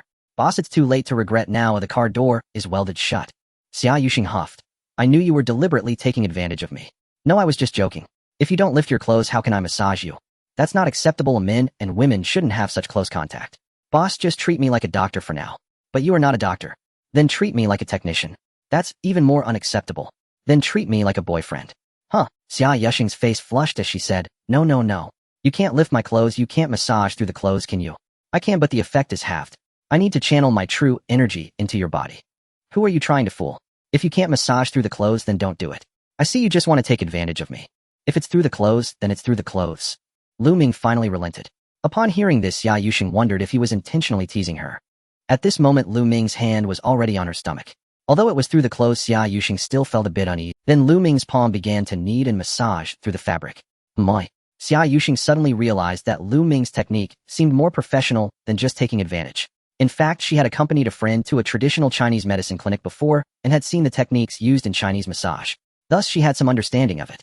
Now, Lu Ming's technique was evidently quite adept. After a minute, Xia Yuxing felt her body starting to heat up. Indeed, it was a feeling of warmth. Boss, do you feel your body heating up? It really is. Then it's right. Soon you'll feel your stomach warming up. You really know how to massage. Hey, I told you this massage will make you remember it for a lifetime. You're just bragging. Do you really think you're a seasoned practitioner? Lu Ming confidently replied, I can't guarantee other things, but my massage technique is definitely not inferior to that of seasoned practitioners. Xia Yuxing said, let's go to the vegetable market after work. What are we going to the vegetable market for? To buy green onions. Buy green onions. Lu Ming looked puzzled. Xia Yuxing chuckled and said, to stick them up your nose. Lu Ming rolled his eyes, speechless. Xia, you're getting worse. No matter how bad I am, you're worse. Haha, everyone in the company secretly calls you the female demon lord. What about you? Me, I call you Xia. You're going against me. Xia Yuxing glared at him. Lu Ming grinned and asked, Xia, is your... Oh, it really is. Xia Yushing's beautiful eyes lit up, her stomach felt warm, and the previous menstrual pain had mysteriously disappeared. Next, let me show you what real massage is. Lu Ming began kneading her abdomen with the base of his palm. Xia, do you feel a warm current swirling like a whirlwind inside your stomach? Nonsense, where is there a whirlwind? Just feel it well. Xia Yushing closed her eyes, focusing on the sensation. Suddenly, she truly felt a warm current, and there were indeed two of them, yes, two. These two warm currents really felt like two streams of air swirling around in her stomach. Then these two streams finally merged together. The warmth felt sealed within her belly. How is it, Xia? Does your stomach still hurt? Oh, it doesn't hurt anymore. Wow, that's amazing. Xia Yushing was overjoyed, her eyes wide open. Lu Ming smiled and said, Boss, look at how happy you are, and you didn't believe me just now. Xia Yushing, smiling, suddenly felt something was off and raised her head to take a glance. Lu Ming, your hand. Why is it directly on my stomach? Right. You rogue, when did you lift my clothes? If I didn't do this, how could you feel the warmth inside your stomach? Xia Yushing's face flushed as she hurriedly sat up. Damn, I was caught off guard. This guy took advantage of her dazed state. How annoying. But the current sensation is truly refreshing. The feeling of no menstrual pain is just wonderful. Boss, your stomach is quite fair. Go away, you rogue. Xia Yushing quickly ran back to her office chair from the... Lu Ming remarked, Xia, I just massaged the Qihai acupoint. It can only relieve this menstrual pain. If you want to avoid pain, next time we need to massage other acupoints too. Other acupoints? Where to massage? The Gi acupoint. Where is the Gi acupoint? Lu Ming gestured on his own body. Xia Yushing's face turned crimson. That location was way too low. Additionally, if it's not adjusted, we can massage the Ganyu acupoint. If there's insufficient qi and blood, we can massage the Pai Yu acupoint. If menstruation doesn't come, we can massage the Shun Yu acupoint. Lu Ming rambled on. Xia Yushing was shocked. She initially thought Lu Ming was joking, but it turned out he was truly knowledgeable. Lu Ming raised an eyebrow and asked, Boss, do you want to lie down? I can continue massaging you. Maybe next time. My stomach doesn't hurt anymore, so I'll get back to work now. Xia Yushing quickly changed the subject. The location of the Gi acupoint was just 2. She really found it hard to accept all at once. Lu Ming didn't insist, and they began discussing work again. Boss, I heard about the issues in the futures department. Oh, I find it a bit strange. This Neo Yongji is contacting so many people, clearly targeting us on purpose. Yes, I thought of that too. Neo Yongji is stirring things up online. Xia Yushing handed her phone over. Lu Ming took a glance and saw that Neo Yongji had posted a short video, mainly discussing issues with future. He also mentioned Guo Rui's underhanded operations causing fund losses, but made it seem like the investment clients had to bear the losses, thus positioning himself on a moral high ground. As Neo Yongji was a finance blogger with many followers, his short video drew a lot of public criticism towards Geoing Capital. After all, some trolls on the internet have no ability to discern right from wrong. Otherwise, there wouldn't be so many people harmed by online bullying. Nowadays, many self-media outlets are retweeting this short video for traffic. Such a massive traffic impact has severely affected the reputation of Geoing Capital. Lu Ming couldn't help but curse. Hey, this Neo Yongji is quite malicious. But the worst ones should be hiding in the shadows. Xia Yushing asked, who do you think is behind this? Boss, do you have any enemies? No. Then there's only one option left. Business rivals. Who have we offended recently, or whose business have we snatched away? Recently, the only one is the 1 billion investment from the Shen family. Could it be Rong Wenhao? Lu Ming cursed. Damn it, I guessed it would be him too. Even if it is him, it's tough to find evidence. The business world is most afraid of petty people. Xia Yushing looked helpless. Lu Ming asked, Boss, how do you plan to handle this? I haven't thought it through yet. We could hire a lawyer to sue Neo Yongji, as his short video lacks solid evidence.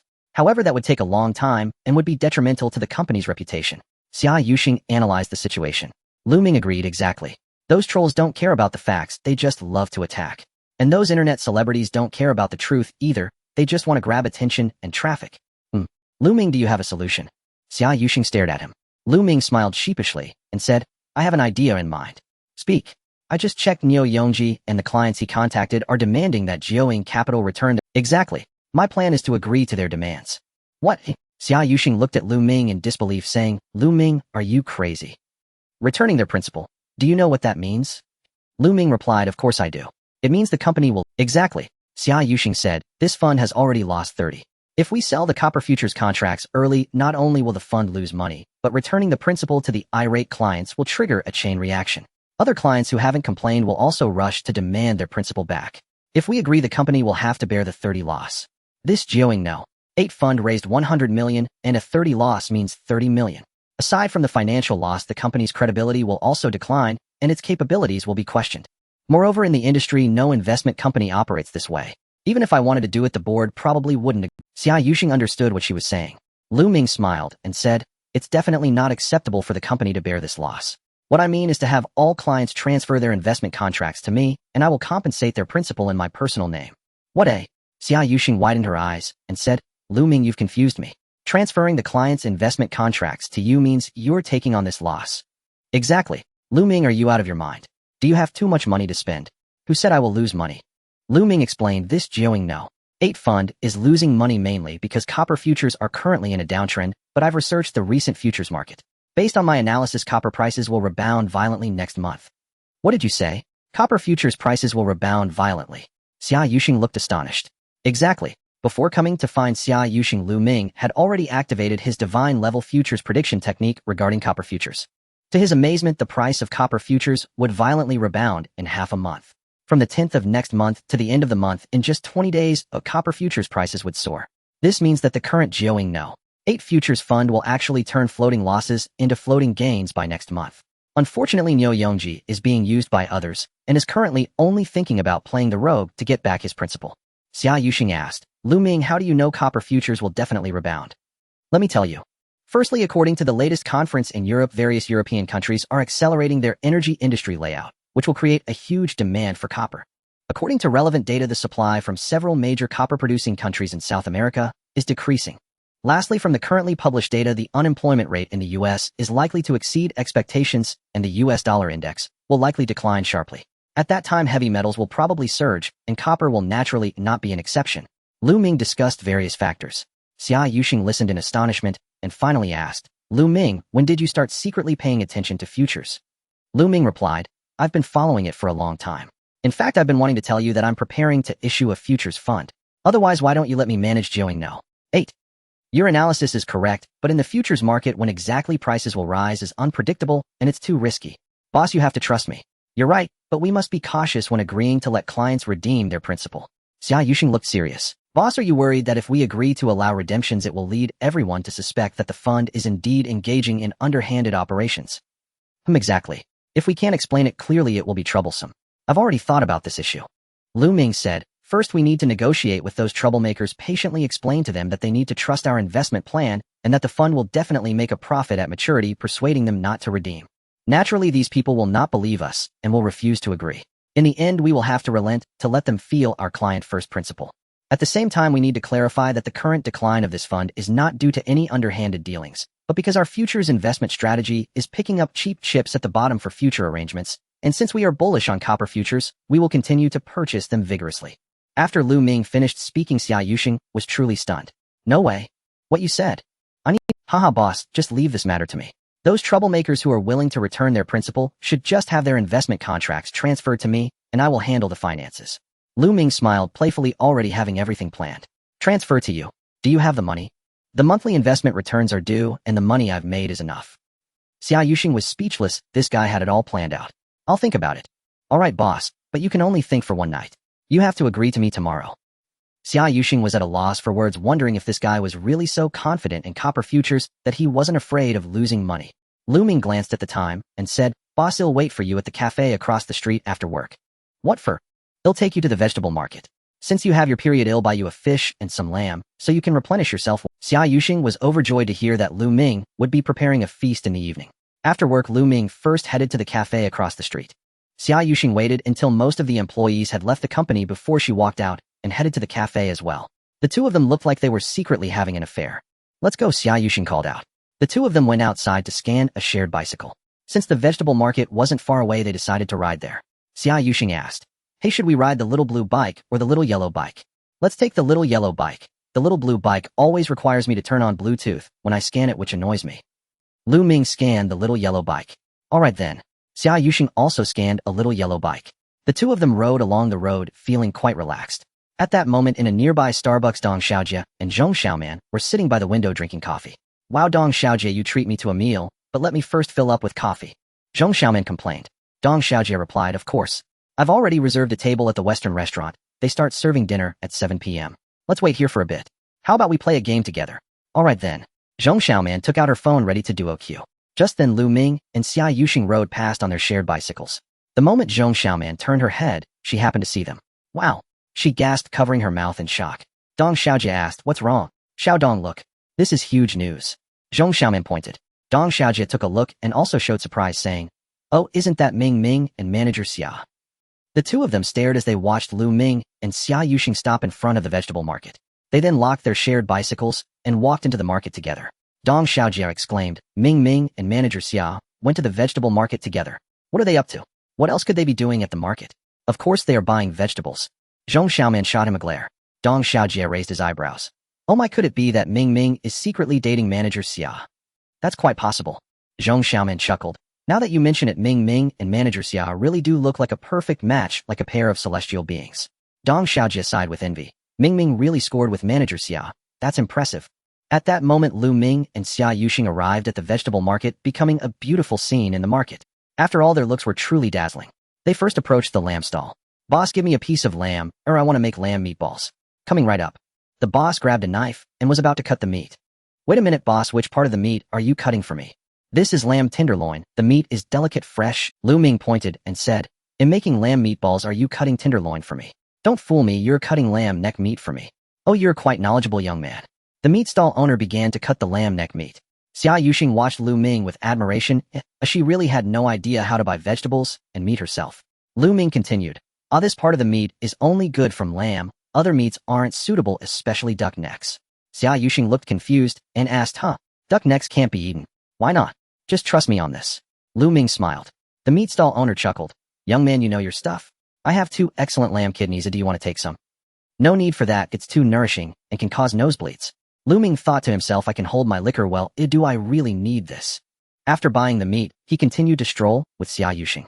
Xia Yuxing recalled Lu Ming's earlier words, and the scene of little Lu Ming standing guard unexpectedly surfaced in her mind. This guy really doesn't need too much nourishment. By the way, boss, do you eat chicken? Lu Ming suddenly asked. No way. Xia Yuxing shook her head vigorously. Xiaoli's roast chicken tastes really good. Oh, this chicken. Xia Yuxing just then noticed the Xiaoli's roast chicken shop nearby. Right, that's the one. What did you think I was talking about? I thought it was another one. Xia Yuxing's heart raced. Oh no, how embarrassing. I feel so impure. It's all that day's fault when I accidentally saw that video on Lu Ming's computer. Lu Ming said, Xiaoli's roast chicken is an old brand. Should we buy one? Then let's buy one. Xia Yuxing thought it would be nice to try it. The two of them bought other vegetables as well, and then after returning home, Lu Ming began to busily work in the kitchen. He planned to make braised Crucian carp followed by lamb meatballs, and for the vegetables, he prepared stir-fried yam with lily bulbs and snow peas. Finally, he would make a spicy soup, completing a lavish dinner. Xia Yuxing's period pains had subsided, and she sat cross-legged on the sofa turning on the TV. She was ready to enjoy a box of barbecue-flavored fries. At that moment, Lu Ming came out of the kitchen holding the Xiaoli roast chicken and an empty plate. Come on, comrade Xia. Wait to eat the fries first. Tear this roast chicken apart. All right. Xia Yuxing happily took the plate and placed it on the coffee table, starting to shred the chicken. Lu Ming returned to the kitchen to continue his work. While shredding the chicken, Xia Yuxing started humming a tune. La la la la la. Wearing a bright red coat with a flower on her head, she applies rouge and powder to her face. In her left hand is a chicken, in her right hand is a duck. Xia Yuxing hummed as she broke off a chicken wing and put it in her mouth. Wow. This Xiaoli roast chicken truly deserves its reputation as an old brand. The taste is exceptional. Suddenly the phone on the coffee table rang. Xia Yuxing looked to see that it was a voice chat invitation from Zhu Wanqing. She quickly swiped her finger across the screen to accept the invitation and switched to speaker mode.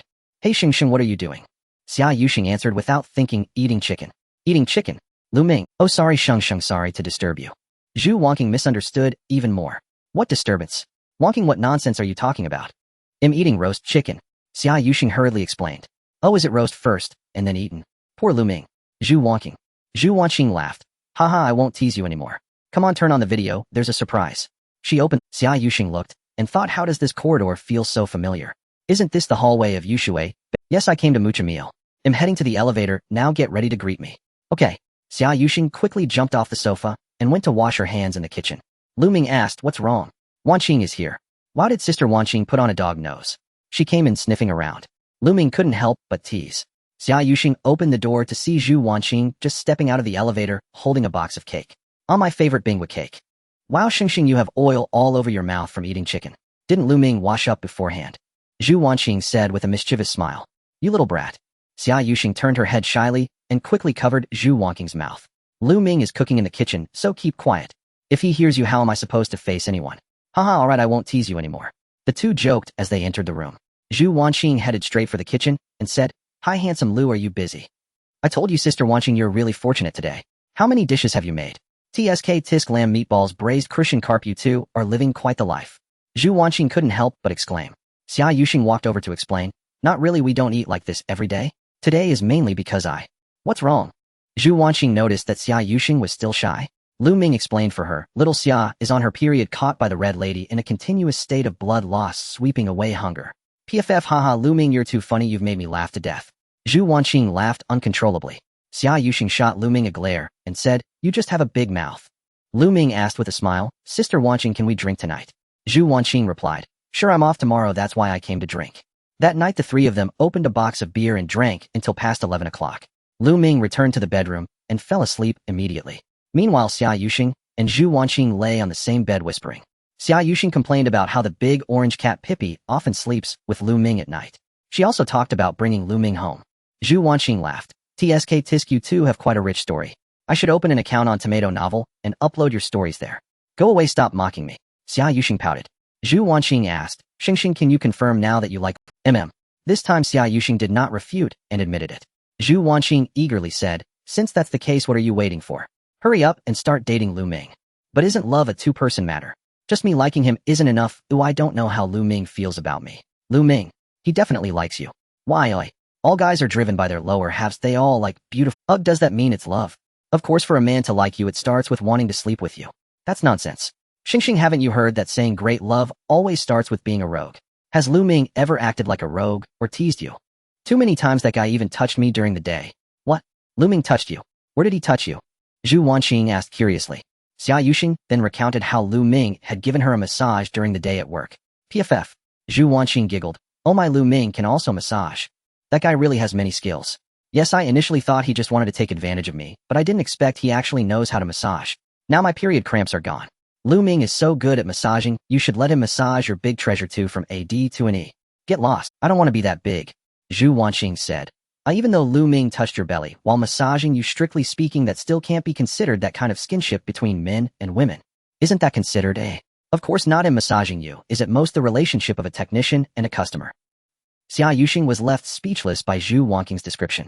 Zhu Wanqing continued, if you want to date Lu Ming, you must take the relationship a step further. How do I take it further? For example, hugging, holding hands, that's the initial stage. Aren't these things usually done after confirming the Xia Yuxing was very confused. Zhu Wanqing laughed heartily. Oh my, Xingxing, are you silly? There are no strict rules in love. You can do it however you want as long as both parties are willing. After hearing this, Xia Yuxing's mind was in a jumble, imagining scenes of her holding hands with Lu Ming. The last time they held hands was in the park, and they also held hands in the club. But none of those can be considered strictly hand-holding between a couple. Xia Yuxing couldn't help but ask, Wanqing, are you saying I have to take the initiative? Take the initiative to hold Lu Ming's hand, take the initiative to hug him. Of course not, girls should be a bit reserved. Zhu Wanqing said, but you can create some opportunities for Lu Ming. What kind of opportunities? For example, you can take the initiative to invite Lu Ming to watch a movie, and it has to be at night. Most first hand-holding moments between couples happen in movie theaters. What about the other half? The other half happens when two people walk across the street together. Xia Yuxing began to ponder and imagine. Zhu Wanqing said, there's another way, which is for me to test Lu Ming for you and directly ask him if he has feelings for you, if he likes you. Off. Xia Yuxing quickly shook her head and said, no, let's just go with the flow to avoid awkwardness. Alright, fine, you two are both experiencing your first love, so just enjoy the process. By the way, Wanqing, there's something else I want to ask you. What is it? Last time my laptop at home crashed, so I borrowed Lu Ming's TV computer. He wasn't home, and I asked for his password to use it. Later I unexpectedly found. Xia Yuxing's voice became very quiet at this point. After Zhu Wanqing finished listening to Xia Yuxing, she immediately burst into laughter. Why are you laughing? How could Lu Ming secretly watch such movies? Xingxing, this is very normal. Which guy doesn't have a few movies stored on his computer? At least a few hundred gigabytes, or even a few terabytes. Xia Yuxing was stunned. What? Do all men keep videos on their computers? In Wanqing, is this even normal? And of course it is. Men naturally enjoy watching such content. It's simply in their nature. Actually, it's not just men, many women do too. Nas, she spoke. Zhu Wanqing's lips curled into a mischievous smile. Xia Yuxing arched a delicate eyebrow and asked Wanqing, don't tell me you've got some saved on your computer too. Hee, I've saved just a little. Zhu Wanqing chuckled bashfully. Well, Wanqing. You truly are a seasoned veteran among women. So how much is just a little? Not much. Only about 100 gigabytes. And what? That's not much. Where on earth did you download them from? Nah, secret site of course. But unfortunately the link I bookmarked now returns a 404 error. What's so fascinating about that sort of thing, especially for women? And what sort? Inju Wanqing flashed a sly, knowing grin. Xia Yuxing struggled to articulate it, and frankly felt too embarrassed to say aloud. Do you mean this? Inju Wanqing leaned in and gestured animatedly with both hands. Nice. Xia Yuxing nodded. Zhu Wanqing laughed. Well, for couples, or married partners, it's actually quite ordinary. And what? That Xia Yuxing was utterly flabbergasted, disbelief clouding her expression. And you'll understand in time. Inju Wanqing added sheng. When you watched those files on Lu Ming's computer, which countries were they from? Probably Japanese. I heard the woman shouting Yamit. At the mention, Xia Yuxing's mind involuntarily replayed scenes from the video. Since you're new to this, jumping straight into their content might feel jarring. Come over to my place later. I'll show you a few Hong Kong films with proper storylines. No, I'd rather not. In Weiri, all adults here. What's there to be shy about? Inju Wanqing remained perfectly unruffled. I refuse to be like you. Your head full of nothing but mischief. And oh, so that's how it is, sheng. Calling me mischief-filled. Let's see who giggles first. With that, the two young women tumbled into playful scuffling. And in the next day, fueled by influencer finance blogger Nyo Yongji's orchestrated narrative, Juin Capital's public reputation deteriorated further. Xia Yuxing rubbed her temples, weighing whether to accept Lu Ming's proposed solution. Just then, Vice President Gu Hongfei arrived unexpectedly. Mr. Gu, what brings you here? NMS. Xiao, there's something I need to discuss with you. And what is it? And this is my resignation letter. Gu Hongfei placed the letter squarely on Xia Yuxing's desk. And she frowned. You're resigning. Why? Well, I believe there are better platforms where I can grow, so I'd like to take another shot. In better platforms. Nice. I've recently received an invitation from Dingfeng Capital. Gu Hongfei didn't conceal it. In hearing Dingfeng Capital, Xia Yuxing instantly realized Rome, Wenhao had likely begun poaching talent long before this. Gu Hongfei lacked genuine expertise. He was a wily old fox adept at navigating social intricacies, a seasoned operator through and through. Ni's voluntary departure spared her considerable trouble. Xia Yuxing said, Mr. Gu, if you're resigning, what about the board? And I've already informed them in advance. Very well, the HR department will handle the formalities. Once the matter was settled, Gu Hongfei took his leave. Shortly afterwards, Xia Yuxing received a call from Juin Capital's board to confirm Gu Hongfei's resignation and to inquire about influencer Nyo Yongji's orchestrated campaign. After careful consideration, Xia Yuxing summoned Yang Xuelin to her office. And the recent turmoil had left him overwhelmed. Juin No. 8 had become a veritable hot potato. Crucially, every investment strategy employed by the fund originated from Guo Rui's blueprint. And now protesters besieged Yang Xuelin, leaving him feeling deeply wronged. Thus, when Xia Yuxing informed him that Juin Capital would henceforth be managed by Lu Ming, and that Lu Ming would spearhead resolution of the crisis, Yang Xuelin was overjoyed. Finally, Xia Yuxing called Lu Ming into her office. And you are now the portfolio manager of the Juin No. 8 Futures Fund. Nah. Director, you've approved my plan. Nice, I have. And you will resolve this crisis thoroughly. Nah. Rest assured, Director. I'll deliver results you'll admire. Lu Ming pledged with unwavering confidence. And Xia Yuxing replied, good. Once this is resolved, I have a reward waiting for you. And a reward? What kind? And Lu Ming winked playfully. It's confidential. And Xia Yuxing smiled faintly, leaving the answer tantalizingly unspoken. And that subtle smile stirred something restless within Lu Ming. What could the reward possibly be? What kind of reward could it be? And by the way, Director, I heard colleagues talking. Mr. Gu Hongfei has resigned. And Lu Ming suddenly recalled the news. Yes, he just submitted his resignation letter. Do you know where he's headed next? And not Dingfeng Capital, surely. You guessed correctly. And well, now, that's intriguing. Lu Ming narrowed his eyes and asked, Director, have you considered why influencer Nyo Yongji targeted our company, and why he knew so precisely about Guo Rui's affairs? Xia Yuxing paused, then comprehension dawned. And with Gu Hongfei now joining Dingfeng Capital, Nyo Yongji's campaign was almost certainly linked to him. Lu Ming added with a quiet chuckle, whoever lurks behind this, let them wait. In the end, I'll ensure they taste the full force of my counterstrike. And indeed, by the time Lu Ming assumed control, it was already 10 a.m. That same morning, Nyo Yongji reappeared, this time accompanied by several others. And they were promptly escorted to the conference room, where upon seeing Lu Ming, they visibly froze. Huh, where's Yang Xuelin? Who are you? And Nyo Yongji frowned. And Lu Ming smiled warmly. Good morning, everyone. I'm Lu Ming, the newly appointed portfolio manager of Juin No. 8. Lu Ming. Never heard of you. Get your boss out here. And right. Refund our money. And exactly. Guo Rui rigged everything. Refund us now? The group erupted once more in clamor. And Lu Ming raised a hand calmly. Everyone, please settle down. And silence fell instantly. Lu Ming smiled.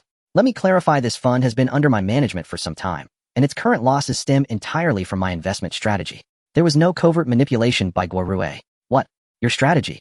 And Nyo Yongji scoffed. Ridiculous. You dare call this a strategy, when losses have already hit 30%. Exactly. We lost money, and you still call it a strategy? And absolutely. Are you still trying to fool us? And enough talk. Refund our money now? The crowd erupted again, until Lu Ming slammed his palm onto the table. And fine. I agree. Refunds will be issued. Moi. The group fell silent upon hearing Lu Ming agree to refund the money. Neo Yongji's eyes lit up. His goal was about to be realized. Manager Lu, you really agree to refund us? That's right, Lu Ming replied. As long as you wish to withdraw your principal, I can agree. Neo Yongji excitedly said, then hurry up and refund us.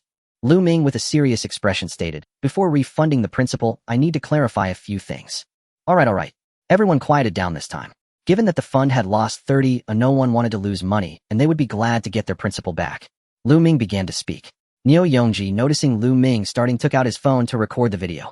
Lu Ming naturally did not stop him. First, I declare in advance that there are no hidden operations in this Jiaoying No. 8-foot futures fund. Upon hearing this, no one stood up to argue. Because everyone knew in their hearts that the sharp decline in futures copper was an industry-wide issue, and they were merely looking for an excuse to have Jiaoying Capital refund their money. Second, the 30 floating loss you see in this fund is because I am optimistic about futures copper in the future, so this fund is positioned in futures copper.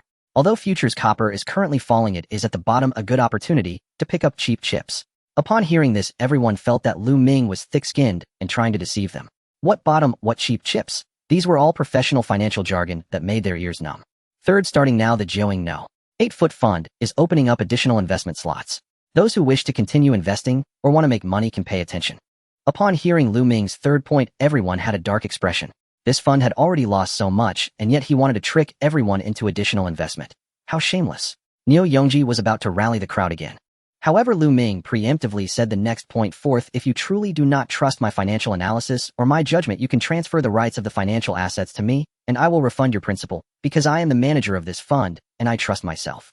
Fifth, I remind everyone once again that if you decide to withdraw your principal, now you will have no relation to any future earnings of this fund. I hope everyone is rational and makes their own decisions, not swayed by anyone. Sixth, I advise everyone once again that this fund will definitely make a profit, and it will be a substantial profit. You must believe me, time will prove everything. Lu Ming finally concluded his 6 points passionately. Naturally, Neo Yongji recorded all of this. In fact, even if he hadn't recorded it, the video from the Jiaoying Capital meeting room was also being recorded. Jiaoying Capital would also make this video public later. After Lu Ming finished speaking these 6 points, Neo Yongji and his group naturally felt that Lu Ming was deceiving everyone. How could they possibly believe that this fund would make money? As a result, the outcome was predictable. This group insisted on their initial opinion and demanded a refund of their principal. In the end, Lu Ming had Dong Xiaojie draft a transfer contract and agreed to refund this group their principal. At the same time, Lu Ming sent an email to all clients holding this fund, and the Jiaoying Capital financial app also pushed out the message. Those who wish to withdraw their principal can choose to come to the company or operate it through the mobile app to transfer their financial rights to Lu Ming. After this message was announced, just as predicted, other clients also chose to withdraw their principal. After all, this fund is currently down 30. Who would dare to gamble? Moreover, the price of futures copper was plummeting, and many experts said that it would continue to fall for at least 6 months. In this situation, the clients felt it was better to redeem their principal. Although Jiaoying No. 8-foot futures fund had raised 100 million, the number of clients holding it was actually not that many. This internet celebrity financial blogger Neo Yongji held 20 million himself. Lu Ming couldn't help but sigh. This financial blogger was quite wealthy, probably having made a lot of money selling courses. At the same time, Jiaoying Capital officially announced the outcome of this matter and also released the video of Lu Ming's speech in the meeting room. The incident quickly continued to ferment online. Different opinions emerged. The first to speak out were several financial investment companies. The financial investment companies argued that investment carries risks and should be approached with caution. Clients demanding compensation from financial companies after losing money was irrational moral coercion and a violation of contract. At the same time, these financial investment companies also stated that the plummet in futures copper prices was an industry-wide decline, and it was not something that could be manipulated at will. This stirred up a commotion, as it was equivalent to colleagues helping Jiaoying Capital clear its name. Lu Ming couldn't help but smile at seeing these companies speaking out. Why didn't they come forward to support Jiaoying Capital earlier? Did they just want to sit in the shadows and watch the joke? Now that they spoke up, was it not because they feared their clients would also cause a ruckus demanding redemptions? However, many colleagues expressed their sympathy for Jiaoying Capital, because the peers felt that Jiaoying Capital's handling of this situation was entirely forced by public opinion. Furthermore, they called this handling quite impressive, because this time it was not a refund of clients' principal in the name of Jiaoying Capital, but rather through the transfer of financial rights, all transferred to the fund manager Lu Ming. This method neither broke industry rules nor undermined the principle of prioritizing clients at Joing Cap. In addition, many netizens upon hearing Lu Ming actually calling for additional investments criticized him for being shameless and thick-skinned. This time Lu Ming's views brought more financial bloggers and experts out into the open. Everyone began to discuss Lu Ming's analysis of futures copper. Of course, most financial experts mocked and ridiculed Lu Ming's judgments and analyses, deeming him very unprofessional and novice, and so on. However, there was a small minority analyzing that Lu Ming's analysis might be accurate. These individuals during their analysis revealed Lu Ming's past financial achievements. Of course, these achievements did not have much effect.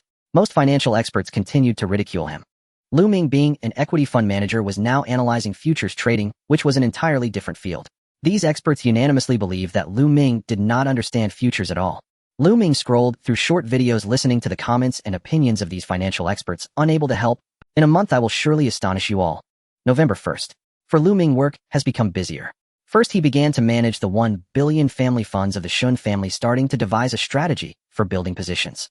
At the same time, last month's monthly investment report was released.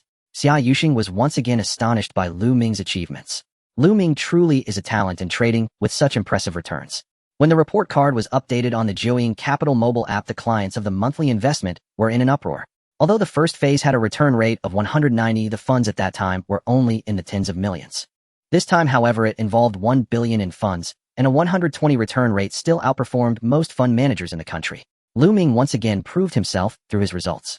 This time from the monthly investment, Lu Ming's trading commission plus investment returns totaled 120 million. Lu Ming took out 100 million to acquire the rights to the profits of all clients of the Joing No. 8 futures fund, equivalent to investing 100 million in this fund himself. Moreover, the Joing No. 8 futures fund began additional investments. Lu Ming also prepared to invest the remaining 20 million. The Joing No. 8 futures fund initially raised 100 million, and Lu Ming sold all the futures contracts he held. Ultimately, after deducting losses and fees, only 70 million in funds remained. With the additional 20 million he was chasing, he now had 90 million in available funds in his account. The reason Lu Ming sold all the contracts was that the futures copper was expected to drop in the coming days. He planned to buy more when the futures copper hit its lowest price, seizing the opportunity to acquire it at the bottom. By November 9th, the price of futures copper hovered around 5,000 per ton. According to trading rules, at least 5 tons must be purchased per lot with a margin ratio between 20 to 10, which means 5 to 10 times leverage. Generally, domestic investment firms typically use 5 times leverage to control risk. However, Lu Ming planned to use 10 times leverage, where a 10 drop would trigger a margin call, posing significant risks. Naturally, other investors would hesitate to use 10 times leverage unless they purchased a small number of lots or prepared additional margin. But Lu Ming knew that after this lowest price it would not drop any further. After 2 p.m., the price of futures copper would enter an upward trend, initially rising slightly, and after a major news announcement the next day it would surge. At 1:50 p.m., Lu Ming acted swiftly. He opened 10 times leverage, requiring a margin of about 2,500 per lot. Lu Ming purchased 3,000 lots of bullish futures copper contracts in one go. Fortunately, no one else saw this operation. Had they would have been utterly astonished. After 2 p.m., the price of futures copper began to rise slowly. However, this trend did not attract anyone's attention, as futures prices are always fluctuating. Unexpectedly, the next day, several significant international news events caught investors' attention. After the European meeting, multiple countries announced good economic conditions and also declared plans to invest in the energy sector. Meanwhile, on the side of the Eagle Nation, due to employment rate issues, they reluctantly initiated a quantitative easing monetary policy. To their surprise, in the afternoon, several major copper-producing countries in South America announced a reduction in their extraction volumes over the next 3 years. This meant that while there was a huge demand for copper, the supply was decreasing. Consequently, international investors' funds rapidly drove up the price of futures copper.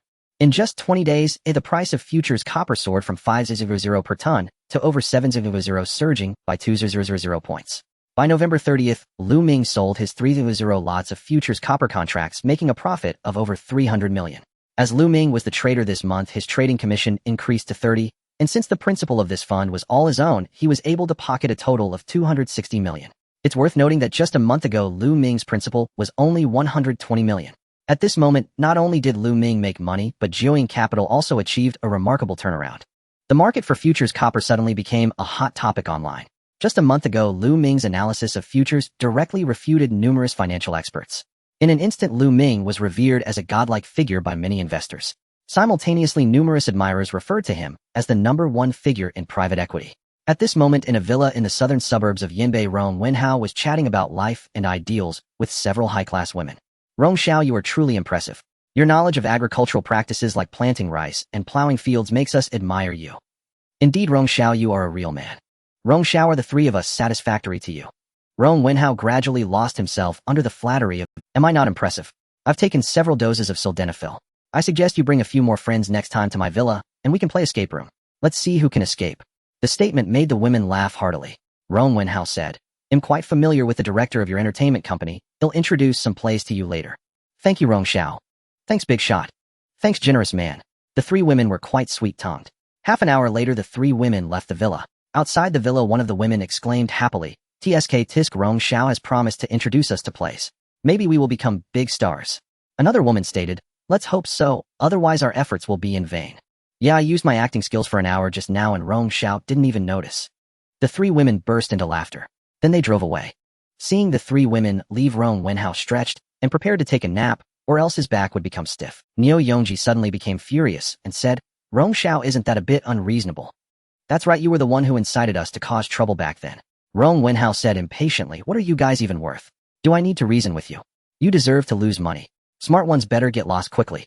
Otherwise they'll call security. Neo Yongji retorted, Rong Xiao, are you turning against us? If that's the case, I secretly recorded a video of our previous conversation. Neo Yongji gritted his teeth.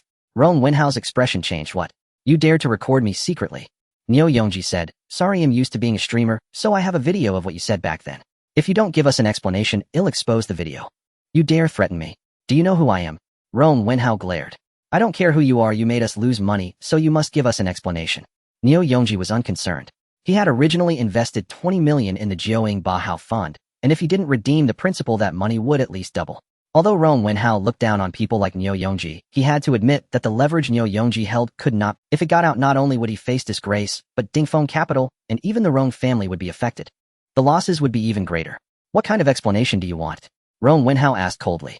Neo Yongji said, we calculated that if we don't redeem the funds and continue to hold them, the returns would at least double. You must compensate us with double the money. Yes, at least double the compensation. Exactly. Double. Rong Wenhao glared in anger. Compensating them double meant he would have to cough up 100 million. Fine. Give me all your account details. He'll transfer the money to you. It's only 100 million. I have plenty of money. But first give me the original version of the recorded video. I have the original video and the camera with me. Once the money arrives, I'll hand over the camera. Neo Yongji pat. Then Rong Wenhao immediately took out his phone and called his assistant. He began transferring money to them. Half an hour later, Neo Yongji and his group received the compensation and left, all smiles. Crash. Rong Wenhao, furious, smashed a vase on the floor. That was 100 million, no matter how rich he was, it still hurt. Meanwhile, Neo Yongji and his companions were sitting in a business car, chatting happily. Neoga, did you really give the original video to that Rong guy? Yeah, I did. Neo Yongji revealed a cunning smile and continued, but I made a copy and uploaded it to the cloud platform. Off. The other's eyes lit up. Neo Yongji laughed. Brothers, we have pensions for the rest of our lives now. Huh. The companions laughed wickedly.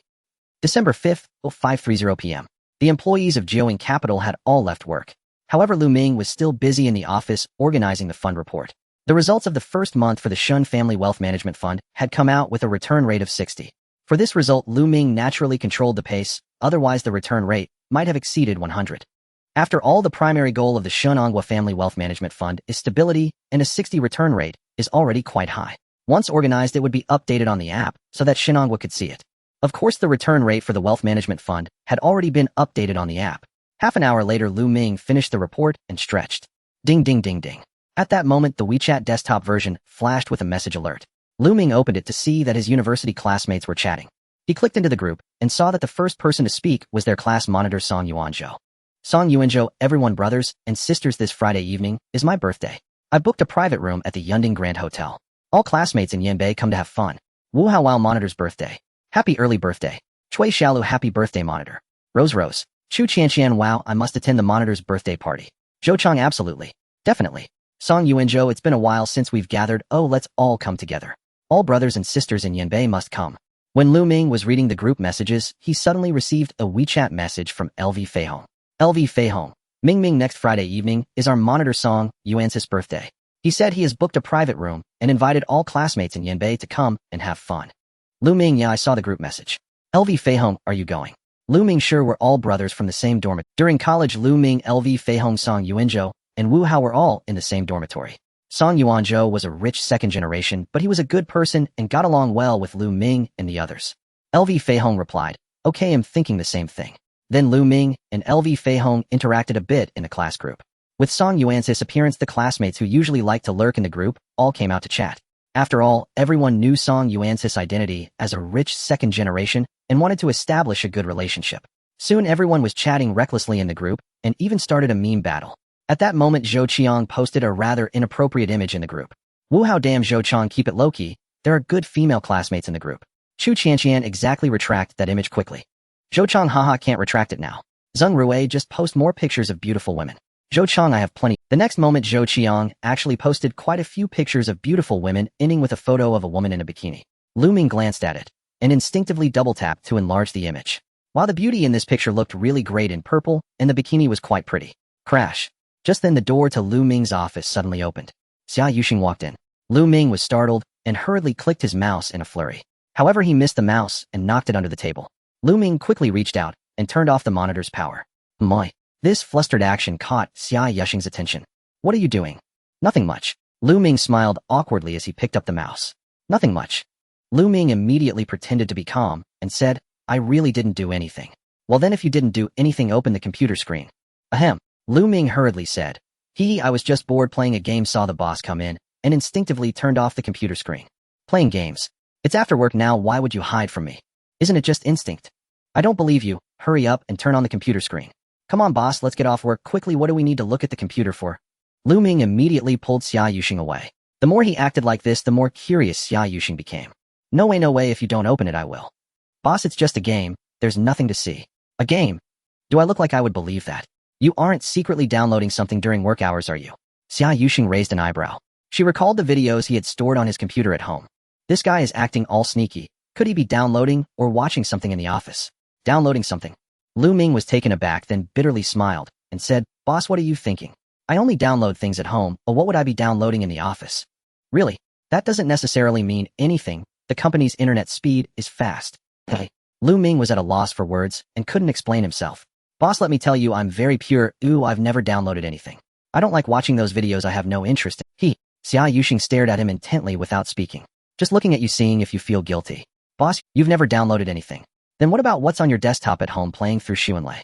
Is it the Seven Dwarfs? Or is it Hulua? Or Bu Zhuang cutting trees?" "Off." Lu Ming's face turned red awkwardly, saying, "Boss, how did you know? Last time I used your computer, I saw it." "Ahem, boss, that wasn't something I wanted to download. Last time I asked Dong Xiaojia for sci-fi movie seeds, and he sent me a bunch of those kinds of seeds." "Really? You expect me to believe you?" Xia Yuxing glared at him. Lu Ming quickly replied, I've only downloaded a few at home, but I assure you I've never downloaded anything in the office." "Just a moment ago you said you've never downloaded anything. Boss, you think I was secretly watching videos, right? If I turn on the computer screen for you to see, it would be fine. Hurry up." Lu Ming stepped forward and pressed a button opening the movie.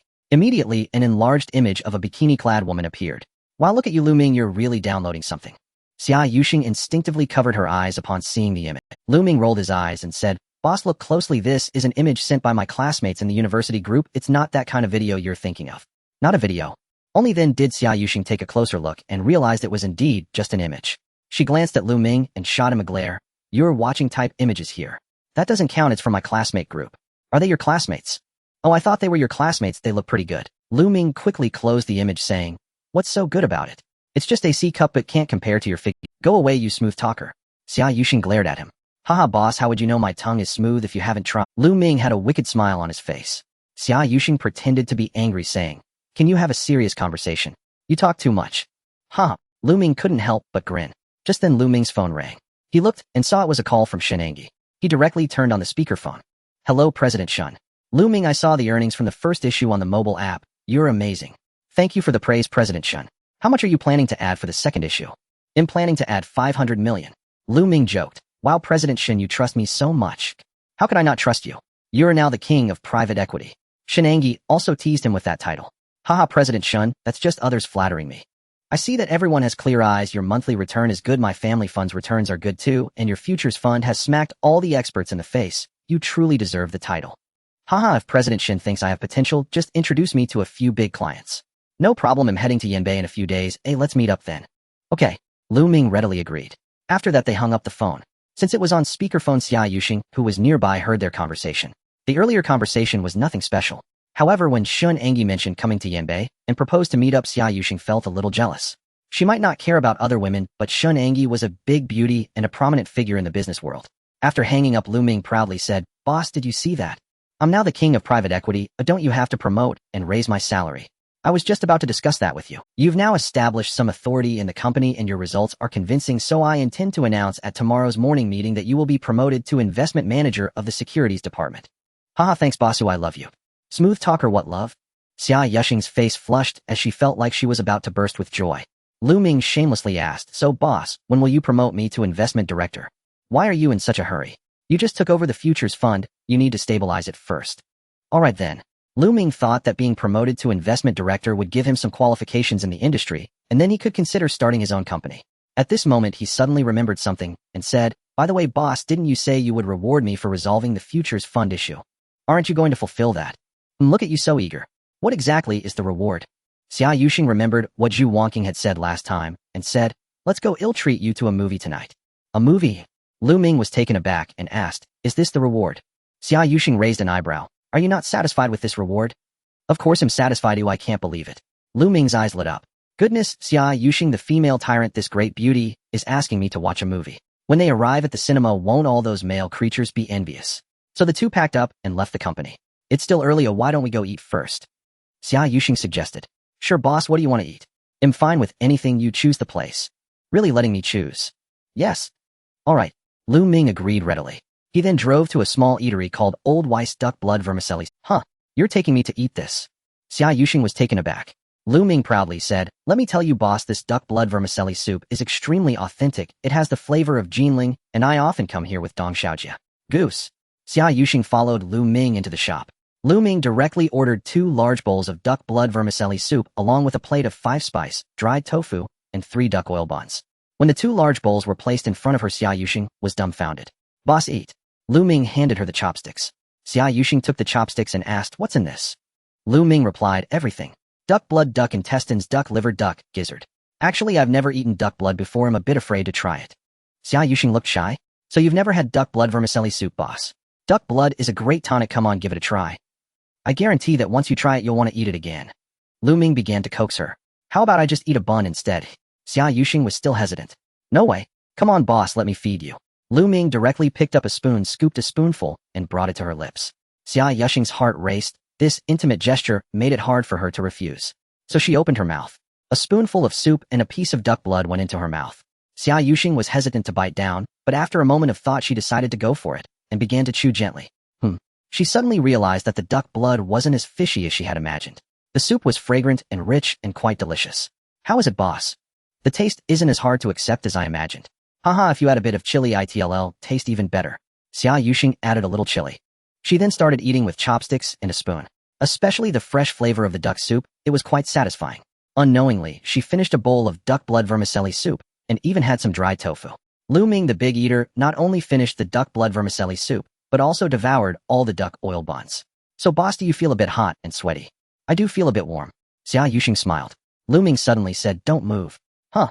Xia Yuxing. Lu Ming took out a tissue and suddenly leaned over to wipe her lips. Xia Yuxing looked and realized she had a bit of cilantro on the corner of her mouth. Thump thump thump. She felt a bit embarrassed. This guy Lu Ming actually wiped her lips. Was this considered flirting? Lu Ming, however, was very calm as he went to pay the bill. After they finished their meal, they went straight to the Wanxing Commercial Plaza Cinema. Tisk boss, this is your family's commercial plaza. If you come here to spend money, can't you just sign it off?" Lu Ming joked. Xia Yuxing laughed. "What do you mean by my family's? Let me tell you, no one here knows me, let alone signing off on anything. How about when we buy movie tickets later, you just tell them you're the daughter of the Wanxing Group's chairman, and see if they dare to charge you. I'm not that shameless." Xia Yuxing directly refused. The two of them walked into the cinema on the 4th floor. Unexpectedly, as soon as they walked into the cinema, they saw Dong Xiaojia and Zhong Xiaoman chatting at a table. "What?" All 4 of them were momentarily stunned. Zhong Xiaoman quickly stood up to greet them. "President Xia, boss, what a coincidence. You're here to watch a movie too." You're watching a movie too." Xia Yuxing replied, though she felt a bit shy, as if her romance had been discovered by her colleagues. Lu Ming, however, casually walked over and smiled. "Oh, Xiaojia, Xiaoman, you two came to watch a movie together. Are you two secretly dating?" Dong Xiaojia chuckled, unsure of how to respond. Zhong Xiaoman openly said, Haha boss, it's not like Dong Xiaojie is pursuing me hard. I'm just giving him a chance. That's right, that's right. Dong Xiaojie nodded. Zhong Xiaoman quickly asked, President Xia, what movie are you and Manager Lu going to see? I'll go buy tickets for you. Xia Yuxing actually didn't know what movie to watch. Xiaoman, no need, we can buy it ourselves. Lu Ming chimed in, and then went with Xia Yuxing to the ticket counter. What movie do you want to watch? Lu Ming pointed to the promotional posters above the counter. Recently released movies were mostly obscure low-budget films, but there was one foreign film, Guardians of the Galaxy. How about we watch this? Xia Yuxing pointed at it. In reality, she was unfamiliar with other films as well. She had only heard of Guardians. Alright. Lu Ming stepped forward to buy 2 tickets. Boss, do you want popcorn? Okay. Xia Yuxing looked around and noticed many couples were holding popcorn. So Lu Ming bought a large bucket of popcorn and 2 cups of orange juice. Here boss, hold this. He directly handed the popcorn to Xia Yuxing.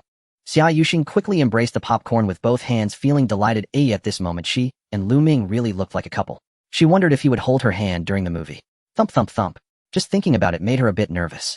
After buying the tickets, Dong Xiaojie and Zhong Xiaoman saw Xia Yuxing holding a bucket of popcorn, exchanged glances, and held back their laughter. Lu Ming walked over to ask them, and it turned out Dong Xiaojie and Zhong Xiaoman had tickets for a different animated movie. Soon after, Dong Xiaojie and Zhong Xiaoman left to watch their film. Lu Ming and Xia Yuxing sat in the lobby waiting. Come on boss, let's eat first. We still have to wait for more than 10 minutes. Lu Ming pointed to the popcorn. Xia Yuxing grabbed a few pieces of popcorn and started eating. Wow, it was quite sweet. By the way, Lu Ming, can you not call me boss when we're outside? Huh? Why? Lu Ming was puzzled. Xia Yuxing said, when you call me boss, people around us look at us with strange eyes. Lu Ming smirked. Then what should I call you? Little Xia. Why are you so annoying? Xia Yuxing shot him a glare. Haha, should I call you Yuxing then? Sure. That feels a bit strange. How about I also call you Sheng Sheng like Wan Qing does? That's fine too. Xia Yuxing replied. Lu Ming cleared his throat and said, then I'll call out once you listen. Go ahead. Sheng Sheng. Sheng Sheng. Sheng Sheng. What are you doing? You keep calling and calling. Xia Yuxing glared at him, her cheeks flushed, because many people were looking their way. Sheng Sheng, you should also call my name. Why, oi? Just call it out. Lu Ming. Grandpa is here. Immature. Xia Yuxing was rendered speechless, glancing at Lu Ming, who was grinning widely. This is called humor, alright? Lu Ming said with a playful grin. The two chatted for over 10 minutes before finally entering the theater. As soon as they sat down, Xia Yuxing noticed several couples beside her, all holding popcorn. She placed her own popcorn in the middle of their seats for easy access. Soon the movie began. Xia Yuxing wasn't very familiar with the plot or the characters. In fact, this sci-fi genre didn't hold much appeal for her. However, she enjoyed the sensation of eating popcorn. Occasionally, while reaching for the popcorn, her hand would brush against Lu Ming's. Though it was a fleeting touch, Xia Yuxing felt as if she had been electrified. At that moment, she finally understood the descriptions of love in those books. This was truly how it felt. However, Lu Ming seemed engrossed in the movie. So Xia Yuxing decided to follow the plot as well. Yet as she watched, her eyes began to lose focus. Moreover, with the air conditioning in the theater, the temperature warmed up. Suddenly, Xia Yuxing felt a wave of drowsiness wash over her. Unbeknownst to her, 2 hours passed, and the movie ended. In her dazed state, Xia Yuxing felt someone tugging at her hand. She opened her eyes to find that it was none other than Sheng Sheng. Wake up, come on, the movie's over. Lu Ming tugged at her wrist. Huh? Xia Yuxing glanced at the massive screen, which was now displaying the credits. Huh? The movie's over. Sorry, Lu Ming, I fell asleep. It's fine, this kind of sci-fi movie can be quite boring for you. Next time, let's watch a different genre. Okay. Xia Yuxing finally stood up. However, as she did, she suddenly felt a bit dizzy, and her body swayed. Lu Ming quickly supported her and asked what's wrong. I just felt dizzy. Lu Ming reached out and placed his hand on Xia Yuxing's forehead. You seem to have a fever, you're so hot. Huh? Xia Yuxing touched her forehead and found it indeed felt warm. Let's go home. Oh, I'll help you bring down the fever once we get back. Okay. Only then did the two of them leave the theater. Half an hour later, they returned to Yushui Bay. Lu Ming took out a thermometer and handed it to Xia Yuxing. Xia Yuxing took the thermometer and tucked it under her armpit. At that moment, both Chui Zi and Pai Pai ran over and lay down beside her, as if sensing that she was unwell. 5 minutes later, Xia Yuxing took out the thermometer to check and found that her temperature had risen to 38 degrees Celsius. No wonder she felt so weak. How much is it? 8 degrees. Lu Ming was somewhat surprised and said, no wonder you fell asleep in the cinema. Did you catch a chill last night? Maybe. Since it's over 5 degrees, let me help you bring down the fever. How will you help? By helping you take off your clothes. Huh? Xia Yuxing was taken aback. Lu Ming said, it's the same old trick as last time. I'll give you a massage, you'll sweat it out, and your fever will subside. This time it's a massage. Xia Yuxing's cheeks flushed. You're back. Lu Ming said with a mischievous smile, there are 2 ways. The first is you take off your top to expose your back, which is quicker. You'll be drenched in sweat in 5 to 6 minutes. If we do it through your clothes, it might take a bit longer. How much longer? Xia Yuxing inquired. 7 to 8 minutes. Xia Yuxing was both amused and exasperated, saying, there's only a 2-minute difference. Are you trying to trick me into taking off my clothes? Haha, is it that obvious? Lu Ming laughed shamelessly. Humph. Then I'll go change into a nightgown in my room. Xia Yuxing stood up and headed to her bedroom. Lu Ming said, just change into that white nightgown. Xia Yuxing shot him a glare, saying, perverted wolf. That white nightgown was the thinnest and most revealing. Ever since Lu Ming moved in, she hadn't worn it. The other day she washed it, and Lu Ming had seen it. Lu Ming asked her why he had never seen her wear it before. Xia Yuxing retorted, saying, what's the difference between wearing this and not wearing anything? A few minutes later she changed into a pink nightgown. Lu Ming said, Sheng, how about we go to bed? Huh? Xia Yuxing was shocked. Lu Ming explained, what I mean is I'll give you a massage. Oh, it's more convenient for us to be in bed together. Don't get any wrong ideas. Alright then, let's go to your bed. Xia Yuxing said as she walked towards Lu Ming's bedroom. Huh? Why not go to your... Lu Ming was quite puzzled. Xia Yuxing didn't explain, and the two of them arrived at Lu Ming's bed. Should we sit or lie down? Lu Ming countered, hee, do you prefer sitting or lying down? Of course I prefer lying down. Xia Yuxing replied without much thought. Lu Ming grinned mischievously, saying, oh, lying down won't work. You'll have to be on your stomach, and I'll do it from behind. Go away, you are being suggestive again. Xia Yuxing immediately understood and shot him a glare. I'm not being suggestive, I have to massage your back, right? Lu Ming stubbornly denied it. So Xia Yuxing lay down on the bed, and Lu Ming began to massage her back. The super massage technique was no joke. Soon Xia Yuxing started to sweat. In less than 10 minutes, she was already sweating. How's it going, comrade Xia? Are you comfortable? Yes, very comfortable. Are you satisfied? Satisfied. Want to get a membership? Ta. A single sentence made Xia Yuxing laugh, and the soreness in her muscles diminished significantly. She happily stretched her arms, and then stretched a bit. Huh. As she reached out, her hand brushed against something under Lu Ming's pillow. It seemed she had grabbed something. What could it be? Xia Yuxing took it out, and was stunned to discover it was Lu Ming's... Oh. Xia Yuxing immediately glared at Lu Ming, and said, how disgusting. Why did you put this under your pillow? You made me grab it. Oh, comrade Xia, do you have some kind of fetish? Grabbing this? Lu Ming said with a teasing expression. Xia Yuxing retorted, go away. I don't have one. Why did you put it under your pillow? Don't you know that it has a lot of bacteria? It's new, I haven't worn it yet, Lu Ming explained. Xia Yuxing felt relieved upon hearing it wasn't used. As she looked up, she suddenly met Lu Ming's gaze fixed on her. Huh. She realized that she was drenched in sweat, and her nightgown was clinging tightly to her body. Big perverted wolf. Xia Yuxing blushed, and hurriedly escaped. After returning to her bedroom, Xia Yuxing flushed with embarrassment. Just then Zhu Wanqing sent a WeChat video call. Hey Yuxing, how did tonight's date go? Not great. Xia Yuxing sounded glum. Earlier before the movie, she had messaged Zhu Wanqing to say they'd be watching a film together that evening. Not great. Did you hold hands? Just held hands. Then why not great? Well, it wasn't exactly holding hands. More like he gently tugged my wrist. Tugged your wrist? What do you mean? Only then did Xia Yuxing recount how she'd fallen asleep during the film, and how Lu Ming had gently pulled her wrist to wake her up. Ha ha ha. I'm dying. On screen, Zhu Wanqing rolled laughing on her bed. You're laughing at? Ugh, haha. Yuxing, you really outdid yourself, falling asleep during a movie. Usually it's the guy who dozes off. What on earth were you two watching? Guardians of the Galaxy. A sci-fi flick. Well, that explains it. You've never been big on sci-fi. True. But the real reason I fell asleep was that I had a fever. A fever? What happened? Must have caught a chill. I spiked to 38. 8C. Oh no, that's serious. Did you take antipyretics? No. You silly girl. Such a high fever, and you didn't take medicine. Xia Yuxing hurriedly explained. No need. I've already broken the fever. Already broken. So quickly. Lu Ming helped me break it. He broke your fever? Zhu Wanqing gasped. Good heavens. Did he use that to cool you down? Ugh, get lost. Xia Yuxing scolded playfully. It was acupressure, okay? Really? How many strokes did he give you? Zhu Wanqing burst into raucous laughter as she spoke.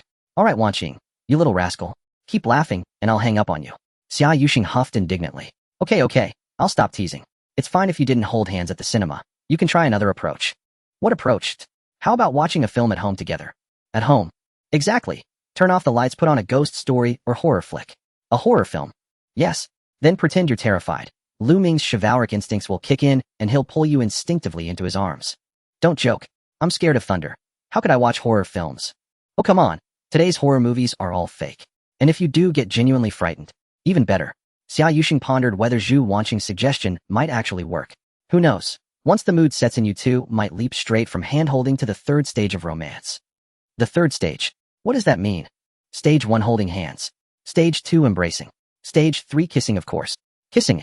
Xia Yuxing blinked, startled. Her mind suddenly conjuring an image of herself kissing Lu Ming. Oh, and Yuxing, remember this, when you kiss him, close your eyes. Zhu Wanqing added the reminder with a grin. Puzzled, Xia Yuxing asked, close my eyes. Why? Isn't it fine to keep them open? Haha. You silly girl. Have you ever seen anyone kiss with their eyes wide open? Is that so? Xia Yuxing paused, then realized it was true. She'd never once seen lovers kiss on screen with open eyes. By the way, a friendly heads up, when guys kiss, their hands tend to wander. They've got built-in GPS, naturally drawn to your soft, smooth skin. Huh. Xia Yuxing couldn't even imagine it. Wanqing, does romance have a fourth or fifth stage too? Heh, it certainly does. But those stages, let's just say, they're indescribable. Zhu Wanqing winked mysteriously. Meanwhile, elsewhere, back in his room, Lu Ming idly relaxed for a moment before preparing to sleep. Before turning in, he opened his system interface. He'd recently completed the acupressure technique quest and the family fund management quest, earning 2 lottery draws. He'd also fulfilled the billion-dollar net worth quest, earning 1 luck shard, though 3 shards were required for a lucky draw, so it remained unused for now. Ding. 2 lottery draws remain. Would you like to begin immediately? Yes. System initiating lottery draw. The familiar spinning wheel appeared, its segments displaying various skill rewards. Yet several prizes remained shrouded in question marks. Super hand speed reappeared, and alongside it, super foot speed. Huh, what's that for? Sprinting. Then, another new skill refreshed, super tongue dexterity. What on earth is that? Even more baffling, a skill named adjustable size. What kind of ability was that? Truly absurd. Adjustable length would have made more sense. There was also a gourmet's stomach skill, essentially an extraordinary capacity for eating. Though eccentric, these skills were at least comprehensible, except for the topmost one tap, where it hurts. A wry smile crossed his lips. The spinner began to whirl, slowed gradually, and came to rest just past super tongue dexterity. Ding. Congratulations. You've drawn super physique. Lu Ming's eyes lit up. From the name alone, he grasped its nature, and instantly felt his physical constitution surge dramatically. He couldn't yet gauge precisely how formidable his body had become, but he sensed with quiet certainty that if he competed in the Olympics, medals would pile up in his hands. Would you like to draw again? Yes, proceed. Instantly the wheel spun anew, this time halting upon a prize concealed behind a question mark. Ding. Congratulations. You've drawn divine level bond forecasting art. Bond forecasting. In financial markets, bonds have long been favored by investors. That's because they offer low-risk returns, higher than bank deposits, yet far safer than equities. Still, most bonds yield modest returns. For Lu Ming right now, the skill isn't urgent, but better to possess it than not. After all, to become a top-tier investment director, mastery over bond markets is indispensable. Ding. New system quest activated. Achieve a net worth of 1 billion yuan. Reward 1 luck shard. Lu Ming's eyes gleamed. Another system quest, and again a luck shard awaited.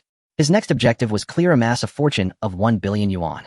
In the following days, Lu Ming managed the Yeyang Stock Fund and the Jiuing No. 8 Futures Fund began its next round of fundraising. Now Lu Ming had 260 million in funds. This time he invested 200 million in the Yeyang Stock Fund as a short-term financial management strategy, which was the most suitable for making money. After all, the Jiuing No. 8 Fund is a futures fund with a 1-year contract, and Lu Ming, as the fund manager, personally purchased 50 million. In the end, he still had 10 million left in his personal bank account. When New Year's Day arrived, Lu Ming planned to buy a larger house for his parents. As these 2 funds opened for fundraising, many major clients flocked in. The title of private equity king for Lu Ming is not just talk. Due to the limited spots for financial management, some wealthy individuals actively invited Lu Ming, hoping to establish a connection with him. In no time, Lu Ming got to know many big shots from various industries. However, even so, many of them still couldn't secure a spot for financial management. In desperation, the Yeyang Fund launched Yeyang No. 2, while the original Yeyang Fund was renamed Yeyang No. 1. Thus the Yeyang No. 2 Fund raised another 1 billion. It was a Friday. Since he was going to attend class leader Song Yuan's his birthday party in the evening, Lu Ming visited Xia Yuxing's office in the afternoon. Xiao Xia, make me a cup of coffee. He entered the office and sat on the sofa, behaving as if he were the CEO. Xia Yuxing rolled her eyes in silence, and with a hint of resentment took out the coffee beans to start grinding coffee. Don't you have coffee in your own office? You came here to mooch coffee. I do, but the coffee in my office isn't as high-end as yours in the CEO's office. Come on, it's just coffee. You're already a billionaire, richer than me, the CEO.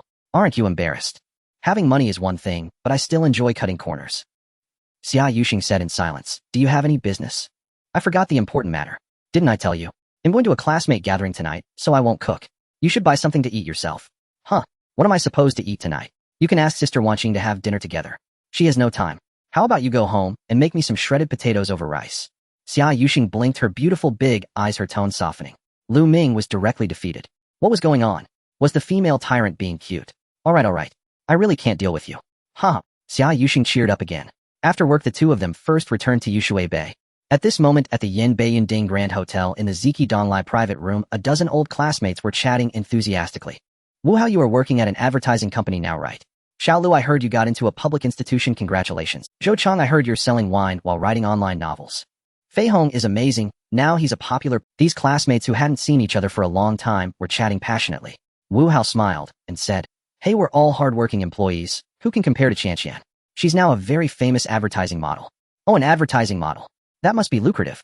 Wu Hao said, she makes several tens of thousands for one advertisement. TSK tisk. The entire room cast envious glances. Chu Qianqian was quite proud and said, it's just tens of thousands, that's pocket change. This statement made many classmates feel uneasy. Tens of thousands are still pocket change. Lu Feihong looked at Chu Qianqian's arrogant demeanor with some disdain. Song Yuanzhou joked, Chu Qianqian, I heard you found a rich boyfriend. Why didn't you bring him along for us old class? What do we need to bring him to the class reunion for? Chu Qianqian changed her tone. Besides, he doesn't have time, he's at the 4S shop getting his Range Rover serviced. Oh, driving a Range Rover. TSK tisk, he really is a wealthy person. Everyone was discussing it, and Chu Qianqian became even more proud. At this moment Song Yuanzhou glanced at the time, and then at the people in the private room. Lu Ming hasn't arrived yet. Class leader, he has something to do, he'll be here soon. Lu Feihong replied. Song Yuanzhou nodded and said, alright, let's wait for Lu Ming to arrive before ordering. By the way, how is Lu Ming doing at work recently? Lu Ming is now quite impressive, he's a fund manager now. What kind of fund manager? Wasn't he just being supported by a woman to rise to the top? Chu Qianqian said dismissively. Lu Feihong angrily said, Chu Qianqian, don't talk nonsense. Lu Ming became a fund manager by his own ability. The fund he manages is very popular, and many wealthy people are rushing to invest in it. Oh, you two have a good relationship, you're just defending him. Chu Qianqian pouted. At this moment Lu Ming had just arrived at the Yunding Grand Hotel. He walked into the lobby, asked the front desk for the location of the Ziki Donglai private room, and headed towards the elevator. Unexpectedly, he stood in front of the elevator for a while. The door of an adjacent elevator opened. A middle-aged woman in a professional suit stepped out of the elevator followed by two hotel staff. Lu Ming. The middle-aged woman suddenly froze. Aunt Song. Lu Ming didn't expect to run into Xia Yuxing's mother here. Although he knew that Yunding Grand Hotel was Song Jiawen's property, he still didn't expect to meet her here. Song Jiawen asked, what are you doing here? I have a classmate gathering upstairs, Lu Ming explained. Song Jiawen raised an eyebrow and then waved at Lu Ming. The two of them moved to one side of the elevator. Song Jiawen asked, Lu Ming, does Shengxing know you're here for a classmate gathering? Yes, she knows. Lu Ming thought to himself, I just made rice for your daughter, okay? Song Jiawen said, I heard about the futures financial management thing your company did recently. Oh, I heard you did well. Everyone is calling you the private equity brother now. Aunt Song is joking, but it's just what the netizens call me. Lu Ming said modestly. Alright, keep up the good work. Since Lu Ming rose to fame, Song Jiawen's impression of him had changed significantly. By the way, Aunt Song, there's something else I want to tell you. What is it? Aunt Song, didn't you say before that in order to be with Shengxing you must at least have a fortune of over 100 million? Yes. To be honest, Aunt Song, I've been doing well as a trader. I've now met that requirement. What? Song Jiawen was shocked. In just a few months you earned 100 million. No. It's 200 million. Song Jiawen's eyelid twitched somewhat in disbelief, saying, Lu Ming, you can't be joking with Auntie, can you? Aunt Song, how could I joke with you? Lu Ming couldn't help but ask, Aunt Song, since I've met the conditions, when will you discuss with Uncle about marrying Sheng? Well, Song Jiawen appeared slightly embarrassed, saying, Lu Ming, marriage freedom is emphasized now. You and Shengsheng can communicate well on this matter, and besides, Shengsheng has said she doesn't want me to interfere in your relationship. Off. Lu Ming was stunned, thinking, is it really that casual? Why didn't they say this to him before? Well, Aunt Lu, I have something to attend to, so I'll leave first. Then Song Jiawen left with her two assistants. Lu Ming shook his head helplessly and went upstairs. When Lu Ming arrived at the private room of Ziki Donglai, everyone greeted him warmly as he entered. Lu Ming, we've been waiting for you. Song Yuanzhou took the initiative to welcome him. Lu Ming said, class monitor, sorry I'm a few minutes late. No problem, come have a seat. Song Yuanzhou invited Lu Ming to sit down, and then called the waiter to order food. After the dishes were ordered, everyone chatted about their situations since it had been a long time since they last met.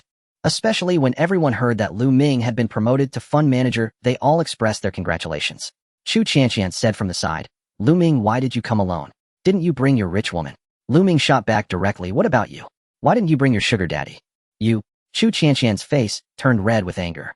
Everyone was holding back their laughter. Chu Qianqian became even angrier.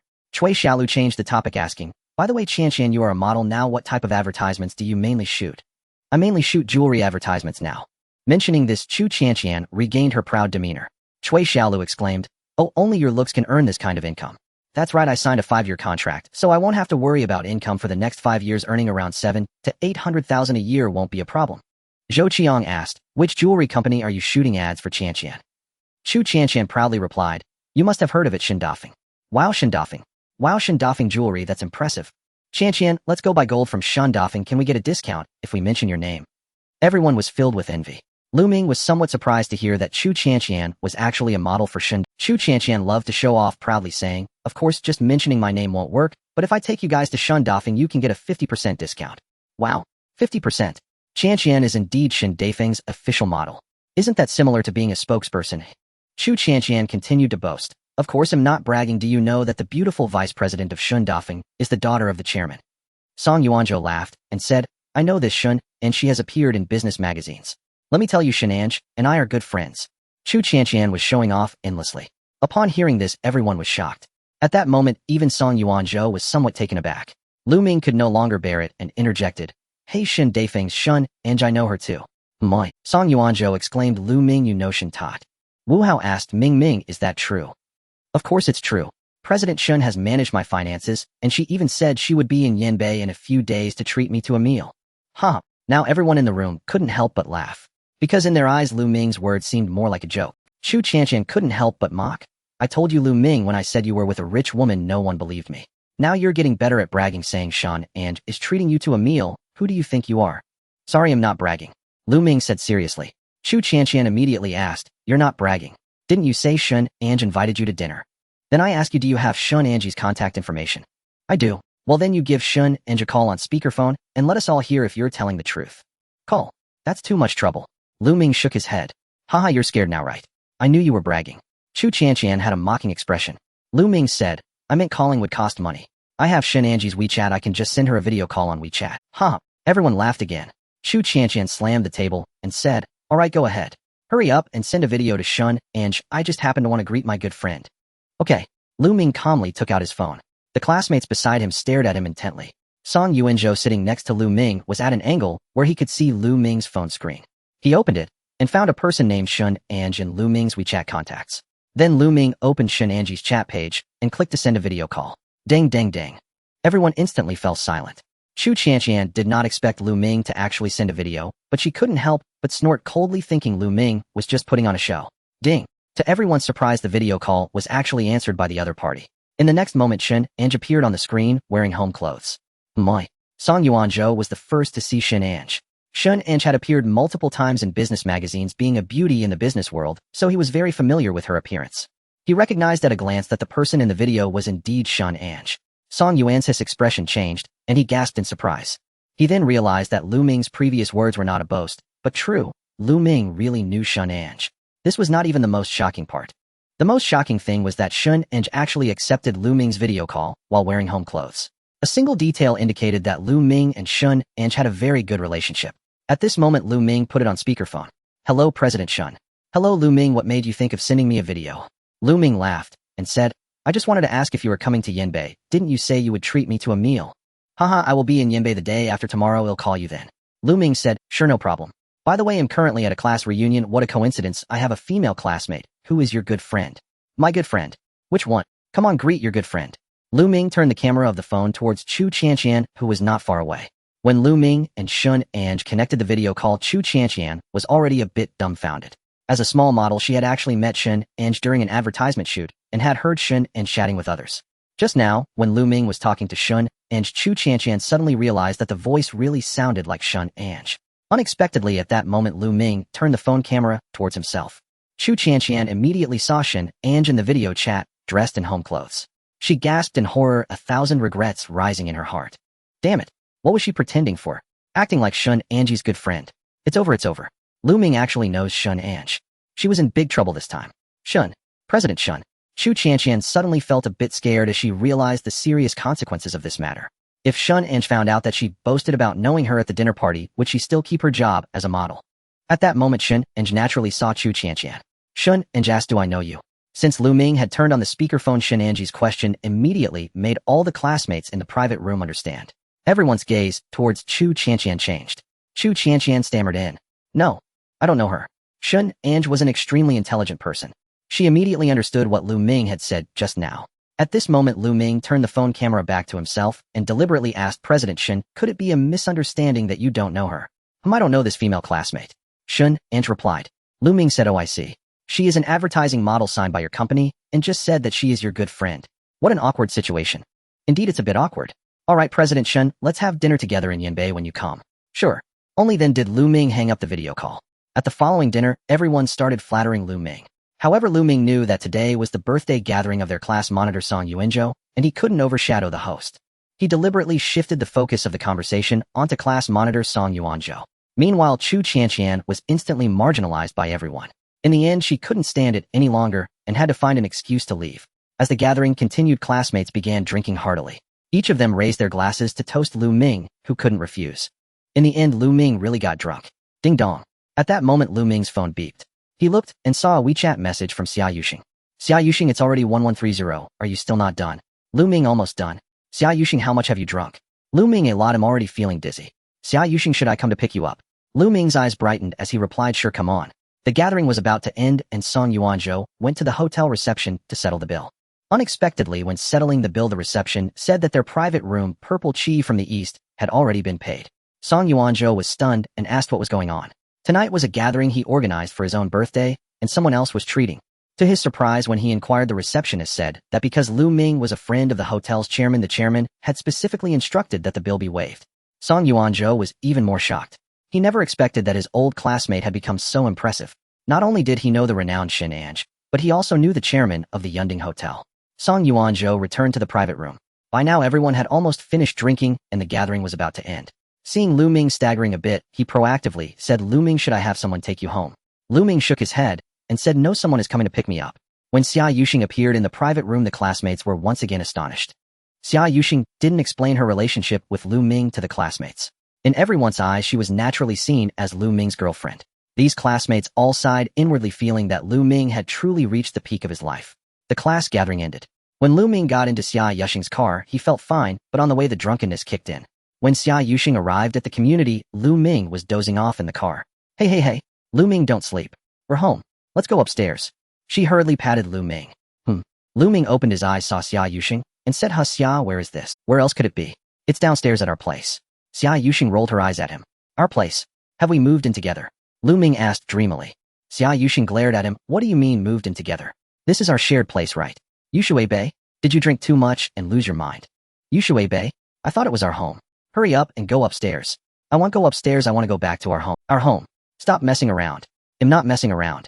Be good, or if you fall asleep later, I won't be. Lu Ming grinned and said, you want me to be obedient? Then say something nice. Something nice. What do you want to hear? Call me little cutie. All right, little cutie, let's go upstairs. Call me little baby.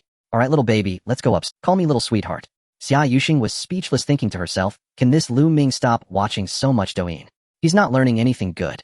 But now that this guy was drunk, she decided to tolerate it. All right, little sweetheart, let's go upstairs. No. Lu Ming shook his head with a mischievous smile. Are you going upstairs or not? Xia Yuxing got angry and slapped him on the head with her palm. We'll go, is that okay? Lu Ming immediately caved in. Xia Yuxing almost laughed in anger, thinking he was just being cheeky and needed a lesson. Although he was walking unsteadily, Xia Yuxing was still able to support him upstairs. When they reached upstairs, Xia Yuxing threw Lu Ming onto the sofa and finally let out a sigh of relief. At that moment, she recalled what Lu Ming had said earlier. Was he thinking about having a home with her? Did this mean he had feelings for her? They say that men speak the truth when they're drunk. Should she ask Lu Ming for his truth? Lu Ming, are you drunk? She couldn't help but ask. Lu Ming waved his hand and said, who said that? I'm not. Oh, so you are indeed drunk. Xia Yuxing felt a surge of joy in her heart. They say that those who are truly drunk will insist that they are not. And for those who are not drunk, if you ask them, they will say they are.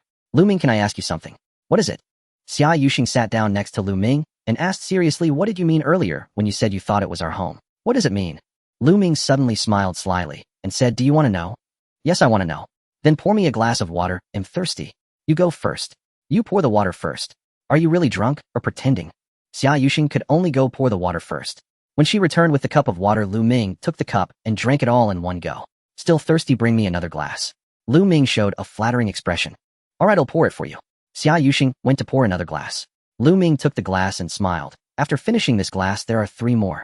Are you going to say it or not? All right, I'll say it. Lu Ming said, of course I want to have a home. No, it's our home. Xia Yuxing corrected him. Yes, I definitely want to have a home for us. Lu Ming said again. Upon hearing this, Xia Yuxing's face turned red and she lowered her head, too shy to look at Lu Ming. This guy really likes her. Then, what? Do you want to have a home for us? She continued to ask, while looking down. Who? Who? Xia Yuxing looked up and saw Lu Ming lying on the sofa, his neck arched back, fast asleep. How annoying, why did he have to fall asleep at such a crucial moment? How to get this heavy guy to the bedroom? Forget it and let him sleep on the sofa tonight. She grabbed a blanket, and now with the heating, it wouldn't be cold at night. After covering Lu Ming with the blanket, she said to the two dogs Chuizi and Diju, he's drunk, you both can keep him company on the sofa tonight. Chuizi and Pai Pai were surprisingly obedient. Chuizi lay on Lu Ming's left side, and Pai Pai lay on his right. Then Xia Yuxing went to take a shower. After an hour, she simply rinsed herself off. Xia Yuxing finished and prepared to put on the bra and panties she was going to change into. But then she suddenly remembered that Lu Ming was already asleep, so she could just wear the nightgown. Why not just go out like this? Thus, Xia Yuxing didn't wear anything underneath and slipped on her nightgown as she walked out of the bathroom. Unexpectedly, as soon as she opened the door, she saw Lu Ming standing at the bathroom door, staring at her intently. Xia Yuxing instinctively covered herself. However, she realized covering the top didn't work, as there was also the bottom. Why are you awake? What are you doing standing at the door? I need to use the bathroom. After saying that, Lu Ming went to the bathroom, and soon she heard the sound of water. Xia Yuxing's face turned red, and she quickly ran back to her bedroom. This guy was drunk. He shouldn't have seen anything right. After using the bathroom, Lu Ming returned to the sofa and lay down, continuing to snore loudly. The next morning, Lu Ming had a dream where he was kissing a woman. But he couldn't see the woman's face clearly, and the woman in the dream was kissing very passionately. Perhaps it was too intense that it woke Lu Ming up. When he opened his eyes, he found Chuizi the dog licking him. Get away! Lu Ming directly gave Chuizi a big shove. Ow! Chuizi was a bit angry and immediately transformed into a pilot on the sofa, ready for battle. Lu Ming sat up from the sofa and suddenly froze. He tried hard to think and realized he seemed to have gotten drunk and blacked out last night. Last night it seemed that the female demon came to pick him up. Then one by one his classmates called the female demon sister. After that he got into the car with the female demon. He couldn't remember anything from then on. Lu Ming stretched and went to the bathroom. He suddenly saw that on the towel rack in the bathroom, there was actually Xia Yuxing's white bra and strawberry. Wow. This female demon looks incredibly sexy in her professional outfit. Turns out she still has a girlish heart. Wait a minute. Normally after a shower the female demon would put these two pieces on. Now that they are left here, it means the female demon didn't change after showering last night. Hiss. Lu Ming wondered if he had missed something. Knock, knock, knock. He walked to the door of Xia Yuxing's room and knocked. Sheng Sheng, get up. Got it. Then Lu Ming went to the kitchen to start preparing breakfast. After Xia Yuxing got up, she realized she hadn't taken those two items back last night. Did Lu Ming see them this morning? Sigh, how embarrassing. While Lu Ming was busy in the kitchen, Xia Yuxing quickly wrapped herself in a robe and ran to the bathroom to retrieve them. At breakfast, Xia Yuxing couldn't help but ask, do you remember what you said last night? What did I say? I think I blacked out last night. Blacked out? Where did you black out? I think I got into your car at the hotel, and then I blacked out. From there, huh? Xia Yuxing pouted, thinking that the words he said last night about wanting a home, he definitely forgot. Lu Ming asked, what did I say? Xia Yuxing casually replied, nothing much, just said you wet the bed when you were a kid, pooped in your pants during class, and when you went to work you ended up dropping your pants on the subway. Lu Ming was speechless. Haha, Sheng Sheng, you are quite devious. Oomph. Xia Yuxing glared at him. By the way, I fell asleep in the car last night. How did you get me upstairs? I bought a rope, tied it around your neck, and dragged. Lu Ming couldn't help but laugh at what was going on. Did the female demon drink too much? After finishing breakfast, since it was Saturday, Lu Ming went to play League of Legends. Xia Yuxing began to clean the house. There was no choice, it was part of their agreement for living together. By the way, Sheng Sheng, aren't you going to do laundry later? Could you wash my socks and underwear too? Lu Ming, do you need me to buy you a tube of compound dexamethasone? Compound? What is that? Pianyan Ping. Why would I need that? Because you have itchy skin. Lu Ming smiled awkwardly and said, last night at the hotel I ran into Aunt Song. Oh, what a coincidence. What did my mom say? She didn't say much, just that marriage is now free and she won't interfere with our affairs anymore. That doesn't. Haha, maybe Aunt Song suddenly came to her senses and wants grandchildren. Shut up, you're being ridiculous. Xia Yuxing couldn't help but glare at Lu Ming. At that moment, Xia Yuxing's phone rang. It's my dad's call. She immediately answered, and after finishing the call her expression turned anxious. Lu Ming asked in confusion, what's wrong? Xia Yuxing explained, my mom is hospitalized. I need to hurry and change clothes to go to the hospital. Aunt Song is hospitalized. He'll go with you. Lu Ming also went back to change clothes. Yunbeikong Hospital, a top-tier private hospital. Lu Ming and Xia Yuxing arrived at the hospital and finally saw Song Jiawen, who was hospitalized. At this moment, Song Jiawen was lying on the bed with two assistants by her side. Miss Xia, you are here. The two assistants stood up respectfully upon seeing Xia Yuxing. These two assistants were on 24-hour standby, responsible for Song Jiawen's daily needs and naturally recognized. Xia Yuxing nodded towards them, then walked to the bedside asking, Mom, what happened to you? How did your dad call you? Song Jiawen, lying on the hospital bed, looked fairly well. Yes. That old guy I just had a hypertension attack, and he wouldn't let me tell you, not listening to me at all. Song Jiawen seemed a bit helpless. Hearing that her mother had only experienced a hypertension attack, Xia Yuxing let out a sigh of relief. Lu Ming is here too. Aunt Song. Lu Ming stepped forward to greet her. Song Jiawen pointed to the chair beside her and said, have a... Then Xia Yuxing asked, Mom, what triggered your hypertension? Were you anxious again? It's about the company. I was a bit worried. Song Jiawen began to talk about the company matters. It turned out they had a morning meeting today, mainly discussing the hotel's operational situation for the second half of the year. However, the reports and data from various hotels indicated that the operational status of the Yunding Hotel was very poor. In the second half of the year, not only did the hotels fail to make a profit, but they actually suffered losses. Song Jiawen became anxious. The chain hotel industry had indeed been struggling in the past 2 years. If hotels continued to incur losses, it would be fatal for the Yunding Group. If reforms were not made soon, the Yunding Hotel might struggle to maintain its position in the market. Song Jiawen said, in recent years, domestic hotel companies have been caught in intense competition, and foreign hotel giants have also entered the domestic market, making competition fierce. Moreover, many young people now prefer to choose homestays when traveling. Sheng Lu Ming, you are both young. What do you think hotels should do to change? Xia Yuxing was not well versed in hotel management, so she did not provide any suggestions. However, Lu Ming, listening from the side, suddenly had a bold idea. Lu Ming said, Aunt Song, I'm not familiar with hotel management, but I do have a somewhat bold idea. Song Jiawen looked curious. Lu Ming began to explain. Aunt Song, many traditional industries currently need to integrate with the internet to achieve breakthroughs, including tourism, clothing, and other sectors. For hotels, the main integration at present is simply offering online booking services. However, I feel these services are insufficient. In fact, they are far from enough for today's young people. For a hotel to develop, it naturally needs to target young people, as they are the key to the future development of hotels. Aunt Song, let me ask you, what do young people enjoy the most right now? Lu Ming's question made Song Jiawen ponder. Song Jiawen replied, young people currently enjoy chasing celebrities, playing mobile games, participating in murder mystery games, scrolling through Douyin, and engaging in self-media activities. Exactly. Lu Ming said, currently short videos are all the rage. A look at how popular live streaming has become, surpassing traditional online shopping models. Lu Ming, are you suggesting that hotels should also do live streaming? Song Jiawen asked tentatively. Lu Ming replied, that's just one aspect. The first step is to get hotels on platforms like Douyin, creating official accounts. Many companies now have official accounts on new media platforms. The primary purpose of these official accounts is naturally to build a brand, so the focus should shift towards brand. Thus, creating a brand has become crucial. Nowadays, young people enjoy scrolling through Douyin, watching beautiful girls and handsome guys. I believe we can start from here. Yunding Hotel could cultivate some of its own image hosts. Initially, the selection of hosts can be divided into 2 categories: beautiful female hosts and handsome male hosts. These hosts should be trained to become brand ambassadors for the hotel, closely associated with the hotel's brand, so that whenever people see them, they think of Yunding Hotel. The key is that female hosts must not be overly seductive and male hosts should not appear effeminate. We want the public to see that Yunding Hotel embodies high standards of traditional national aesthetics. For example, female hosts should embody brightness and elegance, showcasing traditional Chinese maternal aesthetics with round and delicate facial features, soft and curvaceous figures, and a gentle and dignified appearance.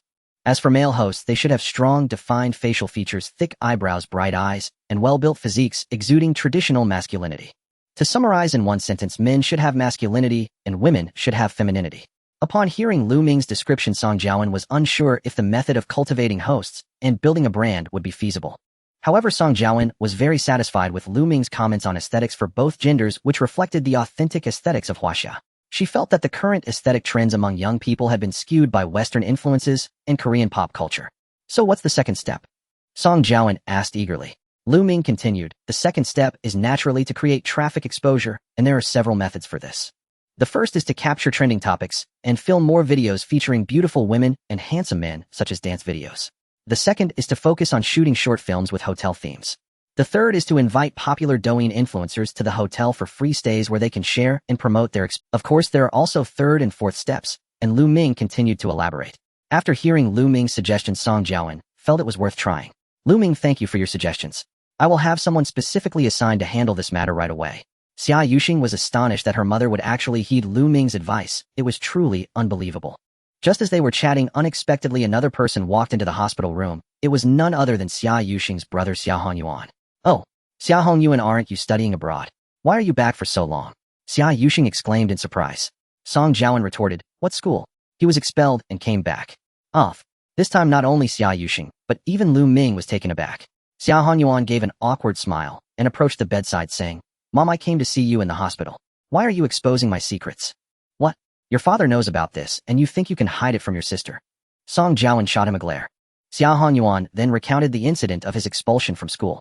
It turned out that while studying in the United States, there was a white student who harbored ethnic discrimination.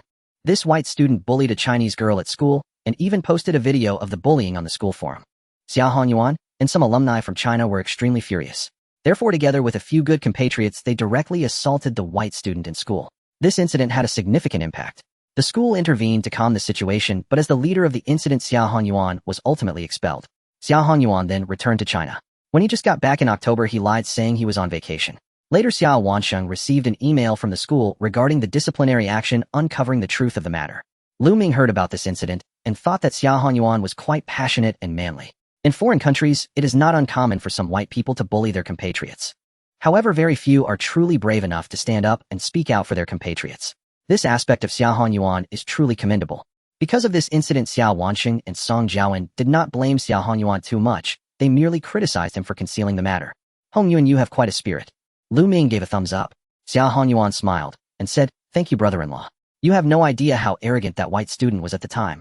What are your plans next, Hanyuan? Are you looking for another school? Your father means for you to change to another school, but this kid is stubborn. What do you plan to do if you don't go to school?" "Sister, I plan to start a business." "Start a business?" Xia Yuxing was taken aback. Song Jiawen suddenly laughed and said, "Oh, you want to start a business? You should ask your dad. He wants 100 million for startup capital. Is that really starting a business?" Lu Ming laughed upon hearing this. "Goodness, this kid has quite the ambition. Wanting 100 million for a startup?" Xia Yuxing said in disbelief, "Aren't you just asking for trouble?"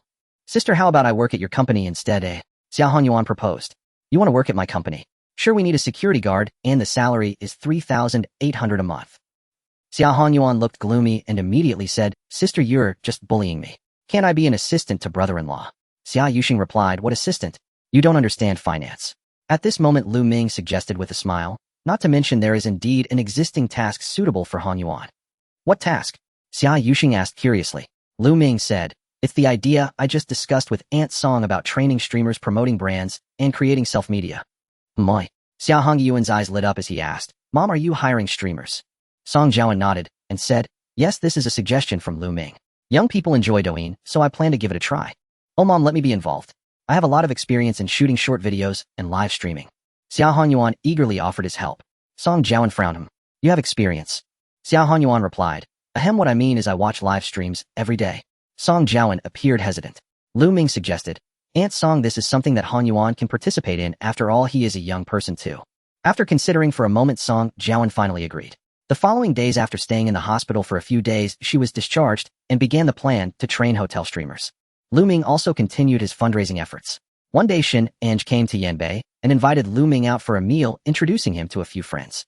Xia Yuxing and Zhu Wanqing planned to go shopping together. "Xingxing, where is your classmate Lu Ming?" "Go away, what do you mean by my family?" "Haha, isn't he still your family? You've slept with him several times already." Zhu Wanqing couldn't help but joke. Xia Yuxing and Zhu Wanqing were playfully teasing each other. Zhu Wanqing suggested, "Why don't we call Lu Ming out to accompany us while we shop? He can be our bag carrier. He has something to do." "What is it?" Xia Yuxing then explained about Shun Ange inviting Lu Ming. "Shun Ange is inviting your Lu Ming." "Oh no, that's not good." Zhu Wanqing pondered, stroking her chin. "What's not good?" "Shun Ange is a great beauty and a capable person in the business world. Those who pursue her are rich young men. Why would such a beauty take the initiative to invite Lu Ming?" Zhu Wanqing analyzed. Xia Yuxing said, "It's not what you think. First of all, Shun Ange likes rock climbing, and Lu Ming is also quite skilled in it. Previously, Lu Ming agreed to teach her some climbing techniques. Also, Shun Ange said she wanted to introduce a few friends to Lu Ming. In other words, it's not a date between Lu Ming and Shin Ange. This is just normal socializing." In truth, Xia Yuxing had considered this matter herself, as girls tend to be sensitive. Zhu Wanqing said, That's true, but you and Lu Ming haven't established a relationship yet. Lu Ming is still single. What if he gets attracted to Shen Ange? If that happens, it just means that Lu Ming and I aren't meant to be." "Nonsense. In a relationship, you have to express yourself. Keeping things hidden won't work." "Huh. Am I hiding things? I've already asked Lu Ming out to watch a movie." "I thought about it. The last time you asked him out to watch a movie was too utilitarian. He did well at the company, and asking him to a movie gives the illusion of a boss rewarding an employee." After Zhu Wanqing's remarks, Xia Yuxing thought about it and realized there was some truth to it. She asked, so what should I do? Should I ask him out to watch a movie again? You don't necessarily have to watch a movie. You can express yourself in other ways. What ways, eh? Zhu Wangqing's eyes twinkled, pointing to the mall ahead. She said, you could give him some special gifts. What kind of gifts? Like a razor or a wallet. When he takes out his wallet, he'll think of you. Nowadays, everyone uses QR codes for payments. They don't carry wallets anymore. Then a razor. When he shaves, every morning he will think of you. All right then. The two of them entered the mall and started browsing, choosing razors. Finally, they picked a set from a store. Unexpectedly, after Xia Yuxing paid, Zhu Wangqing also chose a set for herself. Xia Yuxing asked in confusion, who are you buying this for? You're not falling in love, are you? I'm not buying it for anyone, I bought it for myself. Zhu Wangqing smiled. You bought it for yourself? But you're not a guy? What do you need this for? Haha, of course I'm going to use it. Use it. Do you have a beard? I don't have a beard, but I can try shaving in other places. Zhu Wangqing winked mischievously. Xia Yuxing and Zhu Wanqing finished buying a razor and continued to stroll through the mall. Zhu Wangqing's eyes lit up as she said, Sheng Sheng ahead is a lingerie store. You should buy Lu Ming a few pairs of underwear, so he knows your feelings. Xia Yuxing hesitated. Isn't that too obvious? Zhu Wanqing replied, the more obvious the better. Come on, let's go pick some out. Inside the store, the sales clerk asked, excuse me miss, what size does your boyfriend wear? Xia Yuxing stammered, I don't know. She had never paid attention to Lu Ming's size. Zhu Wanqing joked from the side. You two sleep together every day and you don't know his size. Xia Yuxing shot her a glare and said, go away. At that moment, the sales clerk asked, height is also fine. Xia Yuxing replied, 185 centimeters. The clerk said, just get this XXXL size. Xia Yuxing quickly picked out a few pairs. Zhu Wanqing whispered, Sheng Sheng, you don't even know Lu Ming's size. Are you staring at the javelin every day? Xia Yuxing's face turned red as she exclaimed, you silly girl, shut up.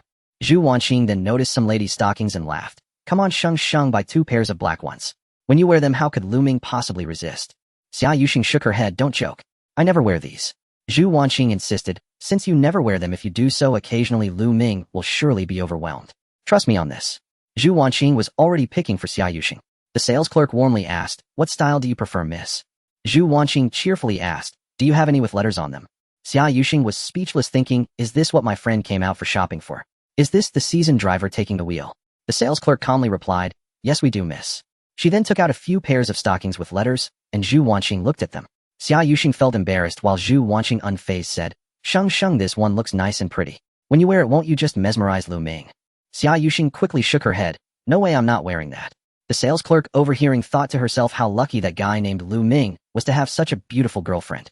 Zhu Wanqing didn't care if Xia Yuxing wore them or not, and said to the clerk, come on, wrap these up for us. The clerk happily responded, sure, miss.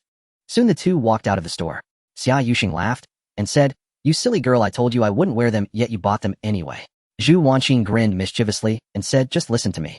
When you wear this tonight, Lu Ming will definitely kneel before you and call you queen. Tsk tisk, you should get a whip too. Xia Yuxing was left speechless. She said, you didn't even ask the clerk how good the quality of these stockings is, and we bought 6 pairs all at once. Zhu Wanqing laughed. Haha, Sheng Sheng, why does it need to be of such good quality? Xia Yuxing wondered, did this girl have a strange mindset again? At that moment, Zhu Wanqing added, by the way, after we finish shopping, you should come to my house with me. Xia Yuxing asked, your house? For what? Zhu Wanqing replied, didn't I tell you last time? I'm going to give you some lessons. Xia Yuxing exclaimed, lessons? Zhu Wanqing replied, I mean to show you some domestic films. Xia Yuxing was completely dumbfounded. She said, by the way, the New Year holiday is coming up. You have a 3-day break. You could go travel with Lu Ming, fly to the Maldives, and when you wear a bikini, won't you, and Lu Ming ascend directly to paradise. Xia Yuxing said, during the New Year holiday, Lu Ming has to go home. He didn't go home last time during the National Day when he went to Donghai for business. Zhu Wanqing asked, his family is from Jincheng, right? Xia Yuxing replied, yeah. Zhu Wanqing suggested, then just tell Lu Ming that you want to try Jincheng's big fried dough twists and pancakes and go directly to Jincheng with him. When you get there, Lu Ming will take you home to meet his parents, and you two will be set. Xia Yuxing responded, what? We haven't even started yet. While saying this, she imagined what her future in-laws would look like. In the evening, when Xia Yuxing returned home, carrying bags, Lu Ming was already busy in the kitchen. He said, oh, you're back. Lu Ming continued, I told you I'd make you boiled fish for dinner, so of course I had to come back early. He walked out of the kitchen and saw Xia Yuxing's bags. He exclaimed, wow, you guys are quite something. Is this a revenge purchase? Xia Yuxing replied, not a lot, as she placed the bags on the sofa. Lu Ming approached and looked through the bags, finding clothes, shoes, and jewelry. He wondered, what's in this Balenciaga? Xia Yuxing quickly exclaimed, hey, don't rummage through it. She quickly snatched the Balenciaga bag back. What treasure is this? Lu Ming felt speechless. He said, it's a girl's secret. Xia Yuxing placed the Balenciaga bag aside and handed him another bag. Here you go. Lu Ming asked for me. Xia Yuxing responded, yes, it's for you. Lu Ming was surprised as he took the bag and saw that it contained 6 pairs of stockings and they had letters on them. He thought, what in the world? Why would the girl boss buy these for herself? He wondered if she had some special preference for seeing men wear these. Or did she want him to be her sister? Lu Ming was shocked and cold sweat broke out. No, he couldn't be his sister. Xia Yuxing noticed that Lu Ming's expression was off. She asked, why are you staring? Lu Ming asked in confusion, Shengsheng, why did you buy these for me? Xia Yuxing replied, what else could I mean by giving you these? I want you to wear them. Lu Ming asked, you want me to wear them? Are you sure? Xia Yuxing confirmed, of course they are specifically for you. Lu Ming asked again, Shengsheng, you don't have some special preference, do you? Xia Yuxing was taken aback as Lu Ming pulled out the 6 pairs of stockings. Her face flushed. What was going on? Was the clerk mistaken and packed the wrong bag? No, she remembered the clerk packing it correctly. Could it be that this unlucky girl Zhu Wanqing had switched the bags? Xia Yuxing quickly checked the bag containing the stockings and found it was indeed filled with men's underwear. Got it wrong. She quickly snatched the stockings back from Lu Ming and handed him the bag in her hand. Lu Ming realized, oh, so that's what happened. I thought wrong. Xia Yuxing was rendered speechless by these words. Well, Lu Ming, you scoundrel. What do you mean by co-purchase? I even bought you this. Xia Yuxing angrily handed over the razor. Lu Ming took the razor with surprise and said, wow, this razor isn't cheap, thank you. As long as you like it. Of course I like it. Lu Ming continued with a grin. Little Xia, you bought yourself stockings too. Hurry up and put them on, let me see if they fit. Go away. These were bought for me by Wanqing, I didn't intend to buy them. Then you should try them on. I won't. If you wear them, how about I add another dish for you tonight? Alright, Lu Ming, you big wolf, trying to tempt me with food, do you think I'm foolish? What dish will you add? Kung Pao chicken, your favorite. Xia Yuxing recalled Wanqing's words as she and Lu Ming needed to create this atmosphere. Fine then, but I'll wear it for just a minute. Okay.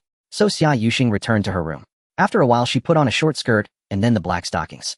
Of course, she did not wear the one with letters, as she would never wear that one. Then she came out of the room. Lu Ming gasped, his eyes widening. And it wasn't just his eyes. Xia Yuxing felt shy when she saw Lu Ming's fixed gaze. Alright, time. She hurriedly ran back to her room. Lu Ming swallowed hard. Beautiful things are always fleeting. The legs of the female devil are truly exceptional. Since he promised, Lu Ming kept his word and added another dish, Kung Pao chicken. When they were eating, Xia Yuxing was quite happy. By the way, Lu Ming, what did you and Shen Angyi do during the day? Xia Yuxing pretended to chat casually. We just went to the club, I taught her climbing skills, and she introduced me to 2 friends. One is Gu Tianyi and the other is Bai Jinla. Both are enthusiasts of extreme sports. Then we had lunch together. Gu Tianyi, the son of the Mineral King. That's right, that's him. Bai Jinluo, that actress Bai Jinluo. Turns out Bai Jinluo is actually Shenang's cousin. Isn't that a coincidence? Xia Yuxing. Lu Ming said, I really didn't expect that I would have the chance to meet a popular actress. Xia Yuxing said sourly, isn't she beautiful? Not even close to you. Lu Ming spoke earnestly. Xia Yuxing felt a sweetness in her heart upon hearing this.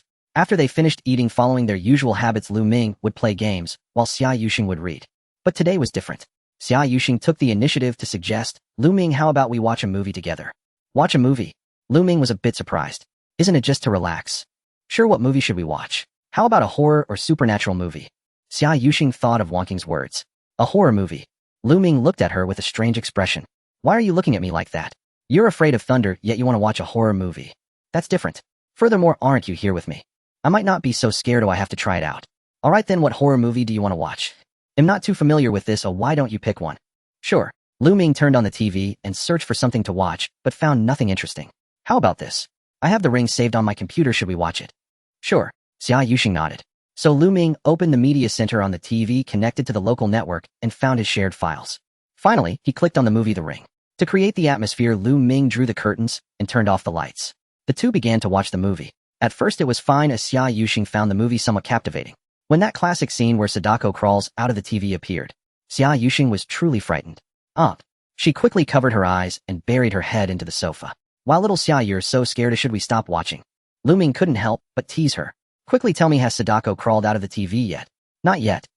I paused the movie. Why did you pause it? I was afraid you'd miss this crucial scene. Xia Yuxing was both amused and exasperated. My goodness, I really could die? Come on, little Xia, quickly open your eyes and watch. You have to believe that the plot in the movie is all fake, then you won't be scared. No, I'm still scared. What should we do then? How about we don't watch it? No, we have to watch it. Lu Ming was dumbfounded. Is it really this contradictory? Xia Yuxing thought to herself, you fool, won't you just hold me in your arms to comfort me? Lu Ming asked, how will you? Just listen to the sound. Then he'll just listen to the sound. But you'll miss the exciting plot. How about this, you lean on me, and if you're still scared, just hold on to my arm. Lu Ming suggested proactively. Alright then. You come sit over here. While Xia Yuxing spoke, she was still covering her eyes. Lu Ming directly moved over to sit next to Xia Yuxing. Xia Yuxing immediately hugged Lu Ming's arm. Haha, look at you being scared, I haven't even started yet. Okay, continue. So Lu Ming picked up the remote and pressed play. An exciting scene appeared, and Xia Yuxing cautiously peeked. Goodness, she locked eyes with Sadako. That disheveled hair, that pale face, those red nails. It completely terrified Xia Yuxing. With a startled scream, she hugged Lu Ming's arm tightly and buried her head into his chest. Lu Ming was no fool either and quickly pulled Xia Yuxing into his embrace. Is it okay if I hold you? You're not scared anymore. Not scared anymore. While Lu Ming said this, he also patted Xia Yuxing's back to comfort her. Hee, this feeling is smooth and delightful. But with the beauty of Xia Yuxing's caliber moving around in his arms, who could handle it? My. At this moment, Xia Yuxing, leaning against Lu Ming, suddenly noticed a certain rise and fall in his. Xia Yuxing recalled a scene from Journey to the West where Sun Wukong was at the Dragon King's place in the East Sea, chanting incantations to control the Rui Jingu Bang. Up. As the distance closed in, she suddenly lifted her head. That.